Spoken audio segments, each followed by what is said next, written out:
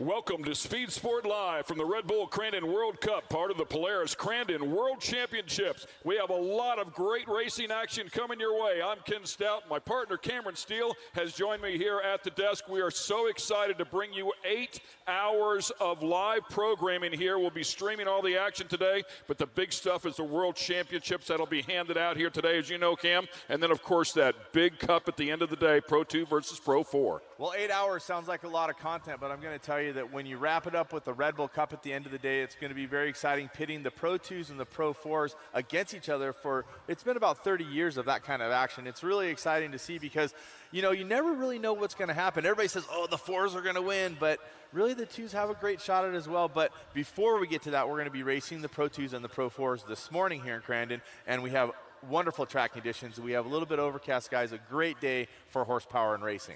Yeah, for sure. Unfortunately, we're going to start things off here with a somber mood. We had a terrible incident one night ago. We did just last night. Unfortunately, we have to say that Zandy Willems passed away after an accident in the Ultra 4 racing. And we're very sad. Every time we strap on the helmet as race car drivers, we understand. We're going to pass this over to Chaplain Steve Hansen from Racers for Christ, and he's going to have our invocation and talk a little bit about Zandy. What makes the off-road community so great is we're a small, tight-knit family out here, and when one of us hurts, we all hurt. Last night, losing Zandy was a complete gut punch to this community, and we're devastated today. But we take refuge in the life that Zandy lived and the example he set. Because Zandy wasn't afraid to live life to the full. He wasn't afraid to go full throttle and hang it all out. So today, with tears in our eyes and a broken hearts, we're going to do the same. We're going to come out here and we're going to live life to the fullness, full throttle, put on a good show for you guys out of respect for Zandy. So would you please stand, remove cover, as we take a moment of silence.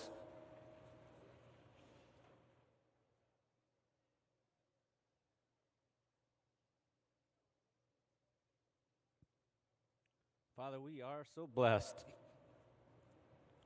that we get to showcase our passions and our talents in front of such an amazing community.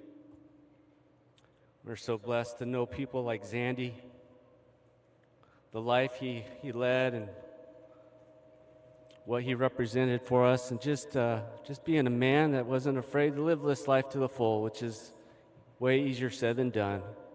And I pray that each and every one of us can do that as well. But Father, I really pray that we would just take full advantage of the salvation that you offer us. This life is short. We need to make the most of it, but we need to make you Lord of our lives. So, Father, I pray for Zandy, his family, his bride, that they would be comforted to you, from you. I pray for our community, that it would be comforted by you. And I continue to lift up our country, Father. We're still the greatest country in the world. And I pray for those men and women that protect our freedoms.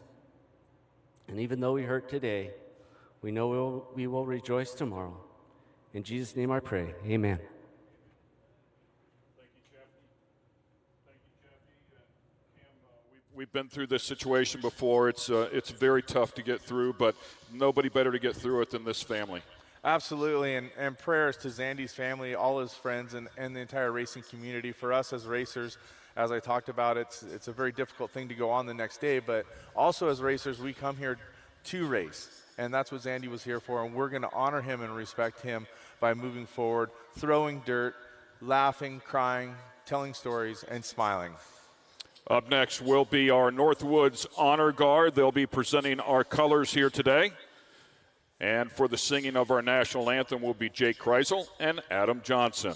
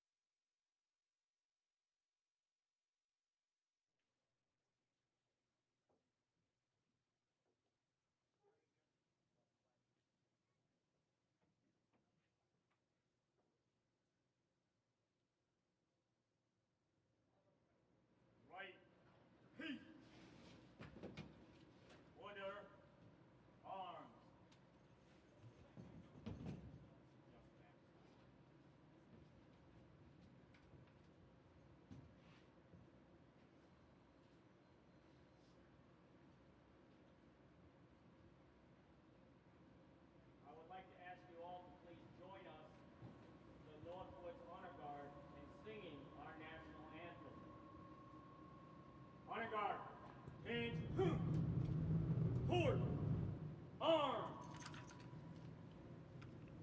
present, arms.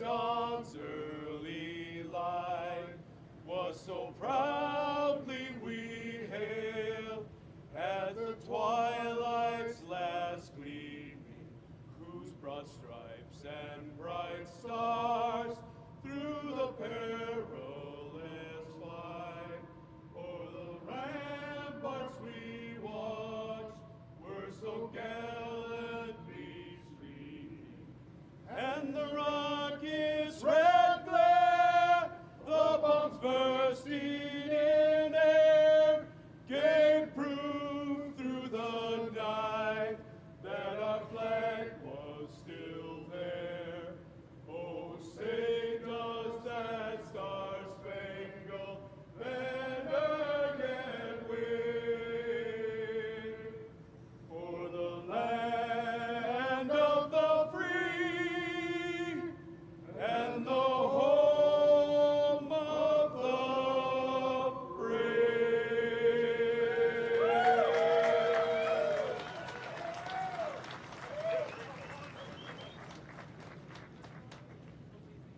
Please remain standing as we do a 21 gun volley and perform reveille. Ready. Aim. Fire. Fire. Fire. Order. As you are port. Arms. Present. Arms.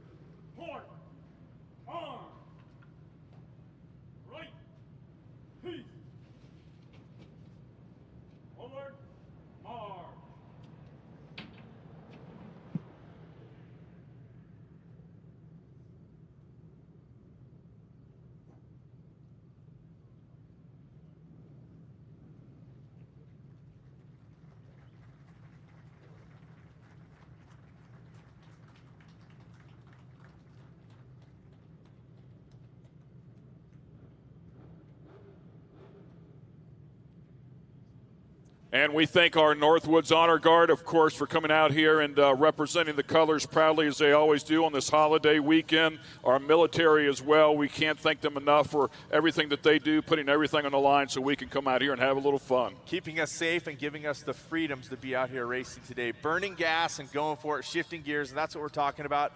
And we are gonna get to what we're talking about. We're gonna talk racing now, because really, when you talk about the big house, you talk about Crandon, you talk about 53 years of history, the one thing you think about is that first turn. You think about throwing the dirt. You think about the energy that's going into it. Pro 2 and Pro 4 are the two classes that we're talking about the most often, and we're going to see the Pro 2s first thing this morning. Yeah, no question. They want to fire these guys up. I got to get out of here, get up to the booth. You're going to join me in just a couple of moments. Thanks for everything, man. Ladies and gentlemen, it's time to go racing here at the Big House. Welcome to Crandon. It is holiday weekend, time to put on the show. Let's do this.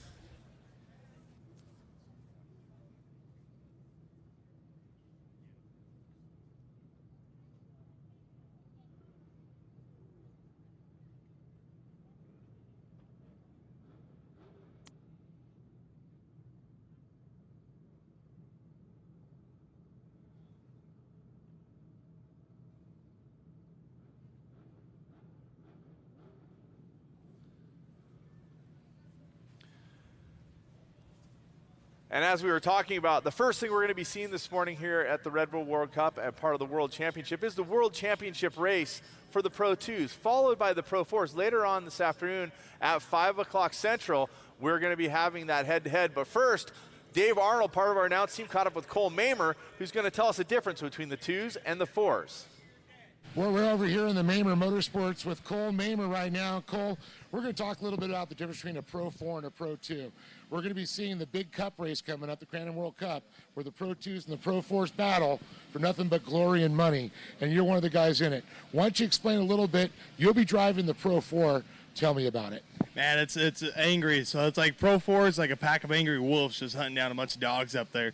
So it's wild. Pro 4 is a whole different animal compared to a Pro 2. So it's 950 horsepower, four-wheel drive. All four wheels are hopefully turning all the time, and it's just you just let her eat. The Cup race is like the one race a year where you don't hold back the entire time. You know, it's 100% from the drop of the green flag till the checkered. So that's what makes it cool. So a little bit difference on horsepower versus the Pro 2 versus the Pro 4, and of course setup. Why don't you explain a little bit about that? Yep, so for sure, because like the Cup race, there's so many trucks on track. I think there's 28 or 30 trucks normally on track for the Cup race. So the Pro 4, we expect a more dry, slick track because the Pro 2s are going to keep moving that cushion up. And the Pro 2s, they run on the cushion. They need the traction. That's what separates the Pro 2 to the Pro 4 is because the Pro 2's got to be up on that cushion, to get the traction. Where us, we go into the corner backwards. We don't hit the brakes going into it. So you go in, you bang the cushion, and you drive right off of it. So that's what separates us. We're able to get around the bottom of the corners. We're able to get through corners way faster being in a Pro 4 compared to what the Pro 2 guys are. They have to kind of tippy-toe and be perfect. Well, we're us, we're like, you ain't hitting the brakes. You just send that thing off in there and just let her eat. So that's what's cool. What's the difference on suspension versus the Pro 2 versus Pro 4? Suspensions, the travel is exactly the same from the Pro 2 to the Pro 4. What's different is you'll see a Pro 2 a little bit softer. You'll see more body roll. You'll see it absorbing the cushion a little bit more. Where a Pro 4, it's kind of more of like an ice skating ring. The truck's a little stiffer. You want to use the rear shocks to help it pressure on the front tires to get you off the corner. So that's a little bit different setup from, say, the Pro 2 to the Pro 4 is the Pro 2's got to lean back, get on that tire, where this thing, you want all four tires digging all the time. So that's a little bit different setup than we run compared to these two trucks that we have here.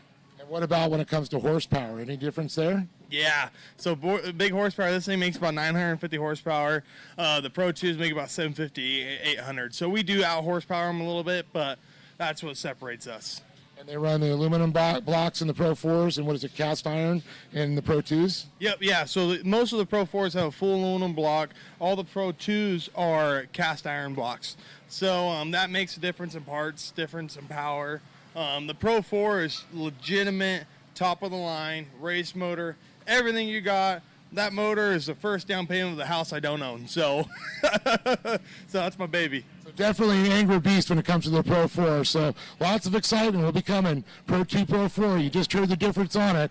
Who's going to be the winner? Well, we're going to have to find out. This young man, he's going to be bringing it and going for that win.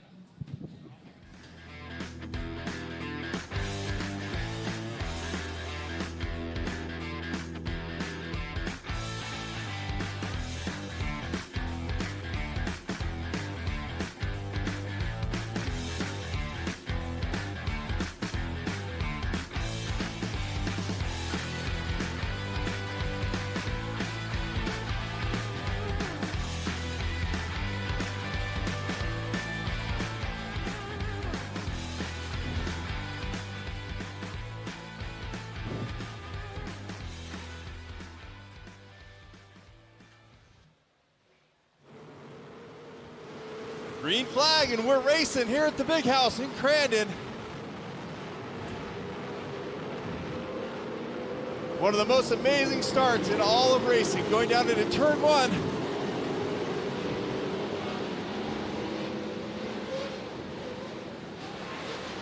Clean start. That is a beautiful thing to see them coming through all that horsepower, running up through 2.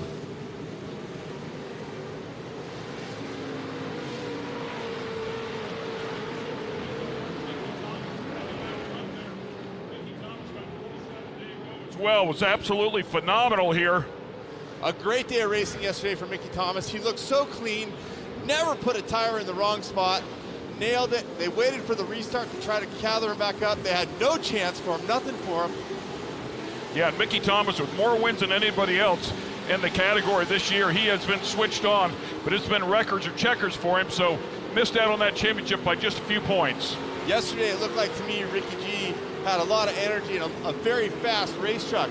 I think some of the risk and chances that he took maybe put him in a position where he couldn't capitalize. We'll see if today is a little bit of a different result for Ricky G. Great look as they head out to the back, and Cowboy Corner, of course. There's a good look at Ricky G's truck, followed up by Keegan Kincaid, who had a phenomenal weekend here 1 year ago. The 77-year Pro 2 champ, that is Jarrett Brooks. Some heat right up in the front of the group, so if there's going to be a challenge for the front, there's definitely some competitors right there as they get back along the front of the stand. 65,000 strong over the weekend here for racing in Crandon. And Mickey Thomas, like yesterday, has a bit of a gap, a bit of breathing room. About 12 car lengths between him and Ricky Gutierrez, and now Jarrett Brooks in the number 77 has moved into that 3rd position, getting around Keegan Kincaid. Yeah, Keegan having a little better run here so far. He has struggled so far this year, but putting it together. One that we want to keep our eyes on, Doug Matag. You see him back there a little deeper, and then Corey Winters also had a fabulous year, picking up his first career Pro 2 win, was in the thick of it for the championship right to the very end. Unfortunately, one of our stars, Ryan Beat, had some trouble yesterday. He's back out on the racetrack today to see if they'll be able to get that completely righted. And you mentioned Corey Winter. It seemed like he and Mittag both had a little bit better truck later in the race, and I'm wondering if they're set up for that particular type of racing. Yeah, and you mentioned Ryan Beat. Unfortunately, turn 1 bit him yesterday, got up against the wall and caused a lot of damage to the right front. Back there trying to make it happen now, though, through Argonne Corner. Go back down there to Cowboy Corner, and Mickey Thomas still leading this group here very, very fast, followed up by Ricky G, and then, of course, Jarrett Brooks, Keegan Kincaid. The one thing you really got to pay attention to these drivers in front. Watch where they're putting their trucks. Watch the poetry of the Pro 2. If you're watching our show a few moments ago, you heard Cole Mamer talking about having to put that Pro 2 in the perfect spot to carry speed. And you'll see that at one point it was 12 car lengths between Mickey Thomas and Ricky Gutierrez. Looks like it might close a little bit, but where it's really closing, Jarrett Brooks is on a tear. Here comes the 77, looking at the back of Ricky G's truck. Now watch him try to find a spot where he thinks he can be faster than Ricky Gutierrez. Yeah, and Ricky G, I've got to tell you, of course, Charlie Schleve on that truck. He's worked with some of the absolute best. A young driver has been picking his way forward. Has really found his groove here. I'd say in about the last year and a half. Woo! Dancing it on the right side tires, gets it up on the bike a little bit. Might have cost him a little momentum there and could open up the door for Jarrett Brooks.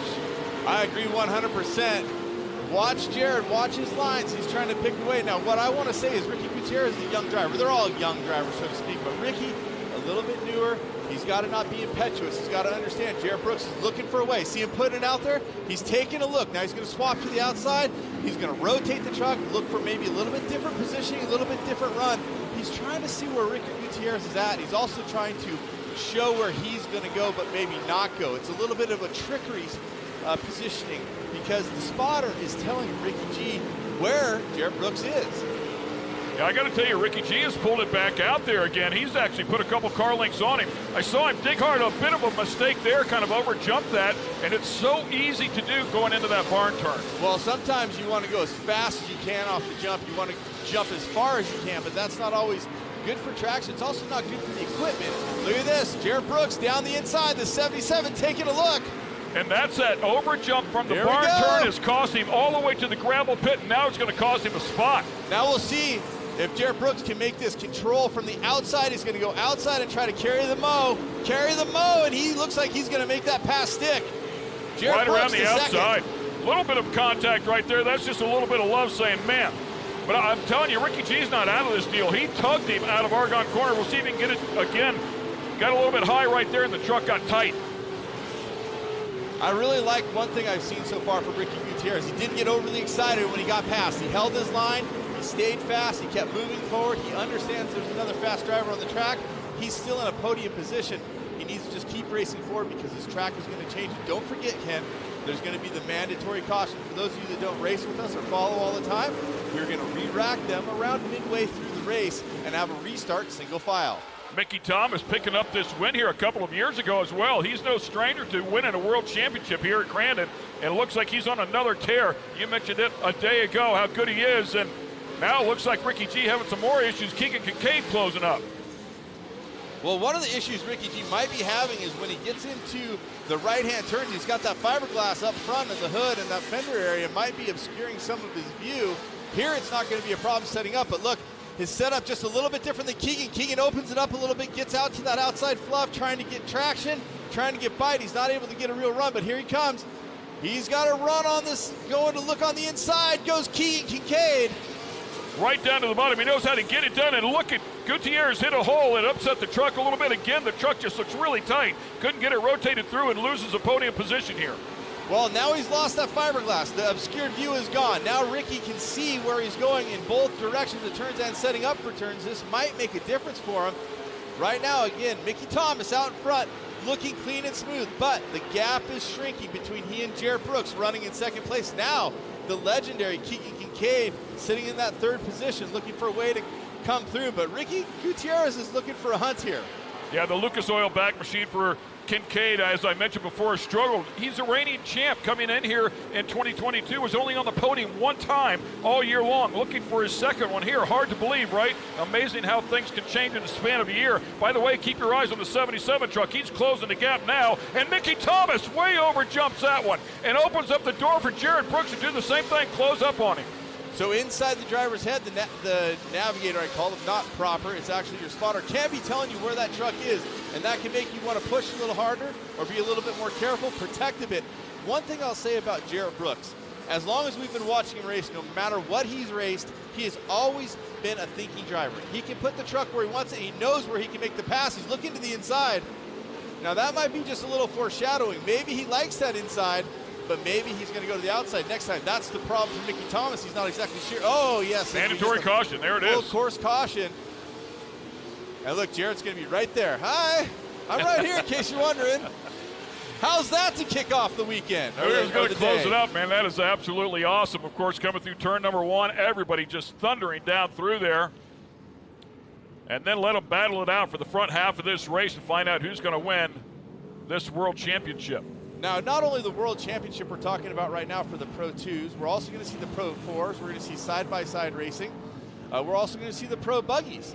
We're going to see a lot of action today, but don't forget, this Pro 2 race and the next Pro 4 race will combine at the end of the day around 5 o'clock Central, and we'll have the Red Bull Cup race. Yeah, and don't count the Pro 2s out. I believe it's 15 or 16 times now they've actually come out of here with a win, including 1 year ago. So you never know how things are going to shake down. It's always exciting.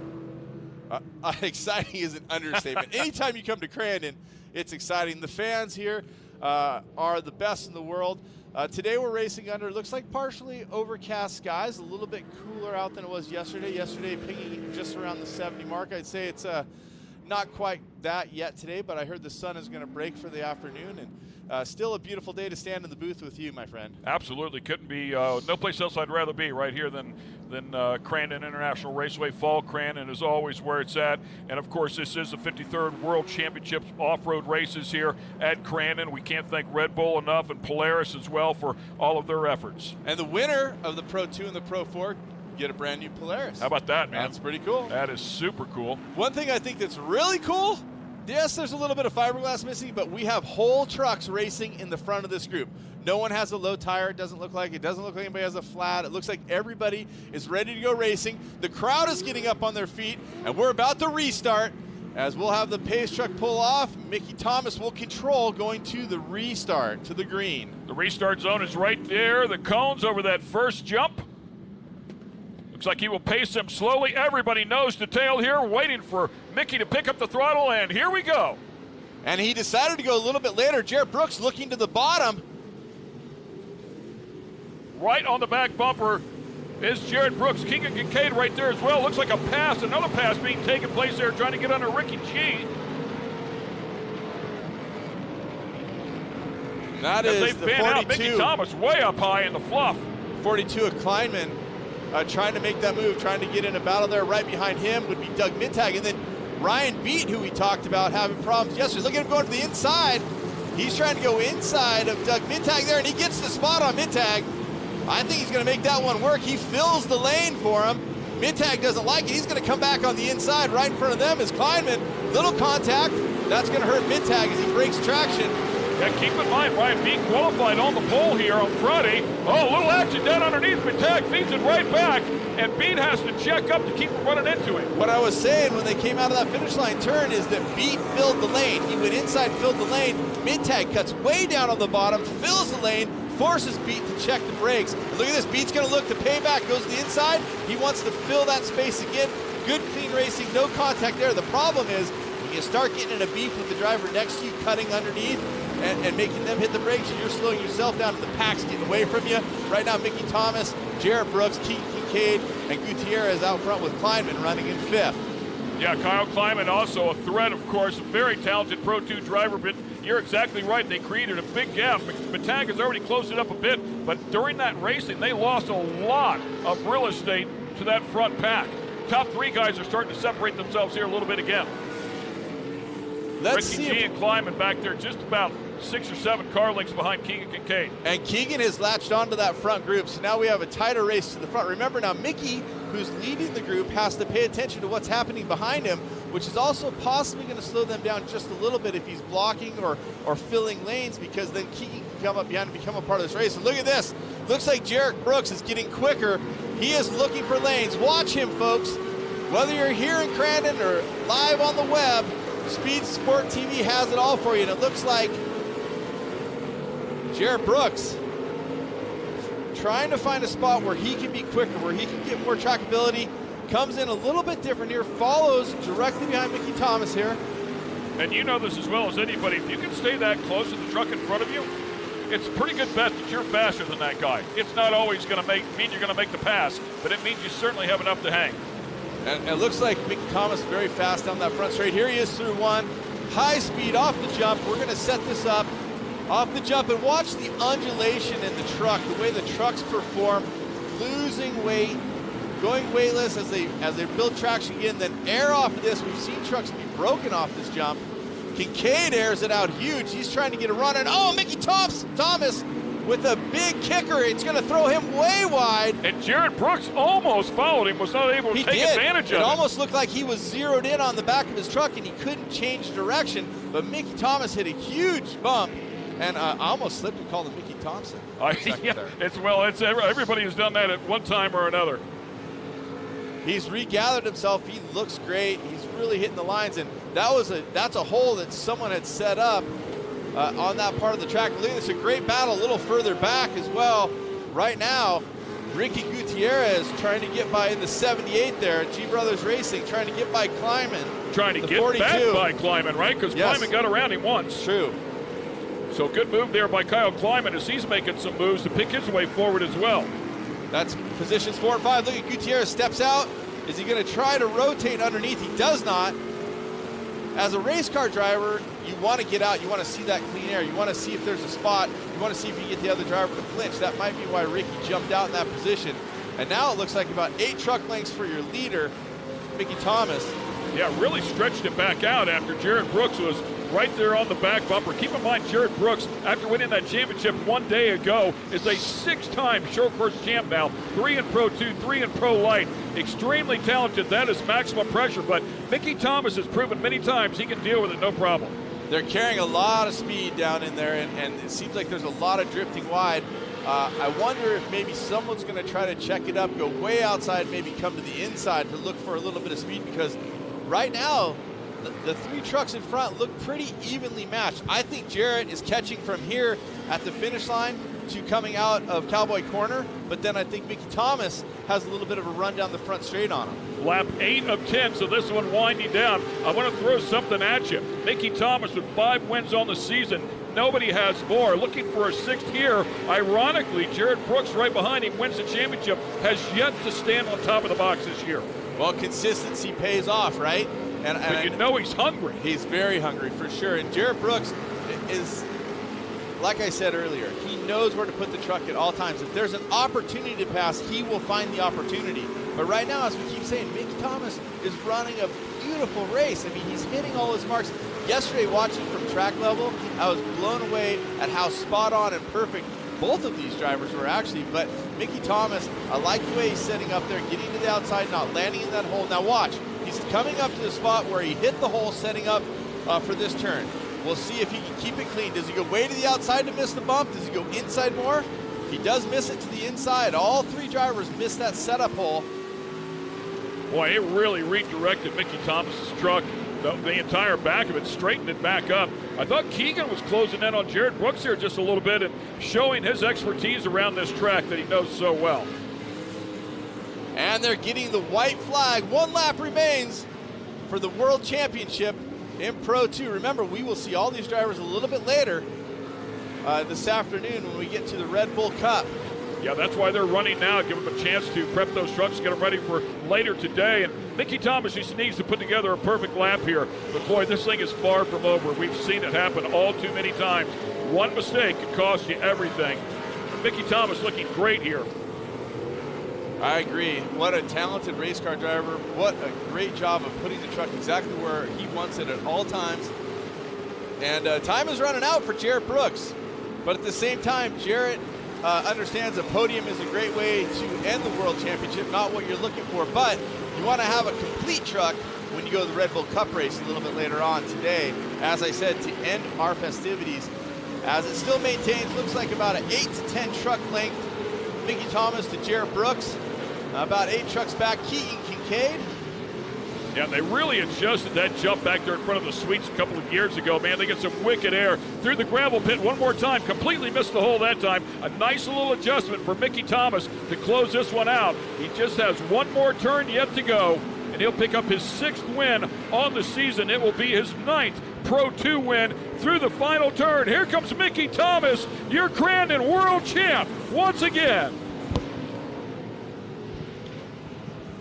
Awesome job there as he is followed up by our Pro 2 champion for 2022, Jared Brooks, the number 77 truck.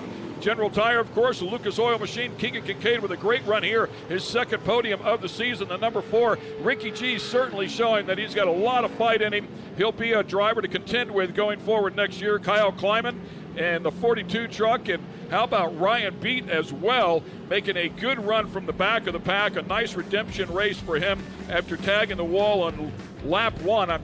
Actually, the very first turn just 1 day ago, so certainly hurt him a day ago. But Ryan Beat coming back like he does, a champion of Pro Light as well. Corey Winter a little bit deeper in the pack, in the thick of it for that championship, and grabbed his first career Pro 2 win a little bit earlier in the season. Hats off to him for that. Anderson back in there as well in the 8th position. Then Cox and Zakowski to round out the top 10. So that's it, the first race of the weekend in the books here, ladies and gentlemen, at the 53rd World Championship Off-Road Races here at Crandon World Championships. We're at the Red Bull Crandon World Cup. We'll be right back.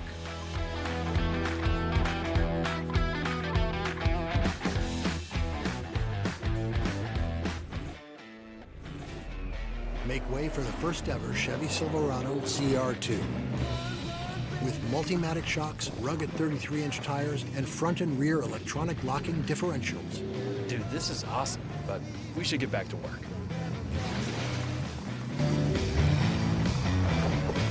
This good? Perfect. If you're going to work remote, work remote. Find new workspaces. Find new roads. Chevrolet.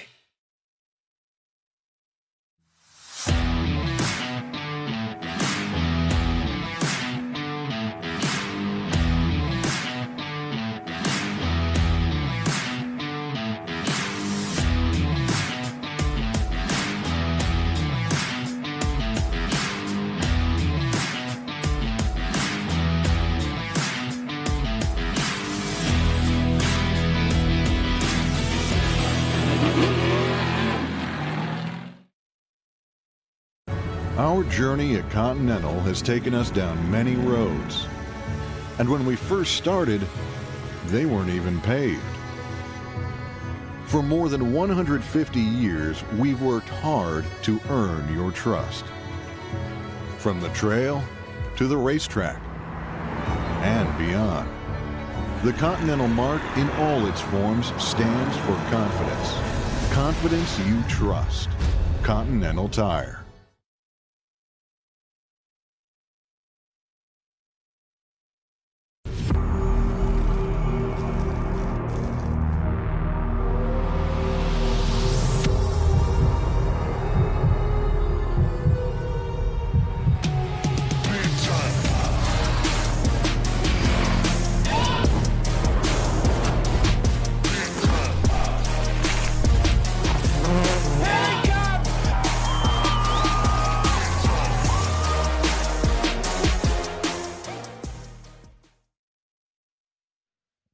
That is your winner. Put your hands together for Mickey Thomas. An incredible run here once again. He has just been absolutely on fire here this weekend. Picking up 5 wins throughout the course of the point season. Grabs another one here, and he's been getting it done. Let's get it down to Tiffany Stone, who's with our winner. Mickey, it's so good to talk to you. Yesterday, seeing you out there, you just had clean air. You said pretty much you could run your truck again as long as you had it. You didn't have to wash it. Here, you are a 2022 world champion. It's great to see you here. How are you feeling right now? Just stoked beyond words. Just so much work to get here, to have a truck that performs this way. It takes so much work in the off season. My crew, my family, my sponsors, everybody does such an awesome job to build this truck, and I just can't thank them enough. Just honestly, just lost for words. This is awesome. You know, we backed up the Pro 2 championship. We won this last year, and to come out here and do it again just means so much to me. So just super happy. Got to thank my sponsors, Mystic Lubricants, Maxxis Tires, Stovall Nurseries. They keep me out here, and just, man, what a day. Awesome. Well, I just also want to let you know you are a proud owner of a 2023 Polaris RZR, so shout out to Polaris for giving you a brand new RZR. You can take the family out. It's great to see this. Wonderful job for you. A big congratulations. Hop up on number 1. Don't forget your check right there. All right, in our second place finisher, Jarrett Brooks. Jared, it's really good to talk to you. You are the Pro 2 champ over for the Champ Off-Road season. Obviously coming in here, it's quite a battle between you. Even Ricky G was in this. What was your spotter saying to you? You know, we were just trying to charge as hard as we could. There's nothing on the line here, only money. So Mickey's been really fast here, and you know, we had a really good truck at the beginning. Hit that hole, lost the air filter, and it was pretty slow after that. So hopefully the motor's good. Roush Performance builds a good motor. So overall, I think a really awesome run to, you know, it's fun to be able to go out there and give it all you have. Like this is the type of racing where we go all out. There's nothing holding us back, no excuses. So this is what Crandon's about. Huge thank you to all my family, Roush Performance, Rigid, General, Bill Stein, Brembo, ATD Charlie, and Michael. They worked their butts off on this car. Tanner, Nick. So overall, I'm excited. I think we're going to have a good truck for later on. We just need to really get better starts. Wonderful. Hop up on number 2. And taking the third place spot, Keegan Kincaid. Keegan, I would feel like it wouldn't be a Crandon, a Red Bull Sunday here for you if I didn't get a chance to talk to you. Obviously, this is a prelim going into the big race tonight. We always talk about having this little bit of motivation going into tonight's race. What do you feel about that? Yeah, this is good because of the year we had, and it's been rough, just little things just taking us out. And I was just thinking about that when I was running. I was like, man, just give us this one. And I made a little mistake, let Jarrett by, and track was a little slick at the beginning. At start, everybody was moving, so I didn't know if Faye was going to throw the green or not. And we'll just have to get back to work. And this truck is running good, and we'll make a little bit more adjustments to go faster this afternoon, and hopefully take home this Crandon World Cup. Well, who would you like to thank for helping you get this third place win here for the World Championship? I got to thank Lucas Oil first. They hopped on board last year with my championship and stuck by me this year when times weren't good. So we're hoping to end the year strong for them. I got to thank Cooper Tire, Vision Wheel, everybody that's, my pit. I've kind of let them down quite a bit. They've been putting a lot of work in, and we just haven't got the results that we needed. So this feels good, good momentum going into the last round, and hopefully we can do it. Wonderful. We'll hop up on number 3. A big round of applause for your top 3 finishers in the Pro 2 World Championship. And, of course, your world champion, Mickey Thomas. Back up to you guys. Right on. Thank you, Tiffany. What a way to open up the racing here at the Red Bull Cup. Cameron Steele back here on the booth, and I'm super excited to see everything that happened in that first race. But talking about excitement, what about the history? The parade that happens in downtown Crandon is pretty amazing. 1,700 people live in Crandon. 65,000 come to visit over the weekend. Let's see what happened on Friday at the parade. Hi, I'm Jim Marston. This is the 53rd Crandall World Championship. This is my first time here, and I've just been blown away by this, the Labor Day Parade.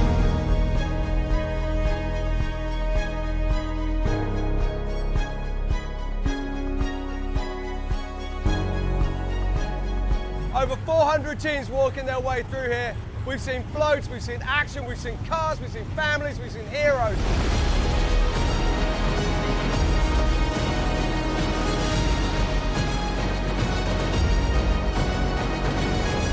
Over 20,000 people signing it, seeing all the racing drivers, seeing autographs signed, whether it be Scott Taylor, Kurt Lejeune, Carl Lejeune, so many other people as well.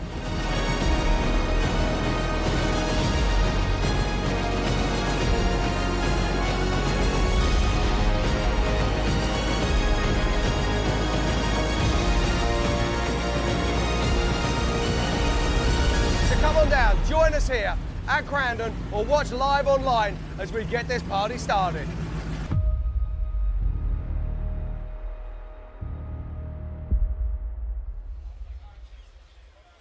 Awesome having Jim Martin there at the parade and able to share. Awesome to have the fans here this morning, wall to wall, and it's great to welcome to the host booth Mickey Thomas. And I wanted to say that I accidentally almost said Mickey Thompson as you were driving. I know that that's something that you've probably heard over the years. I don't remember ever doing it in the last 5 years when I announced you for the different series, but your driving is on par with legends. I watched you yesterday from track level, never put a tire out of position. Congratulations. It's got to feel great to win the cup race, or the World Championship race here today. Yeah, absolutely. This is the race that we want to win every year. We put in all the work, all the testing behind the scenes in the off season. To come to this race, pull a whole shot and win. So to come out here and do that, just so stoked. I know my whole crew, everybody that helps me, I know this means so much to them, and that means so much to me. Great group of fans we have here this weekend. Just couldn't be happier to do that, in front of everybody here. So, man, just super stoked with that win, and hopefully we can go out to the cup race and repeat that. Well, we're going to talk about the cup race in a second, but this extended version of being able to sit with the winner is pretty cool. And one thing that I take away from what I've learned about you, and after announcing you for a few seasons, you're pretty new to this short course off-road. 5 years of racing, and you're transitioned already to world champion. I mean, that's got to feel pretty incredible. And how do you make such a quick transition to that? Yeah, I got started racing pretty late. Almost into my 20s when I started short course racing. So, I've always just been super competitive. I want to win in everything I do, and I put a lot of work in. This is a ton of work behind the scenes, back at the shop in the off season, testing. I do everything we can, and I have a great group of guys behind me that help me, get to this top spot. So really it's credit to them, everybody that helps me. I couldn't do it without them. Also, a young Gish driver behind you, Jarrett Brooks. Someone that can apply the pressure, someone that you race against all the time, and you know he doesn't make mistakes. How much pressure does that put on you, and what is your spotter saying as Jarrett's coming and trying to make a charge? Because obviously you can see he's coming right there. Yeah, absolutely. You know, the first half of the race, Jarrett, after he got into second place, he had a ton of pace on me. My spotter, Mikey, he was letting me know, like, hey, he's putting some car lengths on you. I don't, you know, so in my head, I'm just thinking, what can I do? Where can I move the truck to maybe get some drive off the corner a little better? The track was kind of moving up as the race went on, so I was trying to move up with it. When you're leading, it's so hard to kind of, you know, dictate the pace that you can run. That's one of the biggest challenges of being out front. And I knew he was fast. He's always fast. You know, he's a great driver. And, you know, to hold him off that second half just, you know, I think just means so much to me, you know, holding off one of the best in the sport. So just super happy. You talk about moving up the track, looking for traction, looking for that fluff, looking for the racing groove, so to speak. But when you go through, all of a sudden all the other trucks come through, so you're not sure what's going to be there when you get back. Let's talk about the holding your breath moment as you're going down in the gravel pit and hit that giant hole as you're setting up for the turn, leading the race. Do you remember that? Obviously you must. Yeah, absolutely. There's a big braking hole going into gravel pit that, you know, I thought I could kind of straddle on the right side. My front tire hit it so hard that it bucked the truck real bad.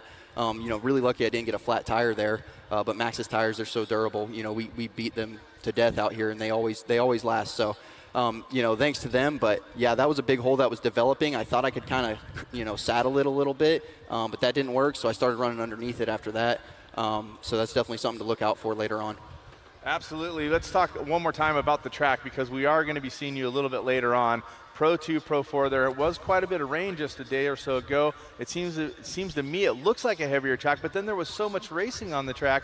Where do you feel like the track is right now for the Pro 2 versus the Pro 4 later in the day? Yeah, you know, it was kind of fluffy on the start. It got really hard pretty quick. There was kind of that blue groove that developed, and the track moved up quite a bit, you know, there in the second half of the race. So I think as long as you kind of just follow that line, we'll see if the track stays hard for the Cup race. I imagine it will after all the racing from today.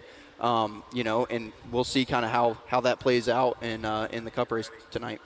Right on. Well, we're certainly looking forward to it. What about changes to the truck? Will you be doing? I mean, there's only like, you know, 40,000 people listening, but what kind of changes might you make to the truck getting to it later in the race day, thinking it's going to be a little bit warmer, stuff like that? Yeah, you know, we're always looking at changes, converter gearing, any kind of suspension settings, sway bar settings. We're always making minor adjustments. I mean, my truck's been so good all weekend, I don't think we're going to throw anything drastic at it, but I think we will do some changes, you know, to some various things to help us in the blue groove situation because we didn't really expect that kind of track condition today. Right on. Ladies and gentlemen, your first world champion of the Red Bull Cup, Mickey Thomas, congratulations. We'll see you a little bit later on. A round of applause from everybody here in Crandon. Feel free to show him some love. From a budding hero to an absolute legend, let's check in with our friend Kurt LeDuc from the parade just a couple days ago. Your family and you have been a staple here at Crandon for so many years. What does Crandon mean to you? That's a big question to ask for sure, but it's just the hype. It's the environment that these fans, these local people come out, and people all across the world come out to enjoy. They bring that hype of what's going to happen. You know, there's tons and tons of races here for sportsmen, but we know the big race is the Cup race. So the Crandon Cup, the World Championship races, all of those things are iconic races that I grew up walking these same streets watching my dad race. So it's exciting to be here and be racing and have a chance at winning and being competitive. To me, that's all of it. Just be fast enough to have a chance to win it. And that's what I want to do, and that's what we're going to strive and rip this car to shreds to get to the front for sure. And I can see all the fans are coming out, and you're signing autographs, taking pictures. I mean, part of that experience, what does that mean to you itself? Yeah, that's a big thing. Right back to the fans. These fans care. They want to come here. They want stickers. They want a picture in front of the car. You know, nobody's too cool for us and to ask questions and have the kids do stuff. So I love that the fans care. You know, it's chaotic and thrashing, and like you see, thousands of people walking down here, but it's hard to find people in the world right now that care this much about something. And it's really cool to be here and to have the last name LeDuc after my dad, and now my son is racing, third generation, and my brother, my sister, we have all raced here. And it's just really cool to be a part of it, and to have you say, you know, we're one of the ones to beat out here is really cool. Well, keep an eye on this guy for sure as he goes for that Crandon World Cup this Sunday. A family legacy as he starts to pass on the torch. His son might be coming for him next.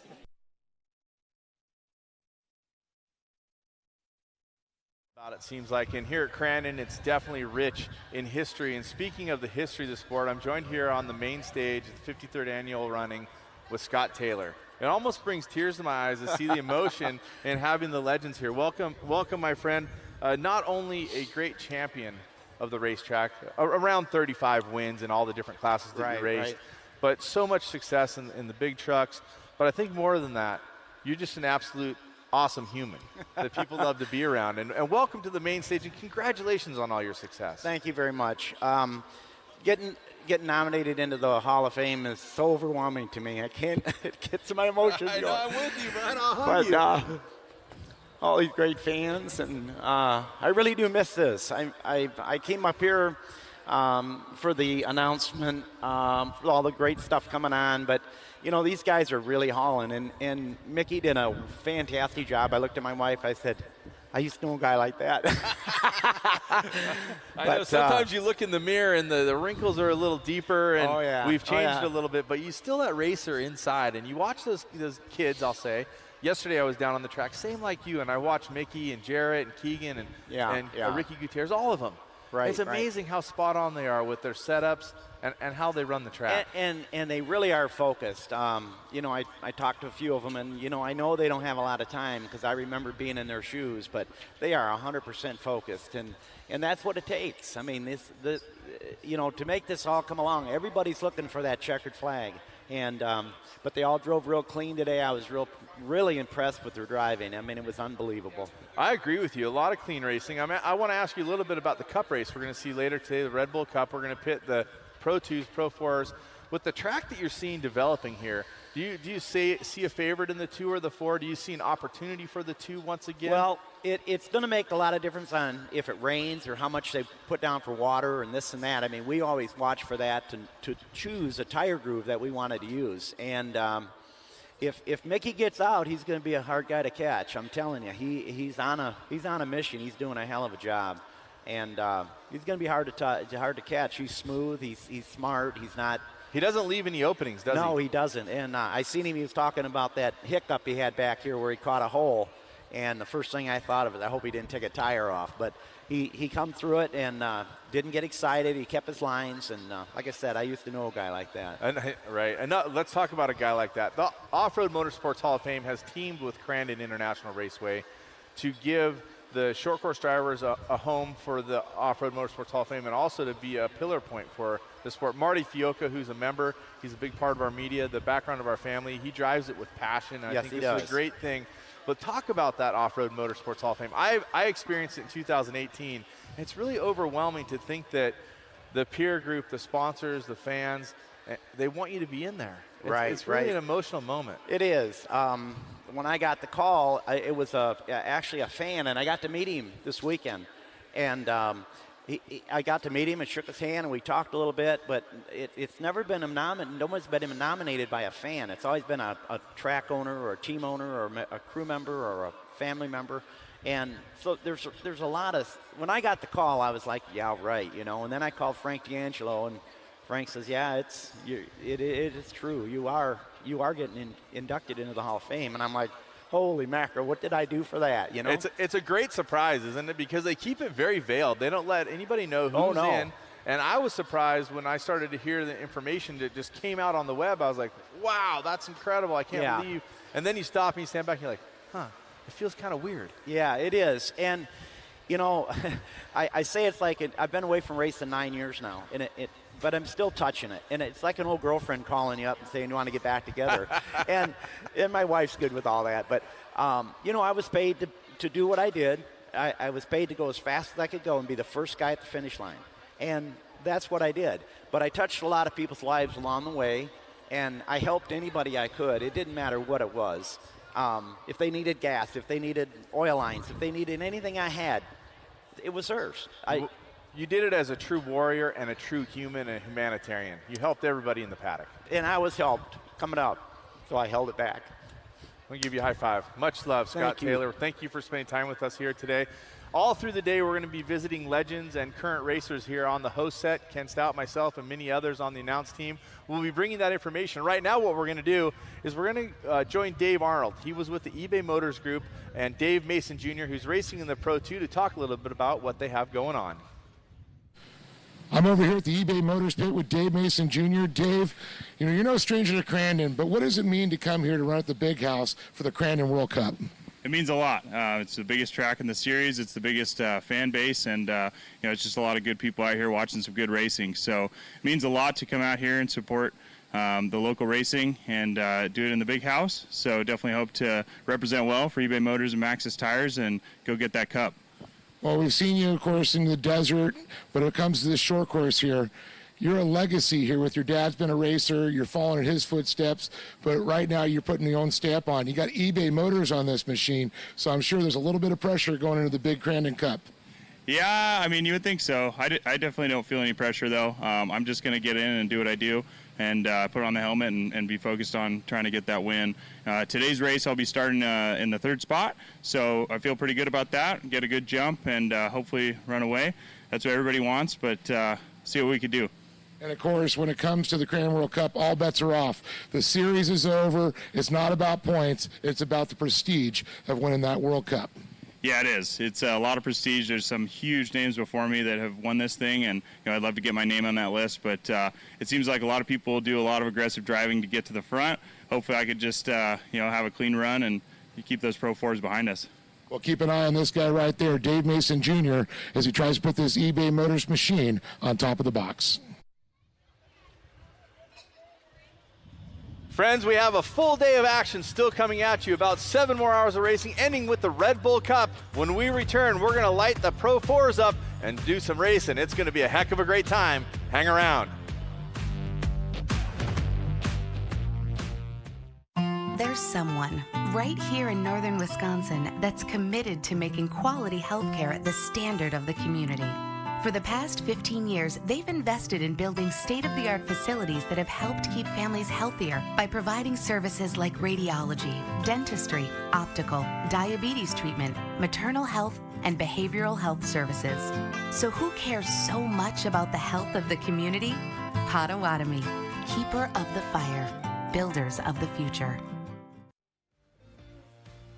And once again, we welcome you back here to the Red Bull Crandon World Cup and, of course, the Polaris World Championship off-road races that will happen out here throughout the day. And Pro 4s are about to light it up. They're all lined up on the starting line.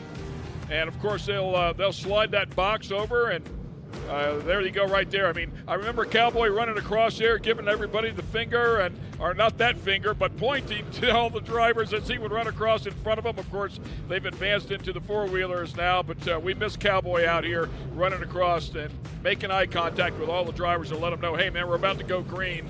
And that's exactly what's going to happen here. He'll climb up into the flag stand, eventually slide the wood over from red to yellow, and then any moment after that can throw the green flag.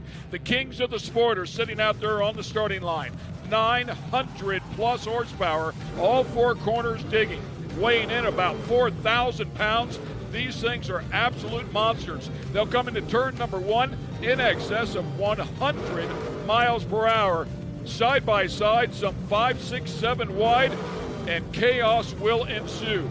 They can drive them anywhere, up high, down low, it doesn't matter. Wherever the opening is where they'll go. Here we go, ladies and gentlemen, about to rifle this one off. Now red, looking for yellow. At any time now, he can throw the green flag, and we are off. Pro 4 race here. The World Championship on the line, courtesy of Polaris.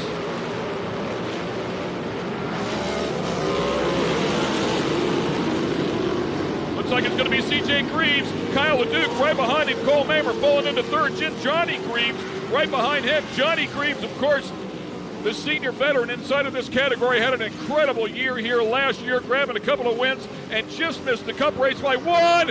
Big moment there for Kyle LeDuc, completely sideways off the sweet jump, right down to the bottom of the gravel pit, carrying the momentum around the outside. The number 33 of C.J. Greaves. C.J. Greaves, your reigning Pro 4 champ, gets it done once again. an incredible young driver. These two guys are the best in the business going at it right here in front of you. And boy, if they put on a show this year.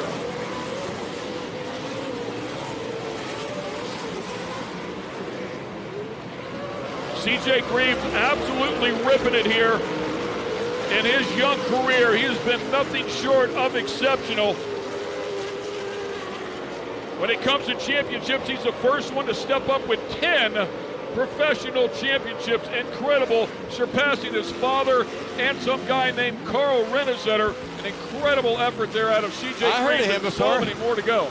I heard of him before. Yeah, incredible job. Nice job there, Cam. And as we take a look at these guys out front, it looks like the two leaders are going to separate themselves just a little bit.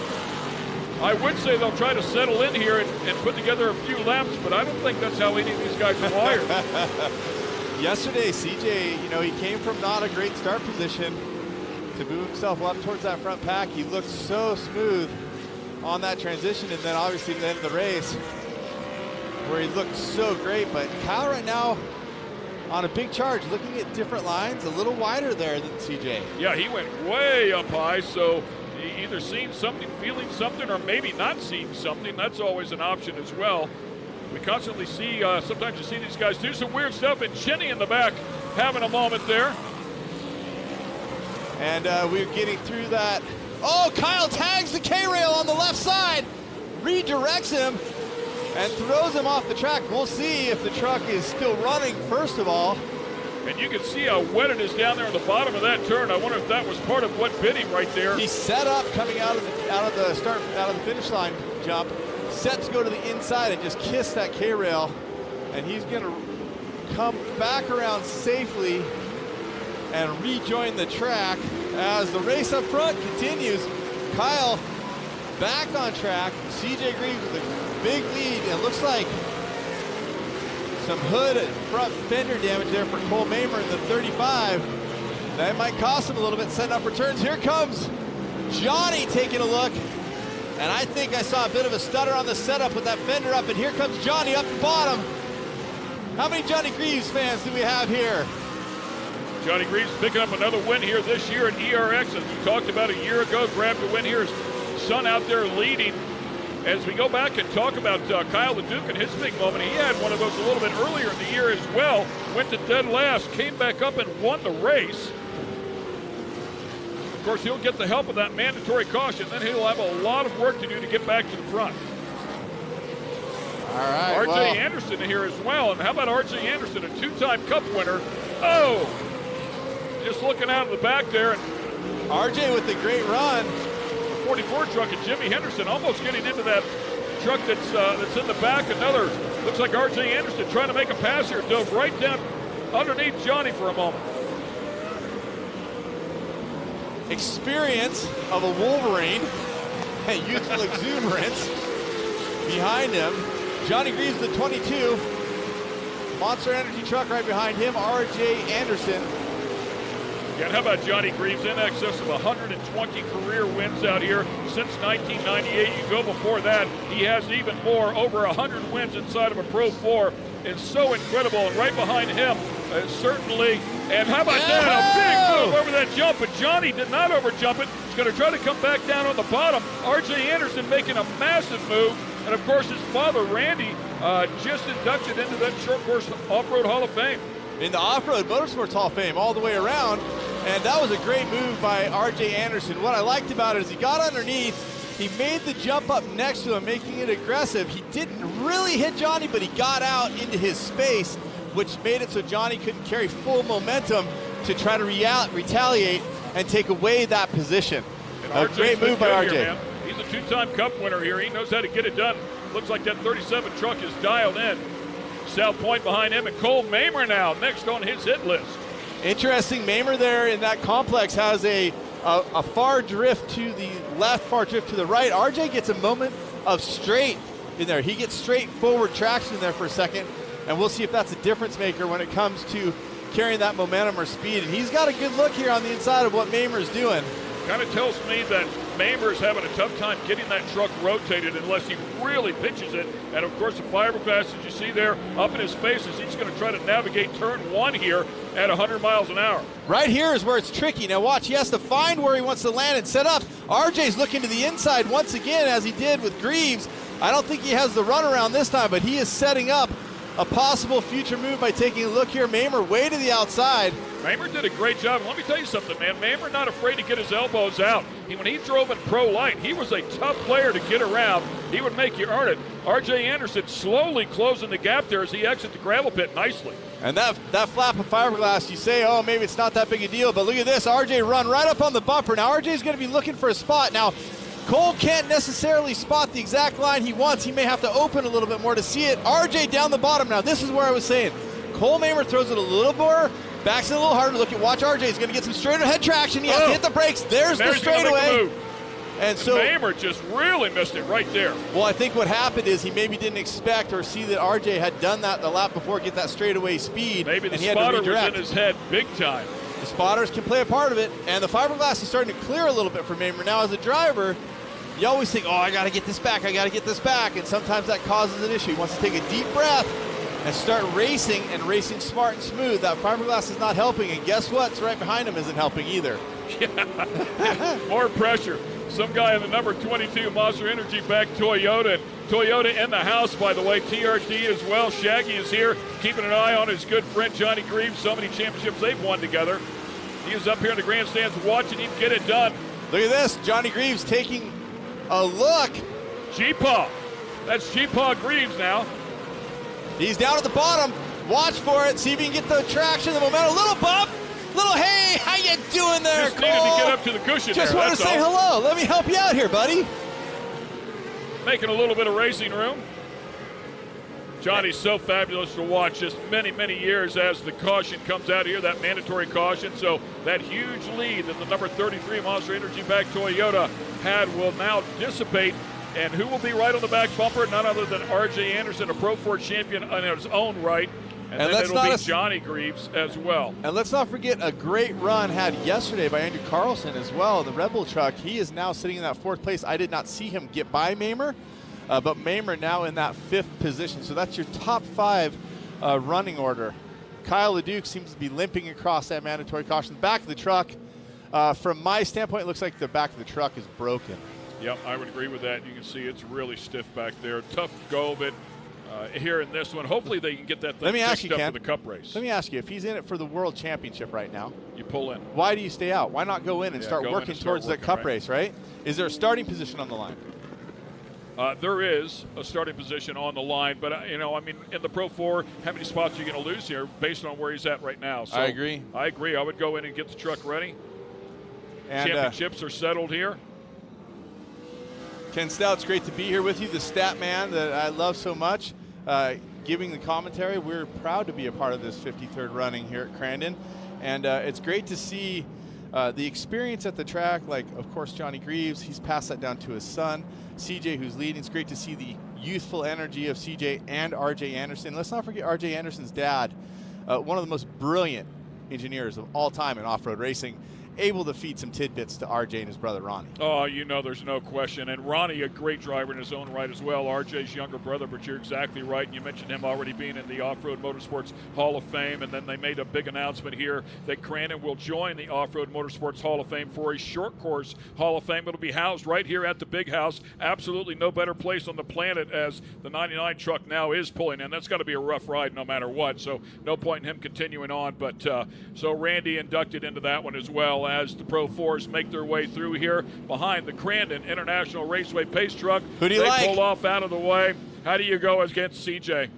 10-time champion, CJ Greaves. Now we'll see as they pour it on. Does RJ Anderson try to find a way around on the restart? Does Johnny find a way around when RJ makes that move? Puff of smoke out of the back of RJ's trucks. By the way, those 10 championships have nothing to do with the multiple UTV championships that CJ also has. Big run. Here comes RJ. RJ was looking for a run down the bottom there. He's going to dive in there side by side. He gets a little wide. Does he have any? He doesn't. CJ with the big run. Now watch RJ look to the inside possibly here as he sets it up. He's looking for a way around. He's looking for a way to put pressure on CJ. He wants CJ to protect or make a mistake so he can get by. Yeah, good luck with and that. There he goes down the inside. He's showing him the truck. He showed it to him a couple times. Now here's the spot where he has that straightaway speed. Watch and see if he uses it again. CJ still drifting. RJ straightens out. Boom, same move. He did it once before. Right rear, though. That was a pretty hard hit, man. Do you take that one? Oh, look at this. RJ Anderson, I think he broke his truck. I mean, he fed him a right rear hard, and there's a good chance CJ loses some front-wheel drive, or at least that left front axle. But no question, RJ Anderson's hit took him out. I don't think he intentionally tried to go out there and hit him, but he definitely had a different line. We talked about it a couple times. Now it's son leading father. In the past, have they raced as hard as they can at each other? Will they race as hard as they can here? These are questions, but they have Andrew Carlson right behind him. It's father leading son, by the way. Oh, hello. And how about that? And CJ's certainly very talented, and Johnny doesn't have to worry about holding up because he knows CJ. He'll flat out tell you CJ's better than I am, but that doesn't mean Johnny's going to let up. And now CJ taking a look at the bottom. He went with an earlier rotation than Johnny did, and now Johnny has that front fender. I'm sorry, I missed that for a second. In the contact, CJ got pushed to the outside, and Johnny got by. So Johnny now leads our Pro 4s as we have about 4 laps of racing remaining. I have to make sure on that, but Johnny looking like he's on point right now. Well, if there's any track on the tour that Johnny knows like the back of his hand, it's this one here. You can see Blue Groove there through that right-hander as they enter Argonne Corner, and Johnny going up chasing the fluff as CJ runs the bottom. Yeah, I saw a little bit of that more straight line from CJ than I did from Johnny. Johnny went to the outside to catch some of that apron, some of that traction, and here they go. Poetry in motion, watching father and son do work. And you can tell the difference maybe in their visors. Johnny has the one covered with mud, and CJ has the green one. So cool to watch these guys. I mean, what an experience for these two as well, right? 47 career Pro 4 wins for CJ already, and he has a long career ahead of him. And Johnny has a huge flap of fiberglass covering. It's going to be a factor on those right turns for the setup. Coming back in the windscreen, if you will. I mean, it's plastered right against the wire mesh. Nothing Johnny hasn't seen before in his career. There's nothing that guy hasn't seen. And this is, look at this, third place. The 44 truck there, Jimmy Henderson hanging on right in front of Andrew Carlson. So vicious battle going on there for third place. As the father-son duo continue 1-2. CJ applying all the pressure he can. Is he going to try the RJ Anderson move right here? And I don't think Dad opened up the doors much that time. No, it looked like Johnny protected a little bit more down the bottom, but you can see that CJ is taking a look differently. Oh, and look, a momentary pause it almost looked like from Johnny. Look at this, CJ up right up on the bumper. You're wondering if they were going to race hard. Johnny just protected the bottom. He's look like, if you want it, kid, you're going to have to earn it. CJ's, I'll rub on you a little bit, Dad. Toyota drag race down the straight. We're coming into turn 1, fans. Things are winding down here. About 2.5 laps to go. And look at that fiberglass. I mean, it's blocking, it's got to be blocking the better part of 60-70% of his vision. And you might say when you're setting up for that left turn, it's not as much of a factor because Johnny can see there, but you're also looking for where that rut is or where the braking bumps are in the center or right side of the track to set up your rotation. And you can see the difference here in the Pro 2 versus Pro 4 we're seeing now. In the Pro 2 we saw a little bit earlier. How much more they back this in, how much more they can use different spots of the track where the Pro 2 really has to use that cushion. Look at this! CJ on the bottom, he has a run. There was a momentary pause from Dad. Johnny's got the bottom here, but no way, it's CJ. Boy, he's made the move there. Johnny went just a little bit high in the last turn. That opened up the bottom. CJ slid through nice and clean, able to take the spot. Both of them drag racing off the bottom, but it's going to be CJ who takes the lead here late in this one with a couple to go, less than 2. That's a tough spot for Johnny to set up that left turn after the finish line. He can't see the K-rail where Kyle hit as well, maybe, with the way that fiberglass is set up when he's coming over the jump point in the other direction. I know that's the open side of it, but still a lot to think about when you're setting up those turns. Because one turn affects you 3 or 4 turns later. They should be picking up the white flag as they make their way back around here. CJ and Johnny, the class in the field right now. Henderson just back behind him. Henderson finishing up well in the points here inside of the top 5 this year. Solid effort for him as he continues to get better. Nice overhead shot there from the drone of the 22 and the 33 Monster Energy back machines. Oh, lean on him a little bit. How about that? Look at Mamer with the whole hood flapping up. Bobson's coming after him. CJ earning his 90th professional win just one day ago is looking to pad that here. Last lap of racing, father and son. CJ Greaves leads his dad, Johnny, the icon, both living legends inside the sport. Look at the rotation, poetry in motion. I gotta ask you, where's the spot you think that Johnny tries to make the move? Last time around, it looked like he tried to put a nose in there in the gravel pit. But I don't know if that's going to be the spot or if he even takes that shot. If he can't get him right here, I think the gravel pit is it, and it goes the other way for Johnny. Can he salvage second here? And he He's does. Need to get after it. So in the setup for the rotation, he found a slick spot, it looked like, and it just let him go. And presence of mind, Johnny says, okay, I can't fight it, I'm going to go with it. And he brings like a 180-degree spin the opposite direction. That means clean running for CJ Greaves.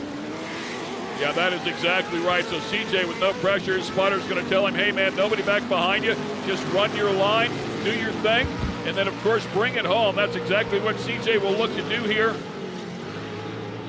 Whenever I talk about pro wins, we're talking about Pro Light, Pro 2, and Pro 4. Of course, he has a ton of UTV wins as well. CJ Greaves has been nothing short of exceptional. Johnny's struggling here. I think Johnny lost front wheel drive. Right rear flat as well, just destroying the back of that truck. So that quite possibly is what happened to him earlier, but CJ's going to cross that finish stripe first and pick up yet another win this season. His 7th on the year. And CJ Greaves with 48 career Pro 4 wins. Awesome, awesome stuff. We'll talk to him when we come back. So there's a look at the Greaves up top. And it looks like Carlson will snag second there right at the very end. Then it's Johnny Greaves there in third. Adrian Cheney, the wild man, will bump his way into the top 5. And Cheney also will finish up in 5th place. So Mamer with a good run early on, unfortunately a little bit deeper, and Henderson as well falling back right towards the end of the race. We'll take a quick break, and we'll be right back with our winner.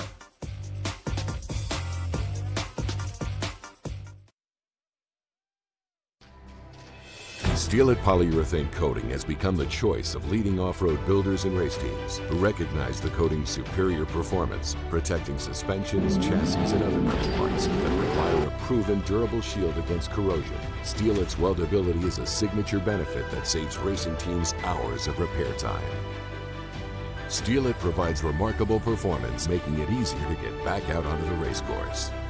Use Steel It to protect your investment.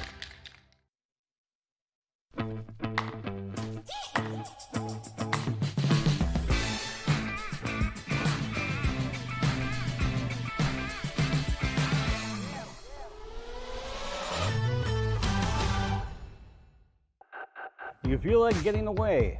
Make your escape to Potawatomi Carter Casino and Hotel. We are keeping Carter safe and will make you feel at home, like part of the family. We have the latest in casino gaming with a variety of slots, table games, and bingo. There is something for everyone.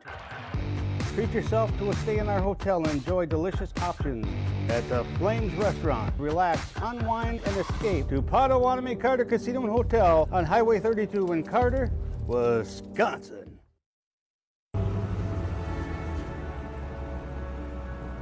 Our journey at Continental has taken us down many roads. And when we first started, they weren't even paved. We know trust isn't given, it's earned. And for more than 150 years, we've worked hard to earn your trust. 150 years of perfecting how tires are made, continuing to both raise the bar while setting the industry standard. From the trail to the racetrack, from off the beaten path to the highways and beyond. The Continental mark in all its forms stands for confidence. Confidence 150 years in the making. Confidence you trust. Continental Tire. And welcome back to the Polaris 53rd running of the World Championship off-road races. That young man right there is as good as they come. He is the future of our sport. He has already put together 10 professional championships, not counting all the accomplishments in the UTVs that he does as well. That is young CJ Greaves, extremely talented, and he is down with our Tiffany Stone. Oh, well, we're giving him a couple of moments. He's probably swamped in family and hugs. By the way, I saw he and his cousin, of course, we saw Kyle Greaves win in Pro Light. He won that championship a day ago as well in Pro Light, and the two cousins embraced yesterday. It was a very, very special moment for the Greaves family for sure. Okay, now Tiffany Stone is ready with our winner. We'll get it down to her. Thanks, Tiffany. CJ Greaves, a big congratulations to you. Make your way down here. It is so good to chat with you. You and I have known each other for a very long time, and to see you go out there, this is no stranger to you. You are a pro here. Now you're another world champion. How many does that make it? I mean, I think I've lost count, but you are a Pro 4 champion 7 times now. Here, you've won this. Obviously, you've got a lot of emotions. How are you feeling right now? Oh, you know, it's just a great feeling. To be out here in front of all these incredible fans is more than what we can ask for, especially after the unfortunate thing that happened last night in Ultra 4 is really a bummer. It's a bummer to the sport and the class, and I really just, all our thoughts and prayers go out to all the family members that were involved with that last night. So hopefully they're hanging in there, and luckily we get to come out here and race today. So, but, you know, I just got a good start, got out front, and I knew my truck's really good, and we've been working hard at it and making changes and continuously making it better. And leading the first half, it was great. And then right after the caution, Archie Anderson just cheap shots me in the front wheel. Was not even close to being even halfway to my door to get past me, and just cheap shots me. And I go back to third, and I'm like, all right, it's game on now here. So he ended up getting a flat, and then I knew it was just my dad and me, and I could see his hood flapping there, and he was getting a little squirrely, and I was like, you know what?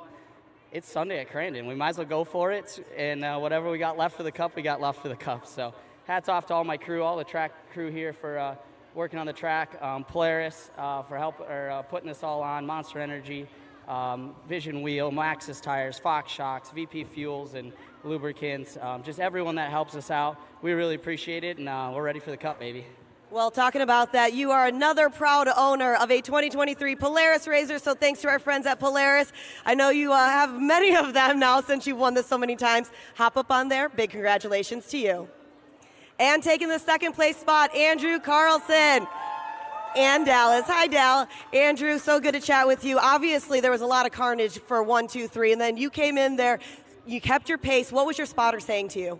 Yeah, we had a lot of fast trucks around us, and we didn't really have much for Johnny and CJ today. They had a lot of speed, but, you know, I was, you know, in the dumps yesterday after leading like that. I felt like we had a really fast truck, and, you know, I'm pumped to be up here today. It's a little redemption, but cool to do it on Dal's birthday here and just in front of the big crowd here. But, yeah, it was a tough race. We had some issues, but we know we limped her up here to second, so we'll take it for sure.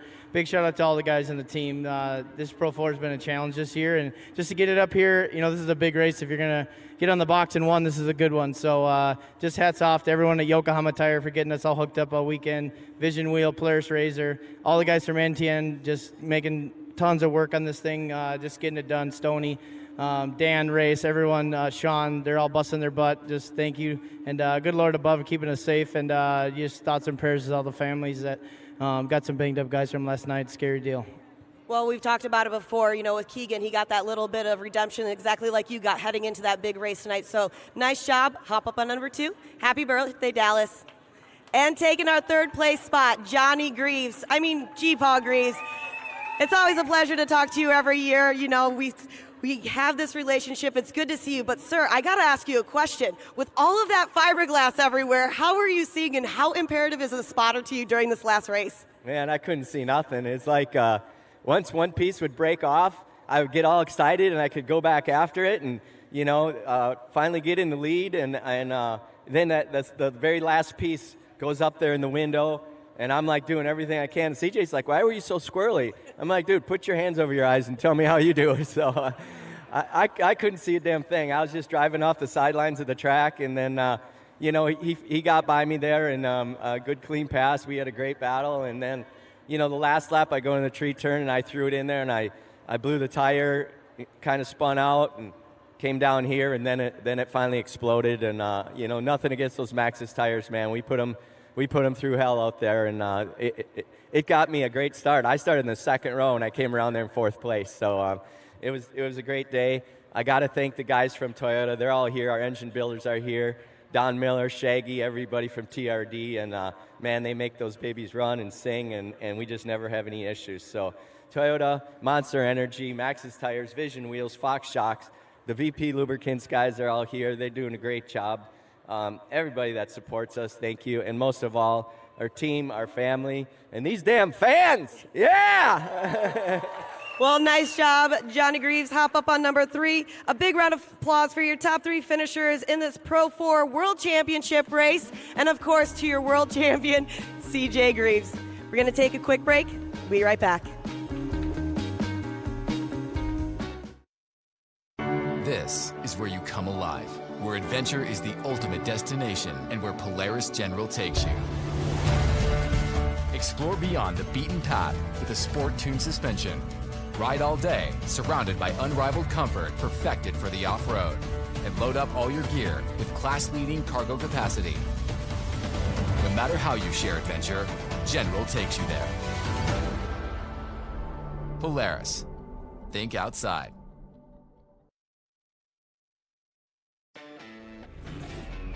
Make way for the first ever Chevy Silverado CR2. With Multimatic shocks, rugged 33-inch tires, and front and rear electronic locking differentials. Dude, this is awesome, but we should get back to work.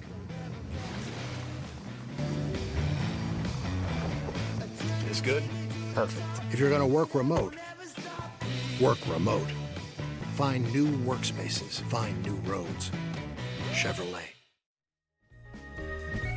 Welcome back. We have track maintenance going on here at the 53rd running of the World Championships here at Crandon. I am joined by one of our youngsters, so to speak, coming up. I've been able to spend a little bit of time with you, Andrew Carlson, and a beautiful race car driver, if you don't mind me saying. I love the way you set the truck up and put it on the track.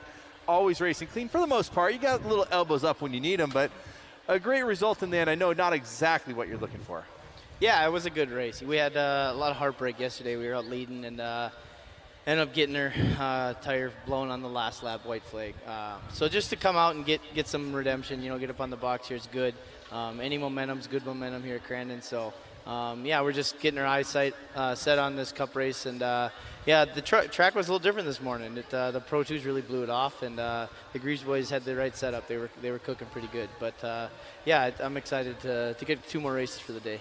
Let's talk about setup and how important it is. I mean, obviously the Greaves had something that looked like at the end of the race yesterday, it looked like you really had something at the end of the race. Picking those finite setups, whether it's spring or sway bar or pressures, I mean, it seems like so much goes into it.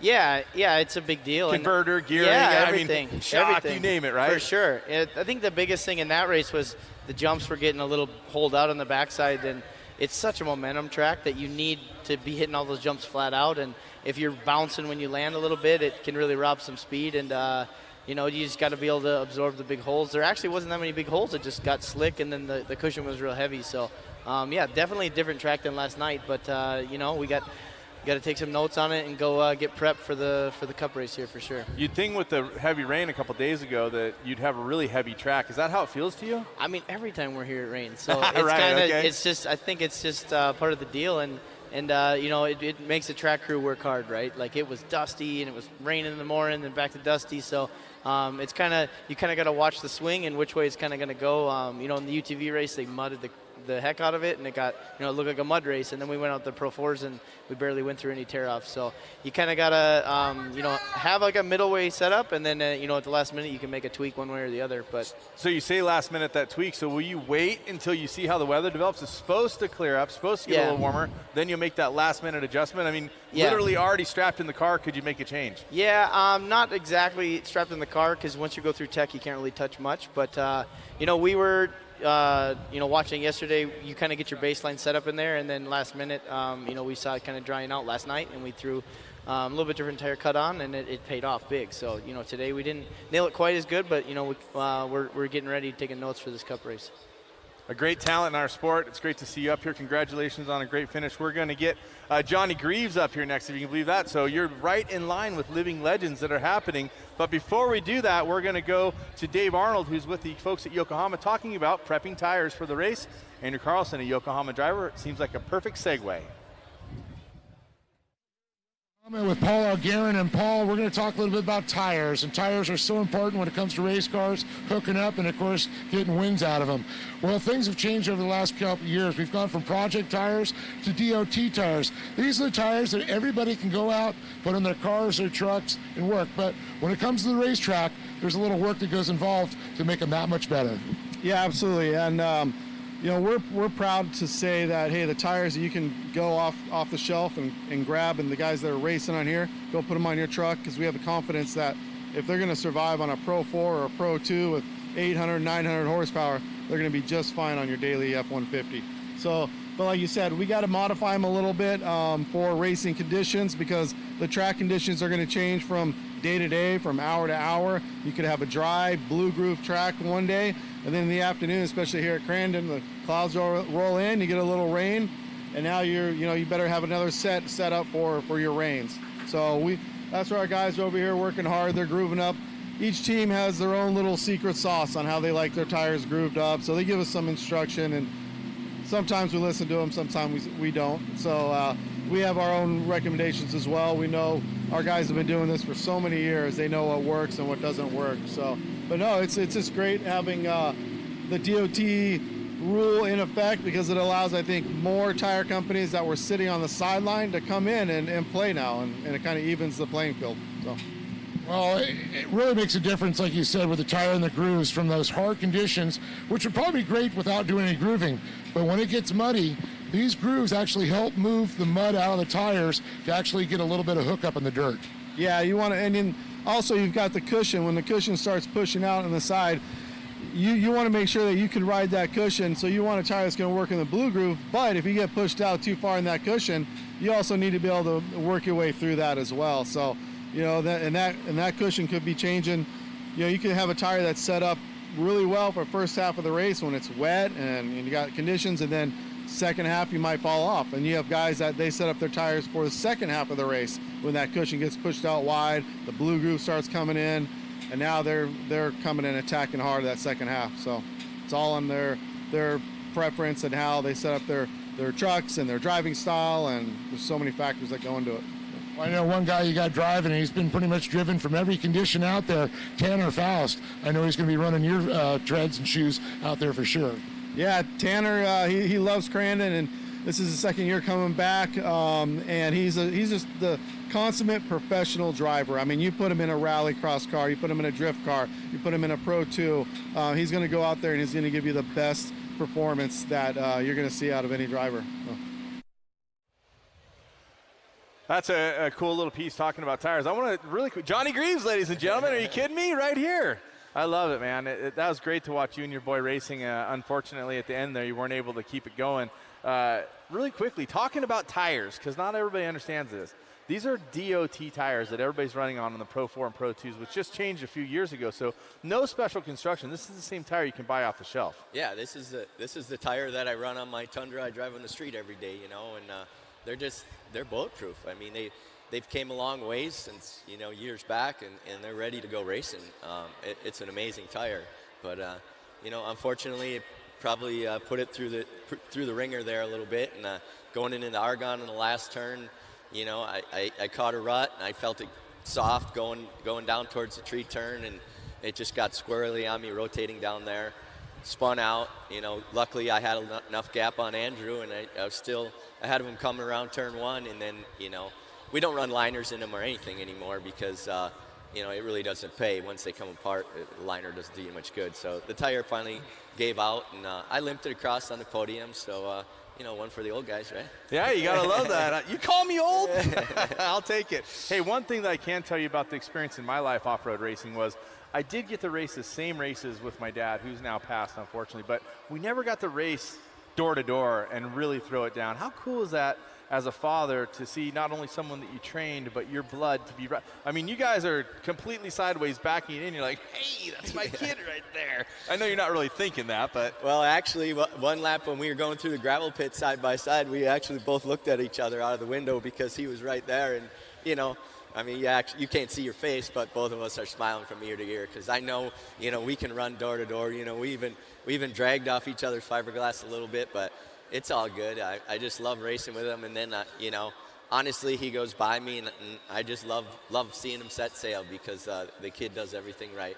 You don't have to give up the secrets, but do you guys work on setups together, I would think? And are the setups really similar, or is there a little bit of different driving style for each driver? They're not even close. Not even close. I'm a little bit of the wild child, you know, and he's Mr. Smooth and consistent and calculated. But, you know, I do, when we go testing, you know, I like to watch his truck, and between him and I working together, I can really help him with his setup and get it really good because, you know, my eyes can see what it needs. And, you know, like I always tell him, do as I say, not as I do.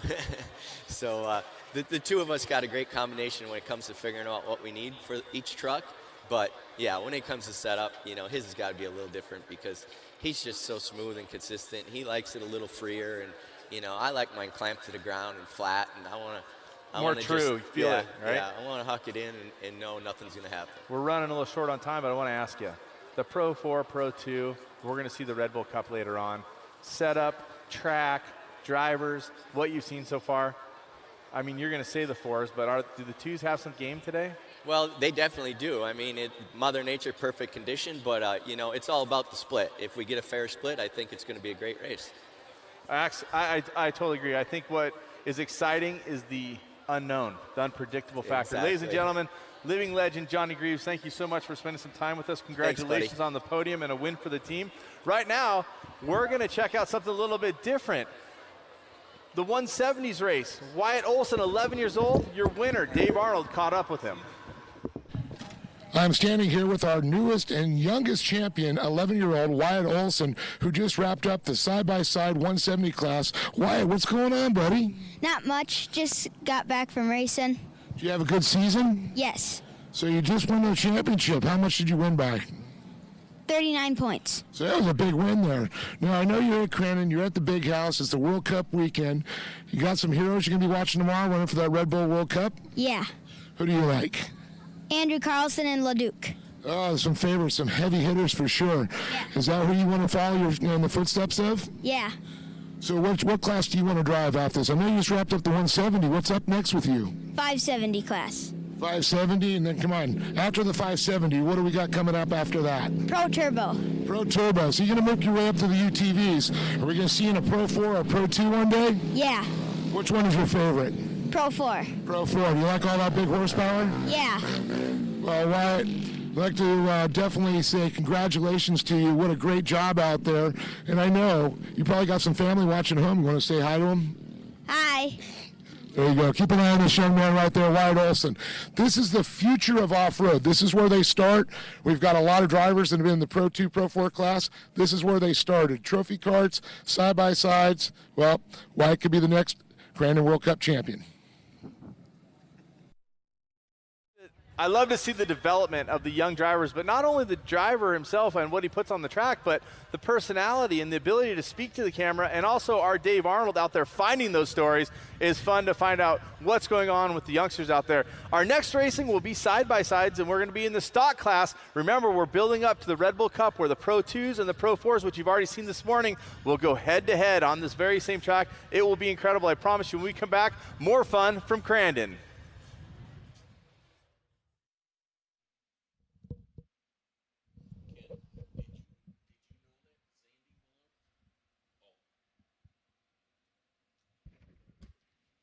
So as you can see there, the production 1,000 cars are lined up. The UTV's ready to come out here. Congratulations to Brock Hager, claiming his 4th championship inside of this division. He and CJ Greaves, who made a platform change from Yamaha to Polaris. It was a big deal, battled all year long. First and second that they finished I believe, every race except for 2. So an incredible battle between those two. There's a look at Owen Van Eperen as well. Owen Van Eperen finishing up 3rd in the points. Also grabbed a win. 7 times he finished in 3rd place. So Owen Van Eperen, a young driver there, cutting his teeth, of course, following in the footsteps of his father. And look how many there are, man, some 3 rows deep as they get ready to battle for their Crandon World Championship as well. The Polaris World Championships ready to dig in here, and we appreciate all of their support. It's always exciting to watch the different formats. Of course, the Polaris with the CVT style clutch and the engine a little bit different. The Yamaha, a manually shifted car. So they're a good bit different inside and how you drive them. And then, of course, there's a couple of different versions of the Polaris as well. You can see the single-seater sitting right in the middle. Very well-balanced car, so everybody coming out here attacking it with whatever tool that they feel will yield them the best results. Great, of course, to have Polaris on board and all of their support along the way. That's critical to any race team.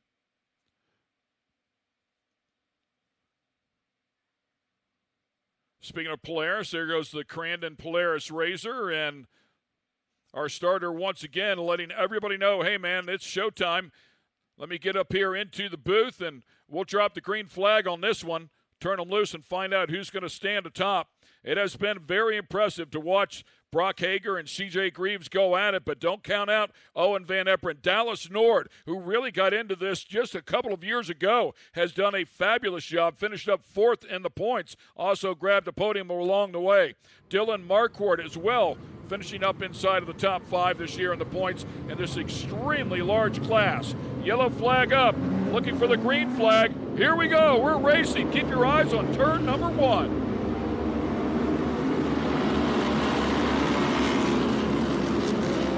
Pro stock, side by side. Getting after it, everybody making their way through turn number 1. A little slick right there, pulling the tear-offs.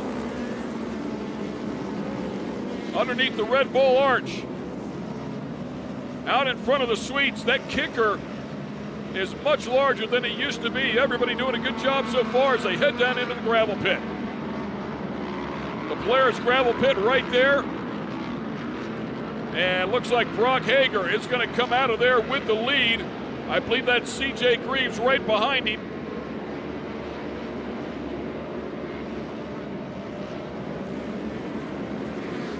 And then the number 5 as well, Owen Van Eperen. So your top 3 in the points come out of there, 1, 2, and 3. Dallas Nord also inside there, the number 74 car. One of the Yamahas doing a great job as well. He's really found some speed. Look at C.J. Greaves right on the back bumper, taking a look at the inside, trying to stay out of that roost here early on when the track is wet. Couldn't get any closer to Brock Hager.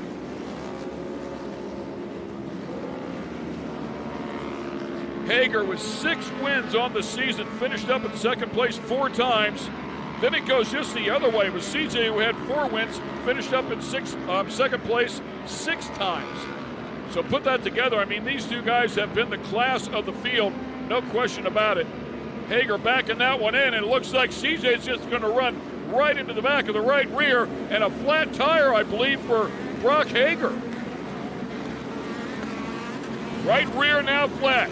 C.J. Greaves ran right into the right rear, flat tire for Brock Hager. Will take him out of the running for this one. And I wonder if, I mean, there's a really good, you don't want to just blame these drivers. It's so different when you're inside of the car. Dealing with a lot of roost here early on, it could have been as easy as his face full of mud, trying to pull a tear off, not realizing how close Brock was. Until we actually talk to the driver, we'll have no idea. But Brock will slowly fall to the back now with 3 tires aired up and 1 down. Looks like the 48 car there sneaking by as well. Cohen Crawford. And the 5 car, that is Owen Van Eperen. Owen also running in the Pro Turbo category. He and his father standing on the podium here a couple of times earlier in the year in that category. So phenomenal fun there for those two guys.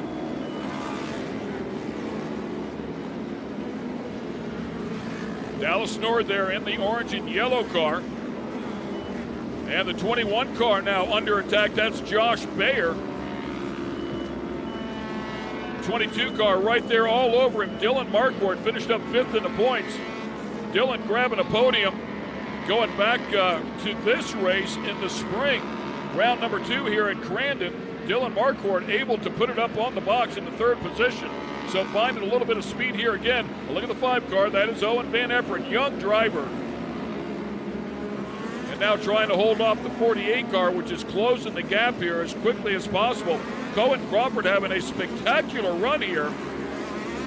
Finished up 7th one day ago. Has not really competed all year long, but ended up inside of the top 10. Not an easy task in this extremely large category. Hi, buddy. Hey, man. How are you? Try to give you a break so you can grab some air. Just brilliant racing all around. I love the clean but exciting starts. Well, Dylan Marquardt down there on the bottom. It looks like the 21 of Josh Bayer.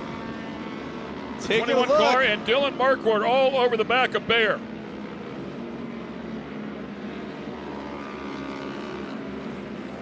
Marquardt with a solid effort, no doubt about it. Finished up here 3rd, as we talked about.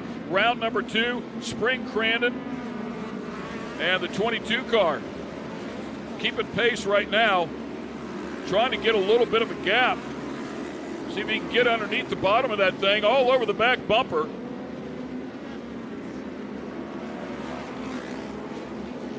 Josh Bayer finishing up in 14th on round 1 and then 7th round 2 here during the spring. And as you can see there, the speed all but identical, but 2 completely different lines. As we go back up a little closer to the front, take a look at the 5 car once again of Owen Van Eperen. You know, with such similarly set up cars or speed cars, you really got to find the exact line and not make mistakes. You see the number 5 step out, break traction, and then the chase becomes something different. You can't set up the same way that you can with some of the unlimited cars. Now that we have the mandatory caution out, but you can't set up the same way because you can't necessarily dive underneath and take the line as cleanly as you can in an unlimited car or faster vehicle because the pace is different and you don't accelerate the same way. So if you go in there and take a spot and try to fill the line and not take the perfect line, you could cost yourself in the end, and both cars can get passed by the next car behind them. So CJ Greaves there in the number 33, of course, the Monster Energy backed Polaris. Maxxis tires on that one as he made a manufacturer change from Yamaha to Polaris here this year. It was a big change. It was a big announcement. Chose the RS1, and the gearing on the RS1 very, very good. As you can see there, the center seat as well gives him great view. Very neutral car. Unfortunately, got into the back of Brock, and Brock with a flat tire fell to the back pretty quickly as those two put on a heck of a show all year long. Of course, a restart here. We'll have CJ out front, and then everybody else double file. Delaware style double file. I like your stats and your commentary, the fun stuff that you throw out there. Crazy stuff we pick up along the way. It's amazing how the UTVs, the side-by-sides, have really just exploded in popularity, but also with the racing talent that's coming up through those. And I just see a tire rolling away on screen there. Well, that's not good. It's supposed to be attached to something. And I see one car limping out to the side. Tire has left the building, so to speak. The number 56 goes off. By the way, the 5 car, young, oh, wow, and that would explain it, yeah. The 56 car of Nick Garb, unfortunately, missing that left rear. And here we come. CJ out front. That is Owen Van Eperen, the number 5. Number 48, Cohen Crawford, having a great run. Dallas Nord in the 74. And then the 21 car, also having a good run of Josh Bayer. Back half of the race about to begin here. They'll follow the lead of the 33 car. A multi-time champ as well in UTVs is CJ Greaves. Yes, the same CJ Greaves that just won in Pro 4. And we'll see the Polaris pace car pulling off out of the way to hand the field over to CJ. And CJ's just going to want that fastest line. He won't want to protect. But you know that Owen and Cohen are both looking for a little bit of wiggle room, a little bit of a jump. And now it's up to CJ, and he goes early. Right as soon as he got into that cone zone, as I like to say, he took the restart, and he is clean by at least 2 car lengths. So that's going to give him breathing room to run the lines that he wants to run. Everybody with a really good restart right there. Not much of a gap at all. Owen Van Eperen able to hang on to second place so far. And everybody on a nice restart here, back in the battle.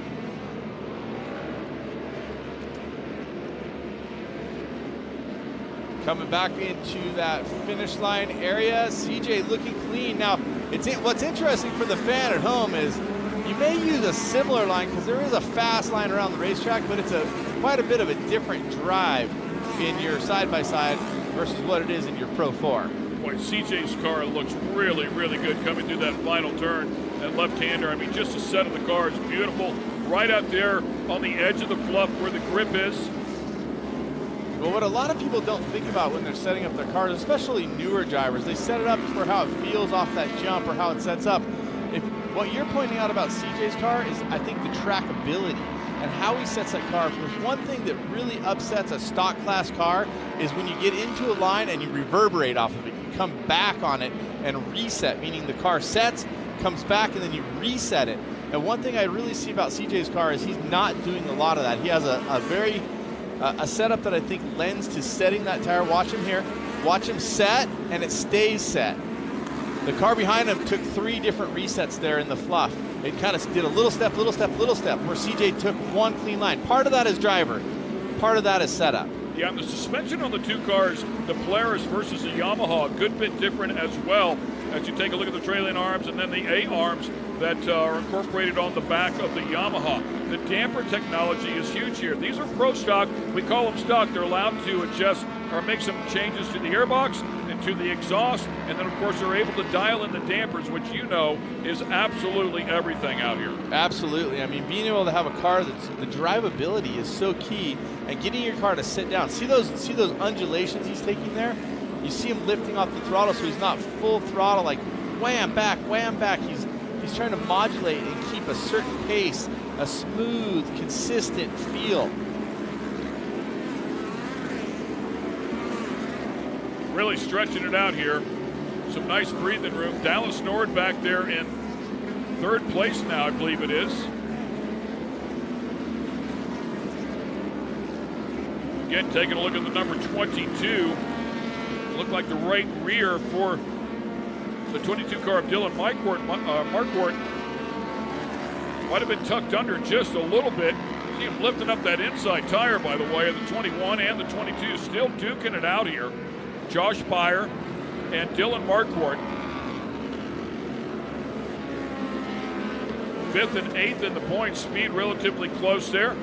So these 2 guys have been battling the entire race. They'll get down underneath the lappers. They're going to have some company as well. Another car back there behind them.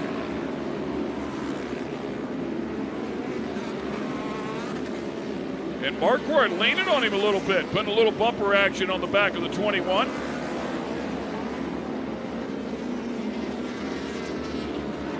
That right rear there for Marquardt, it just looks like it's tucked way in. As a matter of fact, just the rear width of the diff there, that rear end just looks like it's tightened up a little bit. Sometimes those guys will do it to get the car to turn a little bit better.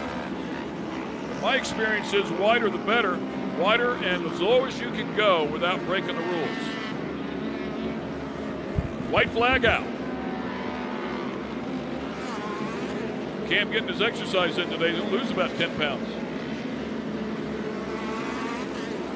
He'll head back down to the booth as we keep our eyes on the Monster Energy bag number 33. Ripping the laps off quickly here is CJ Greaves.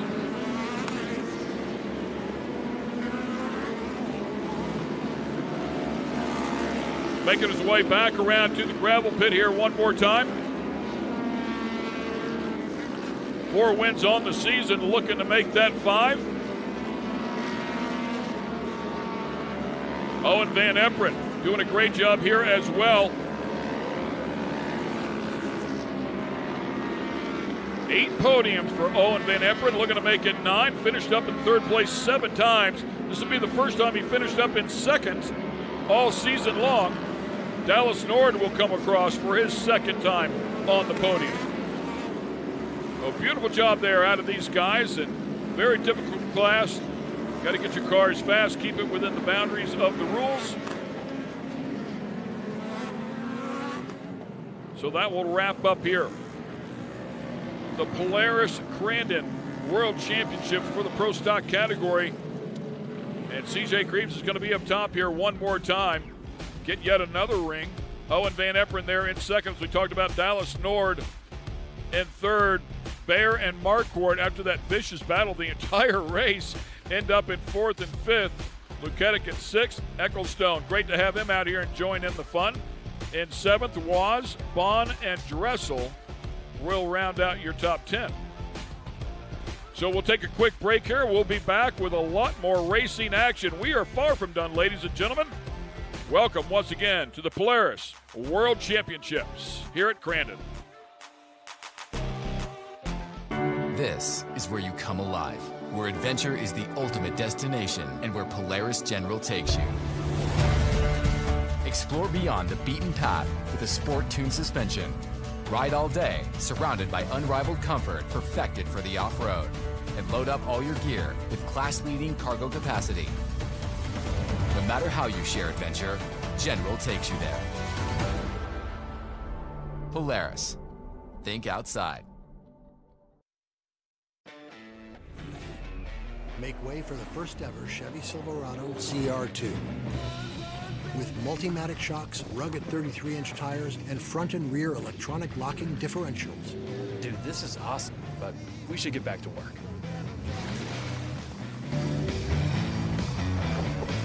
This good?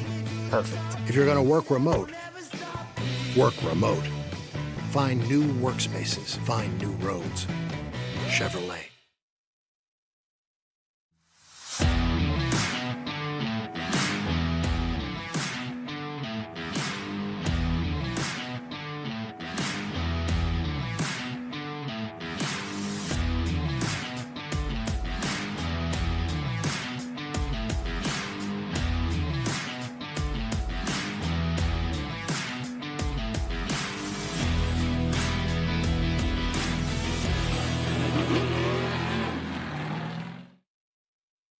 Our journey at Continental has taken us down many roads. And when we first started, they weren't even paved. For more than 150 years, we've worked hard to earn your trust. From the trail to the racetrack and beyond. The Continental mark in all its forms stands for confidence. Confidence you trust. Continental Tire. And once again, we're back here at the Polaris 53rd running of the World Championship Off-Road Races. Congratulations to CJ Greaves. Yes, CJ Greaves and CJ Greaves. He is getting it done here today. Congrats, young man. And once again, we'll get it down to Tiffany Stone. She's going to talk to him. And there is Owen Van Eperen as well with another great run, followed up by Dallas Nord. Let's get it down to Tiffany to talk to all three of them. Thank you, CJ Greaves. It's nice to talk to you once again. One thing that I really want to know, whenever you come out of that mandatory caution, it's always a mind game. You wait a little bit, you go a little bit. On this time, you just jump the gun. What was the strategy behind that? Well, to use that jump as a run down the hill, because I know the second place car's coming back up the hill. So, no, we had a great run. I apologize to Brock. I don't know if that's what ended up giving him flat. He came in a little bit wide, and that was the same thing that happened yesterday, and I was inside of him, and right as we started to crisscross, our tires just touched, and it popped us up, and then we both took off, and when he came into the left-hander over here, it was flat. So if that's what ended up doing, I apologize. It wasn't intentional by any means, just trying to race him hard and have fun. But at the end of the day, I thank all my crew, Polaris Factory Racing, all their crew and people out here, Chuck Cheek for helping me out as much as he can. Jody Hickman, he's been helping us a lot with clutching and learning some stuff right before Crandon here, so we appreciate it. All my crew guys, they stay up late getting these cars turned around from late last night to running right away in the morning here, so really appreciate all them guys. Monster Energy, Maxxis Tires, Vision Wheel, Fox Shocks, VP Fuel, Impact Safety. Congrats to Owen and Dallas, and me and Owen are going to go try again in Pro Mod, I guess. Nice job over there. Hop up on number 1, CJ. And taking the second place spot, number 5 of Owen Van Eperen. Owen, it's great to chat with you. I've seen your career grow, grow, grow. It's good to be here. Walk us through what you saw for this race. Yeah, I got off to a pretty good start, and Brock and CJ were out in front, and I just knew I had to stay with him, and I did that, and then Brock ended up getting a flat, which sucks, but we were moving. I think we were running pretty good lap times. It's just CJ was a little bit too far ahead to try and make any moves, and then I almost rolled it right before the finish line, and couldn't really do much about that after that. It was long shot, so hats off to CJ and his team. They were moving all weekend, but I can't thank all my sponsors enough. Everyone from Yamaha, Steve, Donnie, Glenn, Jim, Power Sports 1, GYTR, Yamalube, Muscle Race Wheels, MRT Tires, Hayes Brakes, Demon Axles, Vance and Hines, Beyond Redline, Victory Sign, all my friends and family coming out. Everyone, thank you. Nice job, Owen. Hop up on number 2. And finishing out in the third place spot, number 74 of Dallas Nord. Dallas, you came up with a big smile. You said, it's good to see you again here, Tiffany. I know third place is not where you want to be, but finishing 4th in the champ season, 3rd here, it's got to be a great weekend for you at the big house. Yeah, it's been really good. We've had a long season, and I haven't got here nearly as much as I wanted to. And I was up here last year in 3rd, and so it's good to see you again. And what a race! You know, it was a little slick at first, and I got a few gifts handed to me. And this year, I've just been on the cusp of the podium the whole time. So to finish this year out in 3rd is great. And this is my last race weekend. I'm all done with the YXZ. So to finish up here in the box is pretty fantastic. I want to give a shout out to Weller Racing, Lori, my spotter, everybody at Weller at the shop that's helped me out over the years, Smudge Pot Direct Outdoor Heaters, Engage Auto Sports, Uncle Al's Automotive, and everybody that puts this on. Thanks a lot. I appreciate it. Nice job. Hop up on number 3, Dallas. And one more big round of applause for your top 3 finishers for Pro Stock. And, of course, another big congratulations to CJ Greaves. We'll be right back.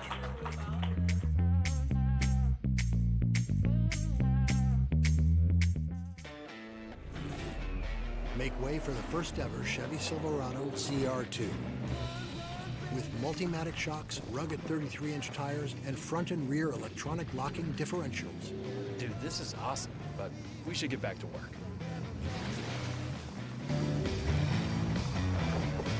This good? Perfect. If you're going to work remote, work remote. Find new workspaces. Find new roads. Chevrolet. Steel-It polyurethane coating has become the choice of leading off-road builders and race teams who recognize the coating's superior performance, protecting suspensions, chassis, and other metal parts that require a proven durable shield against corrosion. Steel-It's weldability is a signature benefit that saves racing teams hours of repair time.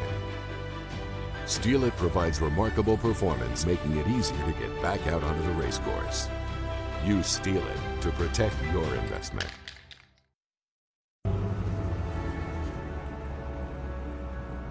Our journey at Continental has taken us down many roads. And when we first started, they weren't even paved. We know trust isn't given, it's earned.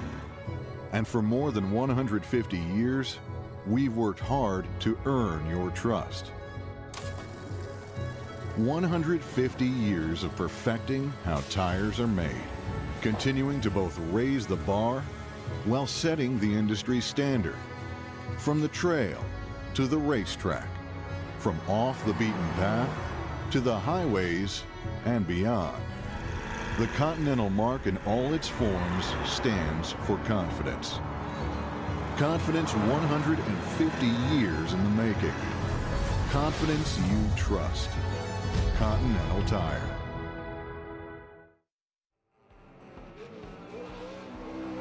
Crandon is our Indianapolis 500. The events that have happened here, there's nothing like it anywhere else. That's our Super Bowl. That's our Coliseum. You know, when it comes to off-road, that is the place. They've been around the longest. They've been at it the most, and they built a reputation unlike no other. High-speed jumps and stuff like that. So it's a lot of fun to race on, but the fans make it what it is. The track is more legendary. It's not as supercross feeling. It's more floaty and wide open, and it's like a balancing act, right? Like you might gain a second here, but you're gonna lose it here, and it's just like being the top of dog of short course off-road, what more can you say about it? You got turn 1, you got 50,000 fans. Heck, last year you had Kid Rock. I mean, it's everything you want, and to be able to come here and say, yeah, that's where I grew up, that's where we started racing, that's where we started driving is something a lot of people can't do. You know, it's the race that people come out of the woodwork just to race sometimes, you know. So it's still got, you know, all that prestige and everything it deserves. We've had great success there, and I'm looking forward to get back in front of my hometown crowd, friends, family, and getting back to some racing. It's just an exhilarating feeling. It's just completely different, and I always say that if you are into off-road racing and you have not been to Fall Crandon, you're definitely missing out. If you've never been to Crandon, you definitely need to check it out. It's some of the best racing and some of just the best entertainment you'll find. Cameron Steele back here on the main stage, and I'm joined by the living legend Cliff Flannery. And now, Cliff, when you watch a piece like that and you listen to everybody talk about this track that is you, do you feel the emotion that they're sharing on the TV and on the web when you hear all that? Yeah, I am, because it makes me feel good when people brag on it like that and everything.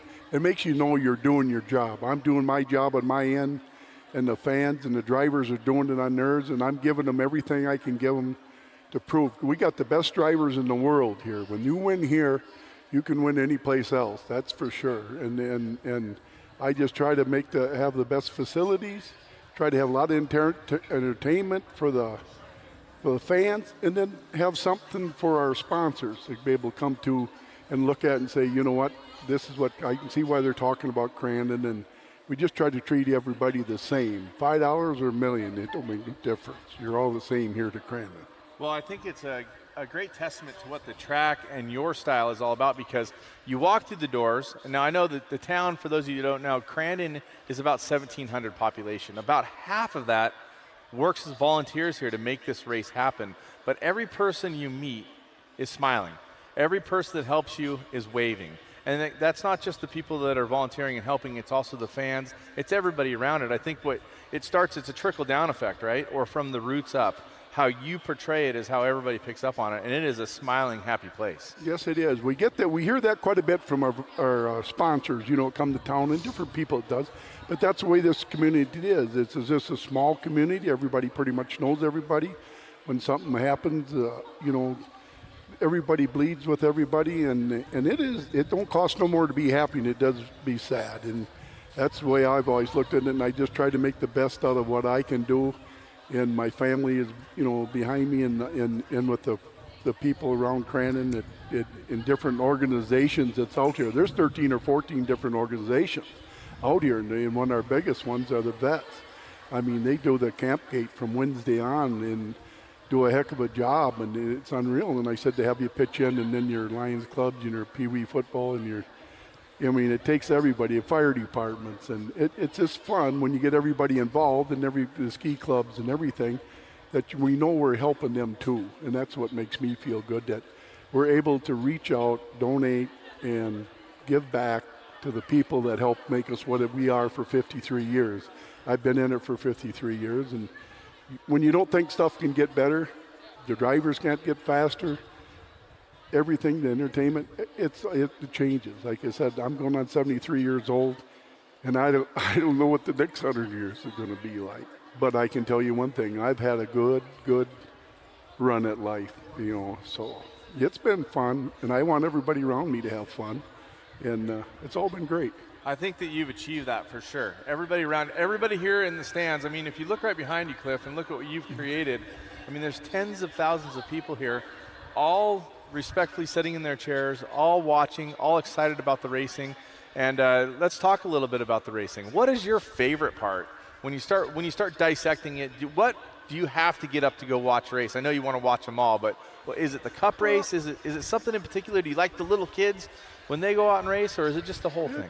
It's just the whole thing. I like to see good competition, whether it's 6 years old or 10 or 40. I mean, you take Johnny and CJ, the race they just put on, I mean, all of them races. I mean, that's what I want to see. I want to try to give them the best track so the fans here can see some of the best racing you're ever going to see in off-road. And then I think that's what it's all about, is we all want to come here, have a good time, see some really good racing. We try to keep our prices reasonable on our food and everything, and try to make it as good as we can and just have a good time. We're just here for a good time, not a long time, right? Right. And that's what we want to have, is a good time. I'll clearly say you've achieved that 100%. Let's switch gears a little bit. I know you've been working with Marty Fiocco over the last few years.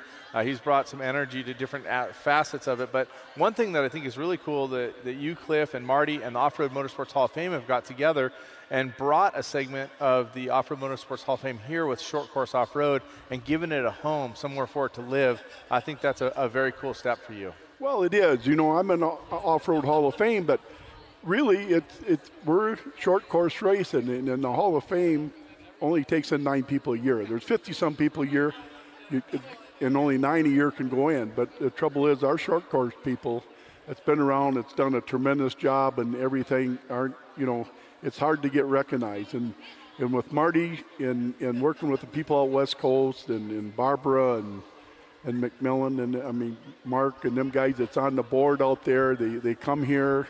We give the Hall of Fame 40-some thousand the other night here, and we want to get one going here. I want to turn the barn into Off-Road Hall of Fame for short course racing so we can recognize some more of our people that deserve to be in it. It's already got a ton of great memorabilia up there, and then the pictures of you guys with the years you were inducted. When you step in there, it's like, wow, that's pretty cool. Yeah, that's all cool, and there should be some more in there alongside me, and there should be some of these people from around here. There's different, you don't always have to be a racer sometimes to be in the Hall of Fame. Like, I was never a racer. My brother Jack was a racer all his life, and we're the only 2 brothers that's in the Hall of Fame, and that makes me really feel good. But there's these short course racers need to be recognized, and we're out here to do what we can to make the barn into a Hall of Fame. You're going to probably see a new kitchen over here, and that'll be nothing but a Hall of Fame. And we got a lot of different stuff and people. Just for Kurt Ledouche brought one of his first trophies, he won here in back in the early 90s. It's 6'6". He said, "You made it for your brother Jack. You didn't make it for me," but he said, "I got it." So anyway, stuff like that the guys are bringing in. And then Scott Taylor's getting into the Off-Road Hall of Fame, but there's a bunch more out here that we feel should be in it, and we're going to put them in it, and we're going to make one, and we're going to make it as nice as can be, and we're going to open it up all week long and try to make something for the public to be able to stop through here on their way through and be able to see. It's very honorable, very cool. Speaking of Off-Road Motorsports Hall of Fame, we're going to be talking to Off-Road Motorsports Hall of Fame inductee Kurt Leduc coming up shortly. But when you talk about the Hall of Fame, I wanted to mention something very cool. Your passion for Crandon and what you're doing for the Hall of Fame. You mentioned Mark McMillan, and I wanted to say that there's few people in the sport that really carry the passion for their sport and put their sport before them. And I think that yourself and Mark, guys like Kurt Leduc, do that for a sport. And I think that's a really honorable thing. And I wanted to say that when I'm invited to come here, I feel like that it's an honor to be in your house and to be a part of the Hall of Fame with Mark and everybody else. It's a staggering thing to be a part of that. Well, my thing in life, it ain't what you can take with you, it's what you can leave behind. And heroes are soon forgotten.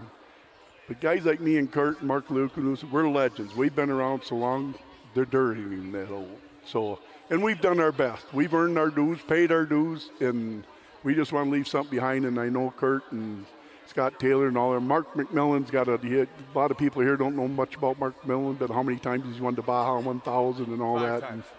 5 times, as I said. Yes, I was going to say 5 times, but I mean, a guy like Mark is really, and then Barbara's behind that whole thing. Barbara is the glue that holds everybody together. Without Barbara, there is no Off-Road Motorsports Hall of Fame. She's the mother of off-road, what she is. She keeps peace in the family. She'll set you straight. So I got a lot of respect for Barbara and Mark and Frank D'Angelo's right in there with him. Frank is great. Frank's been around, and he's helping the series, and I think it's just a good thing going with Champ right now. We really got our stuff something. We got over 400 and some drivers here this weekend, the most any off-road ever have. I mean, that's the amazing. little Volts, VWs, and the Rock, the King of the Hammer guys. I mean, it's just phenomenal. It is amazing. What you have created is nothing short of amazing. Cliff, thank you for everything you've done for our sport. Thank you for having me here. Right now, we're going to shift gears just for a moment. We're going to go and visit with Mark Wode, who gives us a little bit of information on how you get all that horsepower to the ground. The difference with Pro Lights and Pro 2s is Pro 2s have an underdrive where they can change that final drive ratio in a lot of different points they can do. They can change it to anywhere from a 4.0 to a 6.0, and what that means is they're actually giving the truck more leverage. With the Pro Light, you only have certain ratios for the transmission. It has to be a stock ratio. You have to run certain gear ratios for in the rear end to be able to get the truck to work, because we only have a certain amount of power band with the LS3 that you have to keep it in the power band to be able to propel the truck forward. Now we're talking the different on also the transmissions. I know the Pro Lights, the Pro 2s, Pro 4s, a little bit different machines there. Yeah, absolutely different. You have a lot more horsepower in a Pro 2.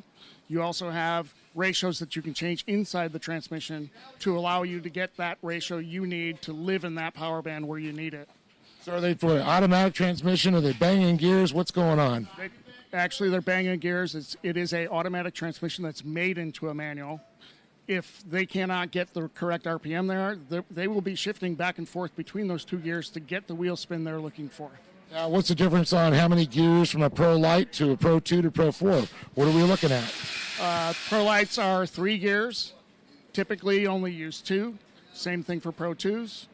Pro 4s, though, you can have anything from a automatic to a manual 6-speed with the converter or without.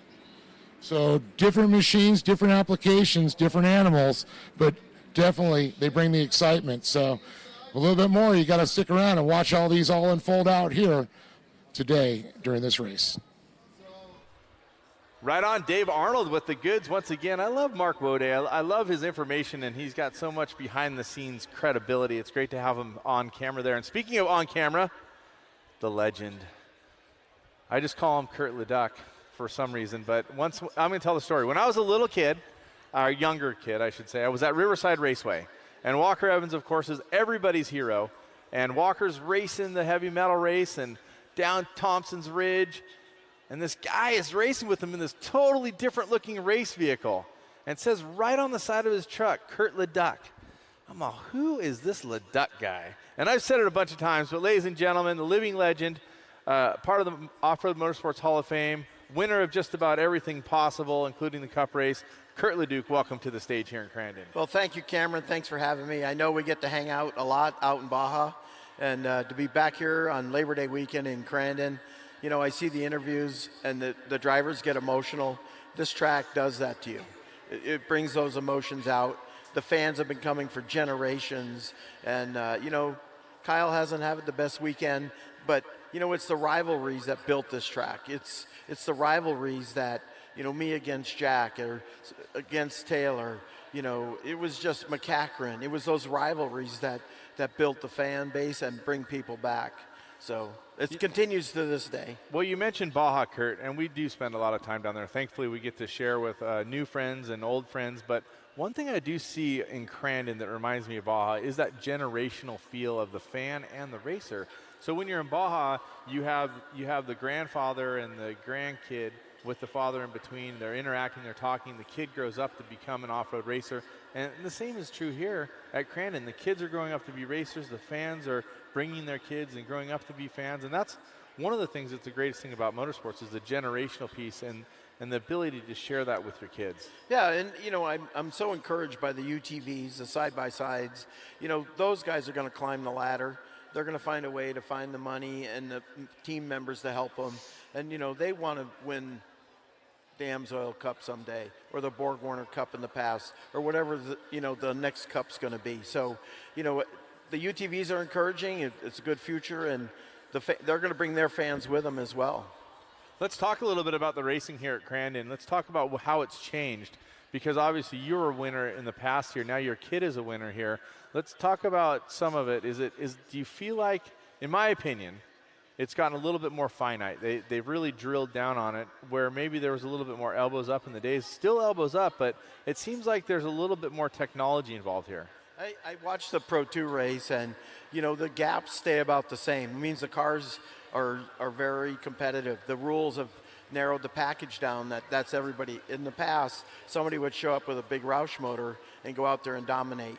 And, you know, so it took some of that creativity out of there. but the best drivers are still coming to the top, and the fans understand it. They see those smooth flowing lines, and they know that guy's going to have a shot at the Cup. And, you know, the fastest guy at Crandon doesn't always win the Cup. I know because my name's on it, and I was never the fastest. But things work your way, and so what a humble champion you are. Well, I'm just saying, it's reality. I set a track record one year, and it was pouring rain. I went into the gravel pit, all 4 tires in the grass, and you know, ended up with a track record. It was the slowest track record in the history of the heavy metal.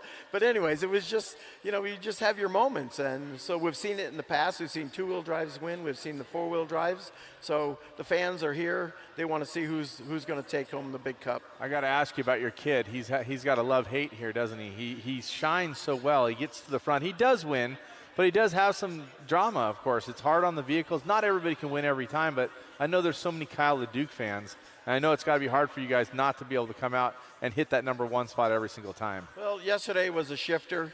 He ended up in 4th gear, and we saw him fade.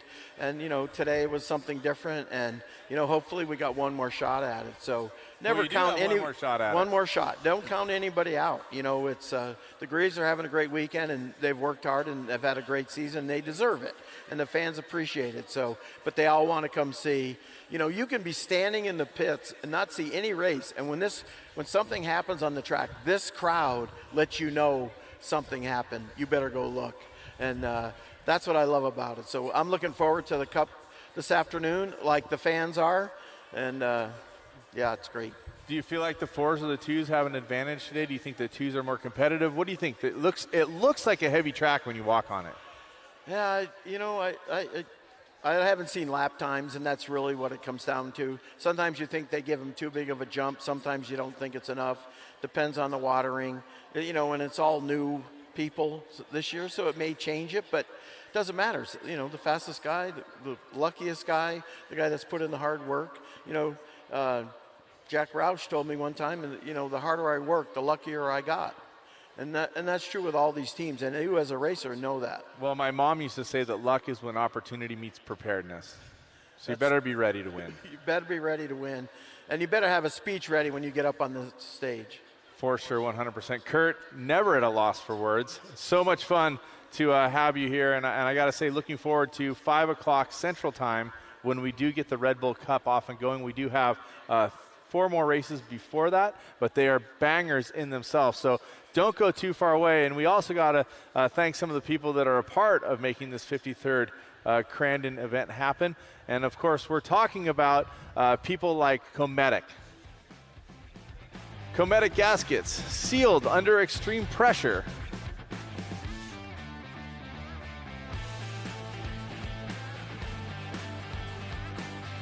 And, of course, eBay Motors, every part for every ride.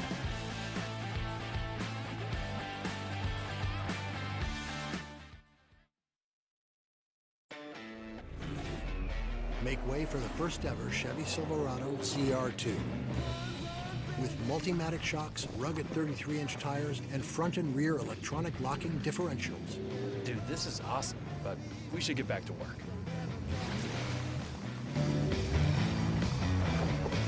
This good? Perfect. If you're going to work remote, work remote. Find new workspaces. Find new roads. Chevrolet.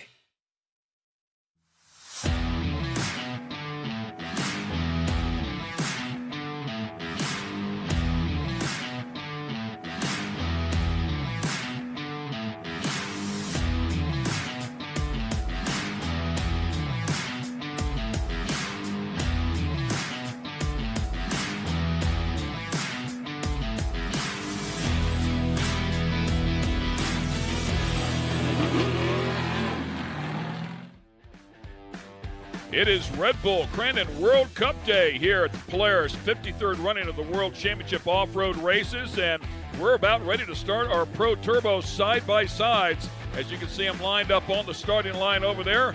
Gentleman just stepped in beside me. I have to ask him his name because I don't know him. Yeah, this is Jim Beaver. People here around Crandon know me a little bit, but absolutely great to be back in the booth here, calling some side-by-side action. Looks like we've got Pro Turbo on the grid here, and I got to tell you, Ken, this is going to be an exciting one.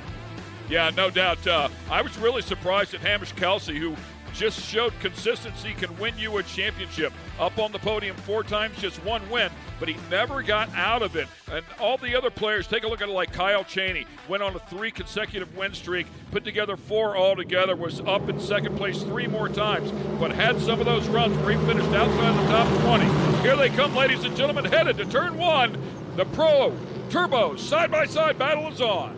Looks like Kyle Chaney there, the number 91, getting the whole shot as they head into that barn corner. Man, that big jump right there is so easy to over jump at the bottom of the track. It's slick.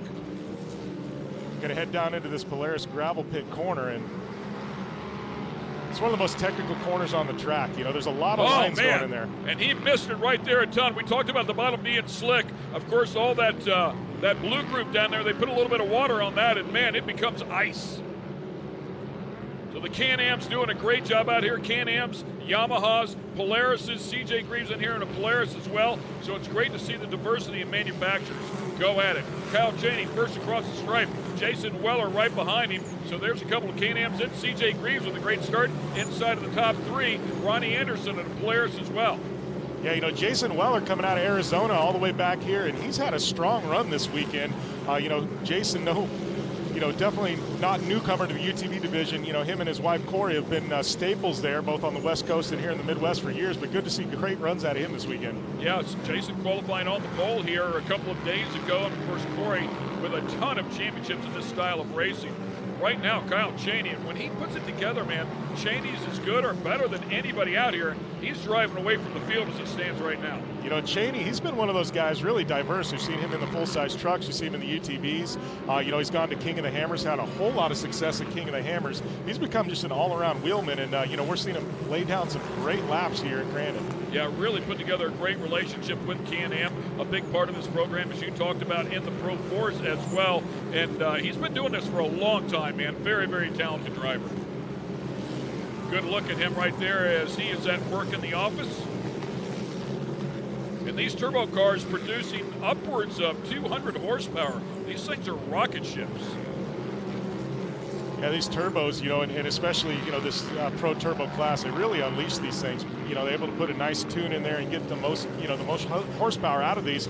You know, what I'm interested in looking here is look at how that line keeps pushing up and pushing up. You know, as that cushion keeps going farther and farther up, you know, it looks like these drivers, that line, that race line, the fast line is pushing way up. See Ronnie there, he looks like he stepped a little too far out, though. Yeah, Ronnie battling, and decides to go outside in on him to try and get the spot. Ronnie, a talented driver. He's battling there with Robert Loire, and Loire, a talented guy, finishing up 3rd in the points here this year. He is no slouch by any stretch of the imagination, including 3 wins on the season, 1 just 1 day ago. Yeah, Loire, he's a guy who is an engineer at Polaris. You know, so he knows these Polaris racers inside now, but he was a guy who burst on the scene 3 or 4 years ago, relatively unknown, and now he's put himself as one of the top guys in the sport.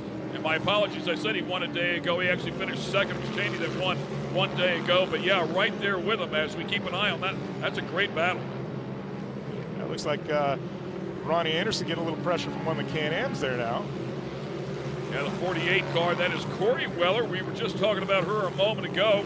Of course, her husband is Jason. And the two of them battling in the same category. Wonder what that ride is like at home. Yeah.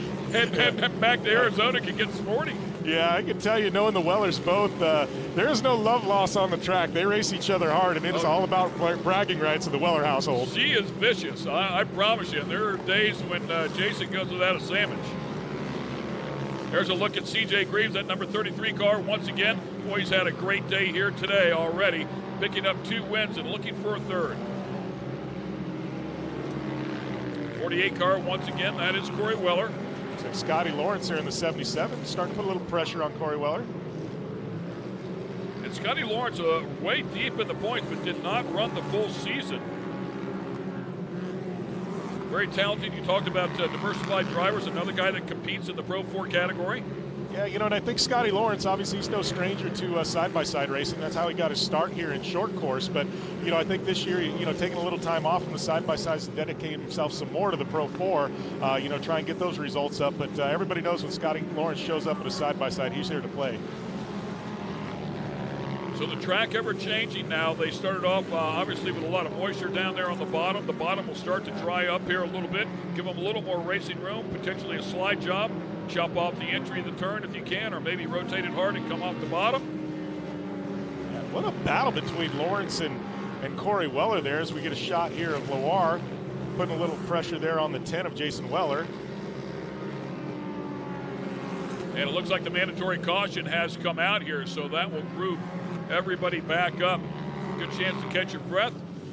Kind of do a recon lap here, if you will. Take a look at whatever you might have been fighting. Take a look at any possible opportunities on the track that you might have missed somewhere along the way. Maybe make a pass on. Yeah, you know, I think a lot of these drivers, too, sit back mid-pack. You get there, you know, guys like Andrew Carlson, say 12th, you know, and a guy we know who is fast. You know, he may took it a little easy, you know, trying to save the car that first half. You know, these UTVs generate a lot of heat, and then sometimes some problems can happen in the second half of the race. So, you know, now everything's going to be regrouped. I think there's a couple guys, you know, like him that we may see really start putting a lot of pressure here when we go back to green flag racing. Yeah, for sure. Good strategy there to try and take care of the equipment, pick off a few spots if you can, and then save the equipment and come back at it later on. Looks like CJ Greaves suffering some of those issues as he's lost a number of spots there going towards the back. But right now it's Kyle Cheney, Jason Weller, Robert Loire, Corey Weller, and Scotty Lawrence. Corey Weller up on the podium a little bit earlier this year as well. Mark River, matter of fact, last event that Champ had. Mark River, one of the OG tracks on the schedule. That is. It absolutely is. And another one that has grown huge over the course of time. Underneath that Polaris arch as they follow the pace vehicle around here and get them back into the restart zone. They'll come off that final turn and then they'll restart right in front of the fans.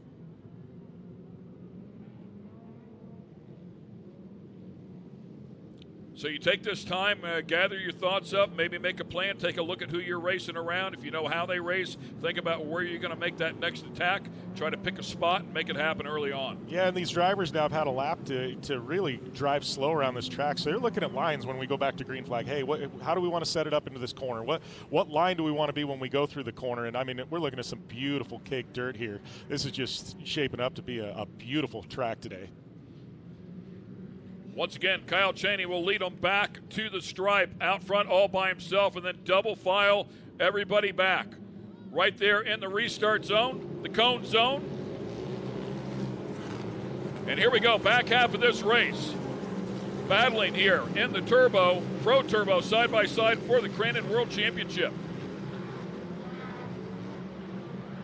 Got one of those nice big rings on the line, but I got to tell you, Kyle Cheney, he's going to be tough to be caught today. I think that number 91 has been hooked up, you know, but he's been getting a lot of pressure there from Jason Weller. And that 52 there, Robert Loire, we're going to see if he can factor in there with that Polaris.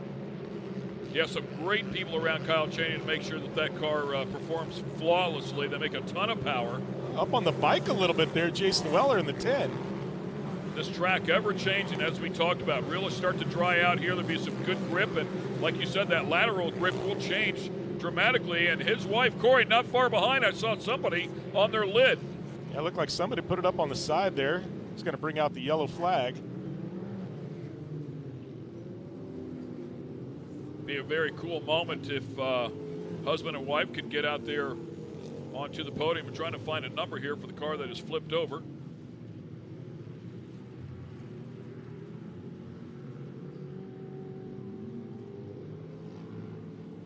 So we'll get you up to speed on that as soon as we can. The number 91 there in front of the screen is Kyle Cheney. It almost looked like a 3-digit number there when I saw it, so maybe it's a letter that that was on there. Bottom line is we hope the driver's okay. Safety team down there immediately to help them out and make sure they're okay. And then, of course, get them turned back over. If they put the strap on it and turn it back over, that's a great sign that the driver has given them a thumbs up. Definitely some good news, and giving these drivers another chance to take a look at some of these lines about halfway through here. Got another lap in there. Yeah, restarts beget restarts, right? Unfortunately, that's the way it goes. You need to bunch them all back up. Just look at that 91. Doesn't even look like there's any mud on it. He got out front early on, probably still has all the tear-offs. That's a beautiful feeling. The ones back behind him, not quite so clean. Although with that said, Jason Weller's car is certainly not very dirty. And how about that? Husband and wife, nose to tail there, rows 2 and 3. Yeah, that could get interesting really quick. We're going to having a Weller battle there for the podium. Yeah, she's not afraid to race you hard. I don't care who you are. I wonder if we've ever had a husband and wife both on the podium here at Crandon before. Yeah, it's a great question. There's been some big families here that have done a lot of racing. I think back of the Condensers, you know, and I know Rhonda, there was one of the cars that had a flat left rear. But, yeah, I would say it's possible for sure, but it would be cool to see again. And we can't rule out Robert Loire, that Polaris there, the number 52. He's been sitting there and kind of biding his time and putting together some strong runs, and I think we're going to see a little something. And how about that, a jump on the restart there. Kyle Cheney making everybody wait, stacked up the entire field, some chaos back behind him. Little game plan there for Kyle Cheney. Played it just right. Looks like he's already stretched out 2 or 3 car lengths on the field. Yeah, if he can get everybody to beat and bang early on and drive away, it works out perfectly for him, and that's exactly what he did. Robert Loire, as you were talking about there, all over the back bumper of Jason. Now taking a look at the inside. 2 different manufacturers there, as you documented. It looked like there was a left rear down for Loire. Yeah, look, we got a couple of bumps there. Looked like Scotty Lawrence getting pushed out to the outside around that corner. Oh, and Corey Weller. Oh. Saves it. She has no right rear. Right rear gone for Corey Weller, and a beautiful save, but unfortunately she will go backwards now. Yeah, look at that. We're getting a glimpse there. Andrew Carlson, as we talked about, and he's starting to push his way there into the top 5 now. Yeah, Carlson's had an up and down year, for sure, but did grab a win at ERX. Yeah, Carlson family doing a great job with that facility. Part owners of the ERX track there. And I don't think anybody's had more laps around her than Andrew, right? No. Always nice to have a racetrack in your backyard, right? We do a little testing, and there's the 45. Oh, Van Epper gets taking up on out the bike. Carlson. Yeah, he got up on the bike, was just trying to save it, was not intentionally trying to hit Carlson, and took him out. Yeah, it looked like Carlson, he didn't hit the barrier, so I'm sure he's going to be able to back up and get going again. But, man, tough break for him as he was starting to factor into that top 5. Definitely some front-end issues there as you take a look at the 45 there for Van Eperen. A lot of toe out there in that front end, but got up on the bike and some contact there as well going on. Duking it out here in the Pro Turbo side-by-side category. While all that's going on, Cheney's driving away. Near 2-second lead over Weller. Yeah, Cheney spotters loving being able to relay this information to Kyle. Hey, just stick with it, buddy. Hit your marks, hit your lines. And it's going to be tough to catch that guy with that clean air. Whoa, is it number 27 there? That is Serge Michaud all over the pack. Well, and the crazy thing to me is right in front of him is Loire, who clearly has a flat tire. So why follow him? Try to find another line there and get around him. But Loire's going to hang on to the spot for now. Yeah, just drove right over the top of the pack of him. Who's looking ahead?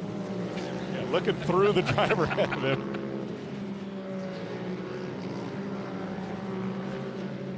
They rip these laps off quickly here in this category as we go back and take a look at the leader once again, the number 91 Can-Am back machine.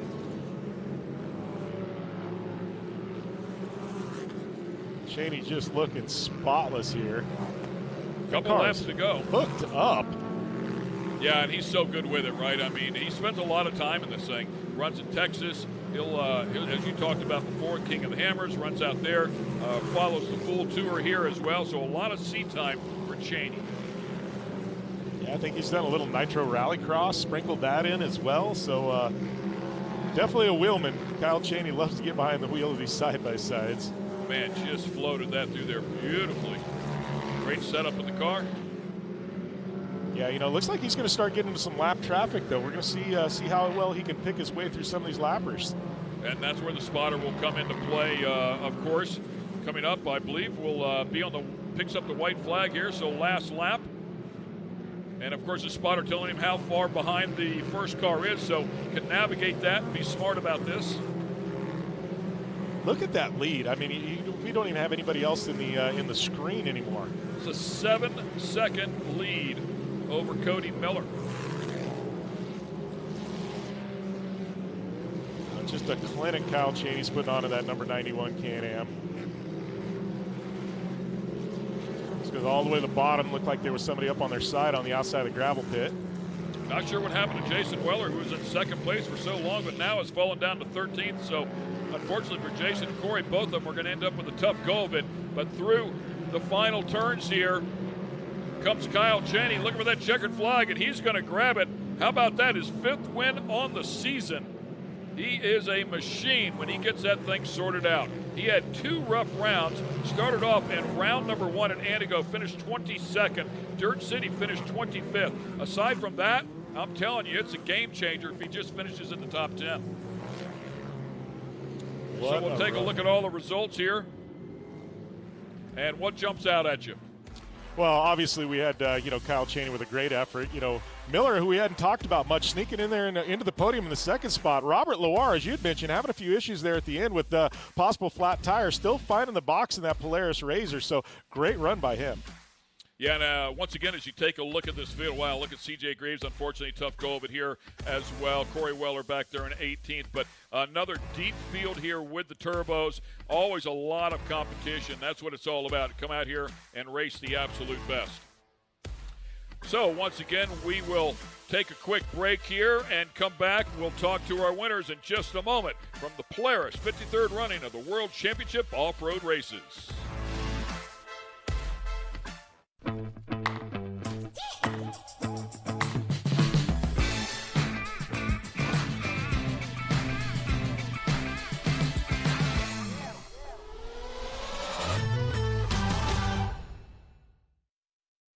Storms can cause outages even for days.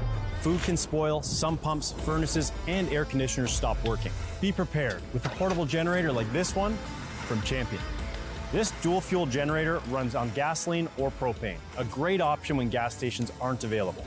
Protect your family from carbon monoxide poisoning and always run your generator outdoors, far away from windows and doors.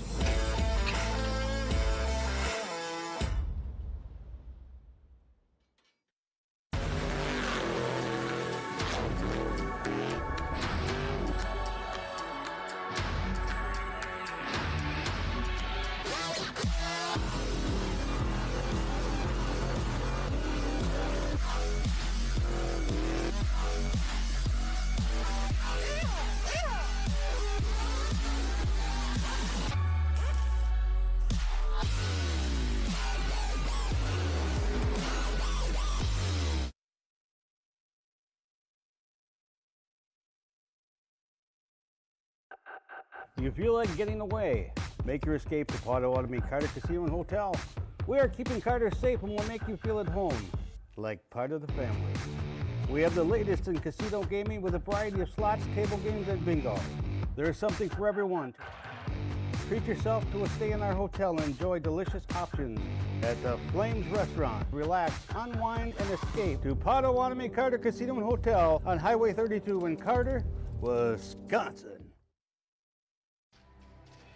Steel-It polyurethane coating has become the choice of leading off-road builders and race teams who recognize the coating's superior performance, protecting suspensions, chassis, and other metal parts that require a proven durable shield against corrosion. Steel-It's weldability is a signature benefit that saves racing teams hours of repair time. Steel-It provides remarkable performance, making it easier to get back out onto the race course.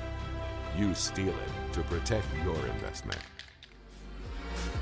And welcome back to the Big House. The 2022 Crandon World Championships brought to you by Polaris. And Kyle Cheney just put together another spectacular run for his 5th win on the season. We'll get it down to Tiffany Stone to talk to the top 3. Tiff? Kyle Cheney, a big congratulations to you. I know you've had a lot of seat time with multiple series, a lot of ups and downs, but it seems like you got it figured out. Clean air throughout the entire race. Walk me through what your spotter was saying, especially when we had the mandatory caution, then right into a yellow. How do you get back into the game? He was just telling me my gaps. That way I could hold my lead. I just wanted to hold a good lead, and if someone started gaining on me, I'd try to pick it up a little bit. But man, my Can-Am ran awesome today. I gotta give it up to Shearing Speed Sports, Air Force, Yokohama, Ames Oil, Evo Power Sports, G-Boost, Optima Batteries, Milwaukee, SSI, Action Off-Road, Fox, Raceline, CT Raceworks, just my whole team, man, my whole crew, Jason, Austin, just all the boys and everybody that works on my stuff all year. I gotta put it up to them. They've gave me a great car every race, and I think we've won every race at Crandon this year in the side-by-side. So and this is my first Cup win ever. I've tried for like 4 or 5 years, and this is the first one I've ever got. So I'm super pumped on this. It's awesome. Well, Kyle, look down. Look at that gold medal right there. You are a World Cup champion here at the Big House. Like you said, it's been a few years. It's so good to see this for you. Hop up on number 1, and look at that. $15,000 to you, Kyle Cheney. Taking our second place spot, number 22 of Cody Miller. Cody, this is a Can-Am 1 and 2 for you and Kyle. Both of you got great smiles. Obviously, the track is coming up. The inside a little bit drier than the outside. With that being said, how do you pick your positions? How do you pick your spots? How do you pick when you're going to dominate and when you're going to take over?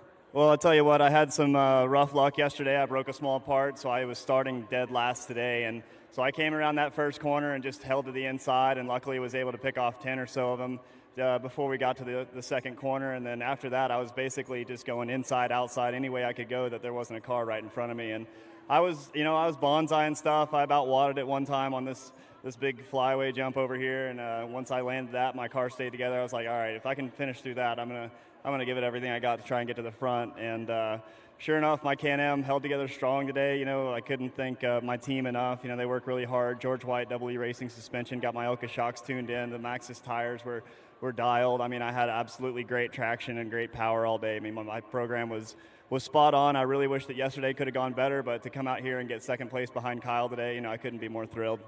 Wonderful. Nice job seeing you two up here. Take second place for you. And taking that third place spot, number 52 of Robert Loire. Robert, you've got a great crowd down here. Yesterday you took second in Saturday's race. Coming out here, that's going to give you a little bit more confidence. You had a great champ season. Taking third place, with these great guys. How are you feeling right now? Kind of bummed. Of course, I'm happy to be up here, third place, but I think we could have gave Kyle a run for his money. Car felt awesome. Halfway point, we had fastest time by 7/10, and I don't know, somebody got a little trigger happy and just smashed in the back of me and cut my tire, so that's a bummer, but still able to keep the tire together and finish third here, so it's just awesome to be up here. Racing with Miller brothers, and then Kyle Cheney is just unbelievable. Dreamed of doing this a few years ago, and here I am rubbing tires with him. So it's just an awesome opportunity, and pretty cool to see the machines that finish. We put them through absolute hell in this race. We are pushing them as hard as they possibly can. So it's just a testament of these machines. Just can't thank Polaris Razor enough. Friends, family, Mason, Todd, John Grouse, they've been just a ton of help from work with my program. Fox Shocks, DWT Wheels, Polaris Lubricants, Rugged Radios, AIM, Day Loggers, CMI, and of course Hoosier Tire. That tire, I did 5 laps and we're still finished on the podium flat, so the thing stayed together. It's just awesome to be up here in the end. Wonderful. We'll hop up on number 3. A big round of applause for your top 3 finishers in Pro Mod side by side. And another big congratulations to Kyle Cheney on his first Crandon Cup win. We're going to take a quick commercial break. Be back up. But you won't let me know.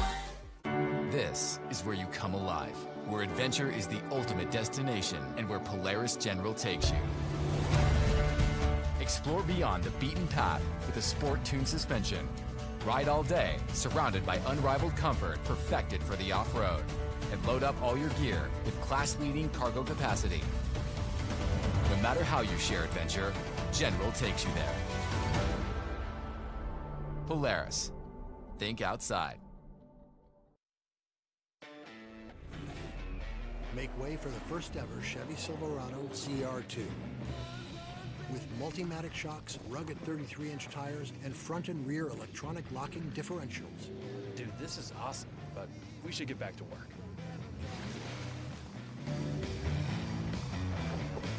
This good? Perfect. If you're going to work remote, work remote. Find new workspaces. Find new roads. Chevrolet.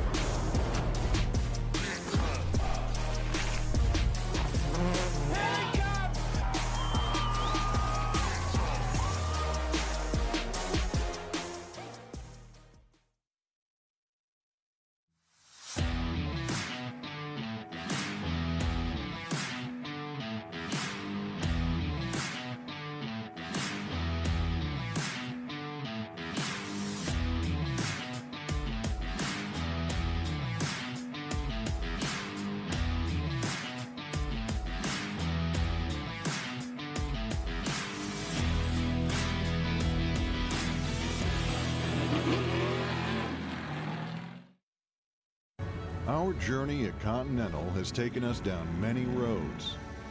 And when we first started, they weren't even paved. For more than 150 years, we've worked hard to earn your trust. From the trail to the racetrack and beyond. The Continental mark in all its forms stands for confidence. Confidence you trust. Continental Tire.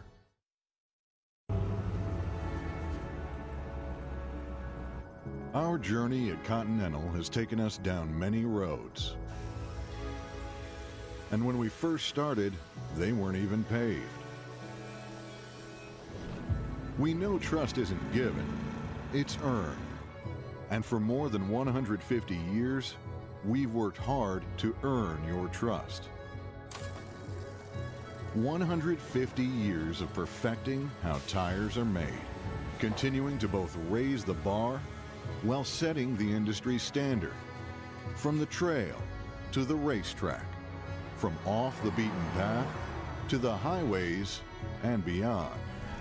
The Continental mark in all its forms stands for confidence. Confidence 150 years in the making. Confidence you trust.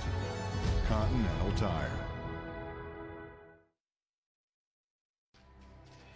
Steel-It polyurethane coating has become the choice of leading off-road builders and race teams who recognize the coating's superior performance, protecting suspensions, chassis, and other metal parts that require a proven durable shield against corrosion. Steel-It's weldability is a signature benefit that saves racing teams hours of repair time. Steel-It provides remarkable performance, making it easier to get back out onto the race course. Use Steel-It to protect your investment. Storms can cause outages even for days. Food can spoil, some pumps, furnaces, and air conditioners stop working. Be prepared with a portable generator like this one from Champion. This dual-fuel generator runs on gasoline or propane, a great option when gas stations aren't available. Protect your family from carbon monoxide poisoning and always run your generator outdoors, far away from windows and doors.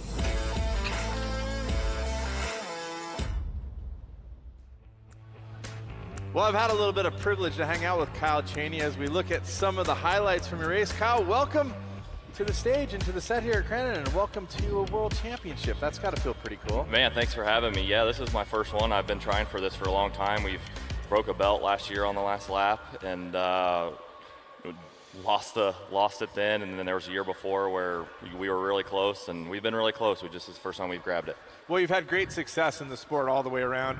We know you race a few different series. It seems like the seat time always helps no matter what you're doing, but no matter how much seat time and how fast you are, you still got to have a little bit of luck. Oh man, there's definitely always luck involved. You know, I'd much rather be lucky than good, but yeah, we definitely took some luck today. I ran my whole career on that, by the way. Oh, well, that's good. That's where I'm at too. So hopefully I get a little more, and maybe I can take some of yours. Well, I don't think I want to give any up. In fact, I'm hoping to have a little bit of gunning for you at the Hammers, which we'll talk about in a few minutes. But first, let's talk about the track. It looks like it looks heavy from the outside. Is it hard to set up your lines? Sometimes it looks like you get a good, easy, long drift, and then other times it seems like you get a little redirect out there. Yeah, so we were gonna change my setup the other day for like a more slick track, or a more tight track, because practice and qualifying was really tight. Then let's just leave my car tight. And a good thing we did, because the last 2 days they've watered it really bad, and it's been super slick. So you're trying to stay out of the main line is really not the main line for us anymore, because the last 2 days have been super slick. The water was on the track, and this track opened up a little more than yesterday's track, but still the main line was really slick, hard pack, watered, so you'd want to run the cushion most of the time. Watching the other drivers trying to find lines. I mean, with the Pro Turbo, the stock obviously is a little bit harder to find a line, but it looks like some of the other drivers looking at different lines out there. But once you find that magic line, it's really hard to make time on, especially on a driver like yourself, but you don't really have to protect if you can just run the fast line the whole time. Yeah, well, with this track, there was pretty much one fast line that I found out there, and I pretty much ran it the whole time. I mean, it kind of varied a little bit, as the track got a little drier, but it was pretty much the same line, just pushed out a little bit as the day went on. Let's talk about the legacy of being a world champion. I mean, you see these names around. Does it create more pressure for you to see a Kurt Leduc or the Kincaids or the people in the different have won and see that world championship come to you? Does it put pressure on you when you get in the race car that day? Nothing else matters today but the world championship. Yeah, really, it's first or nothing. I mean, right. If you don't win, it's, you might as well just go home. But yeah, no, we lined up next to CJ, and he's got, 7, 8, 10, 12, 20 rings sitting in his house. And I was like, man, I just want one of those. I just need one of those. And he lined up next to me today on the starting line. I'm like, well, here we go. This is going to be it. We're going to battle. Well, you're definitely one of the favorites here. You always have a great personality and very friendly with everyone. Let's ask about the other class, your Pro 4. What's been going on there? Because it seems like there's speed there, but then it looks like there's been a little bit of a hiccup for you. Yeah, this is our second full year. We're still trying to figure the truck out. It's such a big undertaking trying to figure that thing out, especially racing against the guys we're racing against on this level. They all got their setups. They know what's good for what and what's good for where, and we're still trying to just figure the truck out. We're trying to make the truck just make it through the race. So we're getting there. We have speed. You can kind of feel how the other UTV racers feel then, right? Because you've got to figure it out. You got your setup. You're on point. Yeah, I get in my side-by-side and I just drive. I don't think about it. I'm in the Pro 4. I'm thinking about it. So I know I'm not doing everything correct because I'm still thinking about it. In the side-by-side, I just do it.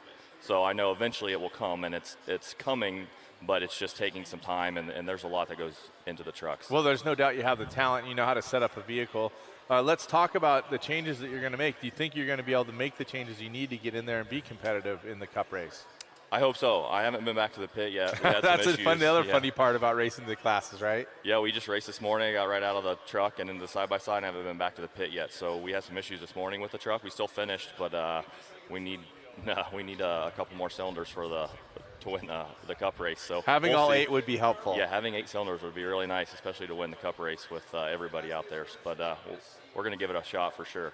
Well, we're getting closer to the Cup race, which will be at 5 Central. We're going to stay live with all racing coverage up until then. Let's talk a little bit about the Cup race, the way the track is setting up, the 2s versus the 4s. I mean, and of course it comes down to lap time, which Kurt Leduc talked about, and what the gap's going to be. But do you think the 2s have what it takes today with the way you're seeing the track come together? If the track was like it was for the side-by-side, no, I think the Pro 4 would have the advantage. But I think it's going to get blowed off. I think it's going to have a big cushion by the time we race, so I think the Pro 2s may have an advantage by that time. What's it like racing in front of all these fans, having 65,000 people here on the weekend? It's got to be a pretty incredible feeling. It is. I just try not to look up. When I go by, I just focus on forward and focus on the track, and to tell you the truth, I just forget that they're there. Right on. What's next for you? What's coming up? Or is it off-season time? Well, it's bow season time, actually. But, no, I got one more race, the 12-hour in Texas, and then I'm going to go out to Johnson Valley and do some testing for hammers. Well, I'm looking forward to spending some time with you out there doing some training with King of the Hammers. I wanted to say that as a newer driver to the racing the UTVs, you've been very helpful and open. I think that's very cool where guys like you and Phil race at the very top, and you're willing to help the guys that are coming and new. Congratulations. Yeah, we always want more competition, the better. That's right. Congratulations on your championship today, and we look forward to more racing later on. Right now, let's figure out and see what the Hall of Fame is all about and how it plays in to the Crandon history. Hey guys, my name is Ken Stout. Welcome to the Big House. They call it Crandon International Raceway. It's the biggest short course off-road race in the world, bar none. It's a great start to the weekend. Thursday night here, the weather is spectacular. The track is ready to go. People have been practicing. Right behind us, all the dignitaries are having something to eat, something to drink, and some of the biggest names in short course off-road history. Scott Taylor here, Art Schmidt here, Kurt Leduc here, Cliff Flannery, of course, the president and owner of Crandon, here. So the big dogs are all here to have a great weekend.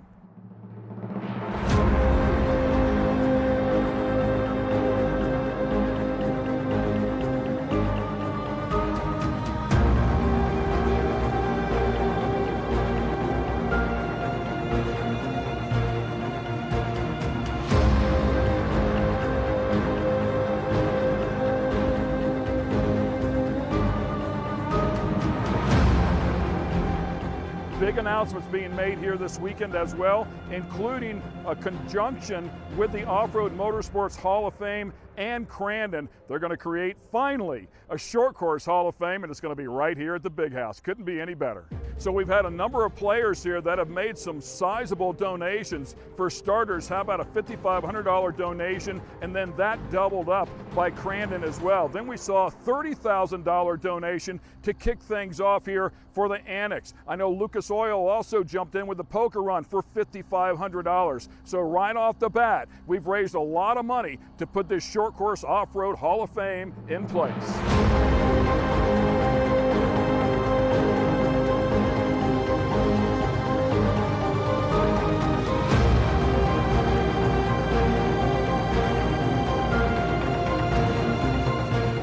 Tell you something, this sport is rich in history, and some of the best racers of all time have competed out here. Multiple championships, a number of wins, in excess of 100 career wins. These guys need a home. They need to be recognized, and that's why this is so important.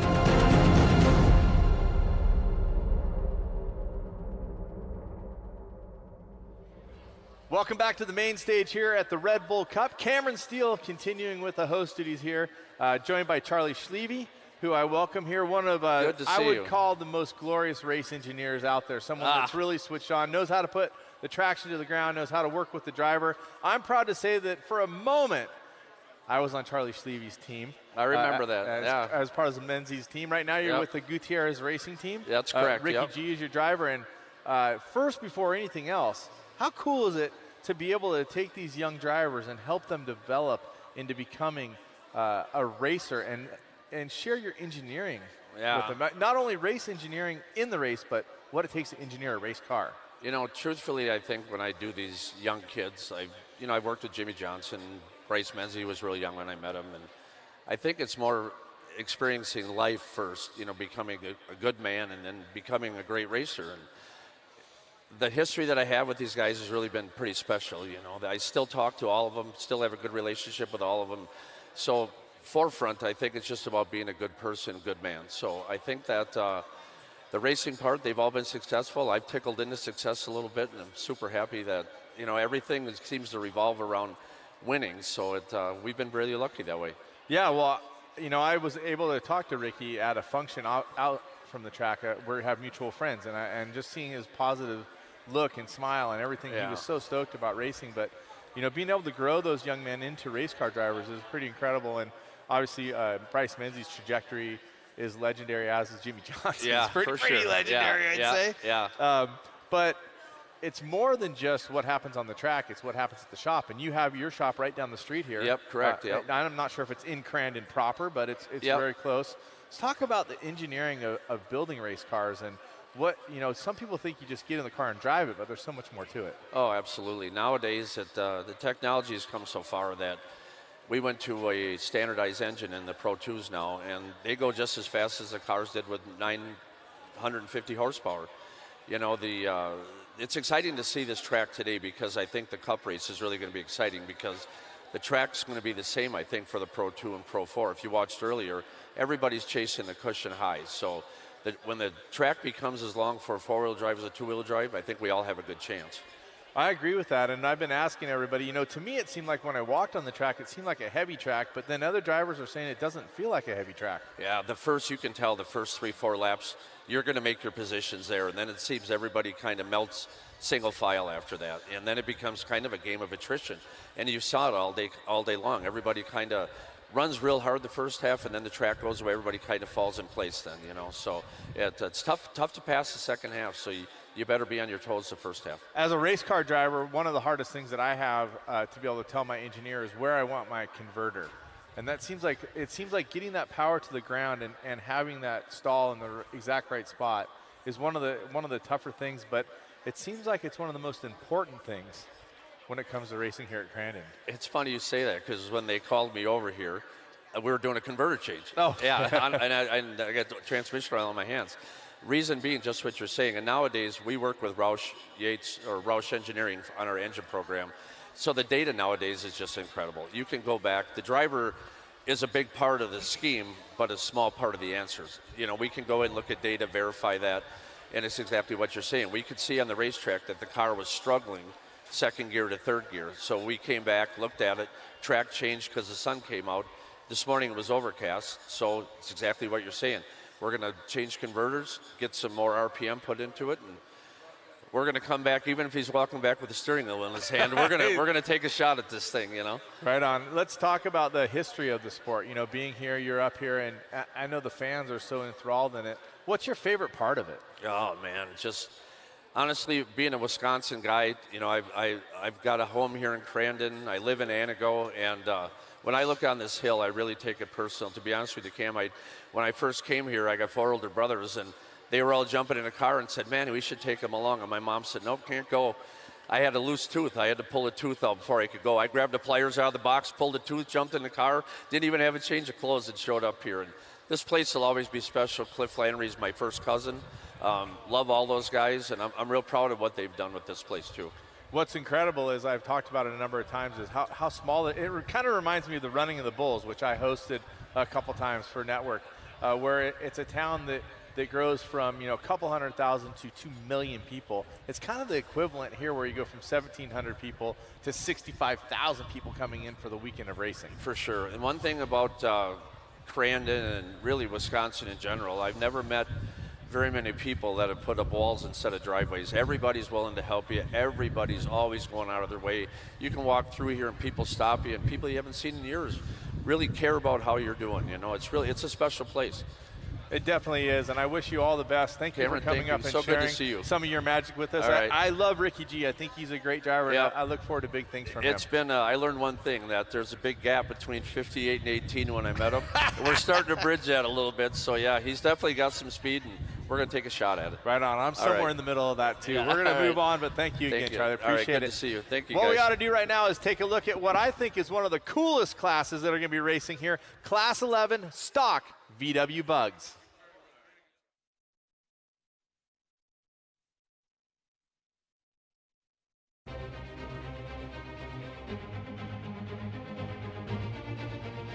Always wanted to come here. The team never quite made it here, so I never made it here either. Now, Class 11's got invited to come race. A lot of people are hooting and hollering about this class, and they were thoroughly surprised on how much fun and how much bashing we did out there. That being said, we're here to race Class 11 Stock Bugs.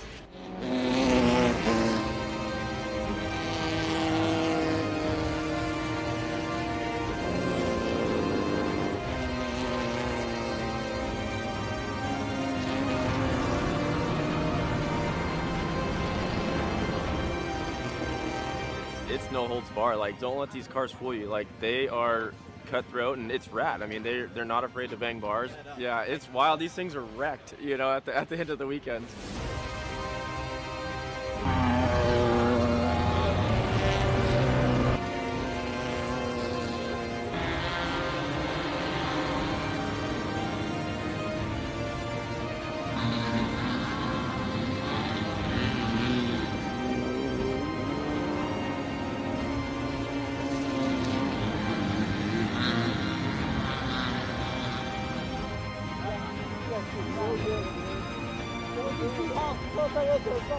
Oh, it's excellent. This is something else, being out here in Crandon with all the fans and just being able to have the opportunity to race in front of him. It's great.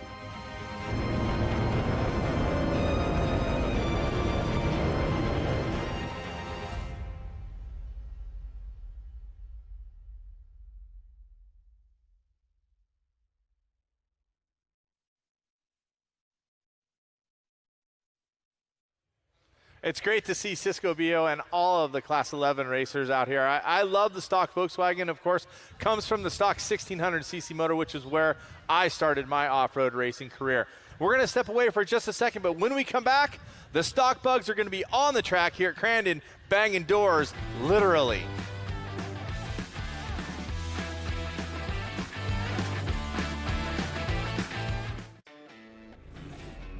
Make way for the first ever Chevy Silverado CR2. With Multimatic shocks, rugged 33-inch tires, and front and rear electronic locking differentials. Dude, this is awesome, but we should get back to work.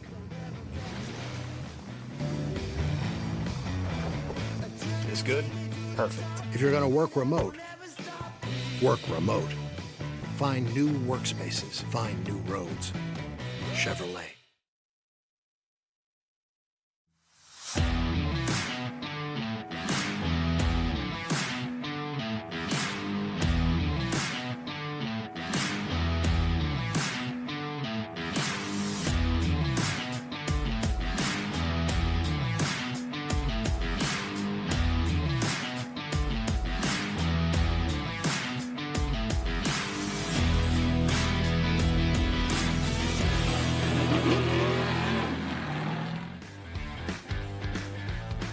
Welcome back to the Polaris Crandon World Championships. It's Red Bull Crandon World Cup Day. Fall Crandon, that's where it's at. We're at the big house. Ken Stout with you, Josh Felix sitting right alongside. He is the knowledgeable cat up here in the booth that knows about the Class 11 cars, and the Class 11 cars are racing, baby. They're on the starting line. Here we go. The green flag. Here we go through turn one. John Jones, 11:31, got the pole in that 57. Mike Steele, 11:33, right there. Here comes Cisco back there. 11:18. The cars look beautiful, man, like a Skittles out there, the colors on those things. John McMurrin, 11:22. Little contact right there with Mike and Greg Shapiro, 11:42.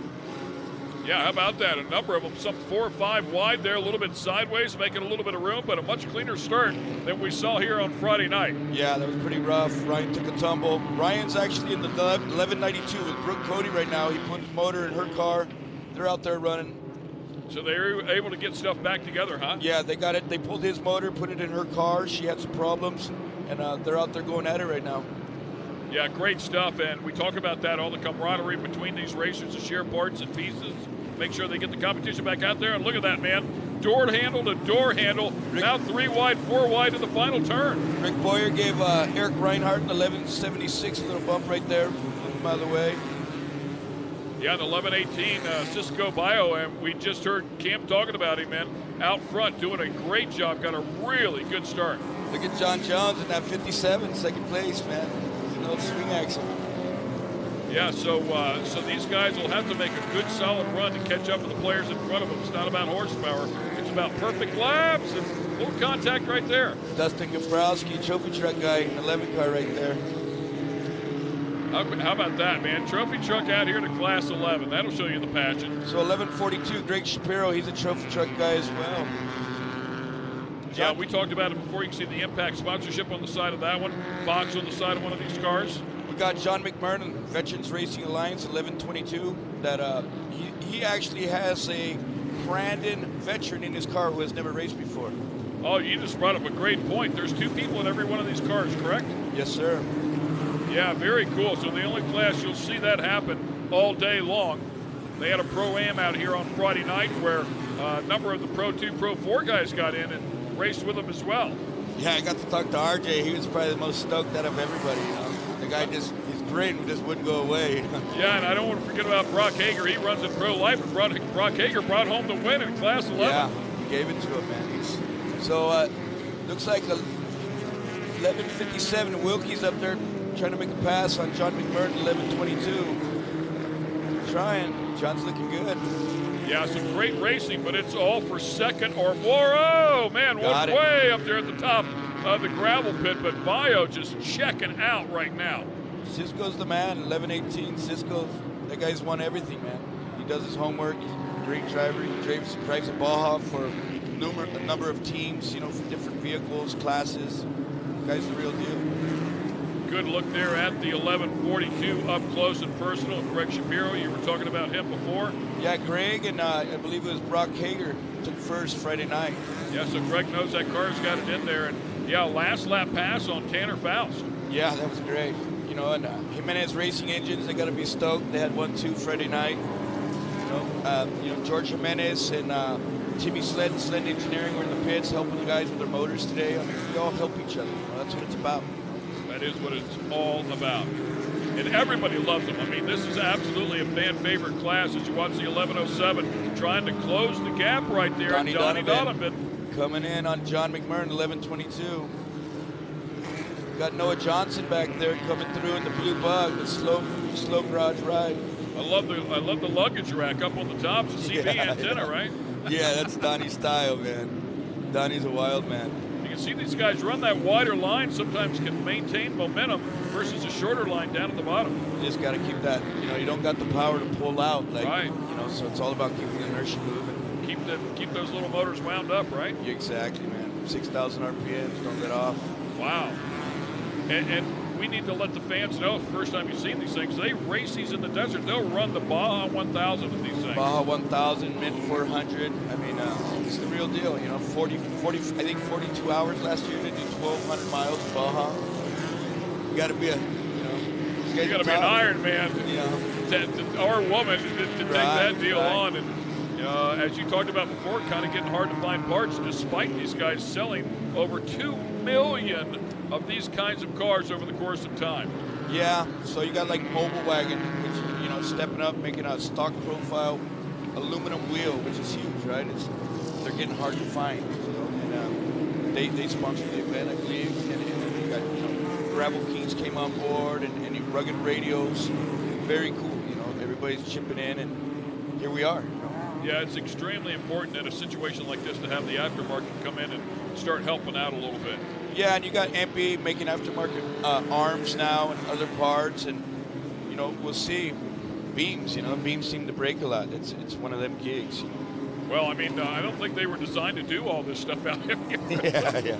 You know what? Right? It's pretty impressive. Some of the stuff we do, you're out racing and you just got to start giggling. You know, like I don't think it was made to do that. You know. Danny Fodrell's over there in the pits. He's been working on these things his entire career, off and on, and we were making, everybody was making fun of me being a big boy. He's like, because there's a passenger. He said, I got a torsion arm for you, pal. He said, pick a car. He said, we'll put one on it for you. Yeah. Make sure that car's level. Yeah, he's been picking my brain. I exchanged phone numbers and looking at tires and ideas.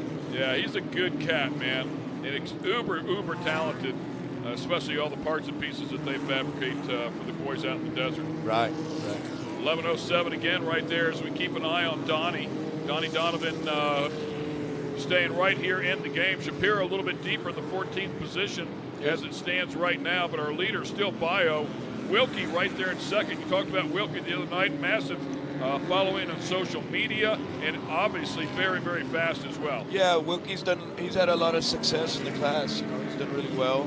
You know, you got Cisco's out there just putting it to everybody right now. You know, Shapiro in third place, Donovan in fourth, McMurrin in fifth to round out your top five.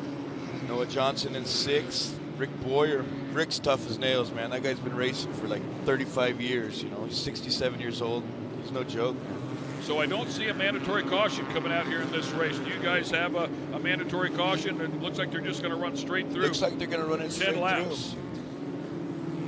Looks like they're going to run it straight through. And how big are the fuel cells on here? How far can these guys go? So everybody has their own ideas. Some guys are running like special four-gallon tanks for this kind of a race. Put it up front, kind of balance the weight. A lot of guys are running the 15-gallon tank out back. It's all preference, you know. Some guys get real technical. Some guys just run what they run in the desert. Oh, man. Warrior built. Oh, Mark Doucette and John Jones just got flipped upside down, got tangled up, man. Yeah, both of them laying there. Oh, man. Hopefully they have spotters in the car to let these guys know that two of them are laying inverted there in this last turn. Wow. Hopefully they're all right. Safety down there immediately, and thought one would get out there and kind of block, but yellow flag out there. Talking to the drivers. Here comes our leader, by the way. Cisco, yeah. 11-13, there goes Keith Langford, the white car. I believe this is his second race in the 11 car. Yeah, that's pretty cool, right? Your second race, you're out here at Crandon. Yeah, they're pretty stoked, man. If somebody wants to get into this style of racing, they're out there right now. It's like, hey, man, I want to do that. Maybe do it with my son, maybe do it with my daughter, whatever the case may be. Keep in mind, there's two people in the car, so they have the fun of making those memories together with somebody. But what's it cost? What's the entry level cost you here? So you might find a car for around 15. If you want to buy a legit car, have it built, you're looking around $30,000, $35,000, depending if you can do the fab and whatnot. But you know, the motors they're getting up there. You know, they're pushing close to 100 horsepower now. Went into stock trans, so there's a lot of stuff you use in stock. But you know, the motors, I mean, running like a 1600 by dual port, the real deal. You know. Great stuff. So one of the cars turned back over already, working on the second one here as we kind of try to keep our track workers safe. And both cars look okay. Yeah, hopefully they get going again. Mark Doucette, he's in the Warrior built car, 1132. And we've got one fired back up and taken off. Yeah, there it goes. It's all right. Cisco Blake and Greg Shapiro. Got Donnie Donovan fourth, Noah Johnson fifth. And final lap, white flag is out here. Cisco Bio, that number 1118, that Fox-backed pink VW Bug, has had a spectacular run. Goes over the Polaris sky jump right there and enters the final turn. Looking for the checkered flag as he comes back around here. That car is spotless as he's been out front the entire time. Yeah, Cisco actually, his co-driver's from Crandon. A guy named Knows Riley. his way around here, right? Yeah, I guess he picked him up, and last year rode with him, and here they are again, doing it again. Well, great effort out of them, no doubt about it, as he puts some 6 seconds on Blake Wilkie, and that's no easy task. No joke, man. Those guys are pushing out there. Well, the good thing is every car looks like they're okay, and they're still moving. So as you can see there, Bio up top, Wilkie there in second, Shapiro in third, Donovan and Johnson round out your top five. As you take a look at the rest of the field, the better part of 20 cars deep, man, that's awesome. Yeah. So that'll wrap things up here with the Class 11 category. Plenty more coming your way. Stay with us. We'll be right back.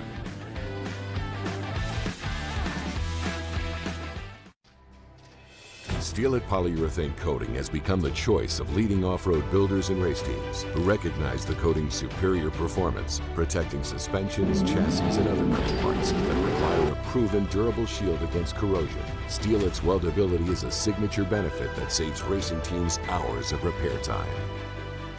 Steel-It provides remarkable performance, making it easier to get back out onto the race course. Use Steel-It to protect your investment. Kayak Edja Danak Mugzuk Meow, the place where everybody plays. The Forest County Potawatomi presents a new 120,000 square foot community center in Crandon. A place for everyone to play, exercise, and have fun at an affordable price. Come in and experience the culture and endless opportunities available at the Forest County Potawatomi Community Center. For more information, please visit community.fcpotawatomi.com. You know, as crazy as it sounds, I just don't blow the dust off my bow and go hunting. For us, the hunt really never stops. The hunting season never ends. It's 365 days all year long. Using the machines in our everyday life like we do, if we didn't have them, I couldn't imagine it. They simply help us get our job done.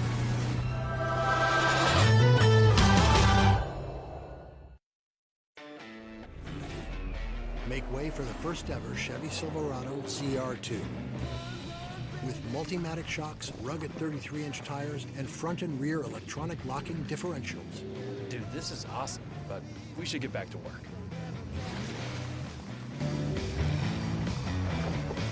It's good? Perfect. If you're going to work remote, Work remote. Find new workspaces. Find new roads. Chevrolet. Our journey at Continental has taken us down many roads. And when we first started, they weren't even paved. For more than 150 years, we've worked hard to earn your trust. From the trail to the racetrack and beyond. The Continental mark in all its forms stands for confidence. Confidence you trust.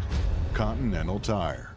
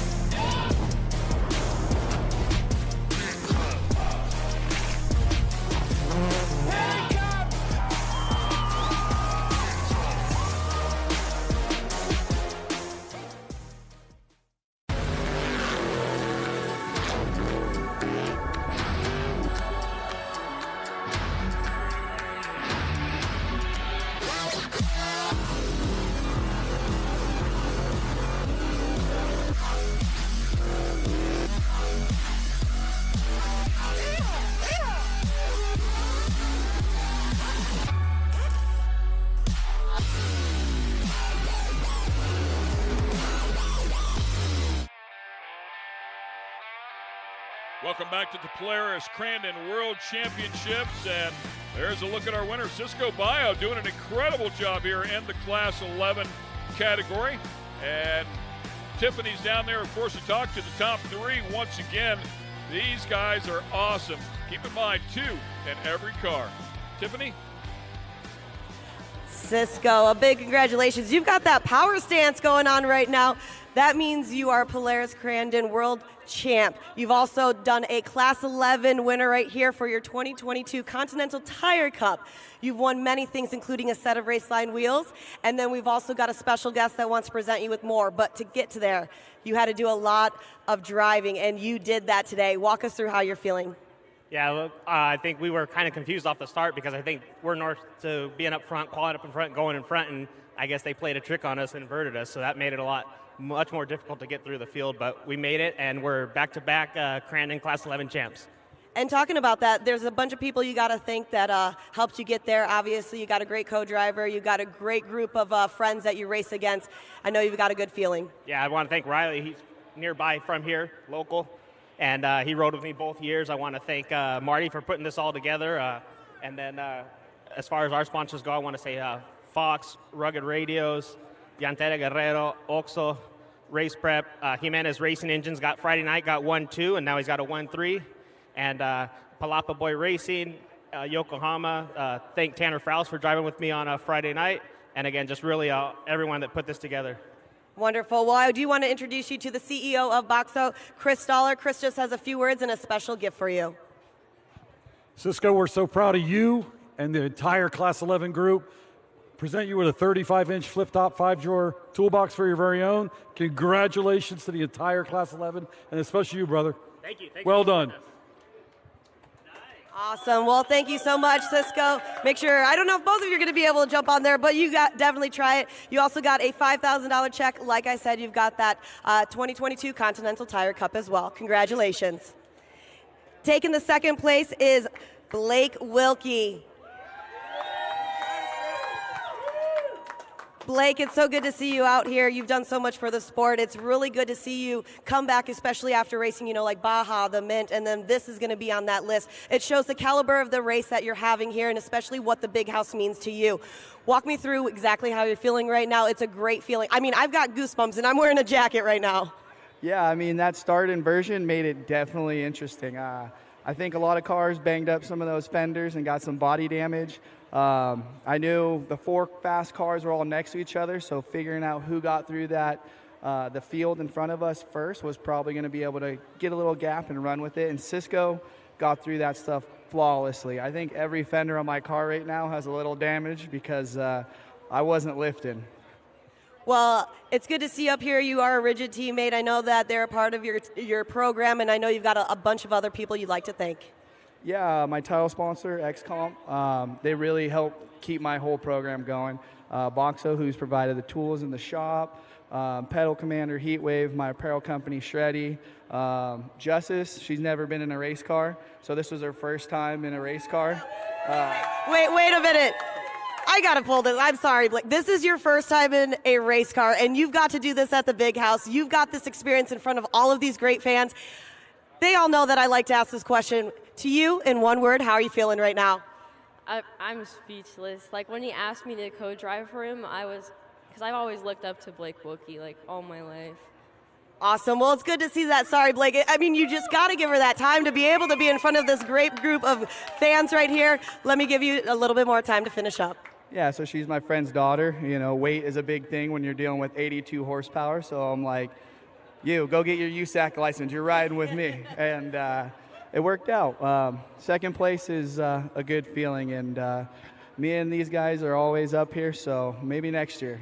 Awesome. Nice job. Hop up on number 2. And rounding out the top 3 finishers, Greg Shapiro. Greg, make your way down over here. You said it was good to see me again, so that means you're doing something really good. You know, you guys raced under the lights Friday night. Obviously, it's bright and sunny. How does that change your drive style, being able to see the clearing air? Well, I got to give tremendous credit to Brock Eager, class champion, showing me the lines and giving me the confidence that little yellow impact safety bug could work its way all the way to the top. So, I mean, big props to him for putting us on top of the podium on Friday night. Wonderful. Well, I know you got to thank a bunch of people for helping you round out this top 3 finish. Oh, without a doubt. First of all, my family, my wife, and both my boys are my pit crew, the BO family, Blake Wilkie, Shreddy Life. I mean, these guys, they are awesome competitors, so I have to thank them before my sponsors because they're the ones that give us the best racing out here. Then Impact Safety, keeping us safe, Jimenez Races Engines for giving us the power, Dave Foltz Trans for giving us the gears, and BFGs putting that all to the ground. Wonderful. We'll hop up on number 3. It's going to be a tight squeeze for your top 3 finishers in Class 11. Another big congratulations to Cisco Vio for taking that world champ. Put up that cup as well. Nice job. We're going to take a quick break and be right back.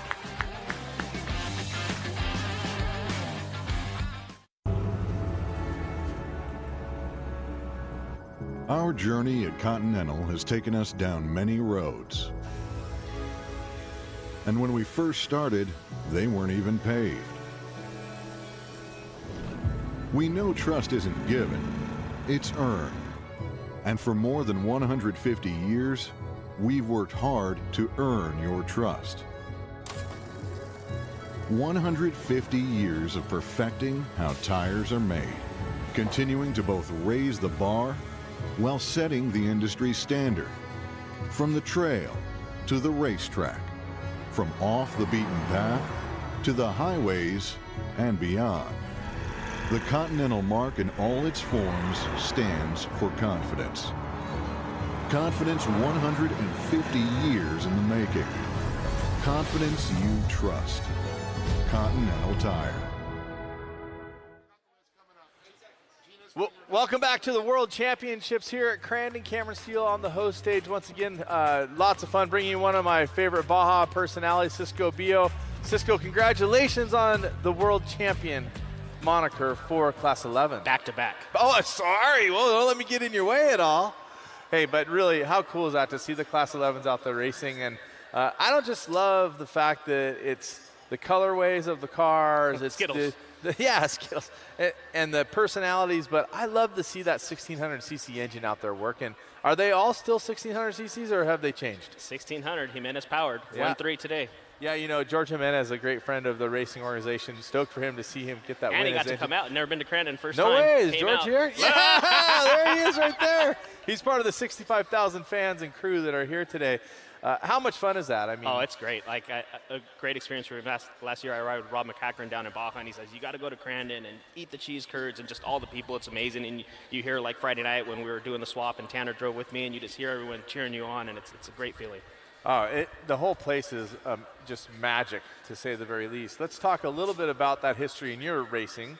Well, my dad on the parade Friday, he was like a little kid grabbing candy, and reminds him of Mexico and Baja in the 70s and 80s when he would go as a kid, elementary school, middle school, and watch all the race cars parade down the streets. And there he is grabbing all the candies. Let's talk about your family's history in off-road racing. It's definitely a rich story. Yeah, so my dad was just a kid growing up in Ensenada. That's where the Baja 500s, Baja 1000 start, and he was just a little kid on the street asking for stickers, waving at the cars go by, and he said one day he's going to be a race car driver. And he's not only raced, he's won Baja 500s, Baja 1000s, and then raised me, and I'm a champion, and my brother Ramon's a champion, so we're definitely been around for a long time. How cool is that? I was telling the story a little bit earlier with Cliff. We were talking about the lineage of the families, and you don't just become a fan and grow up a fan, but you can grow up a race car driver also.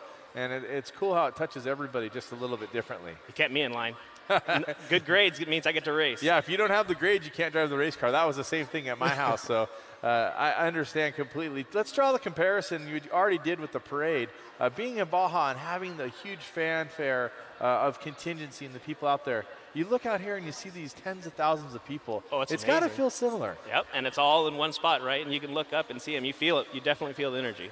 It's just like, driving all night in Baja, and there's people camped out for days, and they see a little bug go by, and they jump out of there. They run out of their little tent, and they run towards you and give you a thumbs up, wave you on, or if you need something to drink. So definitely, I love it. It's pretty cool. You've been able to race in the trophy truck, the unlimited truck in Baja, and in the Class 11. The fan still has the same reaction. Oh, yeah, for sure. And I've been fortunate enough to be riding with Rob McAkron, and we are first on the road, and people run out and cheer, and they're taking pictures, and then we're the last ones 40 hours later, and they're still there cheering you on. So great feeling. I got to ask, because as a driver of a 1600 a Volkswagen Beetle back in the days, now I didn't race a Class 11, but I raced 1600 when they were still swing axles.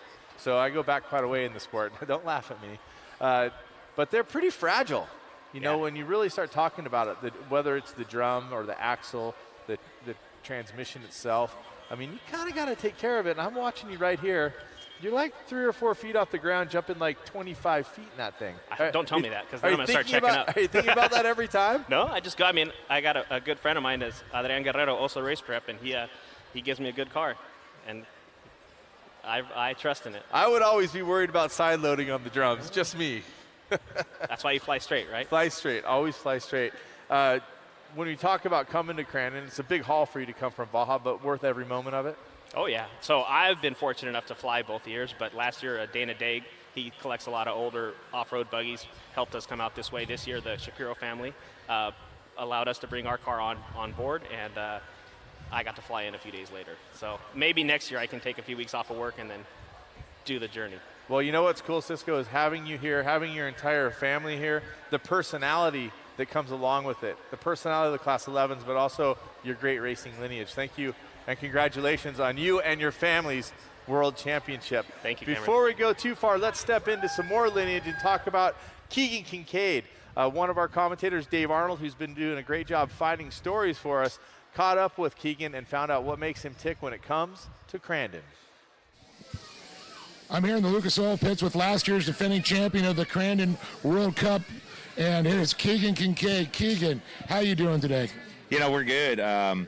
We haven't had a great year this year. We've had some bad luck. Just the way we ended last year with a points championship and the Crandon World Cup at the end of the year. And coming off that, it's been a rough year, but we're back here at our hometown in Crandon, Wisconsin, and hopefully defending our title. I like to say you're a legacy. Your dad, Jeff, he's been part of this for years. You follow in his footsteps, and you've also got some cup wins now, just like your dad. Yeah, he's been a big influence for me. My dad has taught me probably everything I know, and he's given me the truck to be able to go and do the same things he has. I think, he hasn't had as many cup wins as me, so I think I got one up on him there. But, he's given me, without him, it wouldn't have been possible. And so hopefully, again, this would be win number 3 if we can cap it off again. And two's remarkable. You know what I mean? Not many people have won the World Cup 2 times in a row, and RJ's did it twice, and so we're looking to do it again, and that's what we can do. Well, you guys are the first off the line there, and of course you're going to have those Pro 4s chasing after you. Do you feel the pressure when it comes to that? Yeah, I've been in both shoes. I've been in the Pro 4 and in the Pro 2, and Pro 4 is definitely more fun than racing the Pro 2 in the Cup. But goal is to get out, run away. It's like a dog running away, and that's what we're trying to do, is run clean laps and click it off. And hopefully those Pro 4s battle in the back, Johnny, CJ, Kyle, hopefully they're doing some battle, and the Pro 2s become good blockers for you, and you're there at the end. We're working our way up towards that Red Bull Cup race that Keegan's talking about, and we'll be having that happen about 5 o'clock Central Time. Stay with us for that or rejoin us. And speaking of joining, 3-time Cup winner, a bona fide legend in the sport, someone who is an all-around great guy and has great information and great racing technology. Scott Douglas, welcome to the stage here today. We're stoked to be able to share a little bit of time with you. Yeah, I'm stoked to be here and be here at Crandon. I mean, if I'd love to be in a race truck, but being here with the crowd and being at Crandon, this is one of those events that it doesn't matter when it falls in the year, you can't miss it. I mean, it's quite an event, and with all these people, I love seeing my fans and being here. I know it's got to be hard just for me. When I go to a racetrack and I'm not racing, it's hard to walk through. I walked on the track yesterday. I'm like, damn, I'm walking on the track. You being a 3-time Cup winner and having all the other accolades in the sport, this is something that you helped build, you helped create. It's got to be a little bit tough to come back sometimes and not race. Yeah, that's true. And it is neat because, I mean, first time I was here, I was 94, I believe. And what they did, what Crandon's done with this since then is incredible. But even then, I came from a desert background, had numerous championships and Baja 1000 wins and this and that, and then come to short course in 94 and started doing this with Herzogs, and it was incredible. And now to see what it's become today is just really something, how it's grown. But you know what? This fan base has been here all along. It's awesome. Absolutely. And one of the things that I think is interesting is you mentioned your off-road background and your start at the Baja races. It's almost like your short course career surpassed that. Like it's like people know you as a short course driver, and sometimes it doesn't resonate, even with me, that you're a Baja racer. Yeah, and it gets overlooked a lot. It's kind of funny because I guess the bulk of the exposure came from the short course stuff. But my first race was the 1980 Baja 500, and my brother and I got a truck, and we raced Class 8, which was one of the big classes.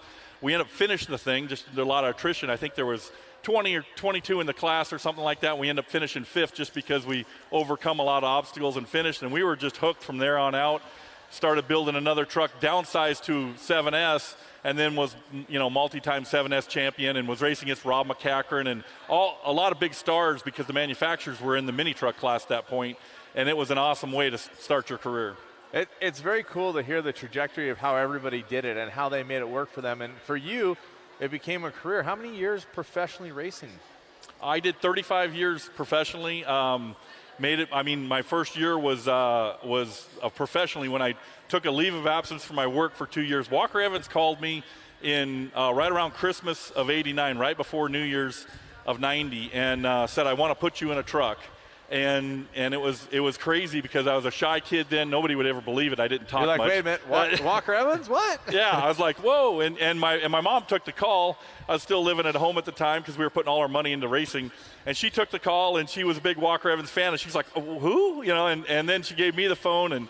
And anyway, we sat down, talked. There's a long story to that. But got to deal with Walker, and I had no idea. I had all these little notes figuring, okay, I've won this, won that.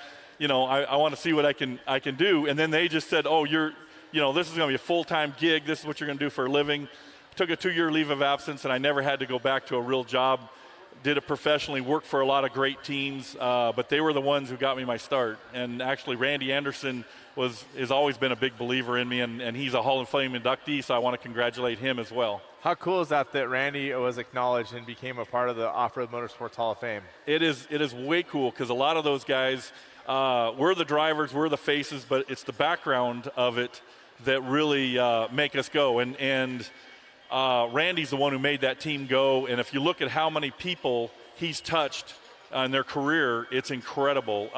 That the people, the truck designers, the engine builders, the drivers that came out of that team, what Walker and Phyllis and Randy did was phenomenal, and I can't thank them enough. And it was an awesome way to start my career, and it just took off from there. Won championships, teammates with Rob McCachran when he was really young, and neither one of us knew where we were going to head. And now he's a big star, still doing it. It's awesome. So pretty blessed career I've had. Yeah, for sure. And talking about the behind the scenes, also seeing Randy get that acknowledgement. Now, someone who's been in front of the scenes, but now I can get some behind the scenes information from Scott Douglas. looking at the track, looking at what you saw from the Pro 4s and Pro 2s this morning, because I know you were watching, what do you think here this afternoon? I mean, I know when you're racing, your class is going to win, but you're not racing today, so I'm interested in what you think. Well, I tell you, it's really something because I've been listening to you and you've been talking about you thought maybe it was a little heavy. And it's a big deception here at Crandon is because the track really is hard slick right now. But what they do is they keep grooming all the soft stuff onto the blue groove and they pack it in and it actually, the water it, and so they get heavy. So the first lap, it's a little bit heavy, but it really just muds you up kind of. And then once you blow all that cushion off, it creates a heavy cushion, it's slick. But the big thing that happens is the holes develop. And so you've really got to be on your toes with the holes developing. And with this track conditions that we have now, the sun's starting to come out, it's going to get harder. I really think some of the Pro 2s are going to get out there, and the Pro 4s, you know, we always say, okay, let's try and keep it clean till we get the front. Deals with racers never work, you know that. And so if one or two of them can get through, because when you're in a Pro 4 and you're racing against these Pro 2s and they get such a head start, people don't realize that we've got to race them differently. They have different lines than we have. They come in and they run the cushion. We come in and diamond the corners, and we have to take and be aggressive. When we catch them, we have to pass them immediately. If you play around with it, you're either going to get past or you're not going to win the cup. And so that's the big thing, is you have to have a lot of luck with you, a lot of skill, and then the last thing is you got to keep an eye on where these holes develop, because you can use these holes as your advantage to passing people, where if you can force a guy to dive into one of them where you can take the line and he's got to go through it, even though he might have a wider, faster line, you can break short and let him, and he's going to tag the hole, get inside of him, and be gone. Let me ask you, is there a story you can tell for the audience at home and here, most aggressive day on the track, or an aggressive move that you remember that worked out for you, or one that didn't work out for you?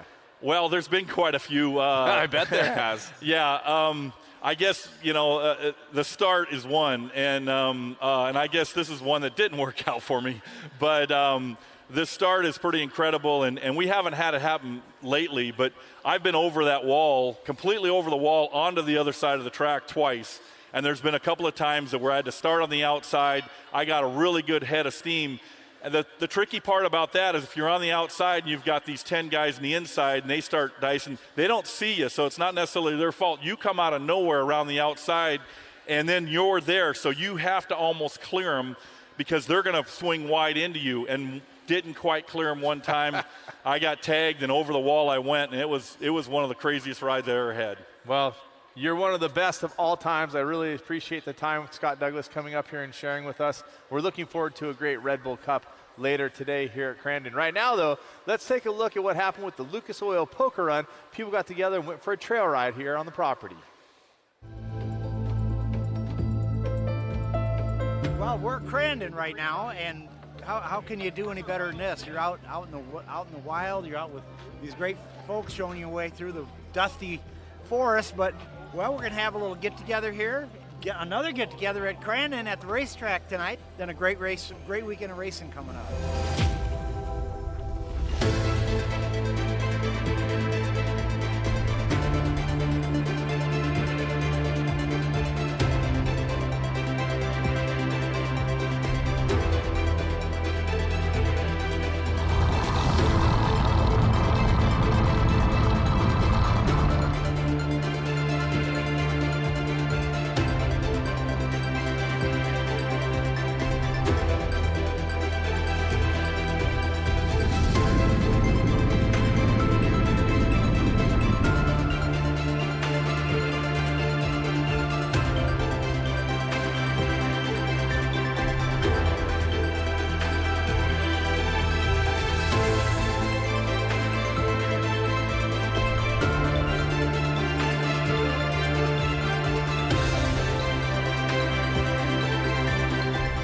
County was happy to partner with everyone at the racetrack, the Forest County ATV Association. We're happy to do what we can to make this event go smooth, and looking forward to partnership in the future. So much awesomeness and fun going on all over here in Crandon. Right now what we're going to do is we're going to step away just for a moment as we start to thank some of the people that make it happen for us here at Crandon, but more racing to come. Speed Sport Live from the Red Bull Crandon World Cup is presented by Cometic Gaskets, sealed under extreme pressure.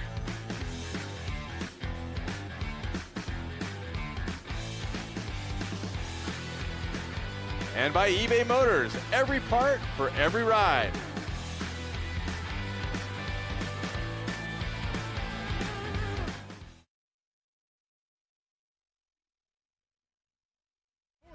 Since 1934. Get news, results, and commentary from the most connected experts in the business. Covering all forms of motorsports from flat track to NASCAR and everything in between. Bookmark speedsport.com on your mobile device now. Or follow Speedsport on social. And be sure to subscribe to the Speedsport Daily.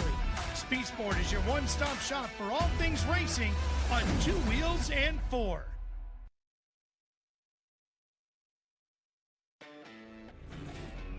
Make way for the first ever Chevy Silverado CR2. With Multimatic shocks, rugged 33-inch tires, and front and rear electronic locking differentials. Dude, this is awesome, but we should get back to work.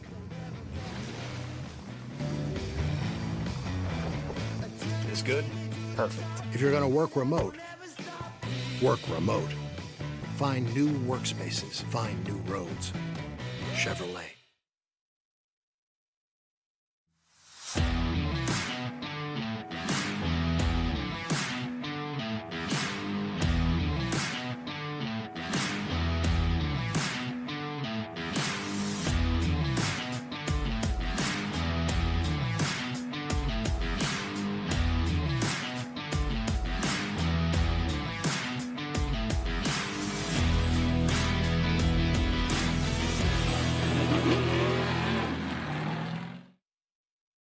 Our journey at Continental has taken us down many roads. And when we first started, they weren't even paved. For more than 150 years, we've worked hard to earn your trust. From the trail to the racetrack and beyond. The Continental mark in all its forms stands for confidence. Confidence you trust. Continental Tire.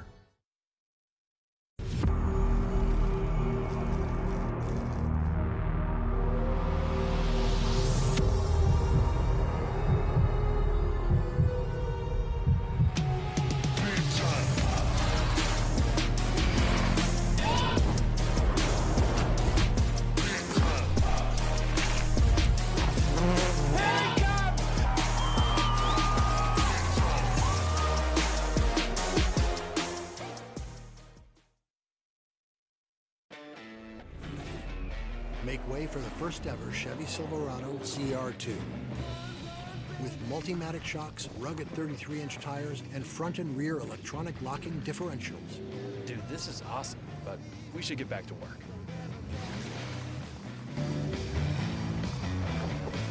This good?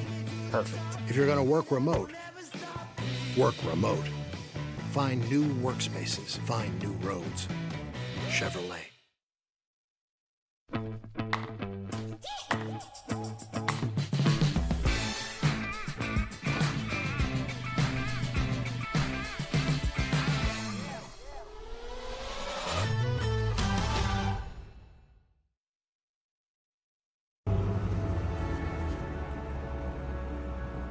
Our journey at Continental has taken us down many roads. And when we first started, they weren't even paved. We know trust isn't given, it's earned. And for more than 150 years, we've worked hard to earn your trust. 150 years of perfecting how tires are made, continuing to both raise the bar while setting the industry standard. From the trail to the racetrack, from off the beaten path to the highways and beyond. The Continental mark in all its forms stands for confidence. Confidence 150 years in the making. Confidence you trust. Continental Tire.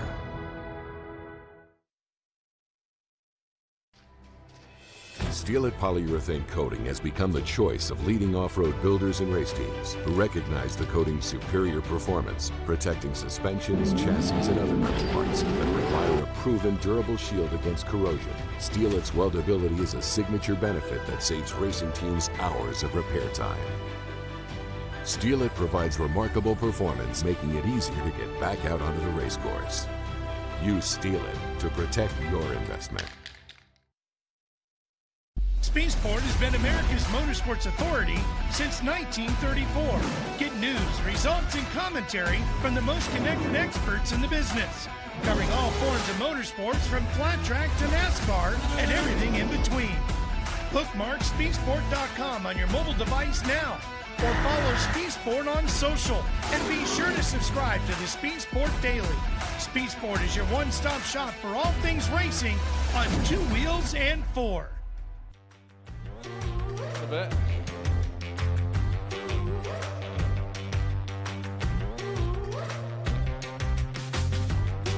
And we're back here as we get ready to go pro buggy racing. One more time, we welcome you back here to the Red Bull Crandon Cup Day. It's a big one for sure. Polaris bringing us all the action here as well for the 53rd running of the World Championship Off-Road Races, and Pro Buggy coming up here next. Looks like they're climbing into the flag stand. I welcome Mr. Cameron Steele back here to the booth, 2014 Pro Buggy champion. Woo! Nice to have you in the house. Couple buggy dorks here, man. We love these things. Well, you and I got to spend a little bit of time both racing the Pro Buggy class. I really think it's some of the very best racing. You were racing. I was just hanging on. I was trying to follow your line. I don't know if that's totally true. Here we go, had man. A lot of fun. Caution board is up. They light them up. Here comes the Pro Buggies. Busy cars, manually shifted. They have turning brakes inside to operate the right and rear tires. Rear tires left and right independently as they sail through turn number 1. Woo! A couple of them way high. A lot of different lines there. Surprised to see them so spread out. Now remember, these are open wheel cars. I know we say it all the time, but touching wheels can send you for a ride you don't want to go on. They do carry a ton of speed. Momentum is a big part of this game, but they do have the power to the ground to be able to make different line changes to try to steal lines from each other. Oh, contact! It looks like, one big going ride. over. For sure, a big ride right off the bat. You hate to see that for anybody. Off the back straightaway there, right in front of the Polaris billboard sign.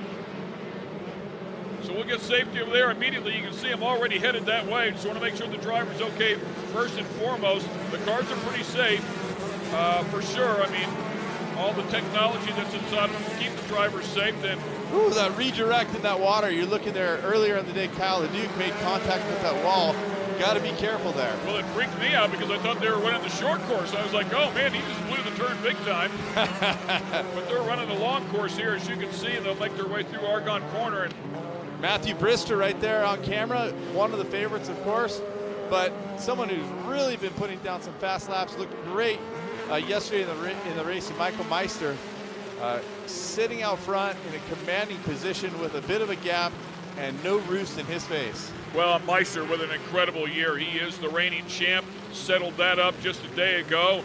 Grabbed himself 4 wins along the way throughout the season. Another couple of podiums, 3 more podiums. So, yeah, he's had an incredible season. It was a dogfight, though, right to the end. For sure, and there's been some changes to the cars where they have a little bit of a different power plant, a little bit of transmission changes. The turning brake's still a part of it. You can hold yourself in the corner. You can correct yourself with it.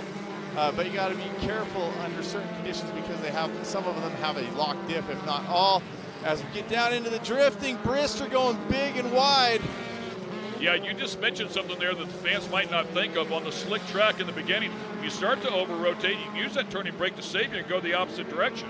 Absolutely, but it is an art form, especially on a wet track. You grab it to correct yourself. You got to be off the gas, like I said, with the lock diff. But, man, it can send you quickly the other direction. Both those front buggies choosing to go a little bit wider than that water, but right now Brister on a tear. He's on the move. He's taking it from about 10 car lengths to maybe 3, and I like how they drove around that mud there at the bottom in Aragon. Yeah, Meister, Brister, Steinhardt, Kirkham, and Hester, your current top 5. Don't count out Everts. Booth also has been extremely good, and Schwalbe, that's the son of legendary Scott Schwalbe, back in there in the 8th position. There's definitely some hitters here in the class and a couple legendary names.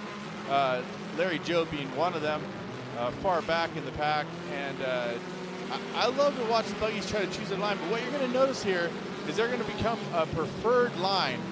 And they're going to try to make moves around each other, but look at the drifting of the cars, the back and forth. It's just flexing itself a little bit in that loose topsoil with just enough mud on it to make it slippery, like a slip and slide.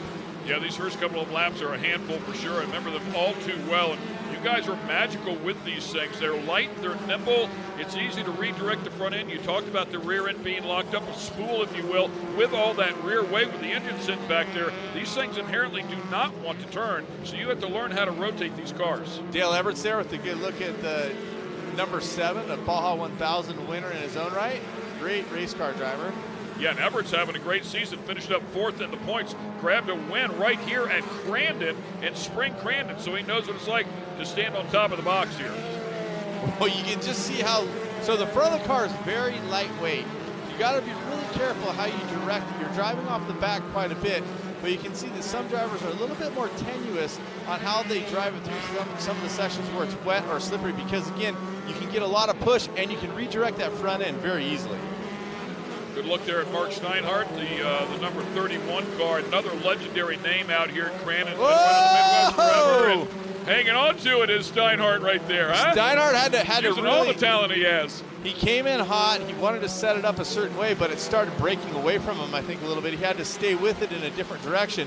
It opened up the possibility for the car behind him, but the problem is, what happens sometimes when you're racing nose to tail like that is you're following that car in front of you because you can't see the mark to hit, so you start following his mark. He goes a little wide, he has a little bit of a misstep, but you're already misstepping with him, so you can't brake and make that change to capitalize. As a driver, you want to look as far ahead as possible, but certainly one of those things you need to be wary of, right? Absolutely. I mean, you want to get sucked into the mistakes of the other drivers. You want to hit your marks, and sometimes you want to try to make a pass and make it racy, but sometimes it doesn't make sense to do that. Sometimes it's better to just follow, but at the same time, if you follow, then you're going to get sucked into that mistake. So we'll see how it plays out here. 2 different lines here, going down to the bottom, trying to get traction. It's slippery down there, still wet. Steinhardt going to the outside, trying to run as much momentum as he can, but this is close racing for 3rd place. Yeah, Steinhardt and Kirkham. I wonder if something happened there to Brister, because he lost some 3 seconds behind Meister, who's really stretched it out now. Keep in mind, we'll have that mandatory caution. That'll bunch everybody back up. Obviously, a lapper down there on the bottom having a mechanical issue. And the other thing you talk about, what happened to Brister? Well, what might happen is the course might come in. The first couple laps, wet, snotty, slippery. Then the course starts to come in a little bit. It's less heavy. It becomes more trackability. And you can pick a racing line. And sometimes cars are set up for early, where it's slippery, and some are set up later for when it gets more tacked in. Wow, look at the pace truck out there drifting around. On it. Going after, we saw him just a moment ago. You saw one on the side. Jack Hanley at the 972, so unfortunately out of power there, so they're sending a truck after him to get him picked up, and pretty incredible driver there behind the wheel of the pace truck. Well, they got plenty of seat time being out there hurrying to any kind of incident or emergency. Good look at that number 31, a Steinhardt. But going back to the front, this is Meister. Yeah, Meister, number 1. Brister, yeah, and then a little closer battle there between 3rd and 4th, but everybody's strung out pretty far here. And I think you talked about it before. When the track is wet, everybody will have to deal with it. You got to get sorted out here in the beginning of the race. After they bunch them up here for the caution flag, and they're on a much, much grippier track, game on. Absolutely. I think there's more raceability for sure a little bit later on, especially with the pro buggies, because they can redirect. You talked about the turning brake that they have, but right now there's a lot of open racing, meaning there's not a lot of nose to tail, but when we get that mandatory caution, probably in the next lap or so, look at this setup, just throwing down, going wide, letting it carry, trying to carry as much momentum as well as getting around the corner. Last time I looked, I want to say 1.4 seconds on the field. I mean, that's a big number. Of course, he's out front, some clean air here, but still, that's a massive gap. Now, if I was driving that front car, and I'm sure he's thinking the same thing, you want to go just fast enough where they're not really catching you, but you want to drive not too hard to make your car hot or to overuse your car, because right now he's got a little bit of breathing room, and no matter what happens when the mandatory caution comes out, he's going to have traffic right on his backside. So you don't want to really build a huge gap. You want to save your car to make sure you're ready to race in that next part. You want to be the first one to the mandatory caution, but do it as slow as possible. That's exactly right. But you always say you got to be just slow enough to win, right? You can't win if you don't finish. It's all cliche, but at the same time, it's the facts of the facts. The mandatory caution's coming out right now for Meister. And the pace truck has pulled itself out there to pick up our leader, as Meister's done a fabulous job here, as we talked about before, winning the 2022 championship, and has strung together 4 wins, including round 2 right here at Crandon. So he knows this place all too well. Grabbed a win round 2 at ERX, kicked the season off in Antigo with a win as well, and then won here just 1 day ago. So looking to sweep right here at Crandon to close out the year.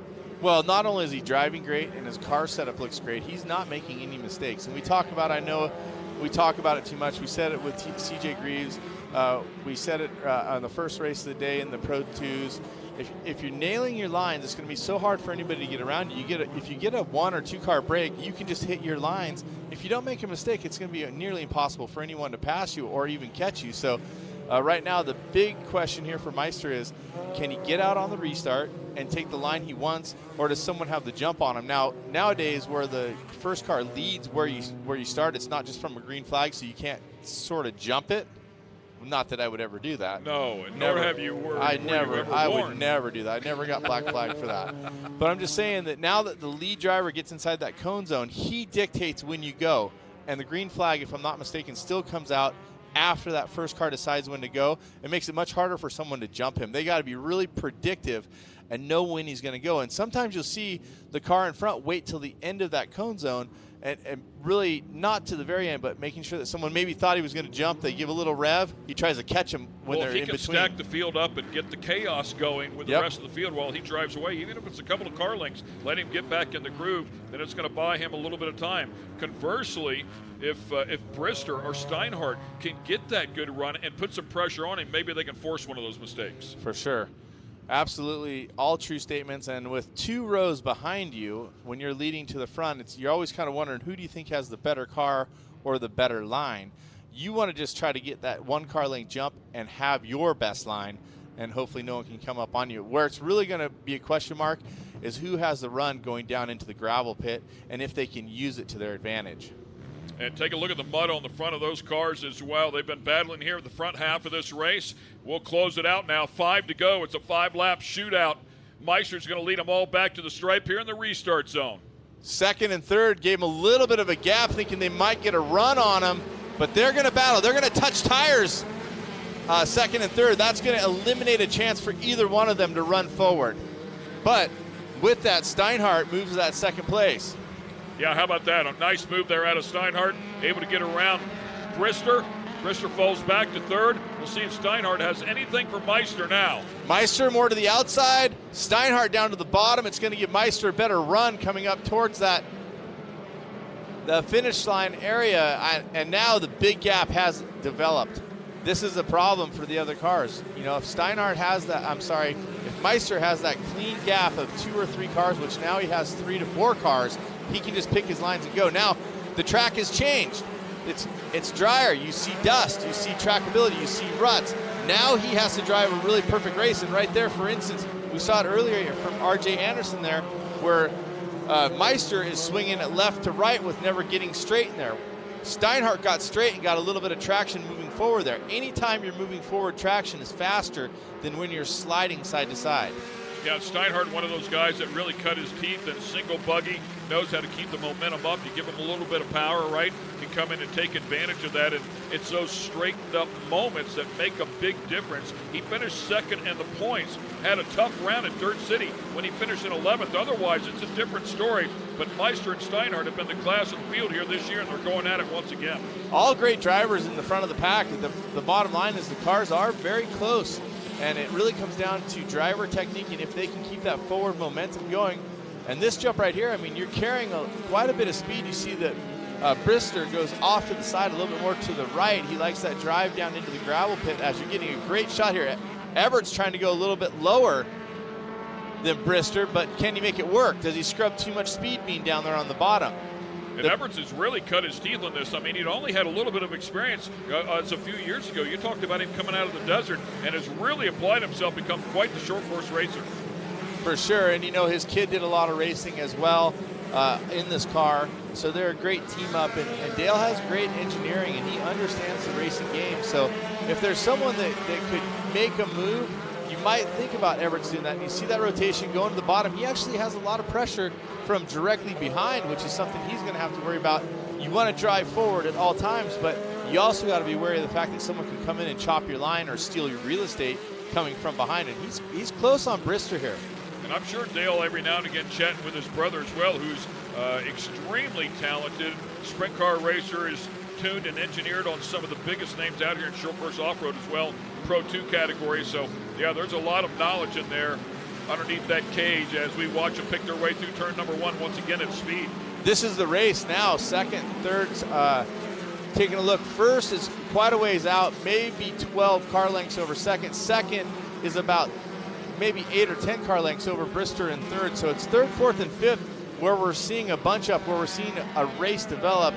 Right now in the front, going very wide in the gravel pit, is Meister. Steinhardt with a similar line. Actually, everybody outrunning that cushion now. No one's trying to drop to the bottom to try to find a line there because it's just not carrying the speed.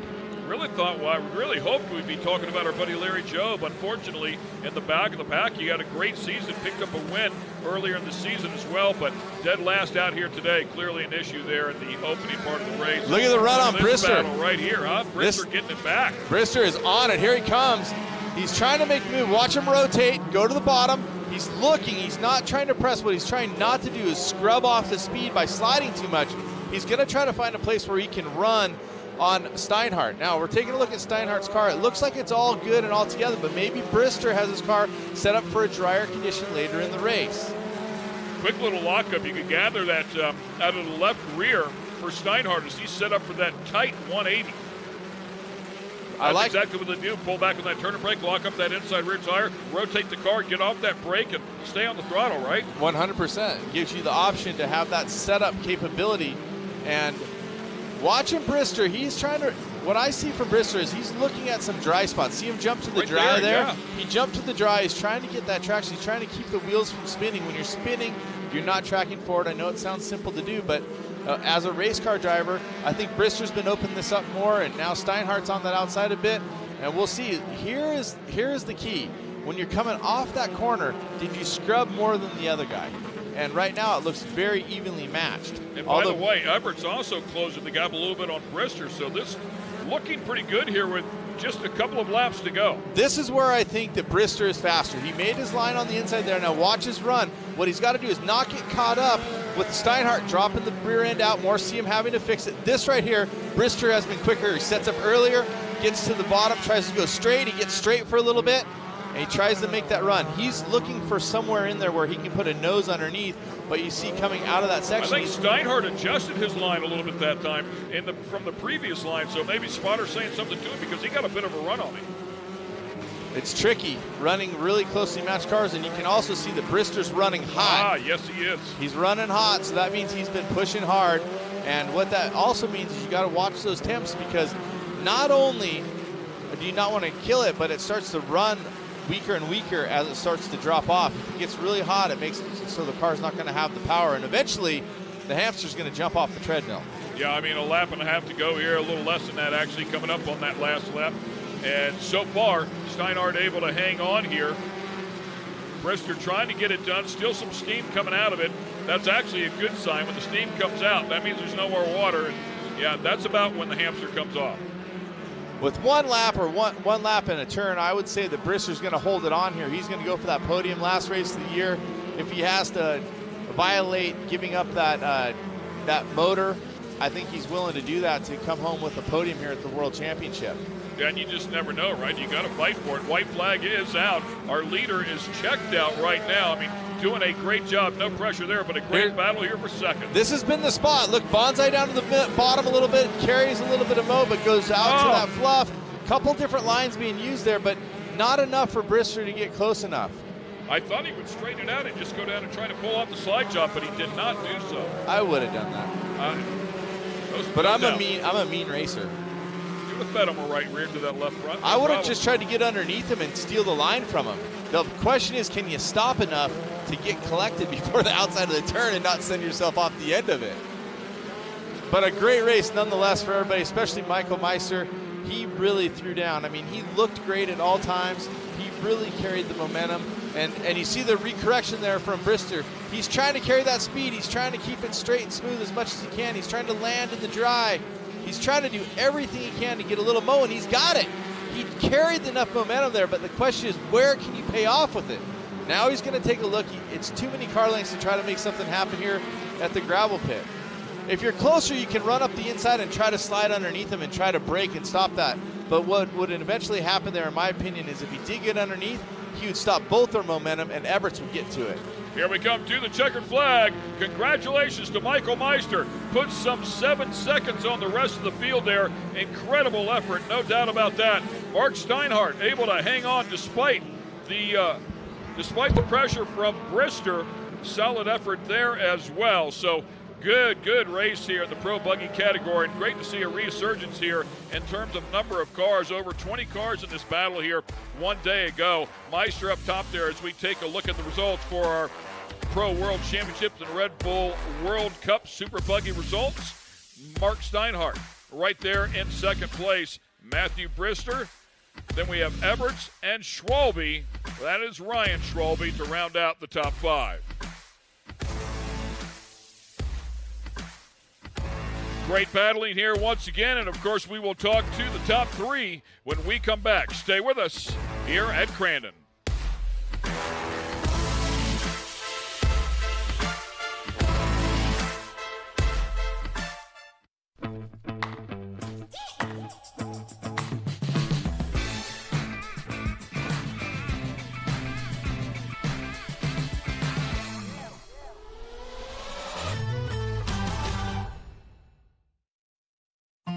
Someone right here in northern Wisconsin that's committed to making quality healthcare the standard of the community. For the past 15 years, they've invested in building state-of-the-art facilities that have helped keep families healthier by providing services like radiology, dentistry, optical, diabetes treatment, maternal health, and behavioral health services. So who cares so much about the health of the community? Potawatomi, keeper of the fire, builders of the future. Speed Sport has been America's motorsports authority since 1934. Get news, results, and commentary from the most connected experts in the business, covering all forms of motorsports from flat track to NASCAR and everything in between. Bookmark speedsport.com on your mobile device now, or follow Speed Sport on social, and be sure to subscribe to the Speed Sport Daily. Speed Sport is your one-stop shop for all things racing on 2 wheels and 4.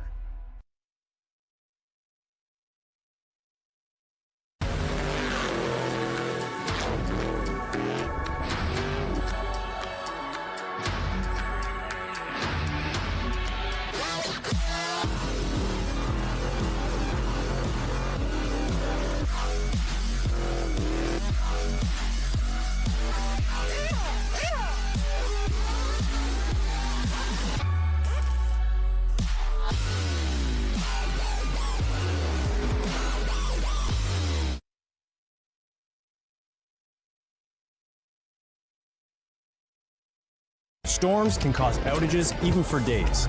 Food can spoil, some pumps, furnaces, and air conditioners stop working. Be prepared with a portable generator like this one from Champion. This dual fuel generator runs on gasoline or propane, a great option when gas stations aren't available. Protect your family from carbon monoxide poisoning and always run your generator outdoors, far away from windows and doors.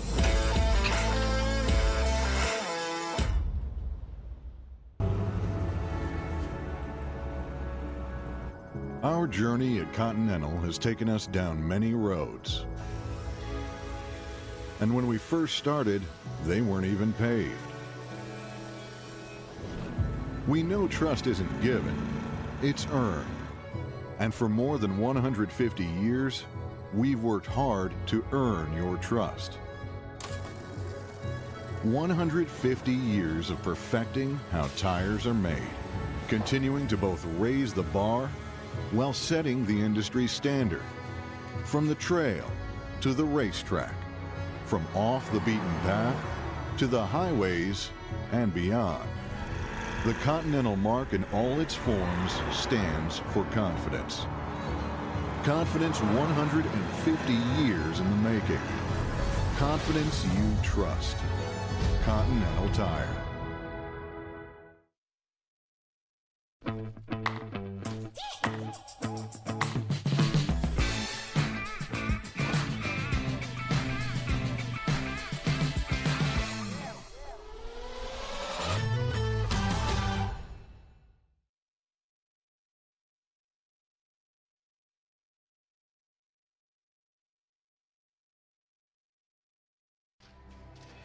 Steel It polyurethane coating has become the choice of leading off-road builders and race teams who recognize the coating's superior performance, protecting suspensions, chassis, and other metal parts that require a proven durable shield against corrosion. Steel It's weldability is a signature benefit that saves racing teams hours of repair time. Steel It provides remarkable performance, making it easier to get back out onto the race course. Use Steel It to protect your investment. There's someone right here in northern Wisconsin that's committed to making quality healthcare at the standard of the community. For the past 15 years, they've invested in building state-of-the-art facilities that have helped keep families healthier by providing services like radiology, dentistry, optical, diabetes treatment, maternal health, and behavioral health services. So who cares so much about the health of the community? Potawatomi, keeper of the fire, builders of the future. And we are back here at the Polaris Crandon World Championships Red Bull Crandon World Cup Day. And how about this guy? Michael Meister closes out the season with 3 consecutive podiums, including back-to-back wins. That's how you get it done. And right now, he is down there with our very own Tiffany Stone. Michael Meister, it's so good to see that smile. Make your way down here. Like we were just talking about, a sweep pretty much, and this is your second World Championships. Please don't cry, because you know I gotta hug you if you cry. Obviously, this is a great win for you. You've had a great weekend here. How are you feeling overall? Obviously, those tears say a lot. Please don't make me cry. Oh, overwhelming to do 3 wins this weekend. It's something you can never ask for. It's the couple laps to go, it just hits you going through the crowd and everything, like, oh my god, you're winning at Crandon. And it feels absolutely amazing. I was just bawling getting out of my car. But it's awesome. We got an amazing track. Thank you, Crandon, for putting on a great track, great event today. And God, I'm so excited. And talking about that, right after the mandatory caution, it got a little bit dustier out there. Did that change your drive style at all? I mean, you were about 5 seconds ahead of everybody else.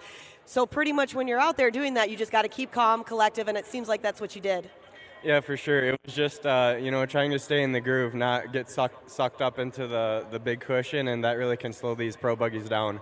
So it was just hitting my marks, making sure I don't I think we had a little bit longer race than normal races, so you could tell the shocks were getting hot. It was bottoming out more. So just, being a little more consistent, letting off a little bit, making sure the card stayed all together. But there was some big holes, everything. I was just you're just thinking about, oh, am I going to blow a tire on this hole or, whatever. So we made it, though.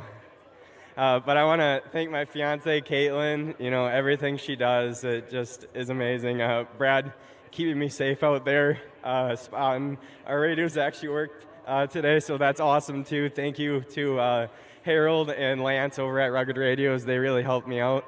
But Michael Meister Logging, Ponce, North America, Fast Lane Woodworks, Hobbytown Revolution Raceway. Bob's over there selling RC cars by the track. Bubbler, the Mid-Wisconsin Beverage, the Pepsi boys down here too. Everybody's supporting me, and we're going to come back here next year. We're going to try to, do another championship, and we're going to try to go after the World Cup again next year. Awesome. Well, you know the drill. You're crying. You got to come in here. Give me that hug, buddy. It's good to see you. Hop up on number 1. You got another $6,000 check for you as well. Taking that second place spot, number 31, Mark Steinhardt. Mark Steiny, it's good to see you. It's been a moment since we've really been able to chat, but you were talking about a little of the difficulties that you had right off the start, but then you and Matt just kept going back and forth. So from the beginning to the end, what was it going on? Well, I missed a shift. I got a good start, got a good hole shot. Had both these guys back here, and went to hit fifth, and I hit third, and they went poof. And I'm like, well, I got my work cut out for me, and then battled with Matt there for a little while. I knew we had a mandatory caution, not think I was saving anything or anything like that. Those guys were pulling away from me. And then on the restart, had a little bit better line than Matt. I think that's all that was, and was able to get around him. And then spotter kept saying he's 1, he's 2, he's 3, he's 4, he's 1. I'm like, yeah, I got my work cut out for me. I wasn't sure who was back there. It's great racing with Matt. Hats off to Michael. You know, they brought me on with those guys a long time ago, and I kind of showed him the ropes, and I can't say that I taught him how to drive because he knew how to drive right away. But the rest of the stuff, you know, how to prep the car and stuff, and you know, he's head and shoulders above pretty much everybody. But I'm getting used to this car a little bit, so hopefully next year we can battle again, and we'll see what happens. Wonderful. I know you got to thank a bunch of people for helping you get on the second place box here at the Big House. Yeah, I got to thank Laundry Lobby, Wash Smart, Alamode, Lonnie, Bobby Mode. Thank you very much for all the help over the years. Rhinelander Fastenal, Todd's Automotive, Tony at Argonne Lumber. Man, he stepped aboard here a couple years ago, and he's helping me out. That's great. I got to thank Kristen Ambos, the Ambos team. Guaranteed rate. Without that help, I can't do this. All the people that help me, Glenn, Jake, Margene, everybody that helps me out and get up here, I got to put my hats off to them, and we'll see. 3-2 places ain't the best, but I'll take it. Awesome. We'll hop up on number 2. And rounding out your Super Buggy top 3, number 55, Matt Brister. Matt, just like Steiny was saying, it was back. Oh, I'm sorry. Oh, I'm sorry. Matt, make your way right over here. Sorry about all that. So, Matt, back and forth with you, Steiny over here. He's making me blush, but the battle between you guys was quite epic out there. From your perspective, what'd you see? Yeah, you know, before I'm a racer here, I'm a fan. I've watched all of the Champ Off-Road series, and I know these guys pretty well. We text in the season. I'm asking for updates. So to be able to come out here and get taken to school a little bit by Mike Steinhardt, I'm proud to put that one on my belt. But I know a couple of tricks now that I'm going to take back to the West Coast and show those guys what's up and a little bit of Midwest love. My Falcon tires, anybody who's a Fast Monkey fan knows that I'm very hard on tires. These things have passed the Turing test. They made it the entire race. I didn't get a flat. I side-loaded the car. I was doing everything I could to get a flat out there. So they really are the best tires that I can run right now. And, I'm going to keep on doing it. And, they're amazing. So I think we're going to see a lot more buggies with those things pretty soon. Roush Performance giving me a bullet. Those guys always have my back. Every time I'm off the track, they're sending me texts, asking me what's up, telling me what to do. Lothringer Performance Engineering, they did everything on the car from prepping it, breaking, or fixing anything that I break. They come to the races, they cheer for me, they spot for me, and they really are family to me. So Kevin, you guys, I owe you guys a lot. My mom and dad, Fast Monkey Performance Engineering, it's not easy for them to come to these things and to support me and let me do these things. So I'm very thankful, and I'm proud of what we've accomplished so far. Vision Canopies, they gave me plenty of shade, so this metal is going to stay cool whenever I come back to watch the Cup race. And of course, Falcon Tire, Roush Performance, Rancho Performance, Axle, Vision Canopies, and all of the Fast Monkey fans, everybody cheering for me out there, Crandon. Thank you guys very much. Awesome. Nice job. Hop up on number 3. Big round of applause for your top 3 finishers in Super Buggy, and a big congratulations once again to Michael Meister, 2-time world champ here at Crandon. We're going to take a quick break. Be right back. Speedsport has been America's motorsports authority since 1934. Get news, results, and commentary from the most connected experts in the business, covering all forms of motorsports from flat track to NASCAR and everything in between. Bookmark speedsport.com on your mobile device now, or follow Speedsport on social, and be sure to subscribe to the Speedsport Daily. Speedsport is your one-stop shop for all things racing on 2 wheels and 4. This is where you come alive, where adventure is the ultimate destination, and where Polaris General takes you. Explore beyond the beaten path with a sport-tuned suspension. Ride all day, surrounded by unrivaled comfort perfected for the off-road. and load up all your gear with class-leading cargo capacity. No matter how you share adventure, General takes you there. Polaris. Think outside. Welcome back to Crandon, Wisconsin for the 53rd running of the World Championship. Speed Sport Live from the Red Bull Crandon World Cup, presented by Cometic Gaskets, sealed under extreme pressure, and eBay Motors. Every part, every ride. And we're taking a look at Michael Meister coming in with the goods. We're joined by the Pro Buggy champion here on the main stage, and that's your second World Championship. I got to say that, you know, sometimes you win one, and there was so much pressure to get there, and then maybe the second one you're going to be able to enjoy a little bit more? Oh, absolutely. You know, it's tough to just, you know, win a race here at Crandon, and it's, you know, I won back in 2020, and, you know, between all of the, you know, this Pro Buggy field is absolutely stacked throughout the year, and then even the West Coast guys come, so, you know, everybody's just hauling the mail, just trying to provide that win, and you know, we finally got it done. It's not incredibly easy at all to get that hole shot, and I was able to get that hole shot and just you know, run as fast and clean as race as I could. As a Pro Buggy racer myself, not recently, but over the years, I can tell everybody that it's really important to not only have great momentum, but choose good lines. But the front of the car sometimes doesn't want to go where you want to put it. And especially under those wet conditions, those first few laps seemed like it was really a slip and slide out there. Absolutely, through gravel pit and then finish line corner, there was standing water on the track. So you got those cutting brakes in the car, locks up either left side or the right side of the car in the rear, and you just got to almost guide that as well as with the throttle and as much as you can steer as well. But yeah, it's a hairy track out there, and we're just flying. It's kind of a tricky situation where you have three different inputs, you know, or really four, with the weight shift, driving under power, the turning brake, and the steering wheel. There's a lot going on in there. Oh, for sure. Between, you know, getting roosted, the cutting brake, you know, we got the H pattern shifting through all your gears, and you know, just trying to make your correct lines. It's a tough deal out there. Yeah, people think that having that shifter is like something that comes naturally and easy, but those dogs can be a little tough to get through sometimes, and you don't always hit all your shifts, and the problem is you miss one shift, that thing gets mad inside there, and it makes it even tougher. Oh yeah, you got to give it a little throttle blip and let off the gas, and you know, these transmissions they're tough, but you know, something can happen, and you know, you can feel those gears when those dog rings shift, and it's you know, they get chewed up occasionally, but that's part of the class, and it's you know, it's a fun time. It looks like you're pretty excited. What's it like to win in front of all these people here? Oh, incredible. It's, you know, looking over, you know, all the faces, all the people just standing around and sitting, it's a surreal feeling. You know, it keeps growing and growing each and every year, and you know, we're going to keep coming back for sure.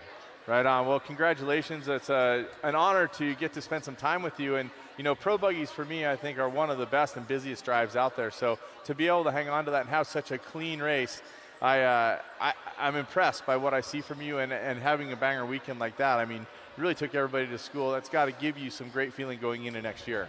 Oh, for sure. It's a little more momentum, but yeah, this Pro Buggy class, you got the best bang for your buck. We're running just as fast as Pro 2 sometimes, or Pro Light, sometimes Pro 2 at times, and you know, we got a little engine in there, but you know, we're still going just as fast. So yeah, it's a fun time and best bang for your buck. Right on, Michael. Congratulations. We're stoked to see you up here, and we're going to continue on with more of our coverage here in Crandon today, and you can see the giant crowd has amassed here getting ready for that Red Bull Cup. Michael Meister joining me for a few minutes. We're going to have a couple more guests come in over the next 10 or 15 minutes. We're continuing on. The Red Bull Cup will be coming later today, starting around 5 o'clock Central Time. We do have a couple more races to go. Again, the Cup race later this afternoon will include the Pro 2s and Pro 4s in a combined format with a split start, and they will race based on the times they put down in the race. They'll try to separate them as evenly as possible, and then they will try to see who gets to the finish line first, a Pro 2, which line will start in front, or a Pro 4. And as you can see, it's a packed house here in Crandon. They're saying 63,000 people strong over the weekend. I believe that absolutely to be true. And speaking of cool things that happen, as we've been here over the weekend, there has been some developments with the Off-Road Motorsports Hall of Fame. Barbara Rainey is here, who is really the one that the driving force of Off-Road Motorsports Hall of Fame. And now it has a home here in Crandon, at least for short course, but I have a feeling it can be more than that. But just the relationship being built, there's short course drivers in the Off-Road Hall of Fame, there's desert drivers, but the synergy is all one and the same. That's right, Cameron. We're very proud and honored at the Off-Road Motorsports Hall of Fame to announce some big news here at the Big House. We will be opening up a short course annex here in Crandon, and we have some great plans for that. You yourself are a Hall of Fame inductee, class of 2018, and I don't know if people realize that anyone can nominate someone for the Hall of Fame, and April is nomination month, so if you know somebody who needs to be in the Hall of Fame, you submit an application, and then during the summer, it's a very difficult process for a voting committee to narrow down the 50 or 6 nominees to the quality class. This year, the class of 22 will be inducted on October 30th at the South Point in Las Vegas. A couple of familiar names to the short course world. Scott Taylor will be inducted into the Hall of Fame in Las Vegas on the 30th of October, and also Brad Lovell, who won here last night. So they were selected for the class of 22. All the information on how to nominate someone who's in the Hall of Fame is at ormhoff.org. We like to say legends live at ormhoff.org. And they definitely do, Barbara. We thank you for all of your passion and effort and everything you do to put forward into the Off-Road Motorsports Hall of Fame. I'm proud to be a part of that. It's always a little shocking to be voted into or brought into something like that. I was with Scott Taylor this morning. He was talking about it. You could see the emotion for sure. But thank you, Barbara Rainey, for everything that you've done for our sport. And right now, you can see a rollout of cars. This is the Ultra 4 class, which is going to have their World Championship race. And they are driving, and you can see the safety crew stepping onto the wall. They're moving forward in the missing man formation in honor of Zandy Willems. And Zandy passed away here last night during the Ultra 4 race. So fans, if you'd like to stand and show honor for Zandy, of course, everybody up. And it's always a tragic moment, obviously, when someone passes, and to have someone pass doing something they love, that they have great passion for. You can see the passion in the tears of the drivers that are around here today, and you can see the passion with those that didn't even know him. But they know him as a racer, and we'll take a moment and just watch the Ultra 4 cars come by in memory of Zandy.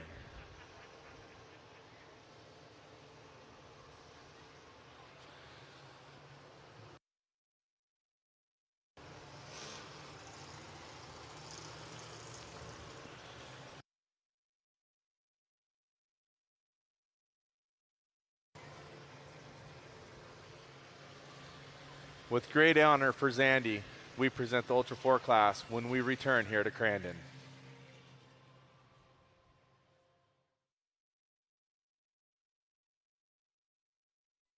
There's someone right here in northern Wisconsin that's committed to making quality healthcare at the standard of the community. For the past 15 years, they've invested in building state-of-the-art facilities that have helped keep families healthier by providing services like radiology, dentistry, optical, diabetes treatment, maternal health, and behavioral health services. So who cares so much about the health of the community? Potawatomi, keeper of the fire, builders of the future. Steel It polyurethane coating has become the choice of leading off-road builders and race teams who recognize the coating's superior performance, protecting suspensions, chassis, and other metal parts that require a proven durable shield against corrosion. Steel It's weldability is a signature benefit that saves racing teams hours of repair time.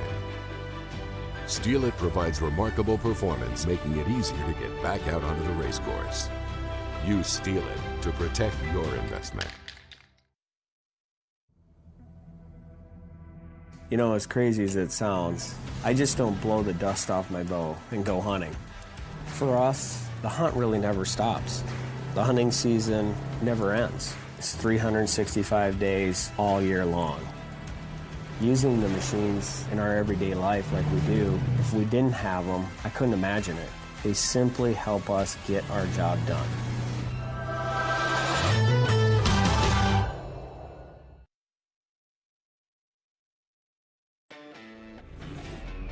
Make way for the first ever Chevy Silverado ZR2. With Multimatic shocks, rugged 33-inch tires, and front and rear electronic locking differentials. Dude, this is awesome, but we should get back to work.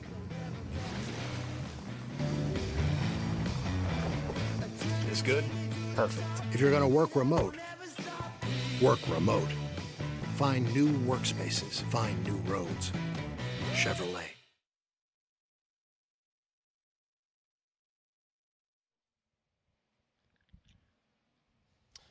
Okay, and hello, Crandon. This is the Red Bull Crandon World Cup for the Ultra 4 4400 class. And just look at these cars now as they make their way round the infield, showing their respect for their fellow racer.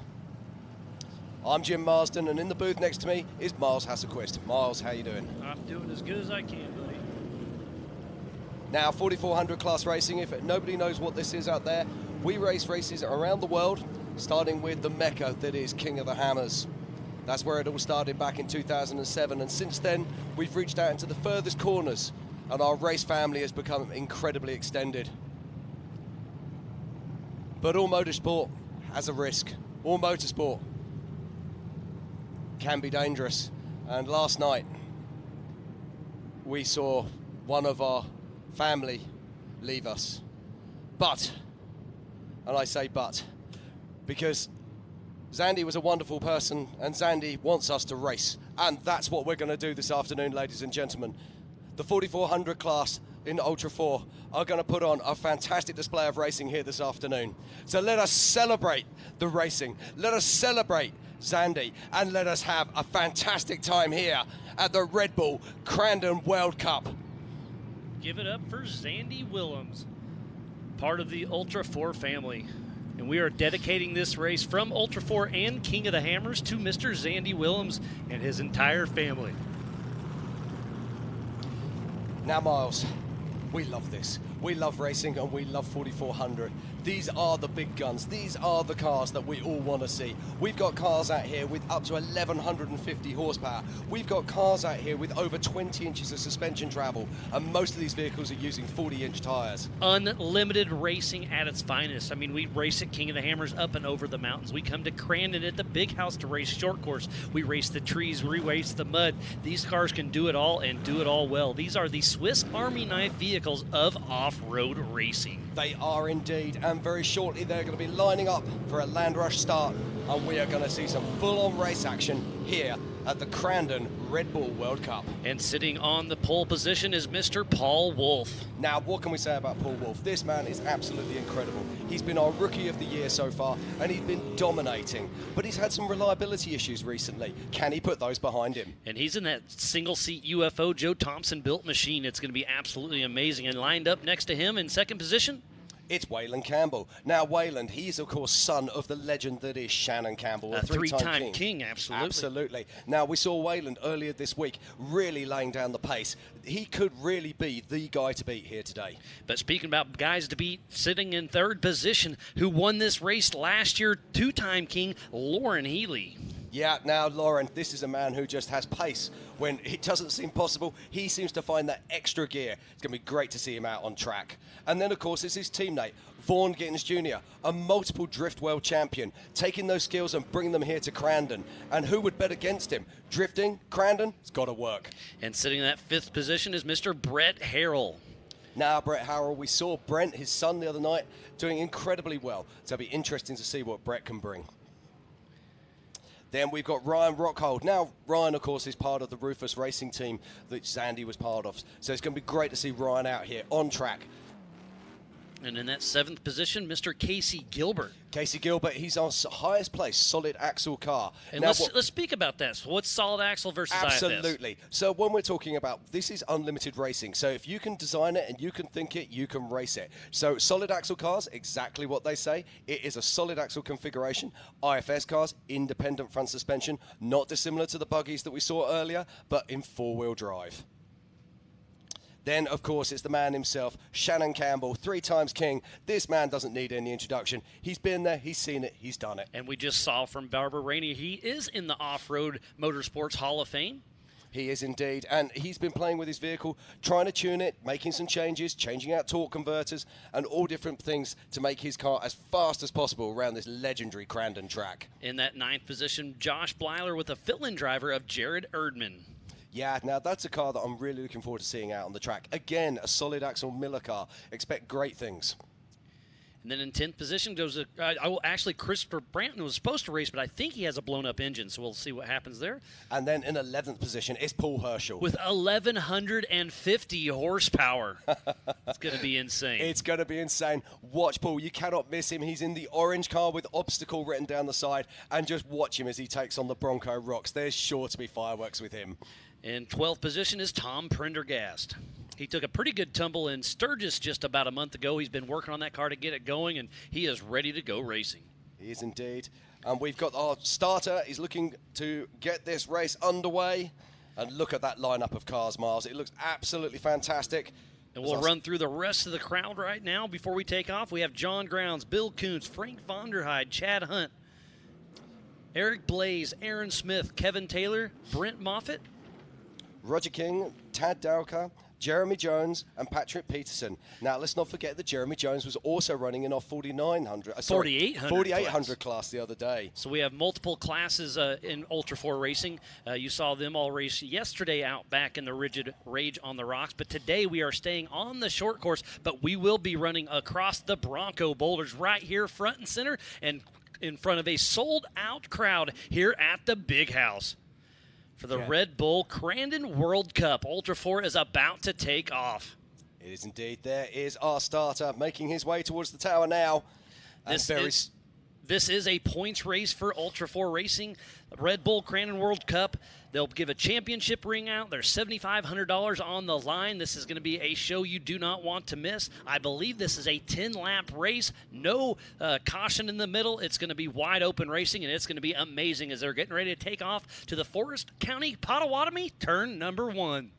We're looking at thousands of horsepower lining up there on this line. Any moment now, that light or the flag is going to drop, and we are going to see action as they make their way down to turn 1. He'll slide that to yellow, and then he'll grab a flag, and then we will be wide open racing for and we'll be crowning a Crandon World Champion. And it's go, go, go here at Crandon. And on the far outside is Paul Horschel with the early lead, but look, Lauren Healy right in the middle. Turn number 1 is coming down. Waylon Campbell in the mix, but it is Lauren Healy in the lead for now. On the outside, Paul Horschel, Waylon Campbell, Paul Wolf, Casey Gilbert, Shannon Campbell, Vaughn Gittin Jr. Wow, wow, wow, what a start here. Absolutely incredible stuff there, but it was Lauren Healy who took the whole shot. Closely behind him is Waylon Campbell, and then just behind him is Paul Herschel with that comedy 1,100 horsepower. And what a great shot we have there. Brent Harrell, Jared Erdman, Tad Dowke, Ryan Rockhold, and now we are back to the gravel pit with Lauren Healy out front, Waylon Campbell. Yeah, we saw Lauren Healy there with one wheel off the ground as he powers round these corners. As Lauren Healy gets ready to throw it into Calamity Corner, heading out to the Bronco Boulders. And this is where you'll see, well, this is a little bit different than what you're used to. And these rocks are big, they are gnarly, they can eat up some tires, but they are flying over them. They are indeed. They've got to be so careful here. One flat tire will be the end of the race, and they make their way round to Argon. There's a great battle with Casey Gilbert and Vaughn Gittin Jr. Straight axle versus IFS. We're back to the front of the field pack. Paul Horschel, Paul Wolf. And there, of course, is Shannon Campbell as he makes his way down towards Cowboy. The first lap through is Lauren Healy, Waylon Campbell, Paul Horschel, Paul Wolf, and Shannon Campbell in the top 5. It is. It looks like Vaughn Gittins Jr. did manage to get past Casey Gilbert. And he's going to put those drift skills to work, and he gets around Gilbert, but they're going to keep on rolling. Now, I just want to talk very quickly about Vaughn Gittins Jr. He's running some very, very clever suspension, so it'll be interesting to watch him as the race progresses. Fox Life out, but that there is Paul Wolf as he makes his way under the Red Bull arch. Shannon Campbell is hot on his heels, trying to reel him in. Again, I love the different cars. Obviously, during the race today, all the classes are the exact same, but here it's kind of run what you run, build what you want, get outside the box, and these cars are absolutely amazing. They are. This is Shannon Campbell, so it's a rear engine configuration, same as the car in front of him, which is a Joe Thompson built car. UFO, we know them as, and that's being driven by Paul Wolf. Just look at the air they're getting now as they make their way into the Calamity Turn. And they are both single-seat IFS cars on the center screen as they're all heading back into the Bronco Boulders. And the fastest lap of the day right now goes to Mr. Lauren Healy with a 1 minute 30 seconds. Yeah, looks like Lauren Healy's checking out right now. That's only about 10 seconds off some of the fastest laps today, and they're running through the Bronco Boulders, so it's pretty impressive. It is indeed, and it's that man again, Shannon Campbell. But look at this, Vaughn Gillen Jr. is catching him. So much action out here on track. Shannon Campbell and Vaughn Gittin Jr. battling out. Again, there's a single seat versus a two seat. Vaughn Gittin Jr. has Eric Davis riding shotgun with him. Does indeed. And just look at the way this car just carves around through these bends. Lauren Healy starting to pull away with this just a little bit. What a great race we're watching. The Forest Potawatomi Turn 1 here at the Big House during the Red Bull Crandon World Cup for Ultra 4 Racing. Jim, this has been a great start. This is so much fun. Love seeing them out here racing for Zandy. Indeed. It's our passion, it's our lives. We absolutely live and adore Ultra 4 racing, and it's so good to be able to bring it here to the Big House. See, once again, we watch Vaughn Gittin Jr. I believe Vaughn's running in, at the moment, 6th position and trying to hunt down 3 times King of the Hammers champion Shannon Campbell. But that is our current race leader. That is Lauren Healy. This is our 5th year racing here at the Big House, but our 3rd year running for a points race, and we just love coming back to Crandon. We do indeed. But just look at Lauren here. He's given us a masterclass in how to drive. He's starting to get a little bit of a lead on the rest of the pack. He won this race last year. He is just an absolute on fire. And that is another Horschel-built single-seat car. As we know, Horschel's not too far back. Just incredible to see how flat it is. He's really got that dial. And just look at the pace he carries down through turn 1 there as he makes his way back into the short course. And again, I just love this style of racing. And going through the Bronco Boulders just shows you how tough these cars actually are. And they are still trying to chase down Lauren Healy. Waylon Campbell's not too far off him, but Lauren's right in his zone. We have 7 laps to go out of this 10-lap race. Yeah, as we watch Lauren now powering his way through the Polaris gravel pit. We'll get a little hang time off the Polaris legendary lead. We're back to 2nd place, Mr. Waylon Campbell. Monster Energy Nitto Tire athlete. Wayland is looking for a win here, never won here at the Big House, and you wouldn't bet against it right now. Just look at the pace of this young man. Astonishing stuff as he crosses the rocks. Just look at that, Miles. Just the tires are dancing, but it's just floating, just kind of like you're at home. You're just skipping a rock right across the top. These cars are built by themselves at the Campbell workshops. All run three. A 492 cubic inch motor. All 3 drivers up front are Nitto Monster athletes, so they've got to be super excited for where they're setting right now. And those Nitto tires are looking good. Yeah, now, isn't it? It does actually look like Waylon has closed the gap to Lauren. And there is no competition yellow during this race, something a little bit different we do here at Ultra 4 Racing. And Lauren Healy just pitching it into turn number 1, but Waylon Campbell's not letting up much. Okay, I'm just looking here at the score sheet, and we've got a new fastest lap being laid down by Paul Herschel in a 1:30.242. So by 0.3 of a second, this is absolutely insane. All 3 of the top 3 ran a 1:30. So within a half a second of each other. That is absolutely insane. The thing that gets me with this, and it blows my mind every single time, these cars are built in totally different workshops with totally different sets of ideas all and skills. 3 of them, yeah, they're exactly. all 3 different. And yet they are running within tenths of a second of each other around this incredible course here at the Red Bull Crandon World Cup.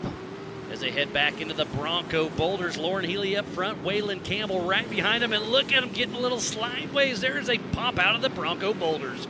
I'm very impressed here with Waylon Campbell. He's putting the pressure onto Lauren. Can he make him force a mistake?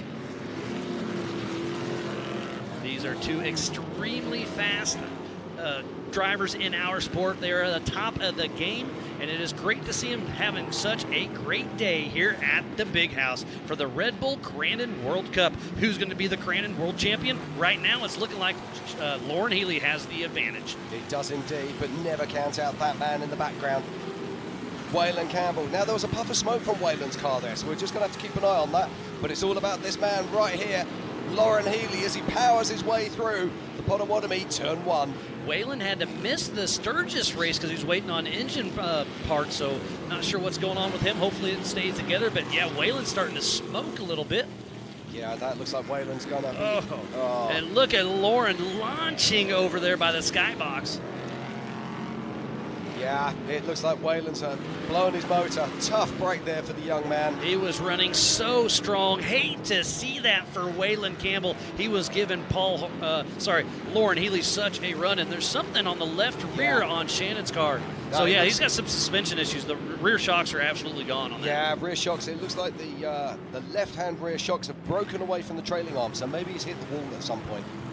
Tough break for both of the Campbells on this lap. We have 4 laps to go, and Lauren Healy starting to walk away from this a little bit, and that puts Paul Wolf in that second position. And still it is Shannon Campbell in third, but I'm sure somebody's going to get around him since he's having those suspension issues. Yeah, you can see now that those rear shock absorbers have broken away from the sway arm. And so Vaughn Gittins Jr. will be passing Shannon Campbell very soon, I have no doubt. And there he goes. He makes the move as he works his way up into Argonne.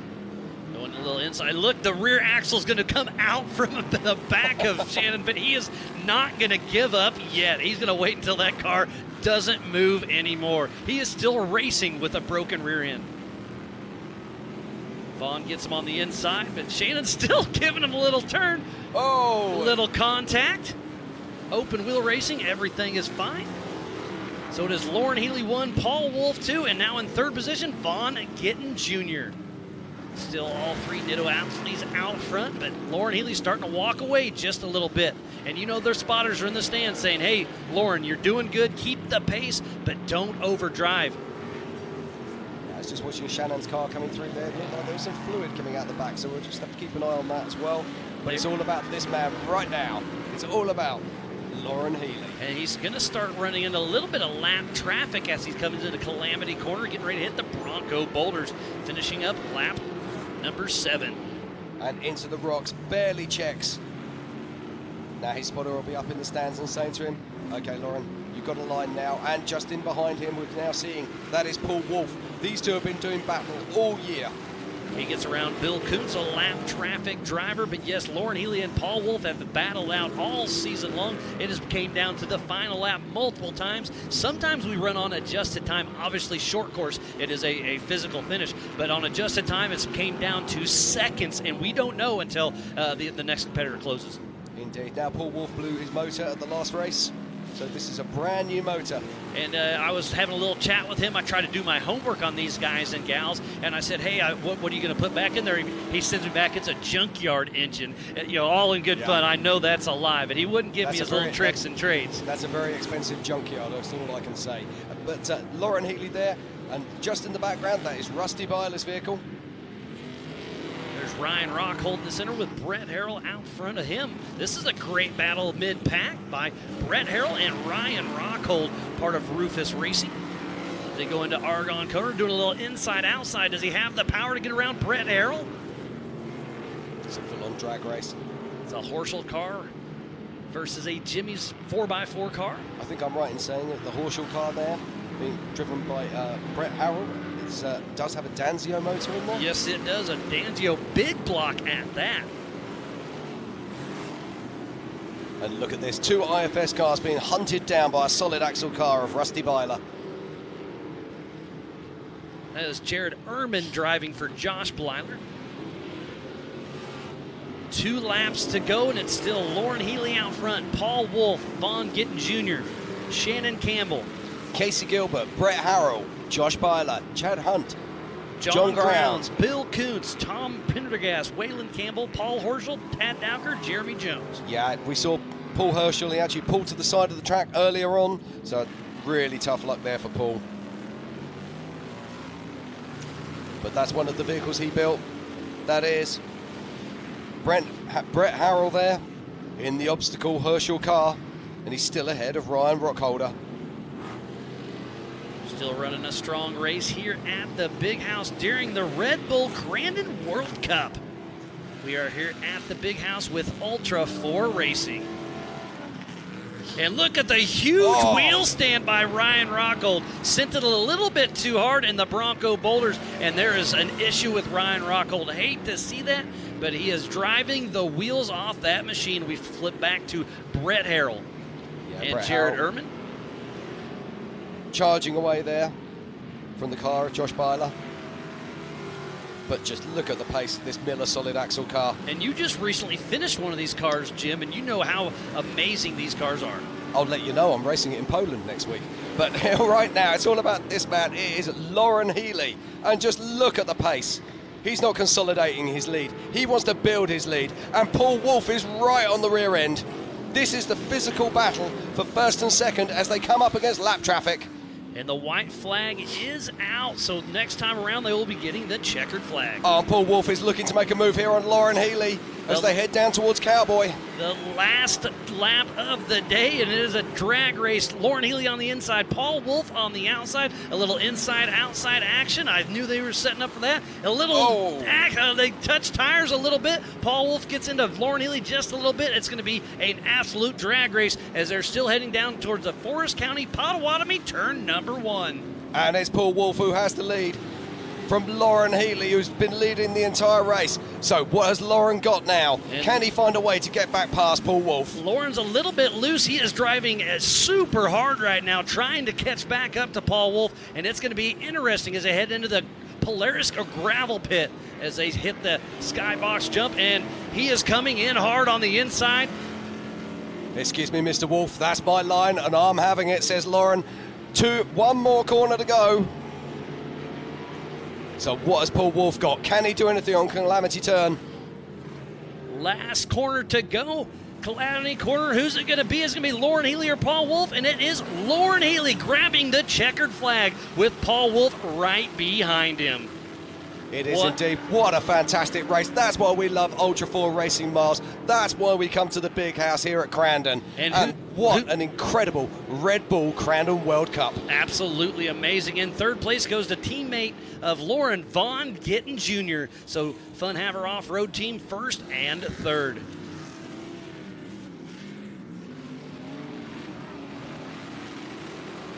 Thank you, everybody, for tuning in to the Red Bull Crandon World Cup. Here is our results. Top of the box goes to Lauren Healy.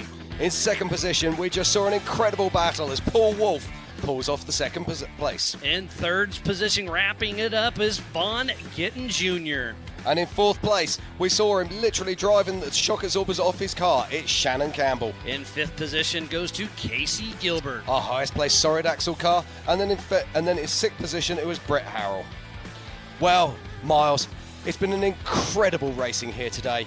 I mean, what do you think? It's been absolutely amazing. Thank you for everybody for tuning in, but we will be right back, and we're going to send it back down. We'll be right back after this.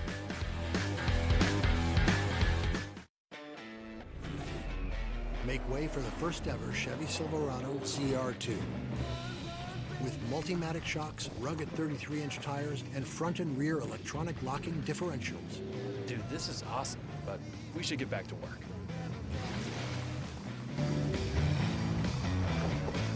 This good?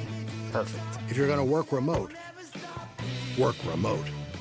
Find new workspaces. Find new roads. Chevrolet. You know, as crazy as it sounds, I just don't blow the dust off my bow and go hunting. For us, the hunt really never stops. The hunting season never ends. It's 365 days all year long. Using the machines in our everyday life like we do, if we didn't have them, I couldn't imagine it. They simply help us get our job done.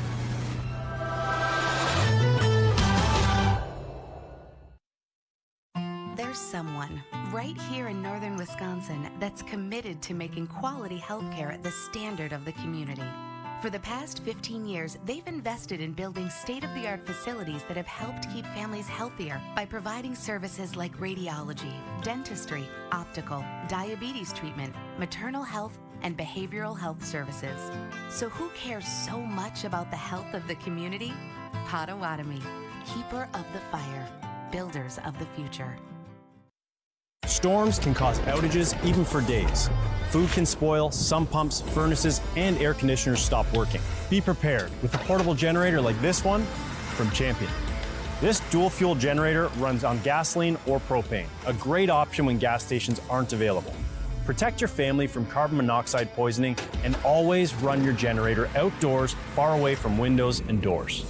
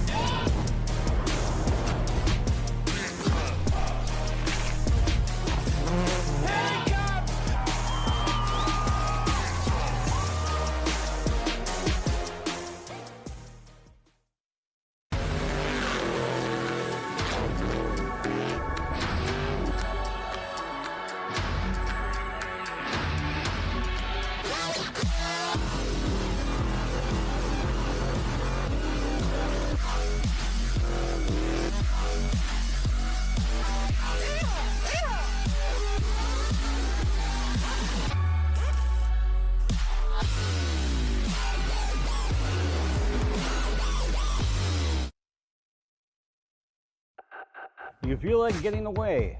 Make your escape to Potawatomi Carter Casino and Hotel. We are keeping Carter safe and will make you feel at home, like part of the family.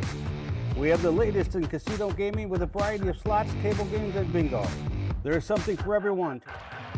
Treat yourself to a stay in our hotel and enjoy delicious options at the Flames Restaurant. Relax, unwind, and escape to Potawatomi Carter Casino and Hotel on Highway 32 in Carter, Wisconsin.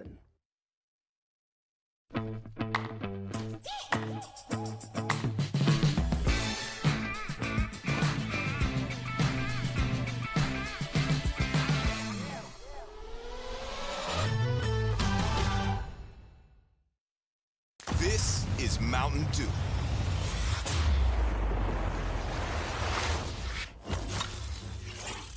A rush of crisp and refreshing flavor.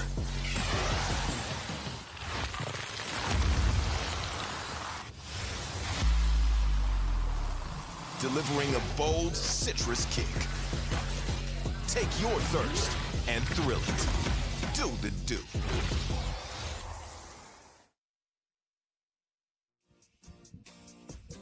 Okay, and welcome back to the Red Bull Crandon World Cup. And there is our winner. That there is Lauren Healy, the winner of the 4400 class. And he won this race last year, backing it up once again. Look at the smile on Lauren Healy's face. And we're going to send it back down to our one and only Mrs. Tiffany Stone, your show. All right, Lauren Healy, if you can make your way right over here, sir. Lauren, just want to grab some quick words for you. That was pretty much a drag race all the way to the end between you and Paul Wolf. I know you guys were out there racing for Zandy today. I know you've got some time, so I'm just going to let you take this and see what you need to say. Yeah, obviously at a little bit of a loss for words on last night. Thank you so much for the crowd and everybody for being so supportive. Everybody wanted to come and talk and make sure we were all right, because we are a huge family and we're all brokenhearted. We're missing a part of our family today. So this race was 100% for Zandy and his family and everybody watching, and glad we were able to come out and put on another awesome show out here for Crandon. Well, and going off of that, you and Paul Wolf, who's a rising star in Ultra 4, pretty much coming out of turn one out there, kind of got a little squirrely, saw that, but you guys held it together. From your perspective, how's it feel to race against Paul Wolf over here, knowing he's given you so much? Yeah, Paul showed up this year at a Moab, and I thought I had a race clicked off with like a 3-minute lap, and he beat me by 30 seconds or something on adjusted time. And that's when I realized this boy was here to battle with me. And It's been an epic year, honestly. Him and I have been 1-2 back and forth almost every race we've been in this year, and I think it's great for the sport. The emotions and the adrenaline that comes with it revives something inside of you for sure. Well, who would you like to thank for getting you that top spot, making you a world champion here at Crandon, and of course $7,500? Yeah, I mean, this is 5 in a row at Crandon for me, so I'm so pumped to race here. This is always one of my very favorite races of the year. We have an amazing team here at Fun Haver Off-Road. My crew, my mechanics, everybody just absolutely kills it on this team. My family's always here watching, and they're probably at home watching right now as well, so I love you guys. And but we have, this Ford Bronco, like I said, it's 5 in a row for this Ford Bronco, and we've been out here killing it. No flats on our Nitto tires. MBRP exhaust was ripping all week long, so and that Shell Rotella keeps that Ford motor ripping. So definitely we have an awesome team, and so grateful for everybody. And I don't know if Porter's standing over here, but he's been with me from the very beginning. And this is his last weekend with my team, so I just want to give him a special thank you for everything he's done for us. We're going to miss you, buddy. Well, thank you. Hop up on number 1. Big congratulations to you. And taking that second spot, the 218 of Paul Wolf. Paul, make your way over here, sir. Paul, make your way over. It's good to see you out here. We've seen you in Rock Bouncers, we've seen you in side-by-sides, and now this second place here at the Big House. You're a rising star in the Ultra 4 world, racing with, Lauren and Vaughn and all these great drivers out there. What you feeling right now? I'm super excited. This race was, for Zandy, like we said, and really happy we can come out here and put a great show on. And racing with these guys is awesome. I've watched Lauren and Vaughn for a lot of years. Now I get a battle against them, so it's pretty cool. Wish I'd have came out on top, but hey, second place is still awesome. And talking about that, we keep speaking about that last drag race to the very, very finish, back and forth, back and forth. I know the smile, you of course wanted 1, but 2 here. But being able to do that and, being able to thank all your sponsors, what's that really, really mean to you? It's huge. We had a great car. We had some few issues. We put an oil pressure D-rate in it, and when I get airborne, I'd let off the throttle and the car would die. So I had to refire it coming down that last corner, and he snuck under me, and nothing I could do. Who would you like to thank for making you second place here at the Big House? I got to thank all my sponsors. Chris Hickman, he's out here somewhere. He's a huge help. I wouldn't be in that car without for him. And then I got Ryan Tewksbury, another guy that's a huge help. And then the Rufus Racing team, them guys are awesome. They've encouraged me all year, and huge shout out to them. Awesome. Hop up on number 2 right over there. And taking our third place spot, the number 25 of Vaughn Gittin Jr. Vaughn, it's so good to see you up here. I love that Eric is always here. Eric Davis, it's always good to talk to you too. You guys are, a 1-3 for the Fun Haver team. Walk me through how it feels to be here at the Big House. It feels absolutely amazing. I mean, look at the amount of people that are here, and these are just true hardcore race fans. The energy is wild, and unfortunately, we had one of those days last night we never want to have in racing, and it felt good to be out there. The entire Ultra 4 family putting this race to Zandy and his family, who are no doubt going through a very tough time, and it was a battle out there. I didn't get as good a start as I did last night, and I was playing it a bit smart because I knew some people were going to attrition out, so I wasn't pushing as hard through the rocks as that Bronco can go. And sure enough, we just made our way up through the field. And, anytime I can be on the podium with my teammate and Paul is, third place doesn't feel too bad. So, really just pumped to be here, grateful to be standing here talking to everyone and putting on a show. We're learning every lap, and being up with, 20-year vets, and it just feels really good. I'm really grateful for the Fun Haver Off-Road team and everyone that supports us getting here. Monster Energy, Optima Batteries, Nitto Tire, just putting the magic under us. Fox Shocks, we're running live valve out here, the same shocks that are in the brand new Ford Bronco, and they just constantly adjusting and helping me out there. So, it's just absolutely amazing what these trucks can do, and just really grateful for everything we got going on. Awesome. Eric, I just want to ask you one thing. It's really impressive to always have a co-driver out there, especially with this and seeing you guys. And from your perspective, how important is a co-driver, especially in these Ultra 4 vehicles? I mean, it's not that important for some people, but I like to keep my boys' head right.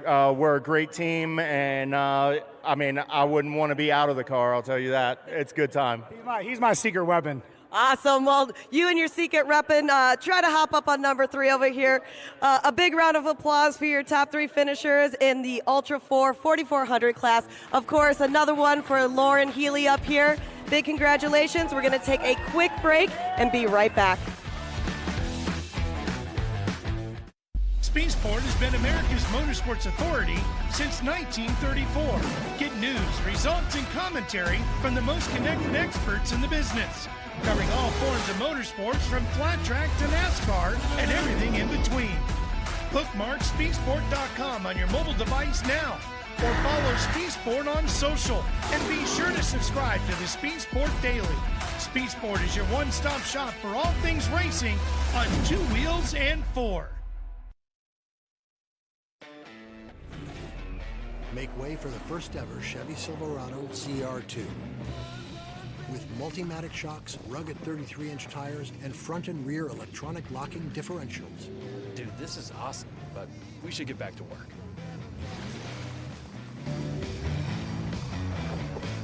This good? Perfect. If you're going to work remote, work remote. Find new workspaces. Find new roads. Chevrolet.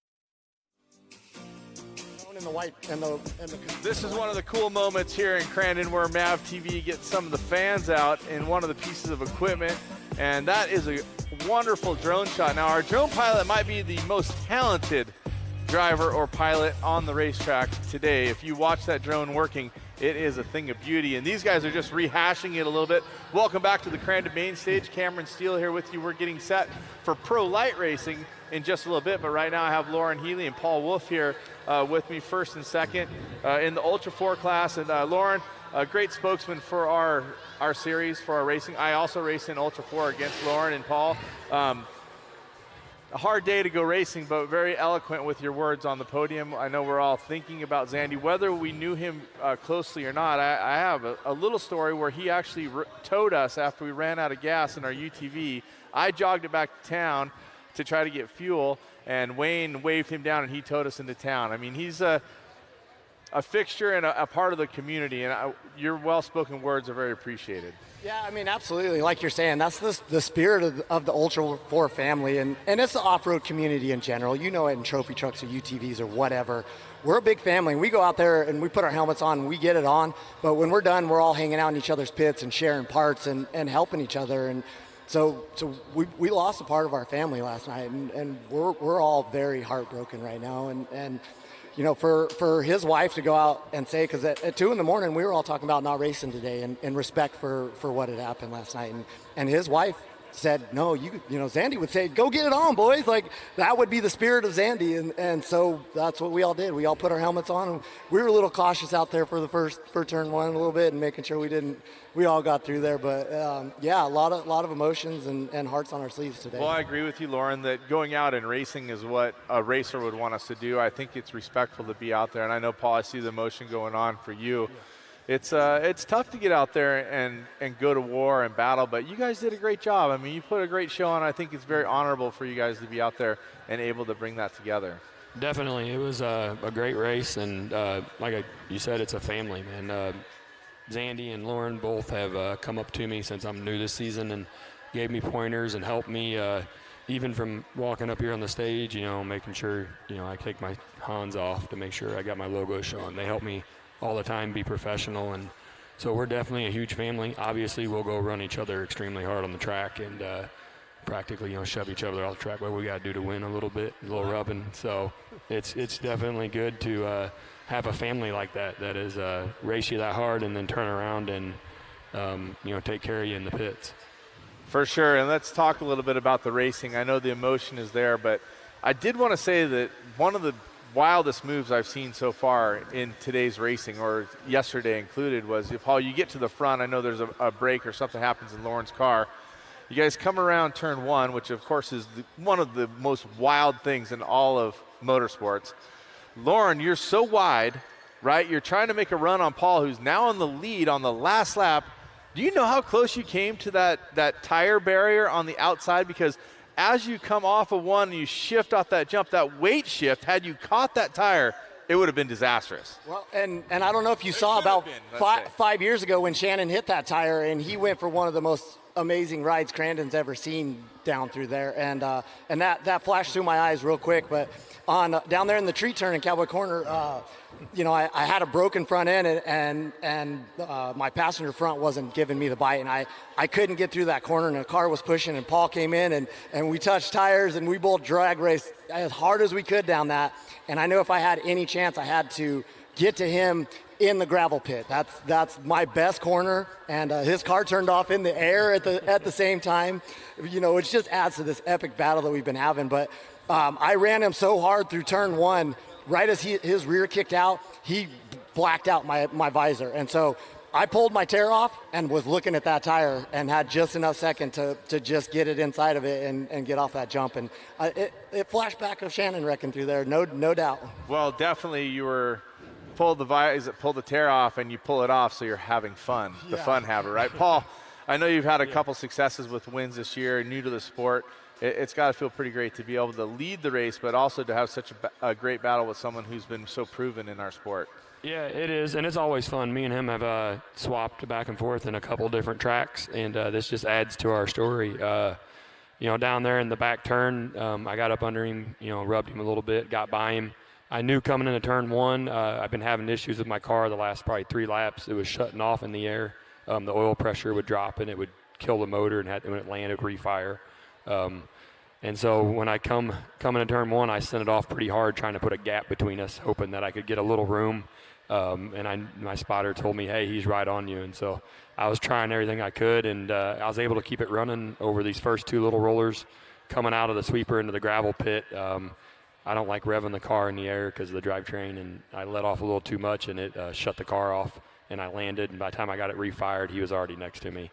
And so he was definitely on the throttle. He's sneaky, isn't he? He's a little bit sneaky. He's good. And he was good enough to drag the brake. I was hoping he would push out wide and I could dive under him. And I was protecting that inside. There's no way. He drugged the brake and kind of spoiled my little plan there. So. And I was watching you in my mirror try to go outside on the next jump. I'm like, nope, no way, buddy. Racers will be racers under any situation. The Ultra 4 family race here today with heavy hearts for Zandy Williams. And Zandy's in our heart, of course. Everybody talking about him, but to his family, our blessings, our prayers, and we are with you as the Ultra 4 family continues. Right now, we're going to shift away from this. You guys, great job. I love seeing the smiles and the energy because I think that's exactly the way he'd want it. Right now, let's check in with some footage and an interview from Connor Berry at the parade earlier in the week. It's all about the lifestyle here at the Lucas Oil Parade. The families are out here. They got the dogs. They got the little mini-me here going on with the little animals. And it's all about the family atmosphere here. People enjoying race car drivers, signing autographs. Speaking about race car drivers, we got a CBR driver here. General Tire. It is Mr. Connor Berry. Connor, you're the rookie out here getting ready to come here at the Crandon World Cup this weekend.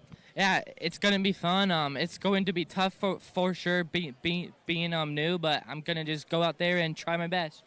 Well, it's all about the weekend. You've been running all season long with the series, but coming down to the big race, the Crandon World Cup, it's the Red Bull Cup. That's what you're going for this weekend. Yeah, for sure. Our goal is just to end the year on a high note, and if I could get the good start and just go and run some clean laps, it would be cool to get that win. Cool to hear from the young voices in the sport. Let's talk a little bit now with some of the experienced voices of the sport. Someone I love as an engineer, as a guy around racing I've known forever, but also a dirt bike rider like myself. Randy Anderson joins us here on the Crandon main stage, newly minted in the Off-Road Motorsports Hall of Fame, an inductee this year. That's got to feel pretty special, Randy. No, it feels awesome, to be chosen to be on the Hall of Fame. I know a lot of people in it, and I've been around the sport a long time. So I was I'm jazzed to be in it. It's a little weird, right? It's a little weird, but I got to go against people like you. Now I'm trying to catch up. I hear you. Now, for people not familiar, I mean, Randy, really a huge part of so many different drivers' careers, but really it seems to come down your relationship with Walker Evans. So many people talk about it. I know you've touched so many different drivers, including Rob McCachran and many others that have been a part of your team, but it's not just the great drivers, but great engineering and race engineering behind the scenes that really makes it possible. Oh, absolutely. I mean, I've been fortunate to have a lot of great drivers with Walker Evans and people like Rob McCachran and Scott Douglas. But I've been more fortunate to be involved with a lot of factory Chrysler performance engineers back in the day, then GM engineers and Goodyear tire engineers. And it's something that doesn't happen in today's world. So to be involved with the manufacturers like we have been in the past. Right, so now you're here at Crandon. Let's shift gears a little bit because we're seeing young guys around here, and a couple of those young guys are your kids. Yeah, I got a couple kids. A couple kids, they do pretty good, right? I mean, they're all right. Yeah, they're all right. You know, they just kind of show up and do what they want, and they run up front a lot. So they're on their own deal. They do make their own decisions, got their own team, their own building, everything's their own, and everybody thinks that I'm like behind the scenes, and it's like that's really not the case. I still have a business to run. And it takes a lot of time, and they do their thing and doing quite well at it. Well, you've raised two great race car drivers, for one, but also two very personable young men that have a lot of integrity and great style about them. I think that's something you and Mama should be very proud about. She did a great job. Right. I'm more of the hothead. She's more of the calm one, fun-loving, and I'm more of the intense. Okay, so for everybody here that doesn't know, Ronnie racing a Pro 2 will be on the front row. Yep. And RJ racing a Pro 4, who's won the Cup race twice. If I'm not mistaken, will be on the back row. How do Mom and Dad watch both? And is it just kind of a quiet moment where we don't cheer, or we cheer for every moment that looks great? I know there's no favorites with kids, but there's no favorites, and that's the way it goes, right? You cheer for the one who's making the pass and making the run at, right? You just keep going back and forth and hope, they give it their all and that everything keeps running and they end up 1-2. Doesn't matter which place. I think there's one thing I did want to say, that they are also very proud of you. I know it can be a little bit uncomfortable getting into the Off-Road Motorsports Hall of Fame, but talking to Ronnie and RJ, they are both very proud of their father, which they should be. You. And congratulations for being inducted into the Hall of Fame, Randy. Thank you. Right now, what we're going to do, it's time to go racing. The Pro Lights, they're a little smaller, but they're so fast and fun. I'm going to send it to my good buddy, Ken Stout, up in the booth. Thanks a lot, Cam. Very cool to have Randy Anderson up on there, and a little bit of just a small taste of the history from that guy, and to have his sons out here doing what they do and becoming a huge part of this as well. So thanks a lot, Randy, and congratulations on your inductee there to the Hall of Fame. As we take a look at the Pro Lights there on the starting line, we have to throw a bunch of love out to one Mr. Kyle Greaves. Came so close a couple of years ago, but got it done this year. He is the 2022 champ off-road Pro Light champion. And, of course, that is the son of Kurt Greaves, which is the brother of Johnny Greaves, which makes, of course, Kyle the cousin of CJ Greaves, if you're going to keep up with the story there. And certainly all of them uber talented all along the way, and Kurt was a big part of Johnny's team for many, many years. And then, of course, Kyle, just a chip off the old block, knows how to cut, grind, weld, does a lot of the fabrication himself, KGB. So if you need a truck, if you need something done, he's certainly great at that. But it's just awesome to see him have the success. And then to watch the two cousins hug it out yesterday was super cool. After CJ had won the championship, Kyle came up there and gave him a huge hug. So we are just moments away from kicking off this Red Bull Crandon World Cup race right here for the Pro Lights. Flagman climbing up into the booth. We will swap that board over from red to yellow, and then we're going to turn them loose. Some players in here: Kyle Greaves, Brock Hager, Trey Gibbs, Carson Parrish, Brody Ecclestone, just to name a few. As you can see, a couple of rows deep. They'll stand on these things. V8s underneath the hood, 500-plus horsepower. The automatics are rumbling already as well. Here we go, ladies and gentlemen, Pro Light. Headed down towards the Potawatomi. Turn number one here at Crandon. We already lost the hood. dancing down that long straightaway, and it looks like it might be Kyle Greaves that's going to get the whole shot here. Look at those guys up on two wheels trying to save it. A little bit of contact in there as well. Looked like Maddox Bailey and a couple guys got together just a little bit, but everybody made it through. All is good. Oh, it's a big contact coming off of turn number 2. Track nice and moist here to keep the dust down, but these first couple of laps are just an absolute handful, and it is Kyle Greaves who comes out of there with the whole shot and a nice lead over Christopher Polvorty. Polvorty up on the podium just a day ago. Christopher, a talented young driver, much like Kyle Greaves. A lot of success inside of these trucks, and we've got one over. Pretty sure we got one over there in Calamity Corner. Camera cut away from it, but there it is. And sure enough, it is the number 14. Was just talking about Brody Eccleston. And unfortunately over there, they'll get safety to him immediately. We are running long course here, so they'll have a little bit of time, see if they get him back over without throwing a caution or possibly just a corner caution. But want to make sure the driver is okay first as we keep an eye on the number 5 of Trey Gibbs. Trey Gibbs finishing up 3rd in the points this year. Had a couple of wins along the way and a total of 7 podiums. Solid effort. Trey Gibbs extremely good in the Pro Buggy ranks as well. Great to see him stepping up into Pro Light as they make their way back down here through Forest County Potawatomi turn 1 once again. Greaves has been hooked up, man. I mean, much like his cousin CJ, these guys know this track like the back of their hand. Ton of laps here. Asked him if he'd been tested. He said, no, man, we just made sure the truck was perfect. Polvorty, of course, a couple of years ago with a perfect season. Extremely rare, extremely hard to do, but was able to do so here in Pro Light.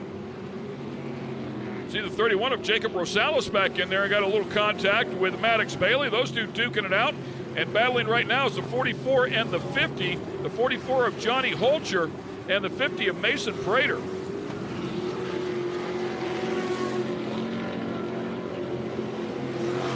Not a whole lot of travel, unlike their big brothers, the Pro 2s. It's about 14 inches, 12 and 14 inches of travel for these vehicles. They do make a lot of steam, as I talked about before, about 550 horsepower. You have an automatic transmission, of course, a manually shifted automatic transmission. Back in the day, they were 4 cylinders with 4 speeds.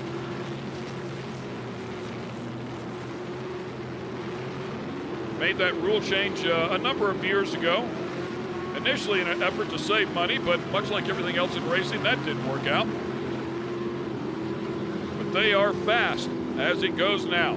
They're a handful, and they'll beat you up. Damper package is critical here. Much like everything else, not only to be fast, but to take care of your driver. Kyle Greaves way up high, chasing some grip up there in the fluff, doing a good job of maintaining that momentum, and pulls that lead right back out on Polvorty. Of course, we'll have a mandatory caution here. Matt Wood there in 3rd place, having a great run, just ahead of Trey Gibbs. Travis Milhausen Jr. also doing a great job inside of the top 5. Johnny Holcher, Mason Prater, Jacob Rosales, Maddox Bailey, Robbie Hornsby, who's had an incredible run out on the West Coast.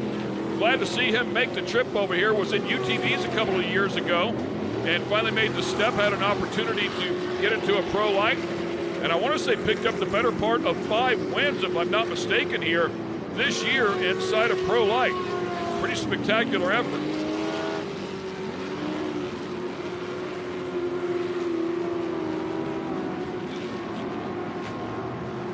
And I take that back. I think it's 6 wins. Contact there between a couple of them. 6 wins, a total of 7 or 8 for the career for him, and one of them pulling off out of the way, a lot of steam out of the back.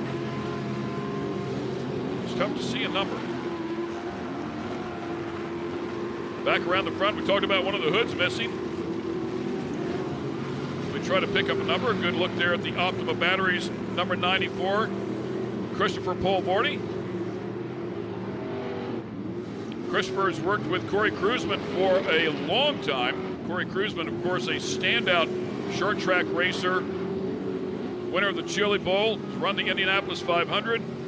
Extremely talented teacher, not only race car driver, but teacher as well out on the West Coast. And he and the Pole Vorties have spent a lot of time together. See the 50 car in there of Mason Prater.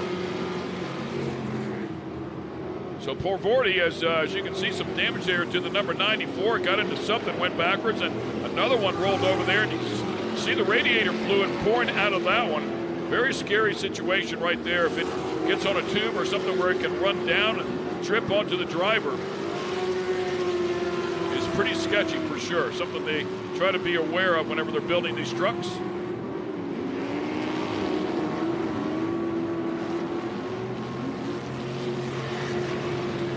Vorty trying to get underneath the 50 of Mason Prater.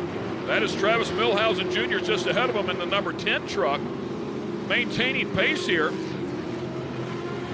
Milhausen with a podium finish at Bark River just 2 rounds ago. His best finish of the season, so has found some speed late in the going. Here comes Pole Vorty underneath Prater. Trying to make a little bit of room. Pole Vorty not afraid to get his elbows out. Still wet down there on the bottom. Looks like Pole Vorty loses a little bit of run. Loses a little bit of momentum, I should say. And down to the bottom goes the 50 truck of Prater. Here comes Milhausen Jr. outside in on him, looking to maintain that momentum. And they had some contact. Milhausen Jr. is going to keep the spot. Here comes Prater again. Pole Vorty just back behind him.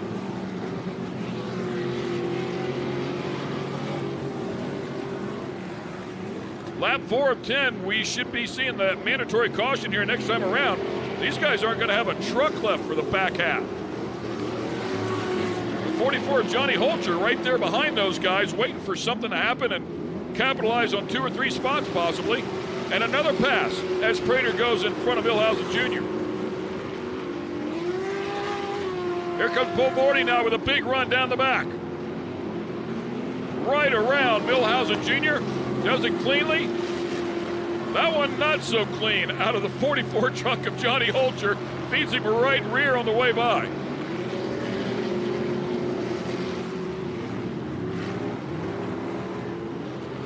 Big speed here. Oh, man. Pole Vorty hits 2 holes. Picks up the inside tires twice around the Forest County Potawatomi turn number 1. Over jumps the jump. Goes way wide. Might have broke the truck in the process, did everything he could do to have to stop it. So a big mistake there out of Pole Vorty after working so hard. And it's so easy to do. You look at it from the outside, you look at that jump and you think, oh, there's no way they're going to overjump that turn. But it is very easy to do, as you can see right there. These trucks carry a lot of speed and really fly. Tough break, too, as they come back to that mandatory caution. So we'll group everybody back up here. 31 truck of Jacob Rosales running back around the pace truck. That thing all beat up. Fiberglass everywhere here as they chase the Polaris Crandon World Championship ring. This class has been known to get pretty rowdy. This is nothing new for the Pro Lights.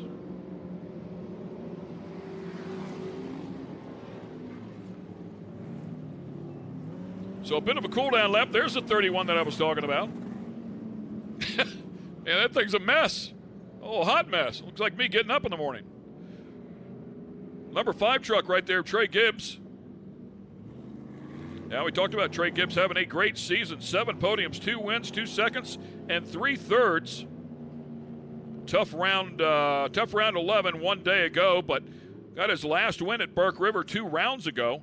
Matter of fact, strung together 5 consecutive podium finishes in the last 6 rounds.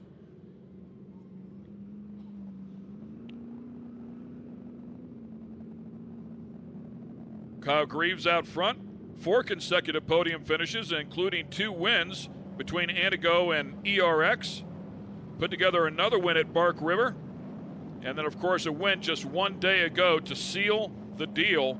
Came in here. It was tight at the top between Greaves and Hager. Just 1 point between the two coming into the weekend before qualifying.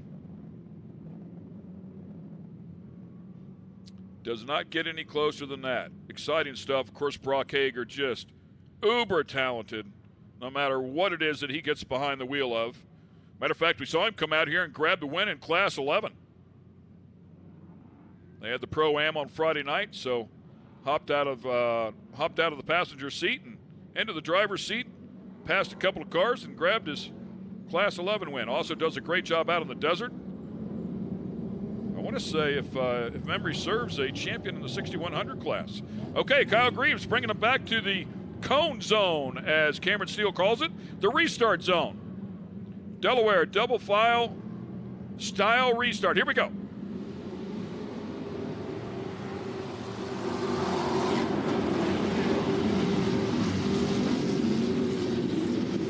About as clean as it gets right there for Pro Light. Everybody's still going the same direction. That's a plus.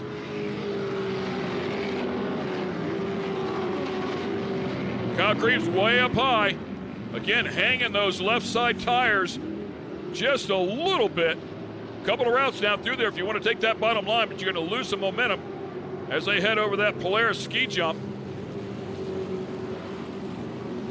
Oh, we got one spun all the way around in Calamity Corner. Spins and does the whole full 360 and keeps going. The Danny Sullivan spin to win. Got a little work to do to come back and win, but kept it going anyways.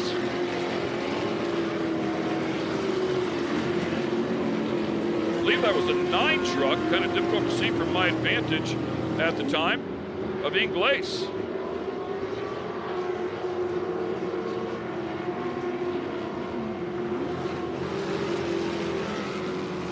So good look here once again at the 50 truck and the 5 truck of Trey Gibbs, over rotating just a bit. Has to gather that one back up. 50 truck of Mason Prater. Prater, another young, talented driver here, continues to cut his teeth in short course off-road, now up into the Pro Light ranks, where so many champions have made a name for themselves and stepped up into Pro 2 and Pro 4.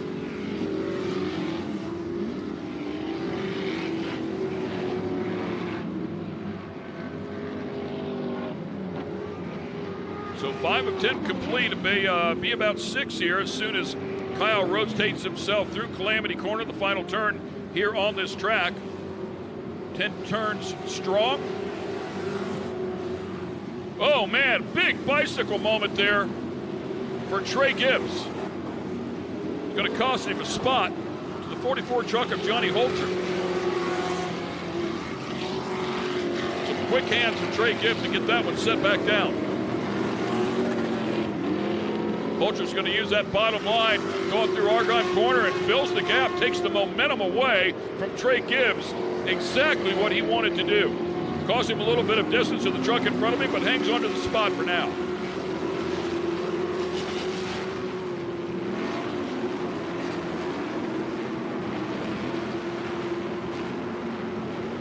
Christopher Polvorty back there behind those guys, and they are showing Polvorty on the lead lap in the 5th position.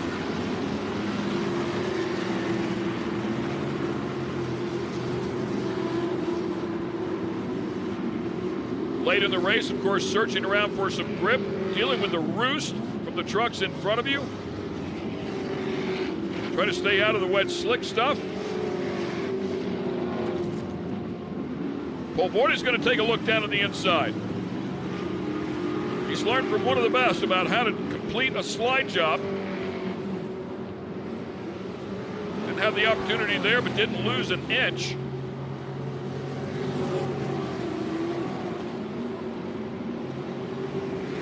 These guys all used to racing each other out on the West Coast as well, so a lot of seat time, knowing what the other driver likes to do or tends to do, and try to find a weakness, see if you can capitalize. Gibbs down there on the bottom of Holcher. Holcher almost gave it up. See if Gibbs gets a run on him. Does not. Holcher gets a nice run here as they head into Cowboy Corner. Here comes Gibbs down to the bottom. It's going to show him the nose again. Can he get it rotated, take the spot?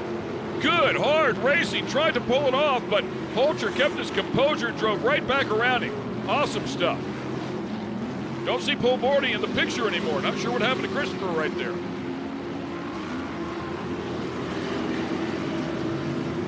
Gibbs not done with him yet.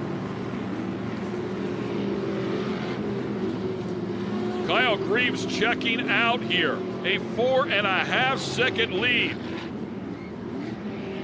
Just to cap off the weekend. Of course, he's got to finish this deal up, and another couple laps to go. Anything can happen. Millhausen Jr. again, and Prater. These two have been duking it out the entire race. Hardly any fiberglass left at all on Prater's truck.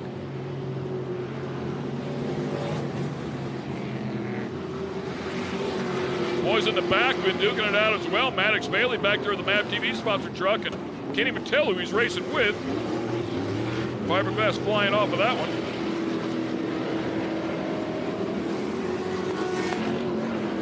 Millhausen Jr. having a great run out here as we come back to our leader. KGB Customs is Kyle Greaves built, and of course we'll do custom work. They have a beautiful, I believe that's an old Chevy panel truck that's sitting by their pit. It's absolutely gorgeous. But the kid is crazy talented, early 20s. Nothing he can't do, not afraid of working on anything. Has put together this program, picked his way forward a little bit at a time, come out of the UTVs.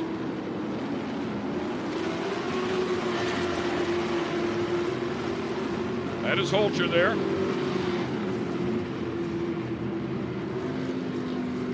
And Trey Gibbs right there behind him.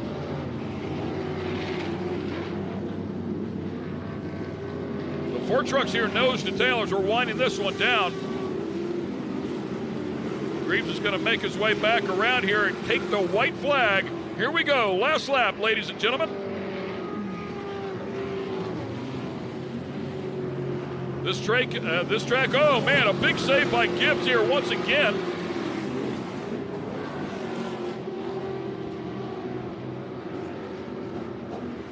As we stay on this battle here, Greaves is well out front. How about a 10.5 second lead by Greaves? We'll catch up with him when he makes his way back around here. Right now, we're going to stay on this battle between Holcher and Trey Gibbs. Side by side they go down into Cowboy Corner.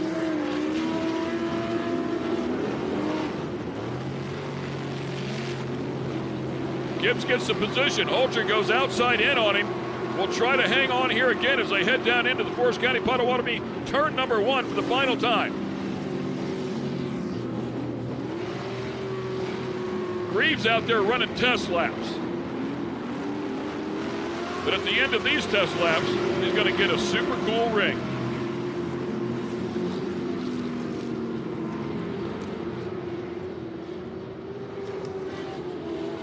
Finishing things up here, 4 trucks there, still nose to tail. Actually, 5 trucks, all nose to tail. Great battle going on there. But it's the number 34 KGB Customs truck, driven by Kyle Greaves. Puts it all together here today. Beautiful job out of the 2022 champ. Everything has gone his way here as of late. They dug hard. He didn't collapse under the pressure of the championship. Put it together and did a fabulous job. Behind him, Mason Prater. Trey Gibbs will hang on for third. Christopher Polaris and Johnny Holcher. What a vicious run there, and hats off, by the way, to Brent Smith in 6th place. Brent Smith does a great job, picks up a ride here, I believe, from the Holcher family, if I'm not mistaken. Finishes right behind Johnny Holcher, so not a good guy you don't want to take that guy out after he put you in a truck, and might let him drive a Pro 2 as well. So great stuff right there as we take a look at the Pro Light results here at the Pro World Championships and Red Bull World Cup. And once again, Kyle Greaves up top. So we're going to take a quick break here, give these guys a chance to get back around the track, and then, of course, get out of the truck as well. A little contact between 2 guys out there. They're just communicating. Stay with us. We'll be right back. Spaceport has been America's motorsports authority since 1934. Get news, results, and commentary from the most connected experts in the business, covering all forms of of motorsports from flat track to NASCAR and everything in between. Bookmark SpeedSport.com on your mobile device now, or follow SpeedSport on social, and be sure to subscribe to the SpeedSport Daily. SpeedSport is your one-stop shop for all things racing on 2 wheels and 4.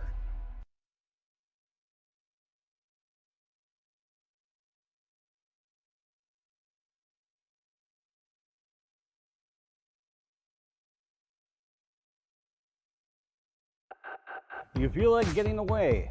Make your escape to Potawatomi Carter Casino and Hotel. We are keeping Carter safe and will make you feel at home, like part of the family. We have the latest in casino gaming with a variety of slots, table games, and bingo. There is something for everyone. Treat yourself to a stay in our hotel and enjoy delicious options at the Flames Restaurant. Relax, unwind, and escape to Potawatomi Carter Casino and Hotel on Highway 32 in Carter, Wisconsin. Make way for the first ever Chevy Silverado CR2.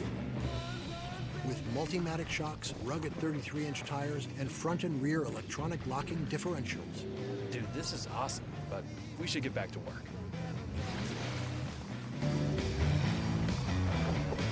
This good? Perfect. If you're going to work remote, work remote. Find new workspaces. Find new roads. Chevrolet.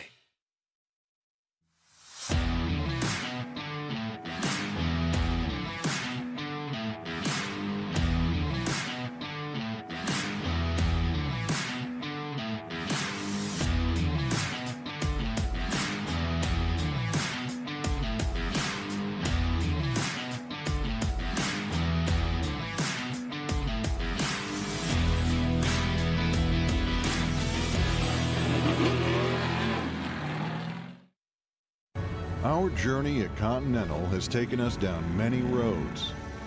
And when we first started, they weren't even paved.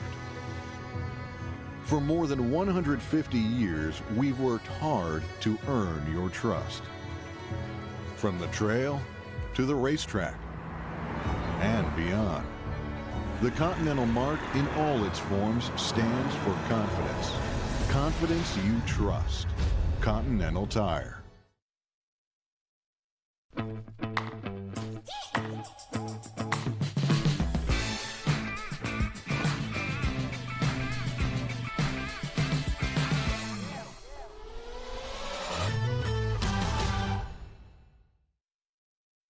SpeedSport has been America's motorsports authority since 1934. Get news, results, and commentary from the most connected experts in the business, covering all forms of motorsports from flat track to NASCAR and everything in between.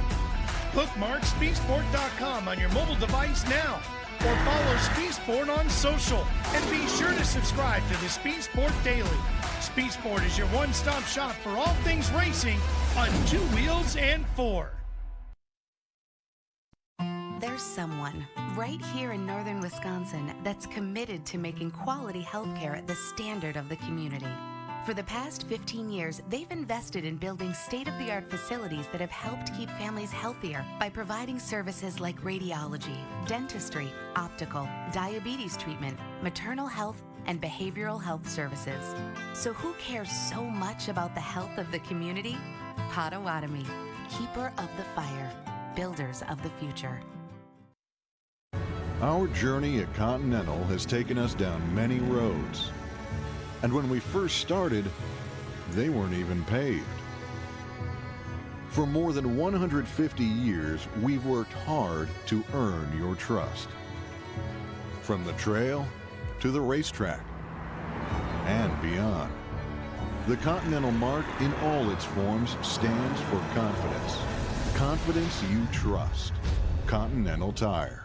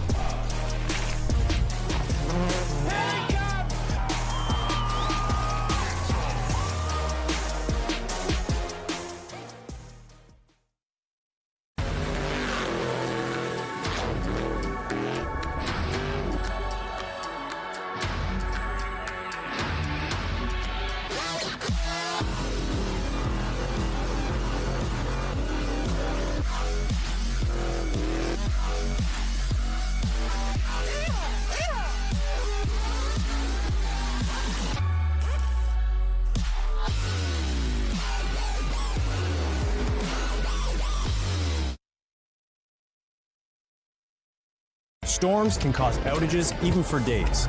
Food can spoil, some pumps, furnaces, and air conditioners stop working. Be prepared with a portable generator like this one from Champion. This dual-fuel generator runs on gasoline or propane, a great option when gas stations aren't available. Protect your family from carbon monoxide poisoning and always run your generator outdoors, far away from windows and doors.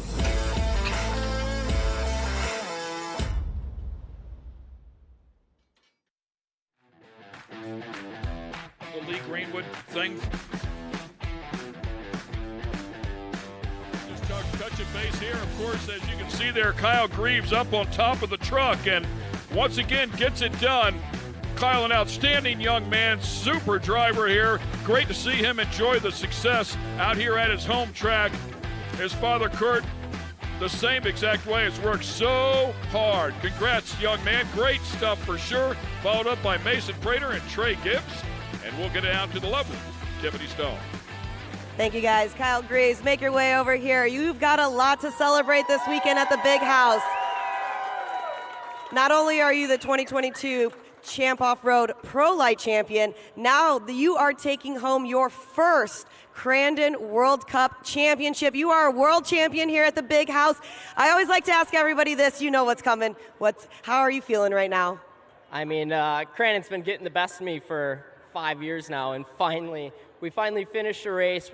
We won, we got the championship, and then we came out and we led every lap, pulled both hole shots, and took both wins, and that is a hell of a feeling. I mean, I can't give it up to all the Crandon fans. I mean, there's so many people here. I've never been up here on Fall Crandon, so it's honestly awesome, but I got to give it up to my team.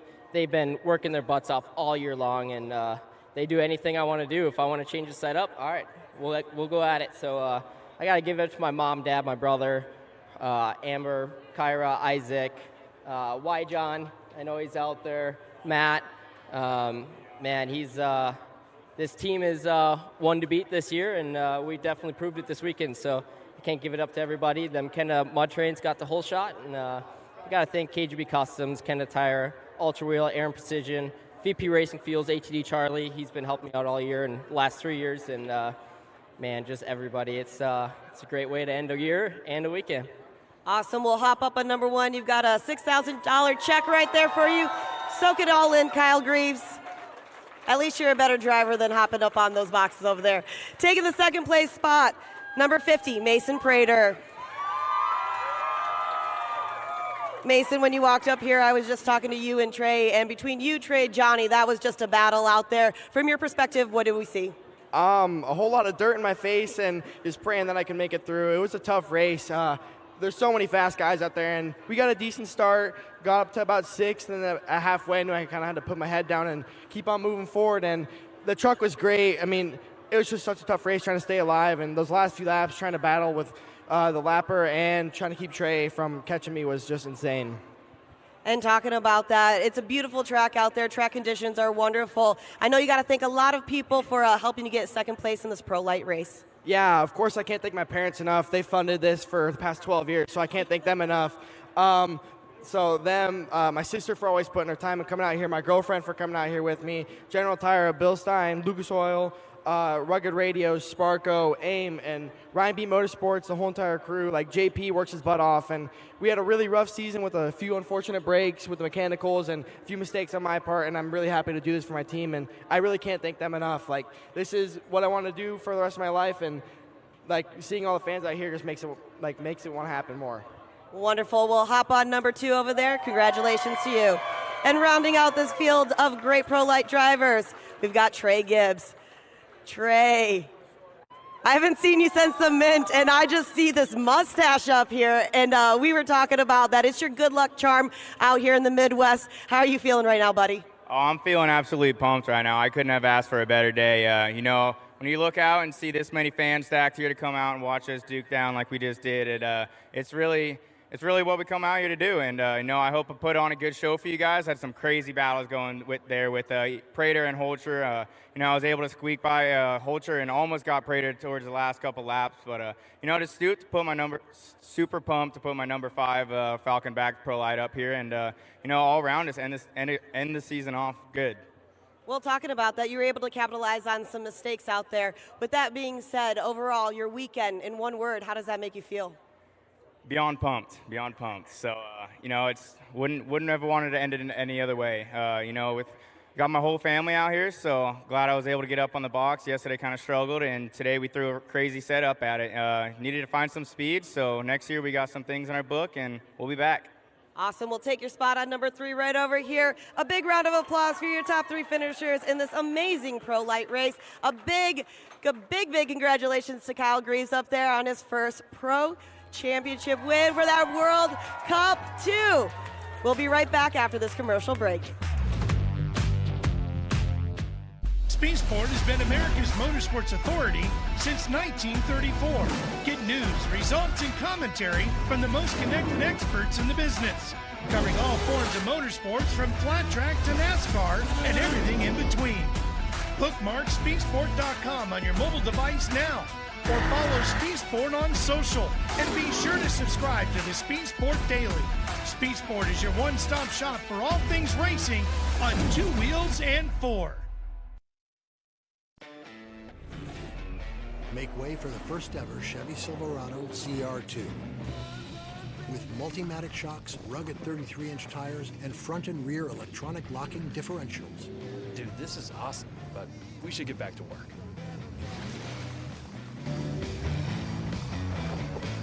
This good?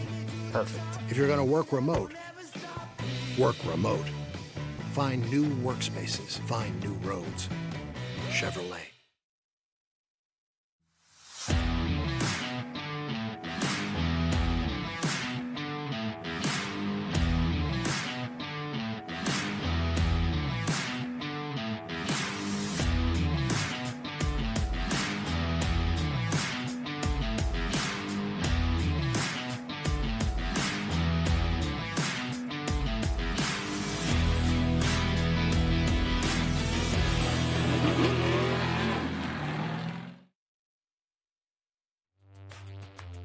To Crandon and the Red Bull Cup race coming up very soon. The Red Bull Crandon World Championships happening right now. And so stoked to see all the kids having fun. The RC cars, all the chaos out in the pits. There's just a great feeling of family and fun. And speaking of family and fun, we're joined here on the main stage by Kyle Greaves, family name very well respected and well known here. Your father, Kurt, obviously Johnny's brother. Kyle, first of all, congratulations on hurting everybody's feelings this weekend. That's not very nice of you. I'm just trying to be like my Uncle John. You know, he came out here last year and pulled every hole shot and led every lap with Pro 4. So we decided we need to come back here this year and do what he did. Right on. So the first question I have for you, first of all, is big family, big name, big expectations? Do you feel that sometimes? A little bit. You know, it's nice because we're under our own tent. So we don't have the expectations that they have. You know, they have a lot of big sponsors and a lot of people that they have to do good for. And, you know, we have our business and just the basics. And, you know, we're just doing everything we can for ourselves and for us to come out here and kick some ass. And it's a heck of a feeling. So hopefully we can be at that point that they have sooner than later. Right on. So, I mean, great success for the Greaves family here today, but let's talk about you specifically because this season has been a banger all the way around. Winning the championship, winning the race yesterday, winning the world championship today. That's all. There's a lot of gravy there. Like some years you're like, okay, I got the championship, but I didn't get the big win and I didn't get the world championship. And sometimes none of it happens, which I can attest to after 35 years of off-road racing. But for you, the trifecta happened. It's got to feel pretty great to know that the team and all the effort that came together for that popped all at the same time. Yeah, I mean, we've been coming here. This is my 5th year at Crandon. And I haven't finished a race under full power in 5 years. And, you know, to come out here and do what we did, it's honestly unbelievable. Like, I'm still living on cloud 9 from yesterday, and now we just upped it again today. And, you know, yesterday we just treated it like it was a cup race. You know, the only thing we could do, because the points were only 2 points apart from Brock Hager and I, and 5 points from Trey Gibbs. So we just had to come out here and win. That was our only expectation, and we were able to make it happen. And here we are, the world champion, the champ off-road champ, and couldn't ask for a better season. That's pretty awesome, I got to say. Let's talk about the relationship with your dad and how involved you guys are with this together.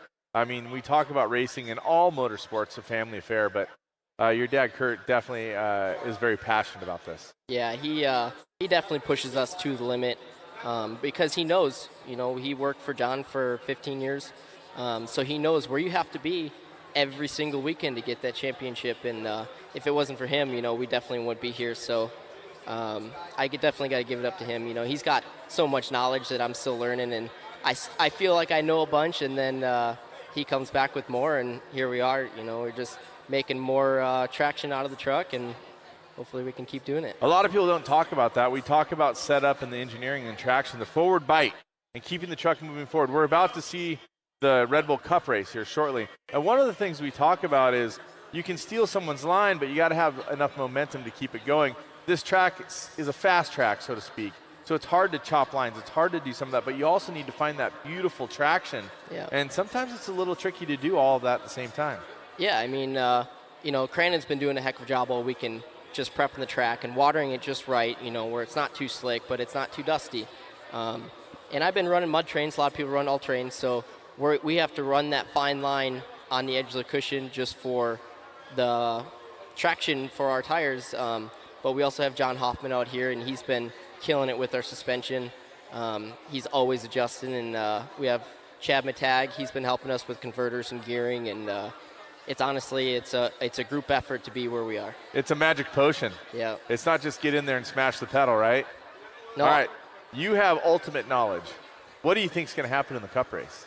Well, 2s, 4s, your family in front?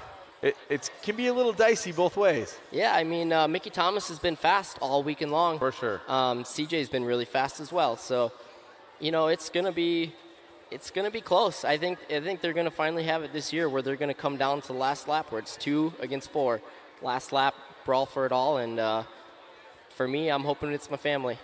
Right on. Well, you're a great champion. We're stoked to have you here. Congratulations on all your success. Give your dad a big hug for me if I don't see him, but he's a great part of the paddock and a great part of everything that happens here at Crandon and in short course off-road racing. Absolutely. Yeah, I appreciate it. Right on. Congratulations. Right now, we're going to talk to another champion that we caught up with earlier. Dave Arnold was able to catch up with Kyle LeDuc, one of our huge stars of the sport. Also still kind of a youngster, and he's got a lot of personality and a lot of style, especially out on the track.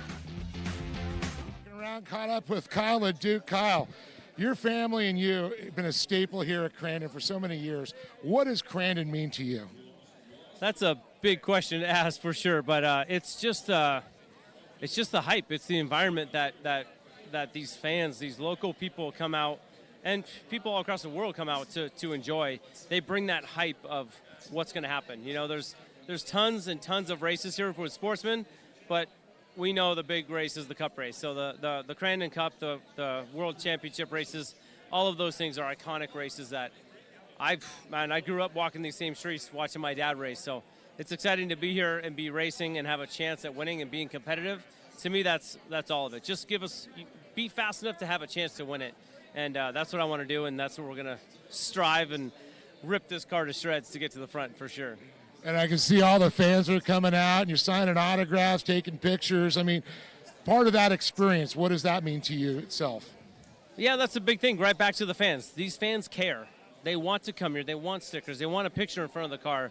Nobody's too cool for us and to ask questions and have the kids do stuff. So I love that the fans care. It's chaotic and thrashing, and like you see, thousands of people walking down here, but it's hard to find people in the world right now that care this much about something. And it's really cool to be here and to have the last name LeDuc after my dad, and now my son is racing, third generation, and my brother, my sisters, we have all raced here.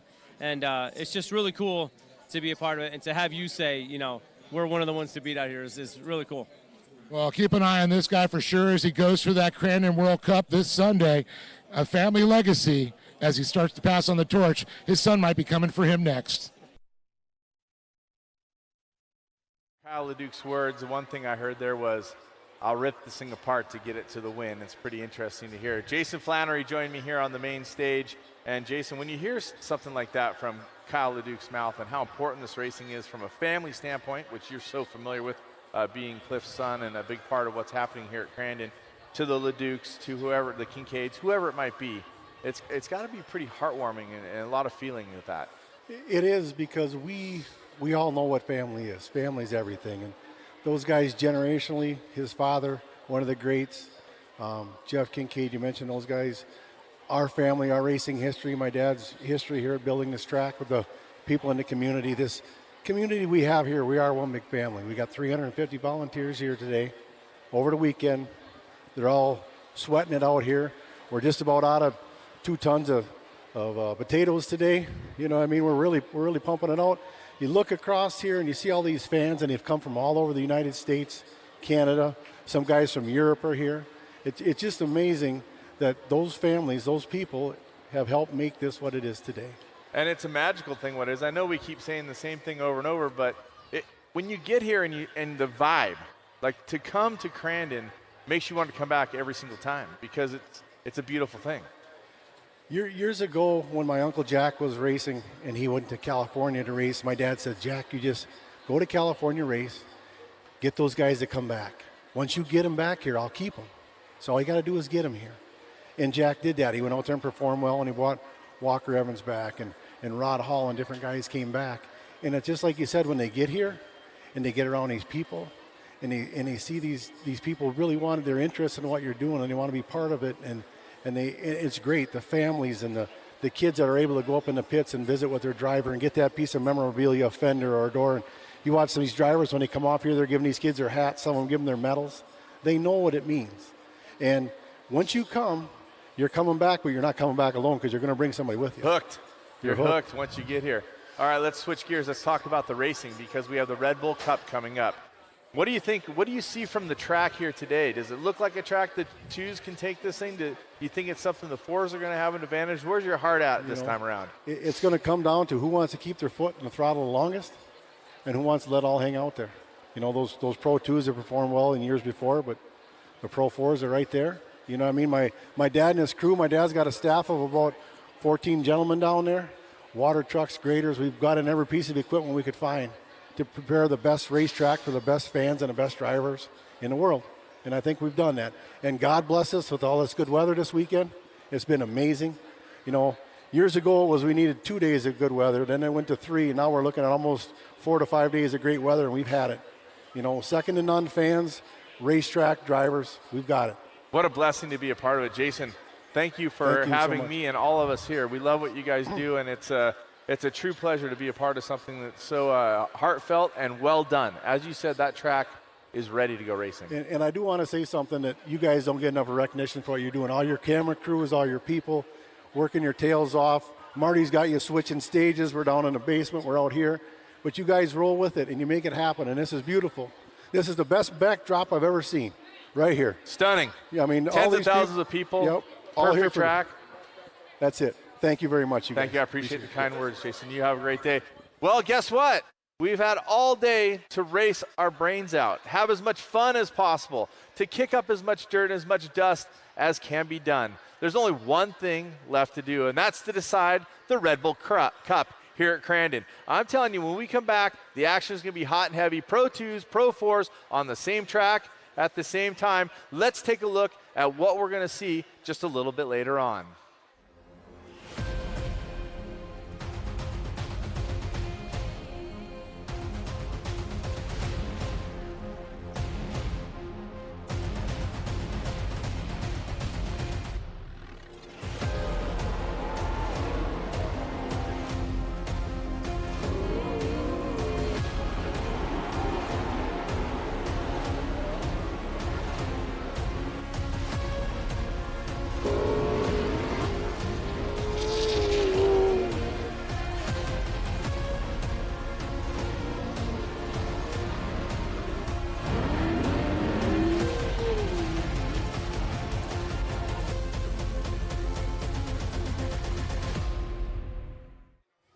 Oh yeah, it is time to party Crandon style, the 53rd annual running of this World Championship race brought to you by Polaris, and Marty Fioca joins me on the stage. Cameron Steele here with the coverage for the Red Bull Cup.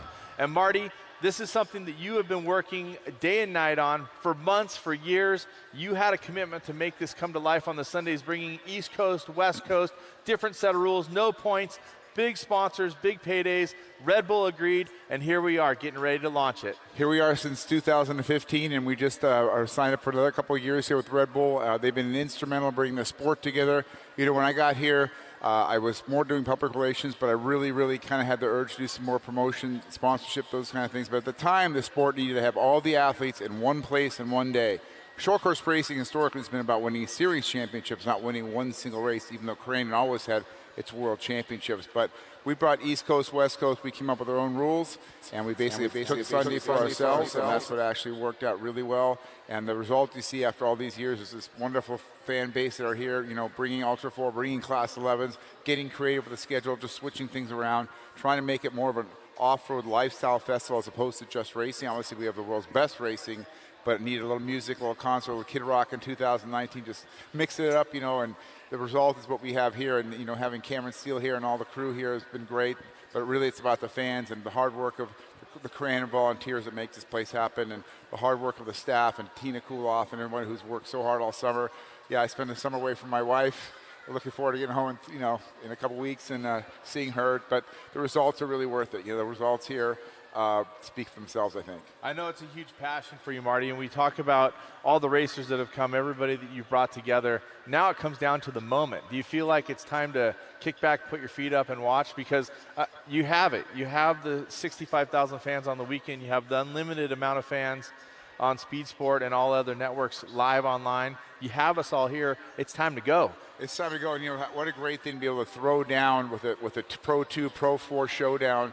The way we've done it, that Cup race is so exciting. And then these guys are running for the Red Bull Cup, which is the most, you know, one of the most significant trophies in our sport, in any sport. And you know, a beautiful day like today here in the Midwest, I mean, it doesn't get any better. And I've got the best racers and the best trucks, and they save their equipment a little bit. They're saving their setups. They want to win this one. And so this is one they work on to win every year. And I think for a fan, a driver like me, but also these guys, I mean, to bring this to all these great fans who have been here all day and to end the weekend like this, doesn't get any better than that. Well, I can only ask one question before we go racing. We have all these different puzzles, all these different organizers that come in and race, all the different racers, hundreds of them, thousands of fans, the live web, the television, all of it. What's next, Marty? Because it seems like you have unlimited ideas. You got something in your back pocket already? Yeah, we already have something coming for next year. I guarantee you. We've been working on it. It sounds like we have a few big additions if I can pull them off. And, you know, it's been great just to have the ability to extend the weekend out, have people come camp. I mean, this is all about camping and family and fun and night and day, and this is what everybody needs to be. I always say the Indianapolis 500 is where you need to be Memorial Day. Well, Labor Day, it's all about being Crandon. It's all about being American, and we're super proud of being here and all our fans from all over the world that have come here and from across the country. And, you know, we just hope that if they made the trek from a long way, that it was worth the drive. And I think the people I've talked to this weekend said, yeah, we've got to come back. We're running out of space.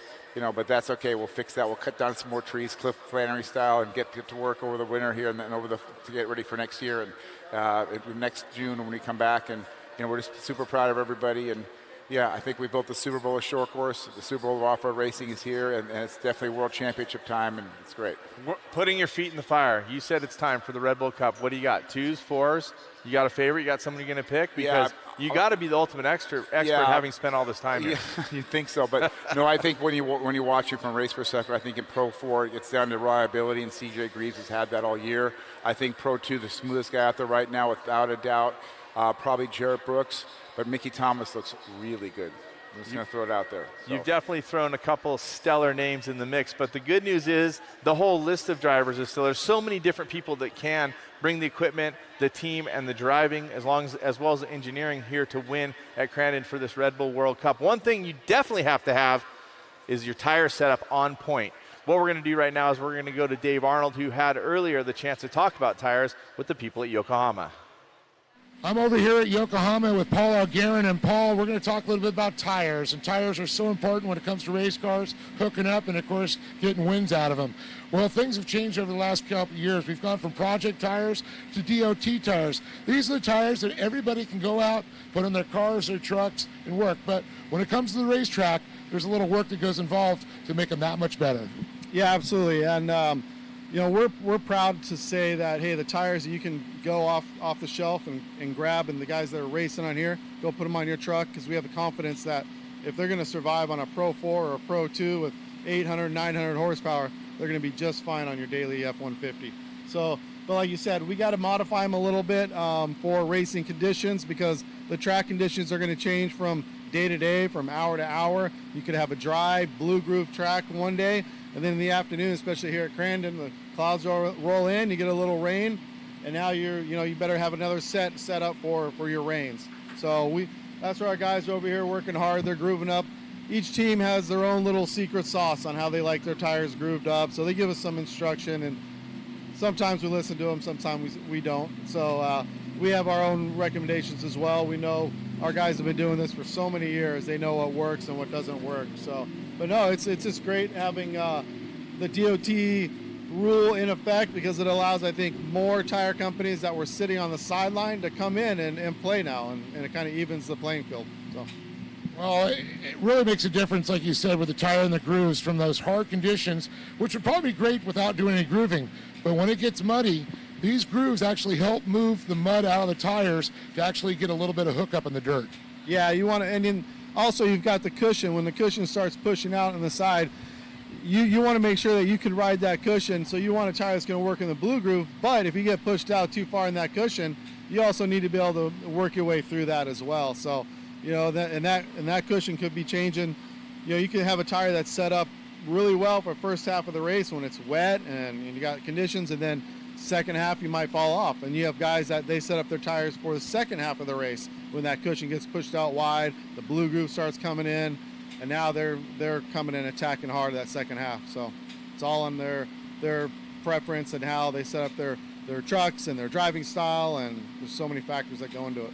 Well, I know one guy you got driving, and he's been pretty much driven from every condition out there, Tanner Faust. I know he's going to be running your treads and shoes out there for sure. Yeah, Tanner, he loves Crandon, and this is his second year coming back, and he's just the consummate professional driver. I mean, you put him in a rallycross car, you put him in a drift car, you put him in a Pro 2, he's going to go out there and he's going to give you the best performance that you're going to see out of any driver. So.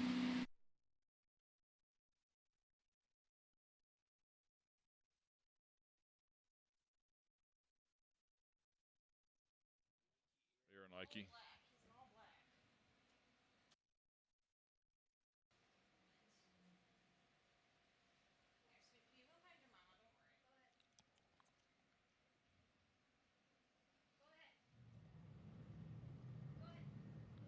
So we have the cutest little boy up here that has an Air Nike shirt on. I'd say about 3 years old.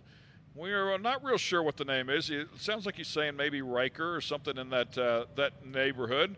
Certainly the young man is, we know where he's at. What we're struggling with is where his parents are. So we have some lost parents, clearly. So if you are missing the cutest little boy with an Air Nike shirt on and a big smile on his face, we have him right up here at the top of the grandstands, turn number 1, where the announce booth is. Come on up to see us.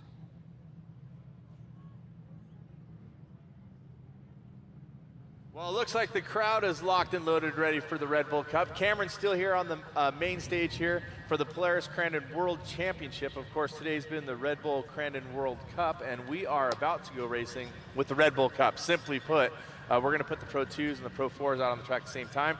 I'm joined by Tiffany Stone, who's been doing all of our reporting today, interviews, and of course the podium, Dave Arnold, who's been bringing us great goods all day long, behind the scenes talking to drivers and teams. And I got to ask you guys, it seems to me that there's a lot of energy, but a lot of people are talking about, Tiffany, the precision driving that we've been seeing all day, because I'm not going to say there's no bumping, because there is, but it seems like there's been a lot of real precision driving going on, and everybody's coming off the track excited about the racetrack that we have to race on today. You're absolutely correct. I mean, this is a pristine track. The weather conditions are amazing. Everything is coming out. Earlier today, we saw a little bit of blue groove, but of course, now the dust is coming out because of the vehicles that have been out there. I'm pretty excited. We've always talked about the Pro 2, Pro 4. This year, I don't want to jinx it, but I think possibly a Pro 2 could get that win. Well, it's happened a number of times before. I don't have the exact count, but I do have the list here. And I can tell you the last time it happened was Keegan Kincaid just last year in 2021. So when you're talking about it, Dave, you're in the pits, you're roaming around. What's the stress level like? What are they talking about? Tire grooving? Are they talking about that trying to get that forward bite? Is it springs? Is it sway bars? Where's the stress level right now? Or is it just the unknown because we're going from cloudy skies to sunny skies? Well, and I think that's part of the problems you're talking about there with the track conditions so good right now. Some of the guys are saying, well, we saw some weather reports there. We had to maybe groove the tires for a little bit of muddy track, which you want to open things up a little bit. With these DOT tires, you have to just get that just right. They're the everyday tire you could buy for your trucks, go out there. But when we come out to the track, they groove them out there to get that dirt out of there so you get that forward bite. So that was one of them. Another one was when I was talking to Cole Mamer about that, and he's saying, well, we got a Pro 2 over here, we got the Pro 4. Well, I've got to worry about that forward bite in that Pro 4 right now where we're setting the other truck up. So the way the track's been so fast right now, they haven't had to worry about as much forward bite as they normally would because it's sticky. I mean, these guys have done such an incredible job doing the track prep out there. It's been just on rails, and that's what it's been. That's why we've seen these fast conditions. And we're not just stalling. We're not just stretching it out. We're talking getting ready for the Red Bull Cup. Now, you got to remember that the Pro 2s and the Pro 4s raced just this morning, just a few hours ago. So prep is a big part of it. We put a hard time on it. We're going to go racing at about 5 p.m. Central. So we're under 30 minutes away from that. But we're talking about what's been happening here on the track. And I think there's been some great stories, and one that really rises up to me was the speed of the Greaves boys, Tiffany, and they're always fast. They have tons of championships, tons of wins. Sometimes it seems like there's a better battle, but one part of that mix that hasn't really been able to rise to the occasion, yesterday because of a shifter, today because of a broken suspension part, Kyle LeDuc. So all of a sudden that mixes the potion just a little bit. But what do you see there in those Pro 4s, especially with the Greaves boys? Well, talking about that, Kyle LeDuc is an amazing driver. And with that being said, if he can keep everything together, if he can keep a solid truck, that's going to throw a little bit into the mix. You've always got the Johnny and CJ thing. We always talk about the father-son rivalry. But I've talked to him plenty of times, and they're saying, hey, once we go out there, that's out the window. But you throw Kyle LeDuc in that, it's going to change a few things up. And then you've got some other great drivers out there as well. So with this staggered start from the Pro 2 to Pro 4, anything could happen. And like I said, if Kyle LeDuc actually keeps this truck together, that's going to throw some stuff in there, and this is what's going to make an amazing race for us, for you, for the fans, for everybody that's actually watching. Yeah, and that's one of the things you mentioned about Kyle LeDuc. I know he had the problem with suspension that Cameron just mentioned, and I saw, his dad Kurt was over there. They're rebuilding the shocks, getting that all set up there. So that's on their mind too, getting that suspension right. But with the Greaves boys, they're so fast out there. This is their home track. This is their backyard. They come here, they drive all the time. I know Kyle's been, doing the whole season there, but these guys have had a little bit more access over the years, getting their times and knowing those positions, where to put that truck on the track for the fastest line. And I think with it being the good weather, that's going to be the key. It's going to, keeping those fast lines going. Well, we've talked about the number of wins, and we've talked about a lot of things here at racing today. One person who I think is the ultimate stat man and one of the best commentators in any commentating, but also in off-road racing, is Ken Stout. He's been running our booth and our action today. I want to ask Ken to join in. Hey, Ken, we're talking about stats. We're talking about what do we think Pro 4 versus Pro 2. We're talking about who has the horsepower at this point to do this. Where's your opinion lie? They just said that they're going to put me on camera, so let me turn around and put my best face forward here. That will help out for sure. The first thing, when Tiffany brought that up, the first thing I thought of was 2002.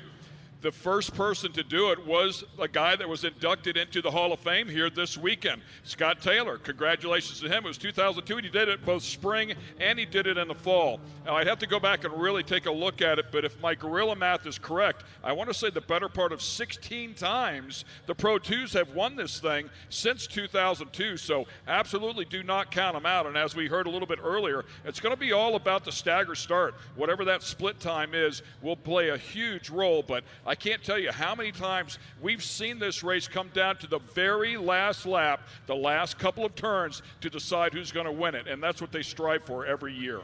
I think, Ken, also one of the things we should talk about, and you can bring a little bit more on this, I think, Ken, the reliability of the 2 seems a little bit more true than the 4 because of the less spinning parts. This becomes a factor. Yeah, I mean, I don't disagree with you, and certainly in years gone by, I would have to agree with that. However, I think the technology, the parts and pieces have come so far, as you well know. I mean, you guys are using them out in the desert now, all-wheel drive stuff that's surviving 1,000 miles. When you take a look at C.J. Greaves' record here throughout the year, that truck is absolutely not failing. Honestly, I think even, I know Tiffany had brought up Kyle LeDuc. Kyle LeDuc's had some flat tire issues. I know the truck has had some issues. I mean, what we saw out here a little bit earlier today was an internal part of a shock that's not even required for the shock to function. It just failed on him. So it was just one of those little things. He's had one of those years where little things have bit him, but I think the Pro 4s are certainly solid enough to run this thing on the mat all the way through and track these Pro 2s down, but the Pro 2s will make them earn it. The big difference is, as you know, the Pro 4s can go high, they can go low, they can go anywhere the Pro 2s aren't. Well, Ken, a wealth of knowledge at all times. I talked to Kurt LeDuc. He said it was an $8 part that wasn't important, but it was important enough to fail with the race car, right, Dave? I mean, we see Kyle going around at a pace that's unacceptable to us fans. What is the old phrase? To finish first, you first must finish, and that's one of the things. You got to have these parts, and we've seen 30-second, circlips and washers that have caused problems to it. But another thing to think about too, and I was probably thinking about this. I talked to a couple of the drivers, with the stagger start, and we talked about that. Well, you got a lot of Pro 2s that these Pro 4s got to go through. Well, when you got a lot of them and some are trying to get, they have to go a little bit higher line because the Pro 4s can, like you said, can get down low and take that line away. Well, you're going to have traffic to get through. And that's the thing, that's going to be the biggest one to contend with. We saw Johnny Greaves really making that run last year on Keegan Kincaid, and it came down to that getting through traffic. Well, the one thing I will point out for sure that Scott Douglas was talking about earlier in the day is the Pro 4s have a tendency to get in a fight with themselves, right? And they start banging, and they start taking each other out, or they start moving back. So I agree with them. If the Pro 4s can agree to move forward, then race later, I think it makes it a much better race for the Pro 4s. But if they're going to dogfight early, that's a problem for it. And we're going to come back with more, of course, with Ken Stout, Tiffany Stone, and Dave Arnold. But we're going to go away for just a moment. When we return, we're going to be bringing all of the Red Bull Cup cars out to the front row, do driver introductions, a special time with Kurt LeDuc, and then more fun when we go racing at 5 o'clock Central Time.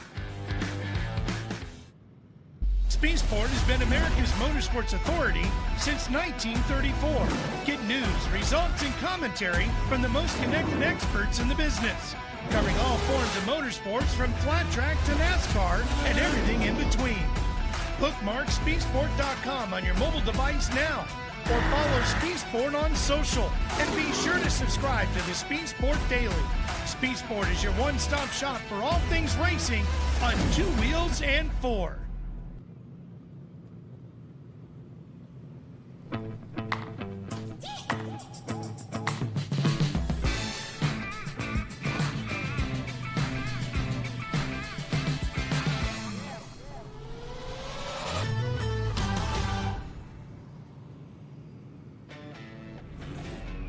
Make way for the first ever Chevy Silverado CR2.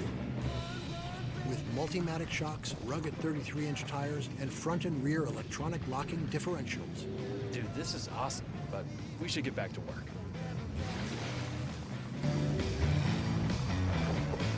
This good? Perfect. If you're going to work remote, work remote. Find new workspaces. Find new roads. Chevrolet. Our journey at Continental has taken us down many roads. And when we first started, they weren't even paved. For more than 150 years, we've worked hard to earn your trust. From the trail to the racetrack and beyond. The Continental mark in all its forms stands for confidence. Confidence you trust. Continental Tire. Storms can cause outages even for days. Food can spoil, some pumps, furnaces, and air conditioners stop working. Be prepared with a portable generator like this one from Champion. This dual-fuel generator runs on gasoline or propane, a great option when gas stations aren't available. Protect your family from carbon monoxide poisoning and always run your generator outdoors, far away from windows and doors.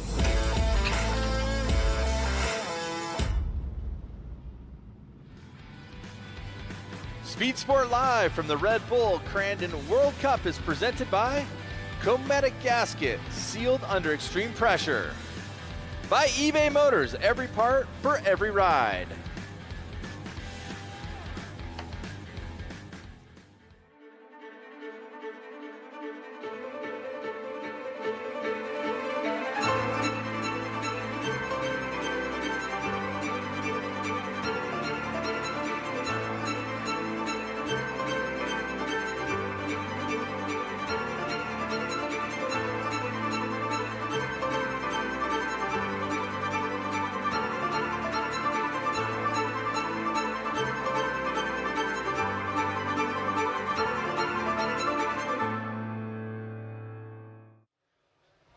That is a thing of beauty right there as we get ready for the Red Bull Cup. The trucks are coming out, the Pro 2s first. They will line up first, but first, once we get the 4s and 2s here, we're going to be doing driver introductions. Sorry, a little stumble on my own words there, but the crowd is standing, the attention is coming, and racing is brewing. The track is ready. We see the track prep has been handling. As we take a look at some of these cars, and I'm going to warn you guys right now, as I'm still joined by Tiffany and Dave Arnold and Ken Stout up in the booth, I'm going to be asking you for one name at some point. I know it might hurt feelings, but I'm going to throw it out there, and if you guys want to tap dance, you can. But I'm warning you so you can try to put something together for it. I will say this. After watching all of the racing and the track development, I think we have great drivers and a great track ready to race here today 100%. I think there's no questions. It's not too rainy. It's not too dry. We didn't tear up a bunch of trucks. We have all the equipment. We have all the drivers. Dave, as they roll out here, the passion, that feeling in the chest of the race cars coming to race is pretty incredible. I'm feeling it in my chest right now. I'm actually getting excited to hear this, the rumble of these, or I like to say the roar of the big bore. And these 900 plus horsepower Pro 4s, little over anywhere from 750 to 800. We're looking in the Pro 2s. That's a lot of horsepower. Now, makes me think, well, those Pro 4s, I know they're going to have that gap, but they got so much more horsepower. But you were talking about those guys fighting in the back. Is it going to be a battle of horsepower, or is it going to be the driver? Well, that's always the question. And Tiffany, you've been talking to the drivers that had success here today. I would expect many of those same drivers to be in the mix here today. They gave you a little bit of tidbits here and there. Do you have any feeling on what we're going to see here? I mean, I know it's going to be all out. It's the end of the season, right? It is. Everybody's brought their A game to this with no points on the line. It's just the Red Bull Cup, and everybody wants to have their name on the Red Bull Cup.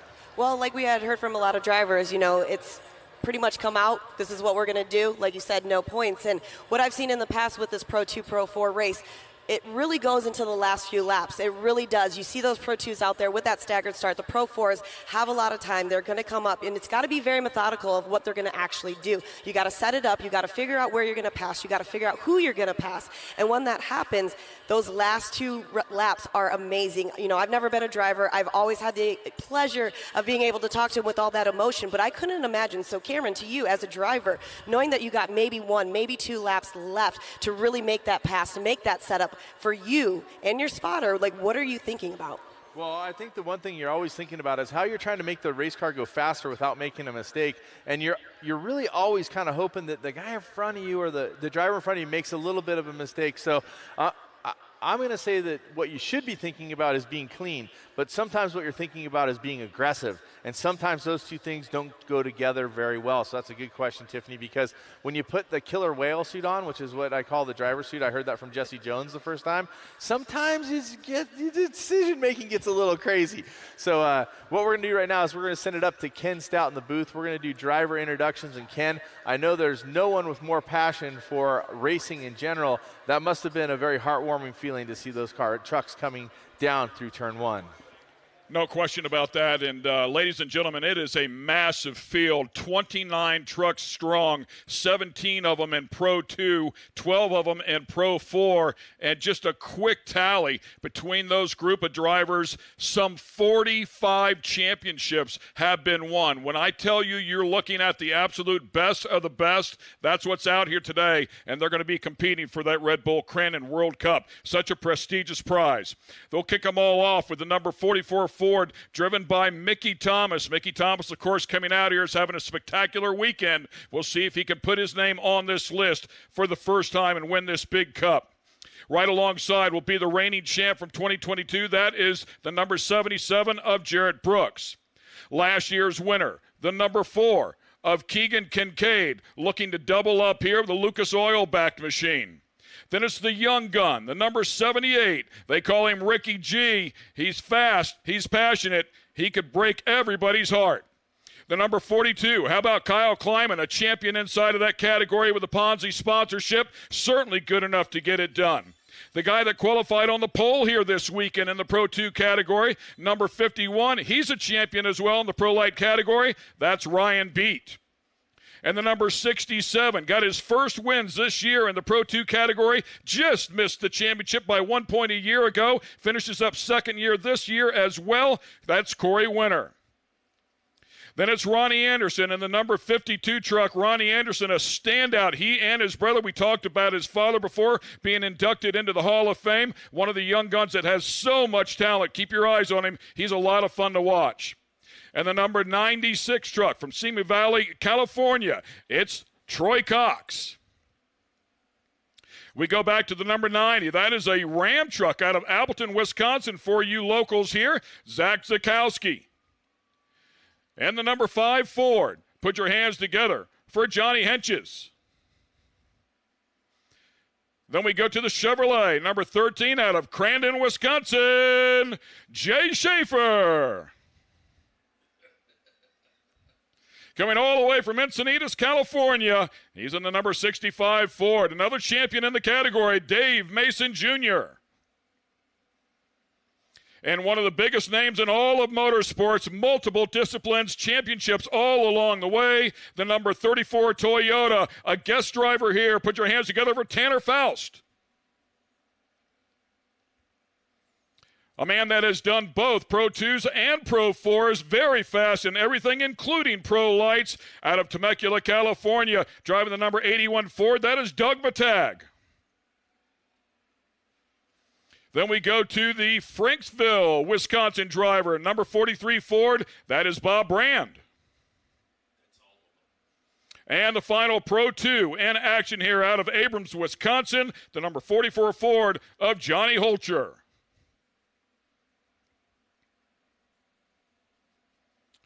We go to our Pro 4s here. And the number 18, that is the number 33 right there, my bad. How do you go the wrong way with this guy, right? Is the number 18 starting in the 18th spot? That was the mistake. But the number 33 winning the championship here again. Ladies and gentlemen, you know who this young man is. 10 professional championships under his belt. Leads the way here. Pro Light, Pro 2, and Pro 4. He is the man. CJ Greaves, certainly one of the favorites out here today. Out of Elk River, Minnesota, right alongside. This is how they finished, by the way, a little bit earlier. Andrew Carlson, the number 15 Ford, certainly a player out here as well. Then the legend, as we talked to before, driver the number 22 Toyota, knows how to get it done. Certainly would not be his first rodeo to stand on top with the wreath around his neck. Put your hands together for Johnny Greaves. Out of San Diego, California. They call him the Wild Man, and he is absolutely all of that. Driving the number 11 Ford, that is Adrian Chinney.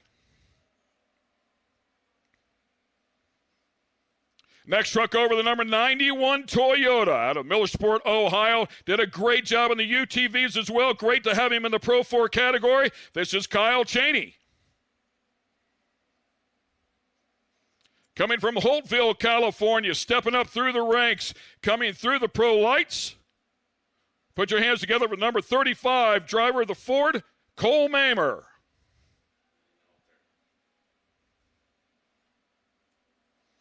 Then we go to the driver of the number 44 Toyota. We get a little closer here.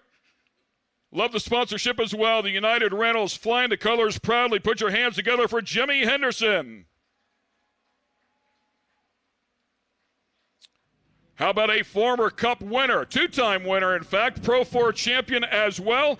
We saw his brother just a moment ago. Again, out of California, this is R.J. Anderson.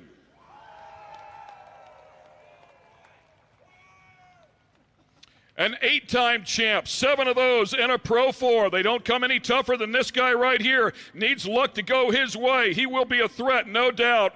The Monster Energy back driver out of Alabama, the number 99 Ford driver, Kyle LeDuc. From Escanaba, Michigan, and the number 8 Ford. Put your hands together for Danny Beauchamp. And a tough player no matter what he gets in, out of Thornville, Ohio as well. Sponsored by Can-Am, the number 77 of Scotty Lawrence. And the number 74, driving a Ford here out of Holman, Wisconsin. Yeah, he's in the hunt. Put your hands together for Ben Pasa. That is your lineup, ladies and gentlemen. The best of the best for sure, and to get us all going here, we're going to send it back over to the stage with Kurt LeDuc, who has a very special moment. Kurt? Hey, thank you guys, thank you drivers. I see most of the crowd here at Crandon is standing. To the people watching the live feed at home, I want you guys to stand up. We're going to sing this song, this great American song written by Lee Greenwood, and I want you to sing it to the drivers and to everybody here at Crandon. So whenever you're ready, roll some music. And I want you to sing as loud as you can. If tomorrow all the things were gone I worked for all my life, and I had to start again with just my children and my wife, I'll let them catch up.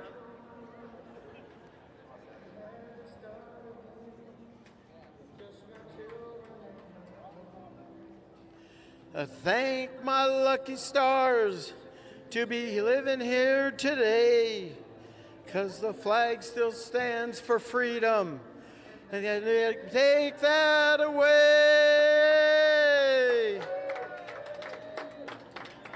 Now to be an American, where at least I know I'm free, and won't forget the men who died, who gave that right to me, and I gladly stand up next to you and defend her still today, 'cause there ain't no doubt I love this land.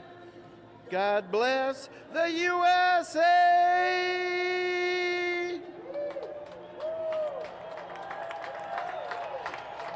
Woo!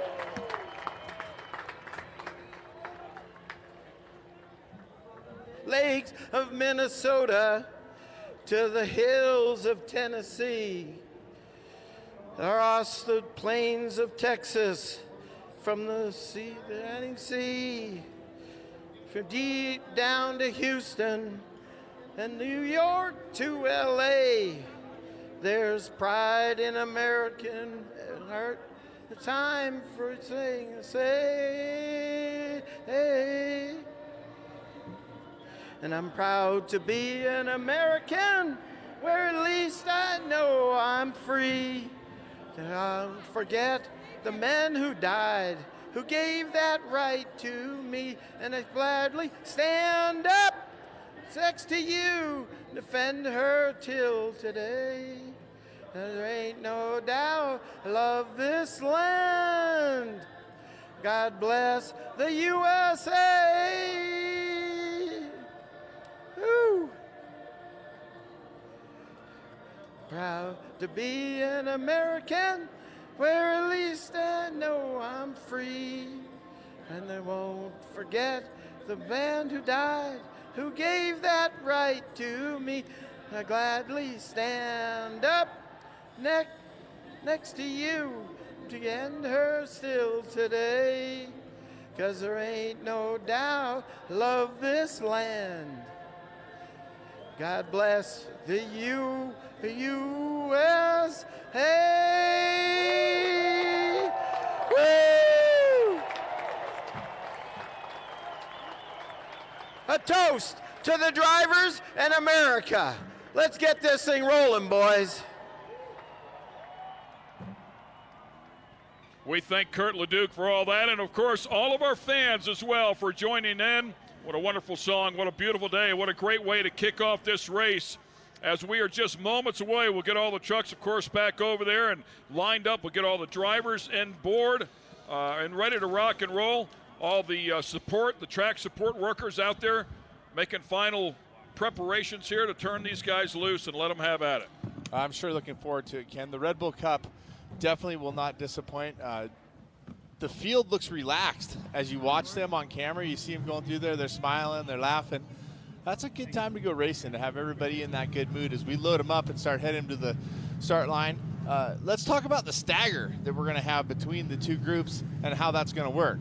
There will be a start setup, and we're gonna. I'm gonna keep track of it. You are. I'm gonna do my best whenever the Pro 2s leave to the Pro 4s, and we'll see what that split is. We'll pay attention to the lap times as they're going, and see if we can do the math and figure out when they're gonna catch them. So we'll do the land rush start for the Pro 2s, provided they are clean and away at a desired or time that the officials have come up with. We're not privy exactly to that time. We're working on getting that. It's all based on lap times and track conditions. Then they will release the Pro 4s, and then the hunt starts. And then the hunt starts, and of course the massive variable is working, the Pro 4s working their way, well, you mentioned it before, first of all battling with each other, and then working their way through the Pro 2 field, and it just constantly changes. It's an accordion, if you will, that's expanding and contracting, and that's what makes it so fun to watch as you take a look at the number 99 truck. And I love it when he comes out with the chrome. The chrome, yeah, he has some great looks. There's no doubt. There's a look at Adrian Cheney, who's done so much, and certainly one of the Pro 2s that could get it done is Mickey Thomas right there.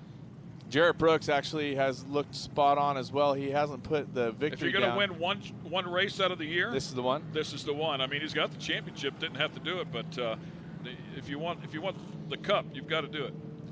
Mickey Thomas has looked so fast in the Pro 2s. I think, based on his speed, he gets out in front first like he has been doing, gets that hole shot. It's hard to not pick Mickey Thomas for the overall win. It really is. I mean, if he strings together some qualifying laps like he did during that race, just one after the other, he has that muscle memory now. He knows exactly what it should feel like. Yeah, I mean, if the Pro 4s stumble at all, he could drive away with this thing. Runaway, so to speak, race win just yesterday, again today. Never put a tire out of place, Mickey Thomas. Never. So somebody else that I think we haven't, I know we mentioned that he's won a couple of races, a couple of cups out here, and Archie Anderson, but how about Archie Anderson that was coming up to play ball big time with CJ? So he has a very fast truck. Now they'll have to start based on how they finish, so he's going to go towards the back of the pack after having some issues, much like Kyle LeDuc will have to do. But I mean, they spread them out. I mean, it's staggered a little bit, but it's not like going to row 6. Right, I agree with that.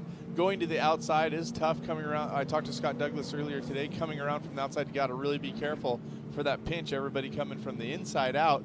He said if you're going to come around from the outside, you really got to clear them. And that's something to think about as we go into turn 1. Turn 1, for those of you that don't know it, a drop away, sort of blind turn because you're coming down a land rush start. And the turn is, you don't have a landmark to set the turn, so to speak.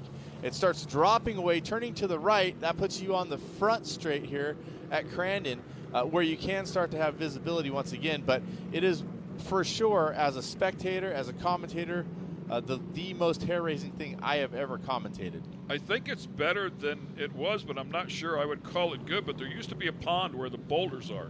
So they filled the water in with rocks. So if things go really bad, at least you end up on the rocks now. Right.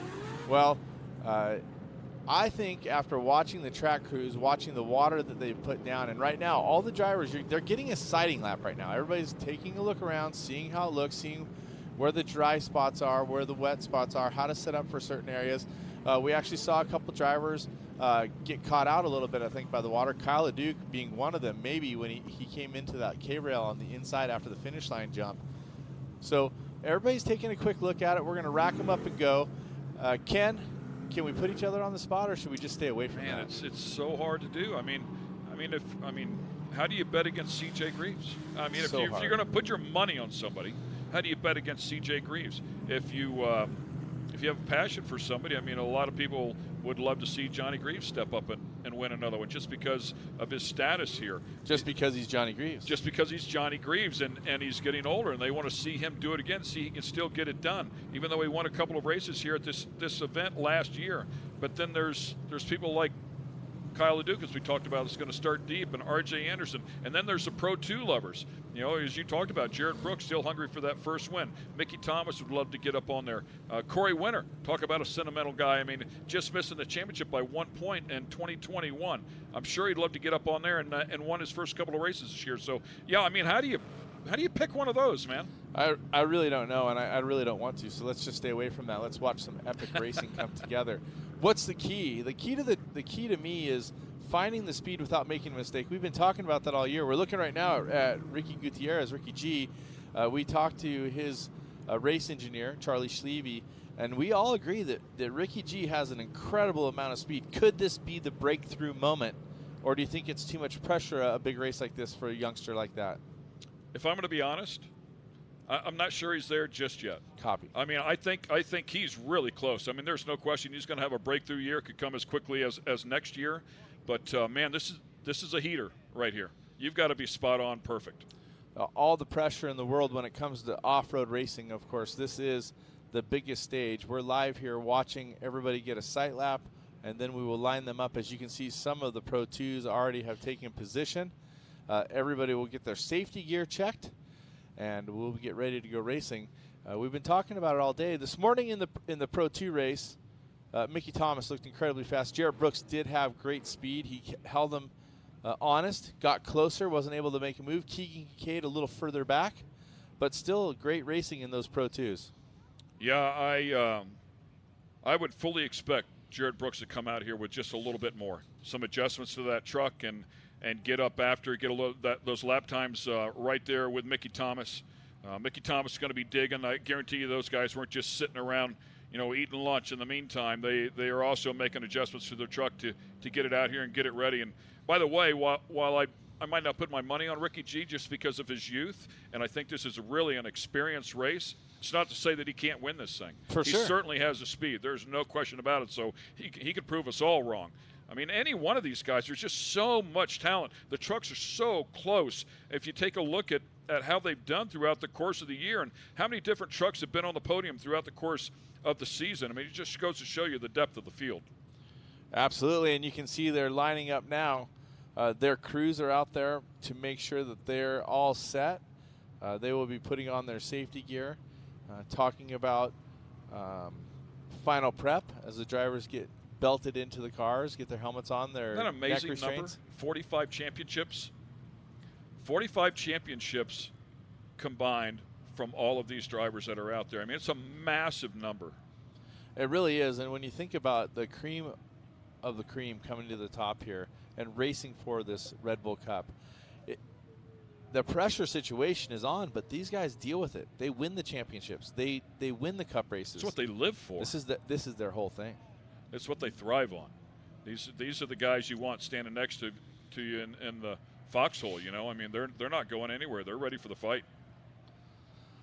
For sure, the fans are ready. They're the fans are ready. What do you think, Crandon? You ready to see some racing here? It's time to go racing here with the Red Bull Crandon World Cup. Make some noise. Skybox up there. Let's hear it from you guys over there. This is what they've been waiting for, a 4-day payoff, right? Awesome stuff. Labor Day weekend, Fall Crandon. This is what it's all about. Pro 2 against Pro 4, a massive field here of 29 trucks, and any one of them, it could be their lucky day. You got to have the skill, the engineering, the driver, but you also got to have a little bit of luck to get it done. You always have to have a little bit of luck, right? Racing luck. That's the way it goes. As you take a look at all the crew members out there, and looks like Ricky G putting his helmet on now. But you see all the crew members out there strapping these guys in. Special moment too, by the way. You know, this last couple of moments with your crew member, a real personal time as you put your helmet on and get focused. Start to get in line with your spotter. Speaking of personal moments, while we have a moment, congratulations to Robert Stout, your son, winning today.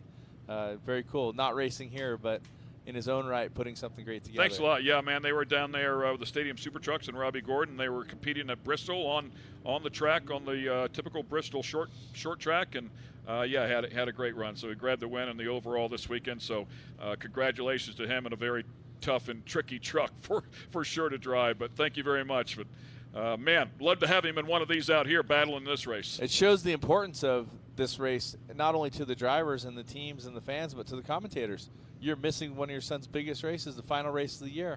To be here, that's how big Crandon is. That is how big Crandon is. Marty Fioca talked about it. We can't stress it enough. It's our Indianapolis 500, our Daytona 500, our U.S. Nationals for the drag race fans. It's the Big Mac Daddy of the year, and it's at the Big Mac Daddy house, right? I mean, it's at Crandon. It just doesn't come any better. This track looks better than I've ever seen it, and it's always been spectacular. The amount of drivers that are here competing over the course of the weekend, 400-plus strong. The campground's loaded up. This is it, man. I mean, and Marty Fioca pointed something out. He said, people talk about back in the heyday. This is a heyday right here. This is what people are going to talk about in the future. Do you remember 2022 when we had 400 racers there, 29 trucks inside of the Cup race? This is the heyday we're living right now. Ken, as we've had a little bit of time since the track prep, there's going to be less water.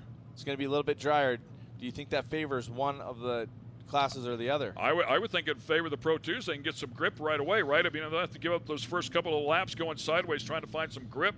So if they can get into a cushion, a bit of a cushion right off the bat and get some drive, I think it leans more towards those guys. I mean, the slicker the track is, the more it's going to favor the Pro 4s where it can dig with all four tires.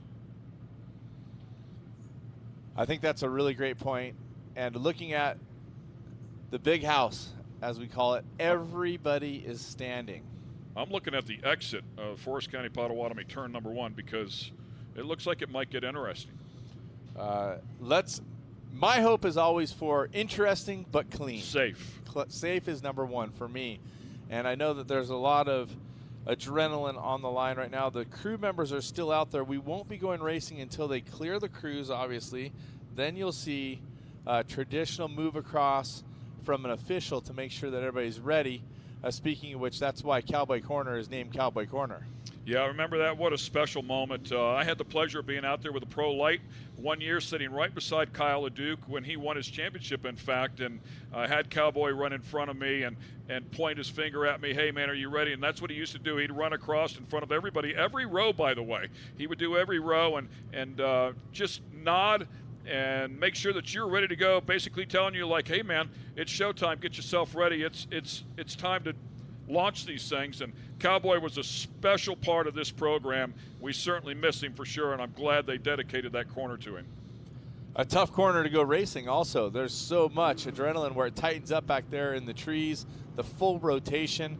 You see a lot of mistakes back there as well, but also some great line stealing. It's an all-in corner, isn't it? It really is. And it's a great passing opportunity because you always say it, risk versus reward. How much are you willing to risk? Because the guy behind you is probably willing to risk a little bit more.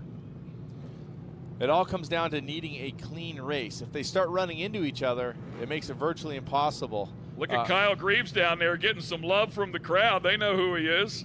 Congratulations, Kyle. Kyle definitely hurt some feelings in that Pro Light truck this weekend. Yeah, boy. He and Mickey Thomas were on the same par, different classes, but boy, man, they were handing it out for sure.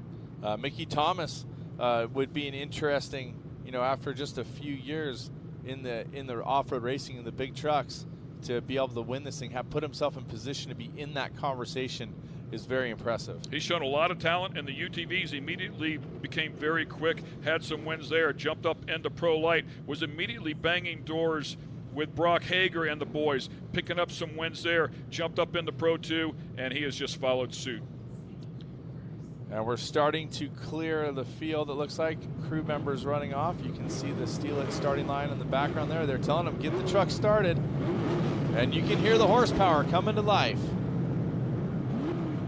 The big V8s are rumbling, ladies and gentlemen. We are not far away now.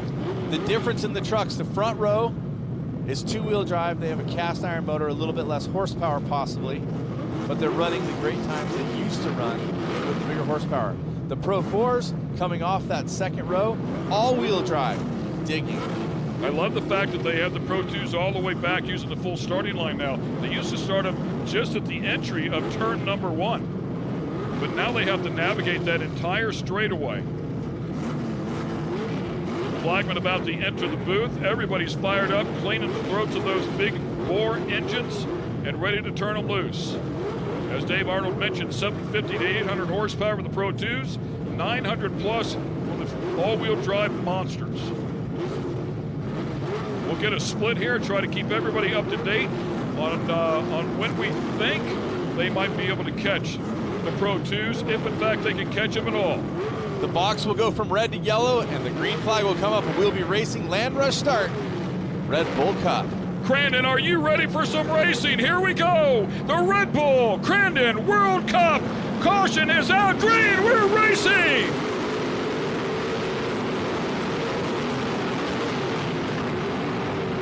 Waiting for that hole shot. Looks like Mickey Thomas has a great run. Also, is that Corey Winter on the outside in the 67.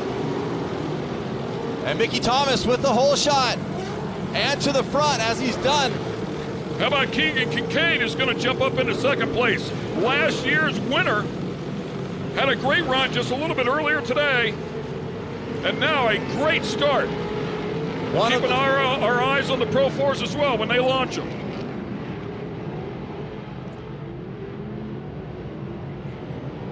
We have caution big yellow flag is caution. out.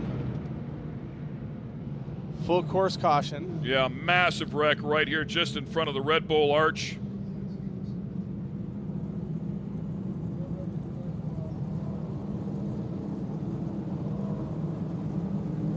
Of course, first and foremost, we want to make sure everybody is okay.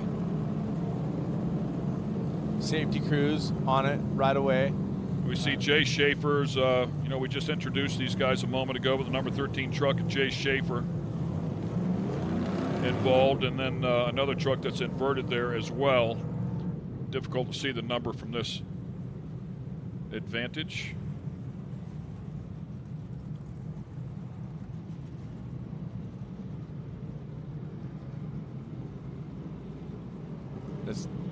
The pace truck has come out to escort the trucks around. Safety crews directly on it. Some of the very best of the best. We'll let them do their job as we sit and always hope and pray for the very best. Yeah, I always call them the silent heroes. I mean, you never hear from them until you need them, and when you do, they are there all but immediately.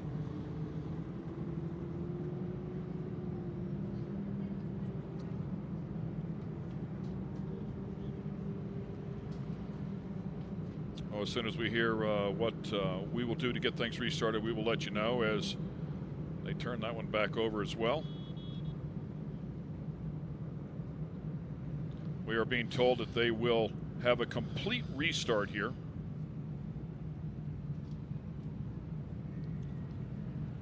Which means that we will reline up the Pro 2s and just waiting it. Make sure everything is good here.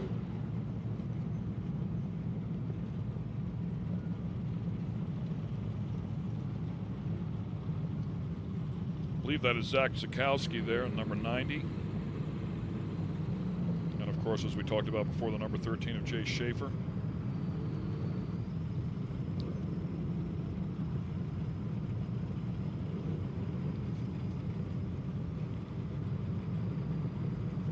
Good look at the number 78 there. That is Ricky Chi as he's pulling back around to get back in line.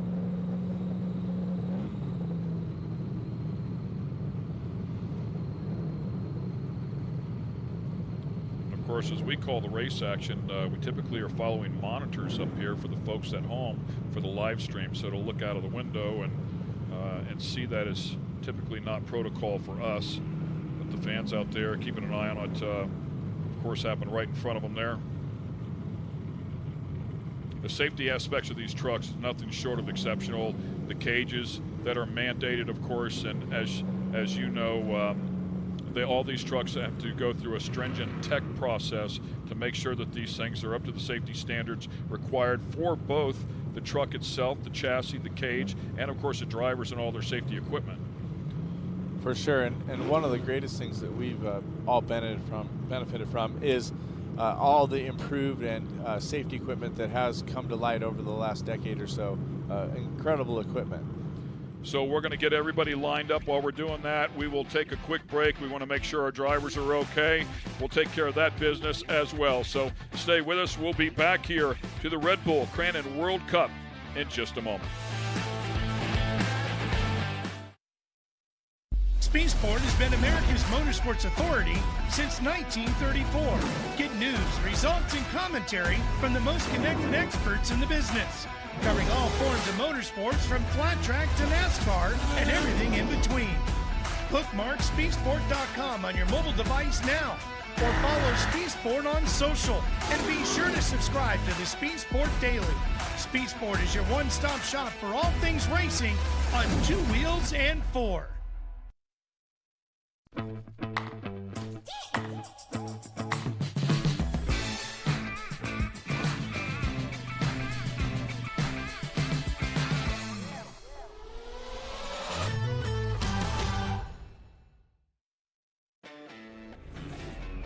Make way for the first ever Chevy Silverado CR2.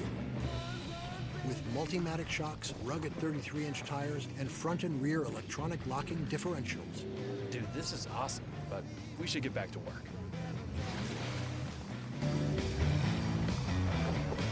This good? Perfect. If you're going to work remote, work remote. Find new workspaces. Find new roads. Chevrolet.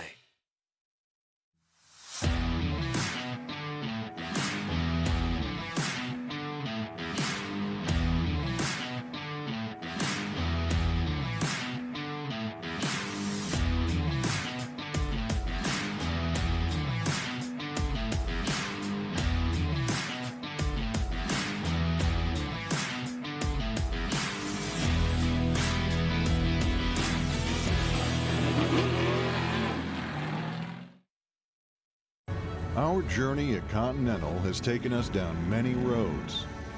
And when we first started, they weren't even paved. For more than 150 years, we've worked hard to earn your trust.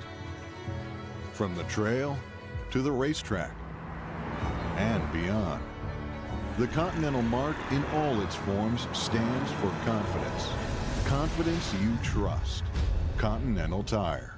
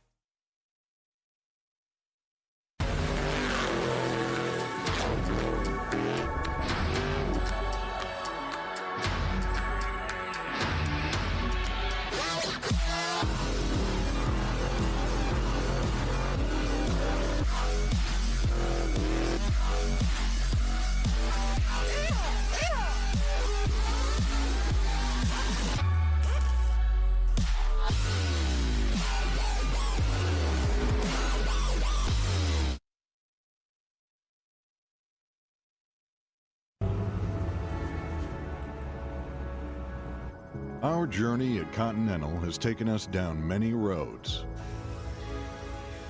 And when we first started, they weren't even paved. We know trust isn't given, it's earned. And for more than 150 years, we've worked hard to earn your trust. 150 years of perfecting how tires are made, continuing to both raise the bar while setting the industry standard.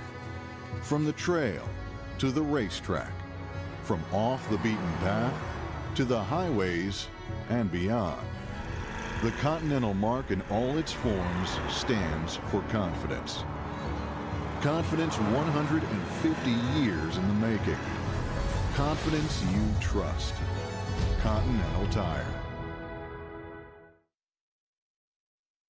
There's someone right here in northern Wisconsin that's committed to making quality healthcare at the standard of the community.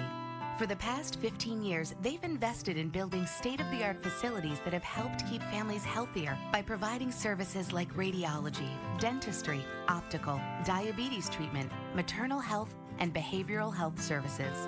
So who cares so much about the health of the community? Potawatomi, keeper of the fire, builders of the future. Steel-It polyurethane coating has become the choice of leading off-road builders and race teams who recognize the coating's superior performance, protecting suspensions, chassis, and other metal parts that require a proven durable shield against corrosion. Steel-It's weldability is a signature benefit that saves racing teams hours of repair time. Steel-It provides remarkable performance, making it easier to get back out onto the race course. Use Steel-It to protect your investment. Do you feel like getting away? Make your escape to Potawatomi Carter Casino and Hotel. We are keeping Carter safe and will make you feel at home, like part of the family. We have the latest in casino gaming with a variety of slots, table games, and bingo. There is something for everyone. Treat yourself to a stay in our hotel and enjoy delicious options at the Flames Restaurant. Relax, unwind, and escape to Potawatomi Carter Casino and Hotel on Highway 32 in Carter, Wisconsin. And welcome back to the Polaris Crandon World Championships. Of course, we are finally down to the Red Bull Crandon World Cup race. That's what we are all waiting for all day long. Off to a tough start here. But most importantly, we saw him climb out of the truck. That was great news. Zach Zakowski able to get out of that one after a scary moment there right in front of everybody. But glad all the safety options did their job. Glad we had safety there to get him over there, or to get him out of the truck, go over there and do what they had to do. So a good ending to a bad situation, if you will. For sure, and always a tenuous moment as we wait for safety and the driver to get out and to acknowledge, and in this case, just being precautious. The good news, all is well, and we are re-racked for another land rush start, which, like I said, always makes my hair stand up a little crazy. And, well, you know what all these guys are thinking? It's like, man, I got through there one time. Well, all but two. But the rest of them were thinking, we got through there one time, and now we have to do it again. It's I don't think there's any words that can describe the butterflies and the nerves that all of these guys get. And you talk to any of them, they'll say, yeah, turn one, opening lap. I mean, there's nothing else like it. These drivers are just as nervous as all of us, I think. More so. Yeah, probably more so. And there's a couple holes there you can see as they are getting told to bring them on. So we are going to re-rack it, the Red Bull Cup, ready to rock here at Crandon. One more race to finish out this World Championship weekend. So we know the process now. We've seen it all day long, as do the drivers. Being told to fire everything up. We'll get ready to get this thing started here one more time. Hopefully things go a good bit smoother this time around. Well, we only have to get 2 rows off clean, right? Or two groups of racers, I should say. 2 groups of racers, for sure, as the Pro 2s are ready to go. Of course, as we talked about before, there were 17 of them, down to 15 already. Good look shooting straight up that long straightaway, which you just can't see him, but there's a lot of whoops in there. It is far from flat. And it was dusty and it looked a little bit loose, so traction not exactly prime, but it will be interesting as we have the red go to yellow, then green. And he's done it different all day long, so nobody can get a feel for any sort of pattern here and jump the start. Caution's out, showing ahead of green. Look at him, he waits, now we're green. Keeping everybody honest in the biggest race of the day. All those nerves. Here they come once again. Everybody's 4 wide and they all are contact in there. Corey Winter to the front. Mickey Thomas second. Climbing with a big moment there. Able to get it righted. Keegan Kincaid way wide going into 2. Yeah, for sure. Gathered it back up. Winter like Corey Winter's going to get the whole shot here. Mickey Thomas looking to go out and around the outside. And it looks looks like about a 38-second split. The 52 truck there of Anderson getting involved. Here comes the thundering Pro 4s. And it looks like a battle for the front. Mickey Thomas is trying to pull his way in there. Corey Winter has that inside line. Mickey Thomas dropping to the bottom. Going to try to make the move around. We talked about the Pro 4s fighting with each other. Well, the same holds true for the Pro 2s. You need to get out front. You need to get clear. You got to put in those qualifying laps. And right now, these guys are fighting for the lead. There's going to be 3 of them there as the Pro 4s go to work. CJ Greaves in the front of the 4s. Woo-hoo-hoo! Great move there, Archie Anderson going underneath. Looked like Kyle LeDuc. And Kyle jumps to the inside as we watch our lead Pro 4s. Yeah, and here comes the pack for sure. The Hungry Pack back around. The Pro 2s back around. Turn number 1 here. Forest County Potawatomi turn 1. And it is Corey Winter who safely has a lead right now. How about Ryan Beat working his way up into the mix? For sure, and it looks like Mickey Thomas is moving backwards a little bit. I'm not sure if he has an issue. He's just trying to stay out of it. I thought Carlson was going to tag CJ there for a moment. Not sure how that one ended up. Mickey Thomas and Ricky G going at it. Mickey Thomas was fighting for the lead just a moment ago. This was the question. If he can get out clean, CJ brings him back into the stands. And taking a look here, that's CJ Greaves running in that front position. Andrew Keegan Carlson Kincaid looped it around a Calamity corner, nosed it into the wall, but everything okay, backing it up. He'll lose a lot of spots. Ricky G with a sketchy moment.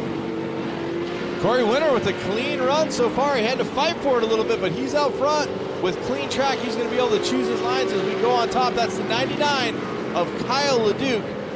Airing it out, heading in with a big group of hungry drivers. We saw RJ get underneath Kyle LeDuc. Now we see Kyle LeDuc back in front of him. So some swapping and dicing going on there. Johnny Greaves right in front of the 99 of Kyle LeDuc. They'll ensue that battle. CJ out there leading. Andrew Carlson, the 15 Red Bull back machine, right there in second place. As we watch the Pro 4s, we go back to the Pro 2s, and Corey Winter having a good run. Watching the lines, it seems very aggressive in the front of the Pro 2s, which can be good, but also see how Corey Winter slid out to the outside, got in that loam just a little bit. He can't have those corrections. He's got to have spot on lines if he's going to keep those Pro 4s from coming up through that Pro 2 pack. The dust might play a role here. All that sitting, that red flag, allowed this track to dry out. A little smoke out of Brian Beat's truck.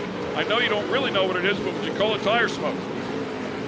You might at this point. Let's see how it develops as those 2s come around that finish line flag where they're all fighting for. Now it looks like Mickey Thomas trying to give a run back on Ryan Beat, but Beat not having great success this weekend, but we know he is so fast. Well, he did qualify on the pole. Kyle LeDuc out of this one early. Again, something bites a 99 truck. It's the MO for him, unfortunately, all year long. Very fast, but they need to get the bugs worked out of that truck.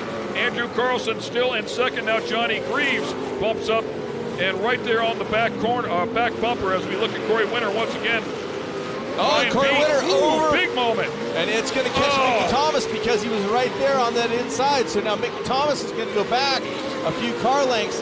Also gives Corey Winter some great breathing room as he's out on the front straight, coming down in front of the fans, headed for 2. He's got about 12 truck lengths on Ryan Beat. So as we take a look at the lap times so far, it's like about a 123.6 for Corey Winter. We'll take a look at the Pro 4s as it cycles through. And we'll try to keep an idea on the split here. This is playing right into the hands of CJ Greaves, if you ask me. These guys battling in the front of Pro 2. CJ, it looks like all the Pro 2s are strung out a little bit, so he can pick them off pretty quickly, one at a time. Nobody hounding him either at all. He's just driving away. See him catch that rut right there. He caught an edge. He rotated in. Now remember, the Pro 2s are drawing a little bit different lines, so the 4s are sliding across the ruts that the 2s are developing, and vice versa. The 4s are ripping down the lines that the 2s are used to having there when they come back around.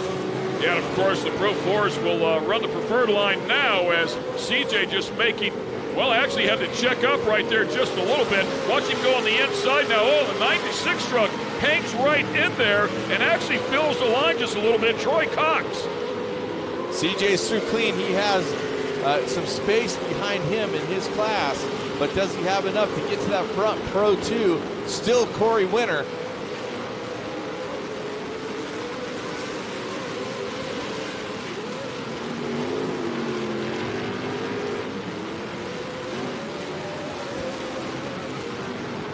We'll get Corey Winter. Let's see if we can get a split on him now and CJ to find out what the difference is in starting line and see how much he's closed up, or has he closed up any?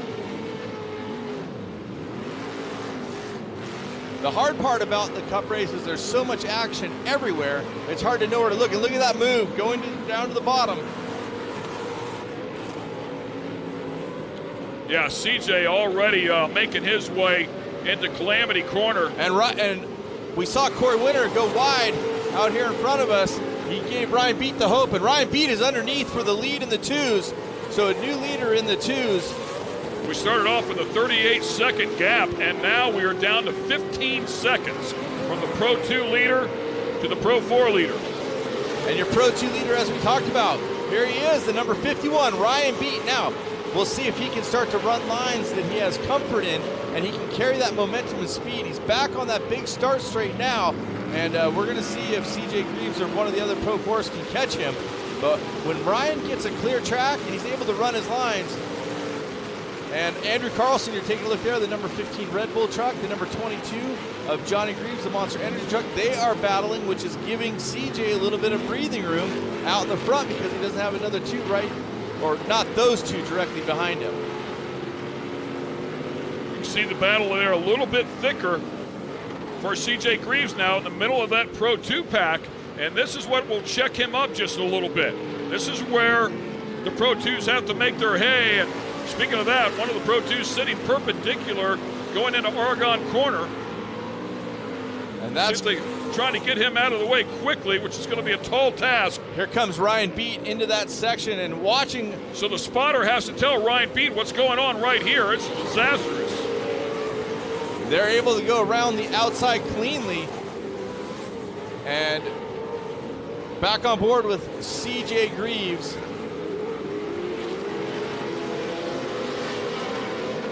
As they get the racing down through there, and I believe that was Keegan Kincaid cutting it really, really close in there. Mickey Thomas has fallen back just a little bit. Ryan Beat needs to string together those qualifying laps that we talked about before. He put a good one together here earlier in the weekend, qualified up on the pole. He has the speed, absolutely. Look at this. Archie Anderson coming after him. Tries to rotate down on the bottom a little bit harder. He gets trying to go underneath Johnny Greaves. Not able to do it. Here's Beat. Now you see him drifting that rear end quite a bit. A lot of time that scrubbing speed, he wants to drive as much as he can on the apron, but the Pro 4s are blowing that apron off. That traction isn't there that he wants and he's used to when he's racing the Pro 2 without the 4s on the track. And of course, he'll keep chasing that line. That's what these guys that are fast continue to do. And CJ closing up quickly, isn't he?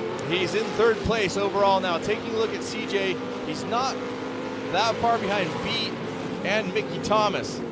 Andrew Carlson would be the next Pro 4 in the mix. It was 15 seconds. It's down to 6 seconds. And the fact that they're spread out the way they are, as I said before, is really playing right into the hands of CJ Greaves. He can really go after him. 4 laps of racing to go, or 3.5 at this point, and we'll see if Ryan Beat can put down the laps and get this Red Bull Cup victory. The hard part is watching how the track is not really working with him. Now, that was a well-done turn. You see him breaking a little bit of traction, leaning to the outside just a bit. That breaks just a little bit of speed. And here, you can see him in picture now.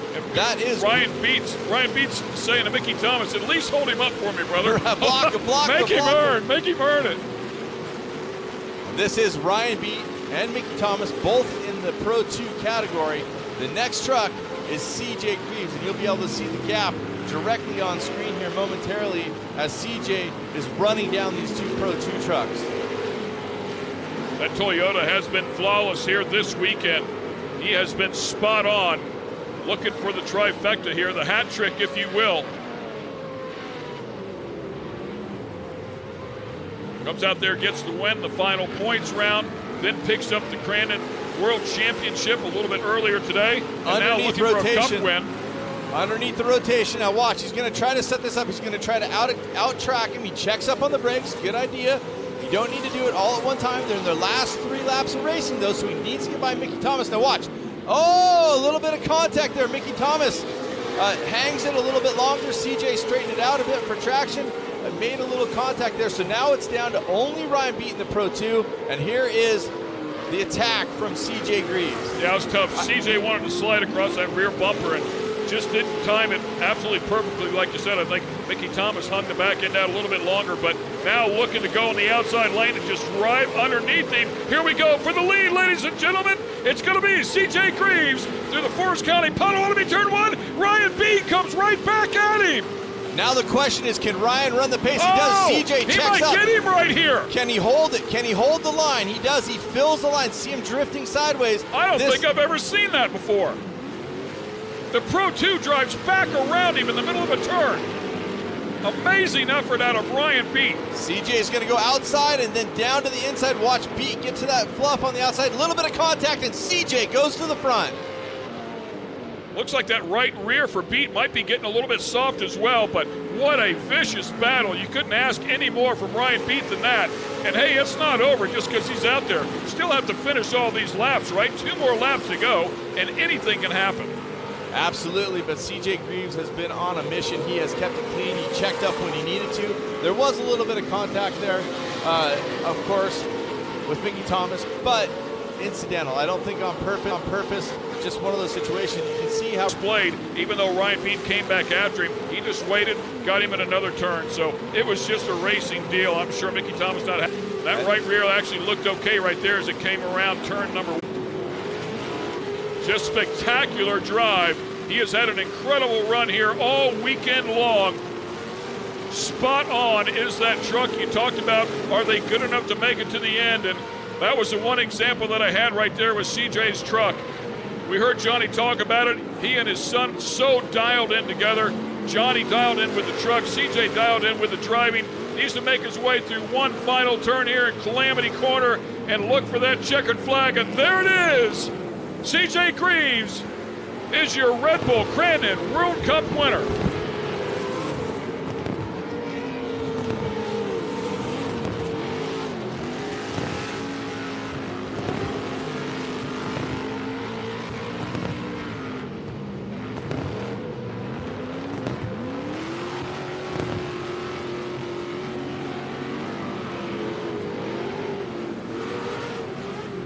And a good look there at CJ Greaves. We were pulling away, and Greaves up top.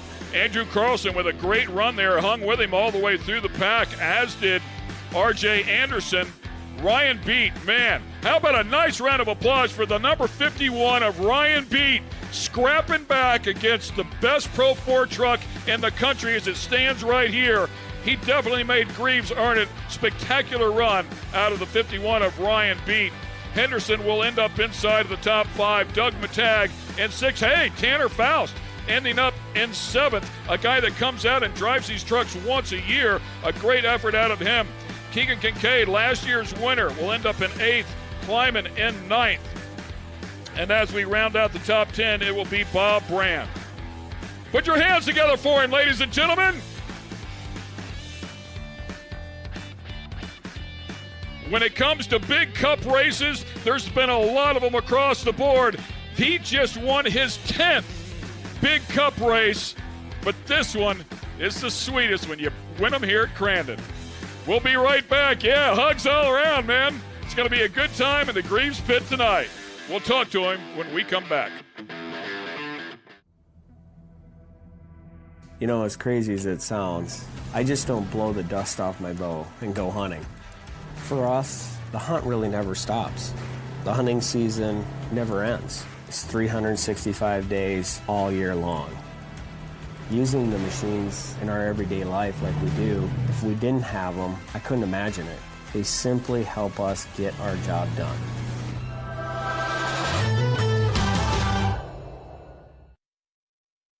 Spaceport is been America's motorsports authority since 1934. Get news, results, and commentary from the most connected experts in the business, covering all forms of motorsports from flat track to NASCAR and everything in between. Bookmark speedsport.com on your mobile device now, or follow Speed Sport on social, and be sure to subscribe to the Speed Sport Daily. Speed Sport is your one-stop shop for all things racing on 2 wheels and 4.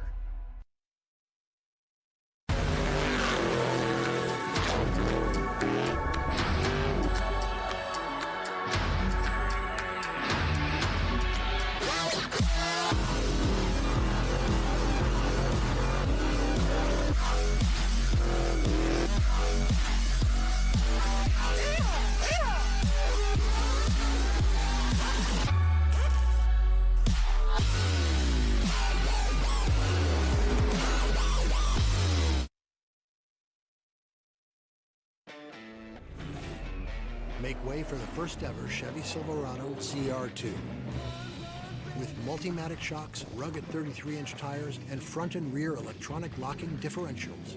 Dude, this is awesome, but we should get back to work.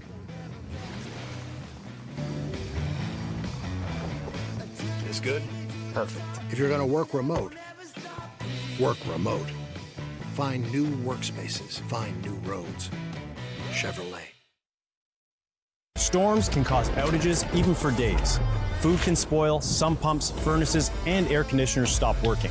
Be prepared with a portable generator like this one from Champion. This dual-fuel generator runs on gasoline or propane, a great option when gas stations aren't available. Protect your family from carbon monoxide poisoning and always run your generator outdoors, far away from windows and doors.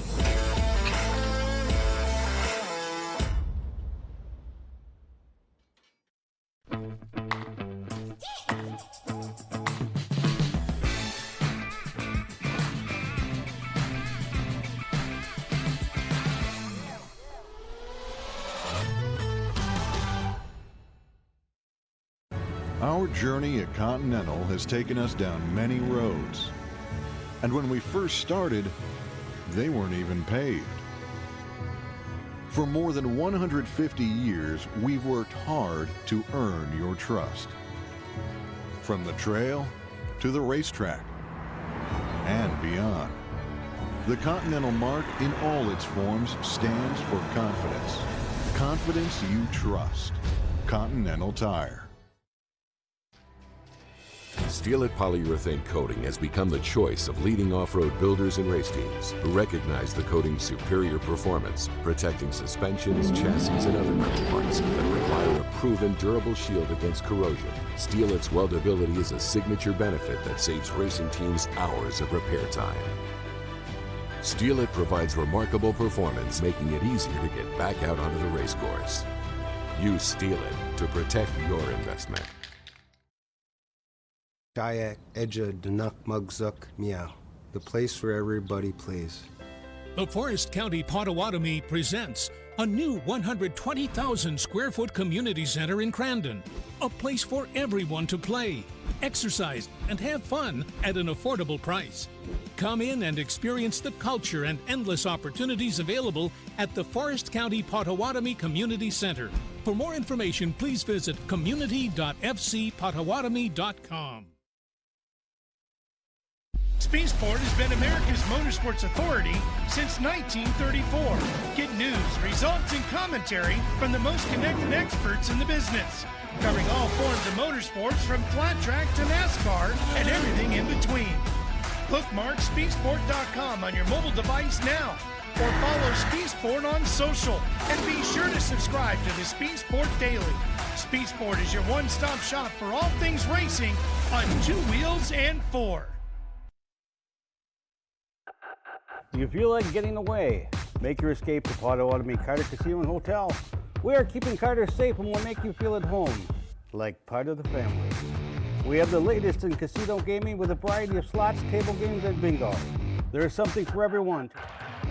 Treat yourself to a stay in our hotel and enjoy delicious options at the Flames Restaurant. Relax, unwind, and escape to Potawatomi Carter Casino and Hotel on Highway 32 in Carter, Wisconsin. This is Mountain Dew.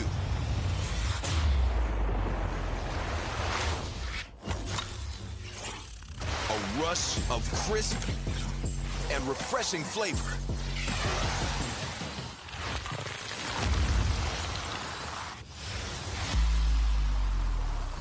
Delivering a bold citrus kick.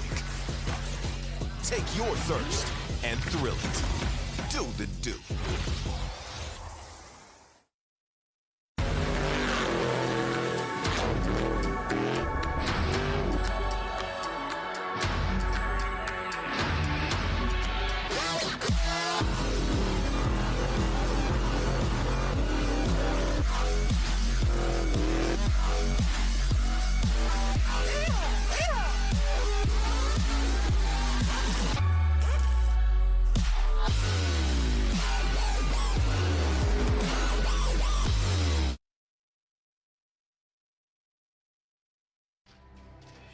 Steel-It polyurethane coating has become the choice of leading off-road builders and race teams who recognize the coating's superior performance, protecting suspensions, chassis, and other metal parts that require a proven durable shield against corrosion. Steel-It's weldability is a signature benefit that saves racing teams hours of repair time. Steel-It provides remarkable performance, making it easier to get back out onto the race course. Use Steel-It to protect your investment. Storms can cause outages even for days. Food can spoil, some pumps, furnaces, and air conditioners stop working. Be prepared with a portable generator like this one from Champion. This dual fuel generator runs on gasoline or propane, a great option when gas stations aren't available. Protect your family from carbon monoxide poisoning and always run your generator outdoors, far away from windows and doors.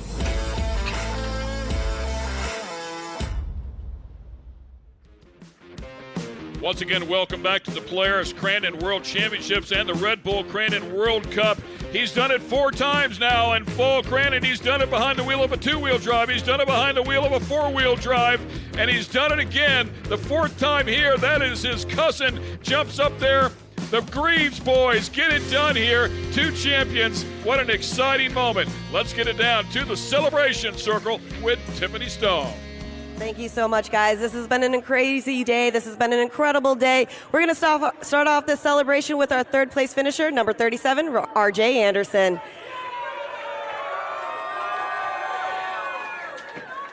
RJ, you got to come down here and chat with me just a little bit. I want to talk with you. It's always good to see the West Coast guys come out here. You know, you're a back-to-back winner in this, so you know exactly how CJ feels. Taking a 3rd place spot, you know, you're still running out here. I love what you're doing. Walk me through how your entire weekend at the Big House was. The first 2 races were a little rough, so I'm glad we were able to rebound. These fans showed up this weekend, so I hope we put on a show for them, man. Love being here in Crandon, coming from the West Coast. It's a long ways, but it's always worth it to put on a show for these fans and come race out here. That last race, I put myself in a hole and didn't get the best start for this one, and then it's just it's a dogfight out there. Me and Kyle, we're going at it those first 2 laps. It gets rowdy in those Cup races. That might have been a little far, but I'm not in points, so I'll remember those moves. And overall, just really thankful for my team, my family, my sponsors for letting me come out here. Crandon, all the volunteers, everyone that makes this happen, thank you guys. Man, this is, I think, my 5th straight top 4 in the Cup race, so my guys give me an awesome Pro 4, and I'm stoked to be up here. Well, I know you got to thank a bunch of people, like you said, coming from the West Coast. It's a long way, but we're always welcome to have you here. Who would you like to thank? Yeah, first off, NOS Energy Drink for giving us the opportunity. Polaris Razor, they're representing well out here at the Big House, so I can't thank them enough. BF Goodrich Tires, Rigid Industries, K&N, the list goes on, man. I have so many good people that support this program. I couldn't do it without each and every one of them, but man, it's on to next year to give CJ a run for that top step. Awesome. Well, now you can hop up on number 3. A big congratulations to you. Taking that 2nd place spot, number 15, Red Bull athlete Andrew Carlson. Andrew, make your way over here. Andrew, we got a chance to talk earlier, and you said you were looking for redemption. I know this is kind of where you want to be, obviously that top spot, but to bring a podium for Red Bull, especially on Dallas's birthday as well, tell me how you're feeling right now, buddy. Oh, we'll take it all day. CJ ran a great race, and you know, it came down to getting through those Pro 2s. We never really got hung up with any, but some of it's just timing.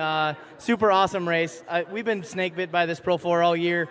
Yokohama tires are hooking up great. Vision wheels, everyone that's helping us out. Fox shocks, took them off, got them revalved today. That thing was flying, hooking up really good. All the guys from NTN, they fly a guy out, drive out here every race, service all our axles.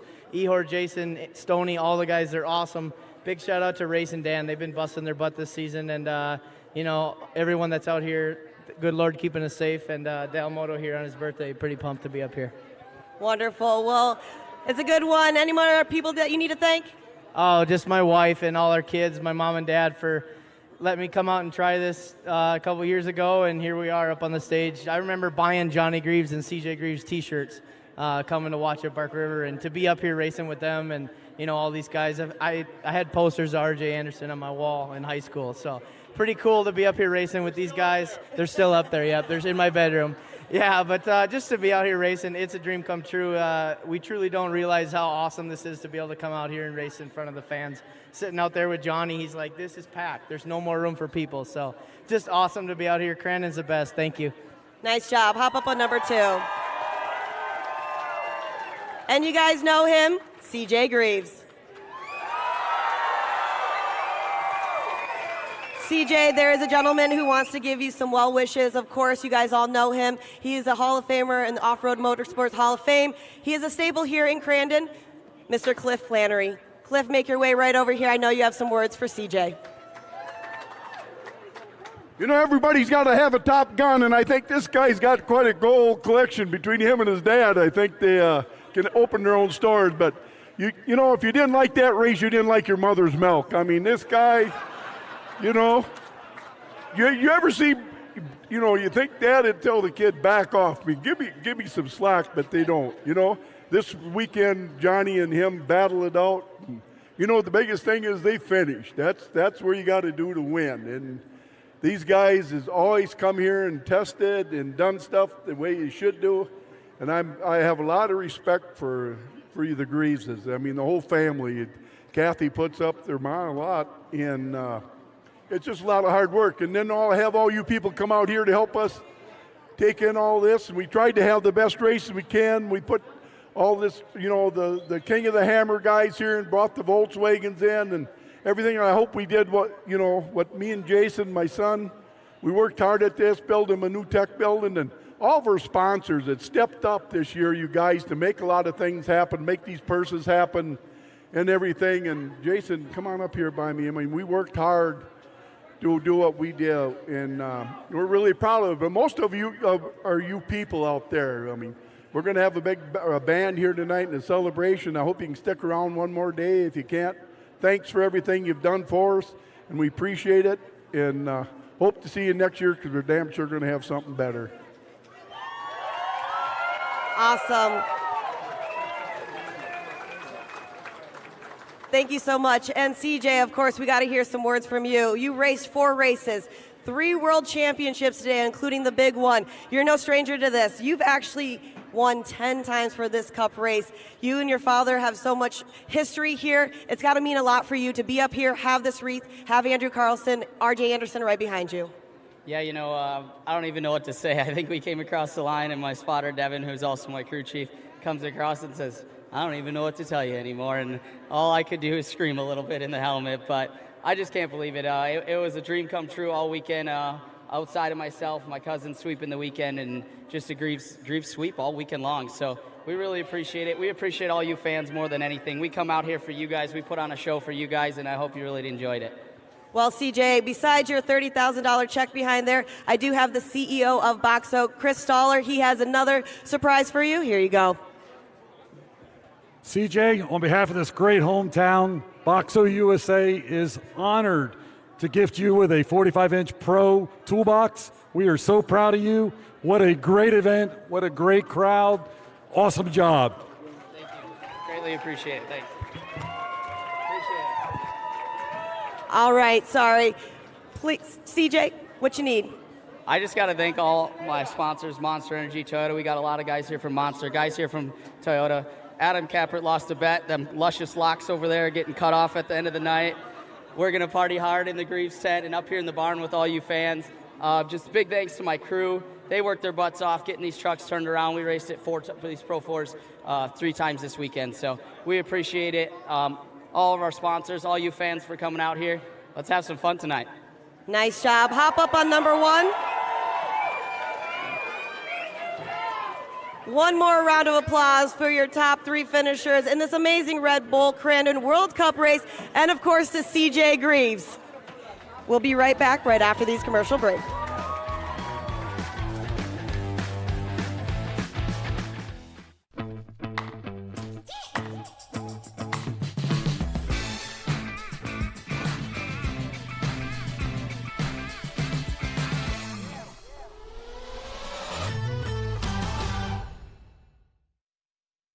Sport has been America's motorsports authority since 1934. Get news, results, and commentary from the most connected experts in the business, covering all forms of motorsports from flat track to NASCAR and everything in between. Bookmark speedsport.com on your mobile device now, or follow Speed Sport on social, and be sure to subscribe to the Speed Sport Daily. Speed Sport is your one-stop shop for all things racing on 2 wheels and 4.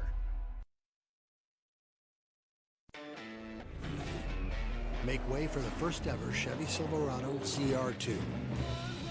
With Multimatic shocks, rugged 33-inch tires, and front and rear electronic locking differentials.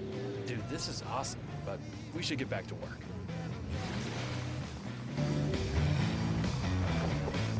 Is good? Perfect. If you're going to work remote, work remote.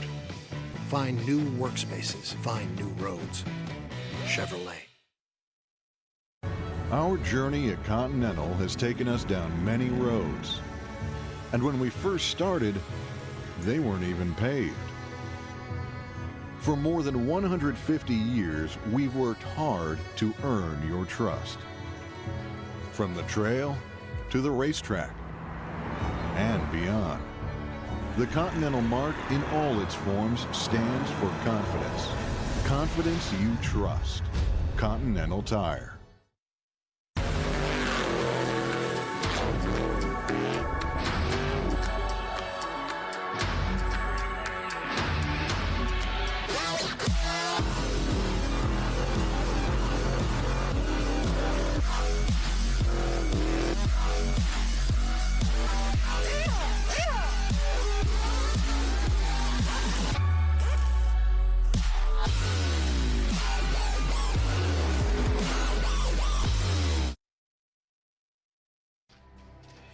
Steel-It polyurethane coating has become the choice of leading off-road builders and race teams who recognize the coating's superior performance, protecting suspensions, chassis, and other metal parts that require a proven durable shield against corrosion. Steel-It's weldability is a signature benefit that saves racing teams hours of repair time. Steel-It provides remarkable performance, making it easier to get back out onto the race course. Use Steel-It to protect your investment. Speed Sport Live from the Red Bull Crandon World Cup is presented by Cometic Gasket, sealed under extreme pressure. And by eBay Motors, every part for every ride. And we're wrapping it up, the Polaris Crandon World Championship today, the Red Bull Crandon World Cup. And the Red Bull Cup has just been handed out to CJ Greaves for the 4th time in his career. You are in rare air, my friend, CJ, because there were a couple people that had won 3 times. Yourself, Rob McCacker, Scott Douglas. Now you are the only person to ever won the Cup race, the Red Bull Cup, 4 times. That is an incredible stat. Man, I appreciate it. It's been one heck of a day. I mean, it's been freaking crazy day all day long, all weekend, man. I think I won every Pro 4 race out there, pulled every hole shot that I took off in, and we just never looked back. We had a great truck all weekend. My crew busted their butts getting this thing figured out. We had a lot of help from a lot of people. Wayne was helping us at Bark River try to get some stuff sorted out with the rear suspension. We back half that truck after last season and only got 1 test before the race season started. So we were kind of testing as we were going, and just did the best we could to continuously make changes and make that thing faster and faster. And we came out here this weekend at Crandon and just had that thing on point. You definitely had it on point all day long. Ken and I were talking about how precision the racing seems to have been, and you really hit all the marks all the time. There was a couple times where there was a little bit of chaos there in that Cup race. I will specifically say you had contact with Mickey Thomas, but you tried to give him all the room you could. Yeah, absolutely. I mean, catching those last Pro 2s, I knew I had, my spotter was counting down the laps for me, and I knew I had a couple laps left, and I tried getting him a little bit early. He had a good line, so I checked up, and then as we were coming under the arch, he was trying to go back left. Trying to go back to the right. I was trying to go back to the left, and we clipped there just a little bit, and I got out of it. Hopefully I didn't mess him up too bad, but we just knew that once we caught them guys, we had to take our time. We had a little bit of gap between us and Andrew, and we just tried to click every shift perfect, not mess anything up, and stay out of that heavy cushion. But more than respectful racing, it's smart racing, right? Because you can tangle yourself up. So I love that when I saw you check up, especially in Calamity Corner where you're talking about where you're trying to get by him and you had to wait a moment, take a breath. It's interesting the presence of mind it takes to go fast as you can, but also be able to check up. Yeah, Cameron, you would know as well as I do, being out there racing previous. Sometimes you got to race smart. That's what it takes. You can't go out there balls to the wall and just take it and go for it every single turn. A lot of time it'll turn around and bite you in the butt. So we just tried to play it smart, tried to play it cool. We know these cup races are long, and the biggest part is getting to the finish line and being under full power. So glad we were able to do that, come away with the win, get both cup races spring and fall, and then be able to sweep the weekend, myself and my cousin Kyle. So it's been an incredible weekend for the Greaves, and hopefully we can celebrate tonight. That was something I wanted to close on, talking about the lineage, the history, the family. I mean, Crandon is rich with history, right? So much is made of this race, right? Absolutely. But then when you talk about the Greaves boys, and just today alone, but overall, 6 cup wins between you and your dad. Your cousin rises up and smokes everybody all weekend long the same way you did. There's rare moments in life where everything comes together for the entire family across the board, but it seems like everything was nails today. Man, I don't think you could have scripted it any better this weekend. Obviously, Kyle's worked for me, helped me side-by-side prep my Pro 2 for many years, and then started his own business and kind of sent him on his way and shared business as much as we could. And then he got into a Pro Light, and we're like, we're here to help any way we can. And this year I stepped back over and spotted for him all year long. I feel like between the two of us, we click really well. We've worked together. We've worked side-by-side together. He's been through many ups and downs with us that it was probably a really good move. So he's got a great team behind him. My Uncle Kurt, my cousin Corey, my Aunt Lynn, Isaac, everyone that works over there. They got a great crew, and then being able to come over there and help him was incredible. And then just all weekend long, he was on point. I helped him as much as I could. Biggest thing was just trying to keep him cool. I know he's young. He hasn't been in this position as many times as a lot of us and as many times as some of the guys that were trying to chase him down. So it was all about trying to keep him cool, try to keep him smooth, let him do his thing, and then afterwards try to jump back and bring the intensity back up and be able to go out there and do my job.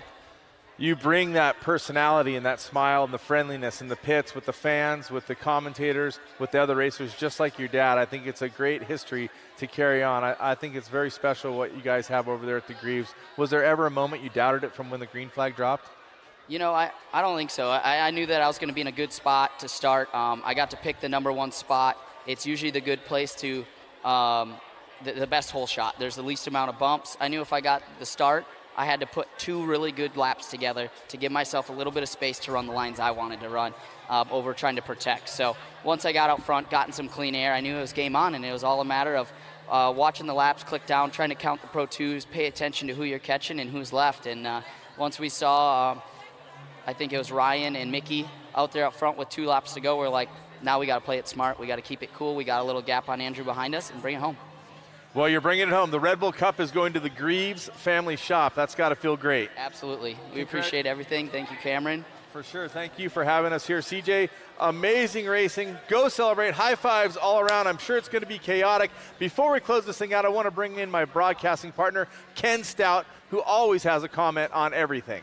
Yeah, thanks a lot, Cam. First of all, congratulations to CJ once again. If you've not been to the Greaves pit after the fall Crandon show, make sure you go over there. It's like nothing I've ever seen before last year.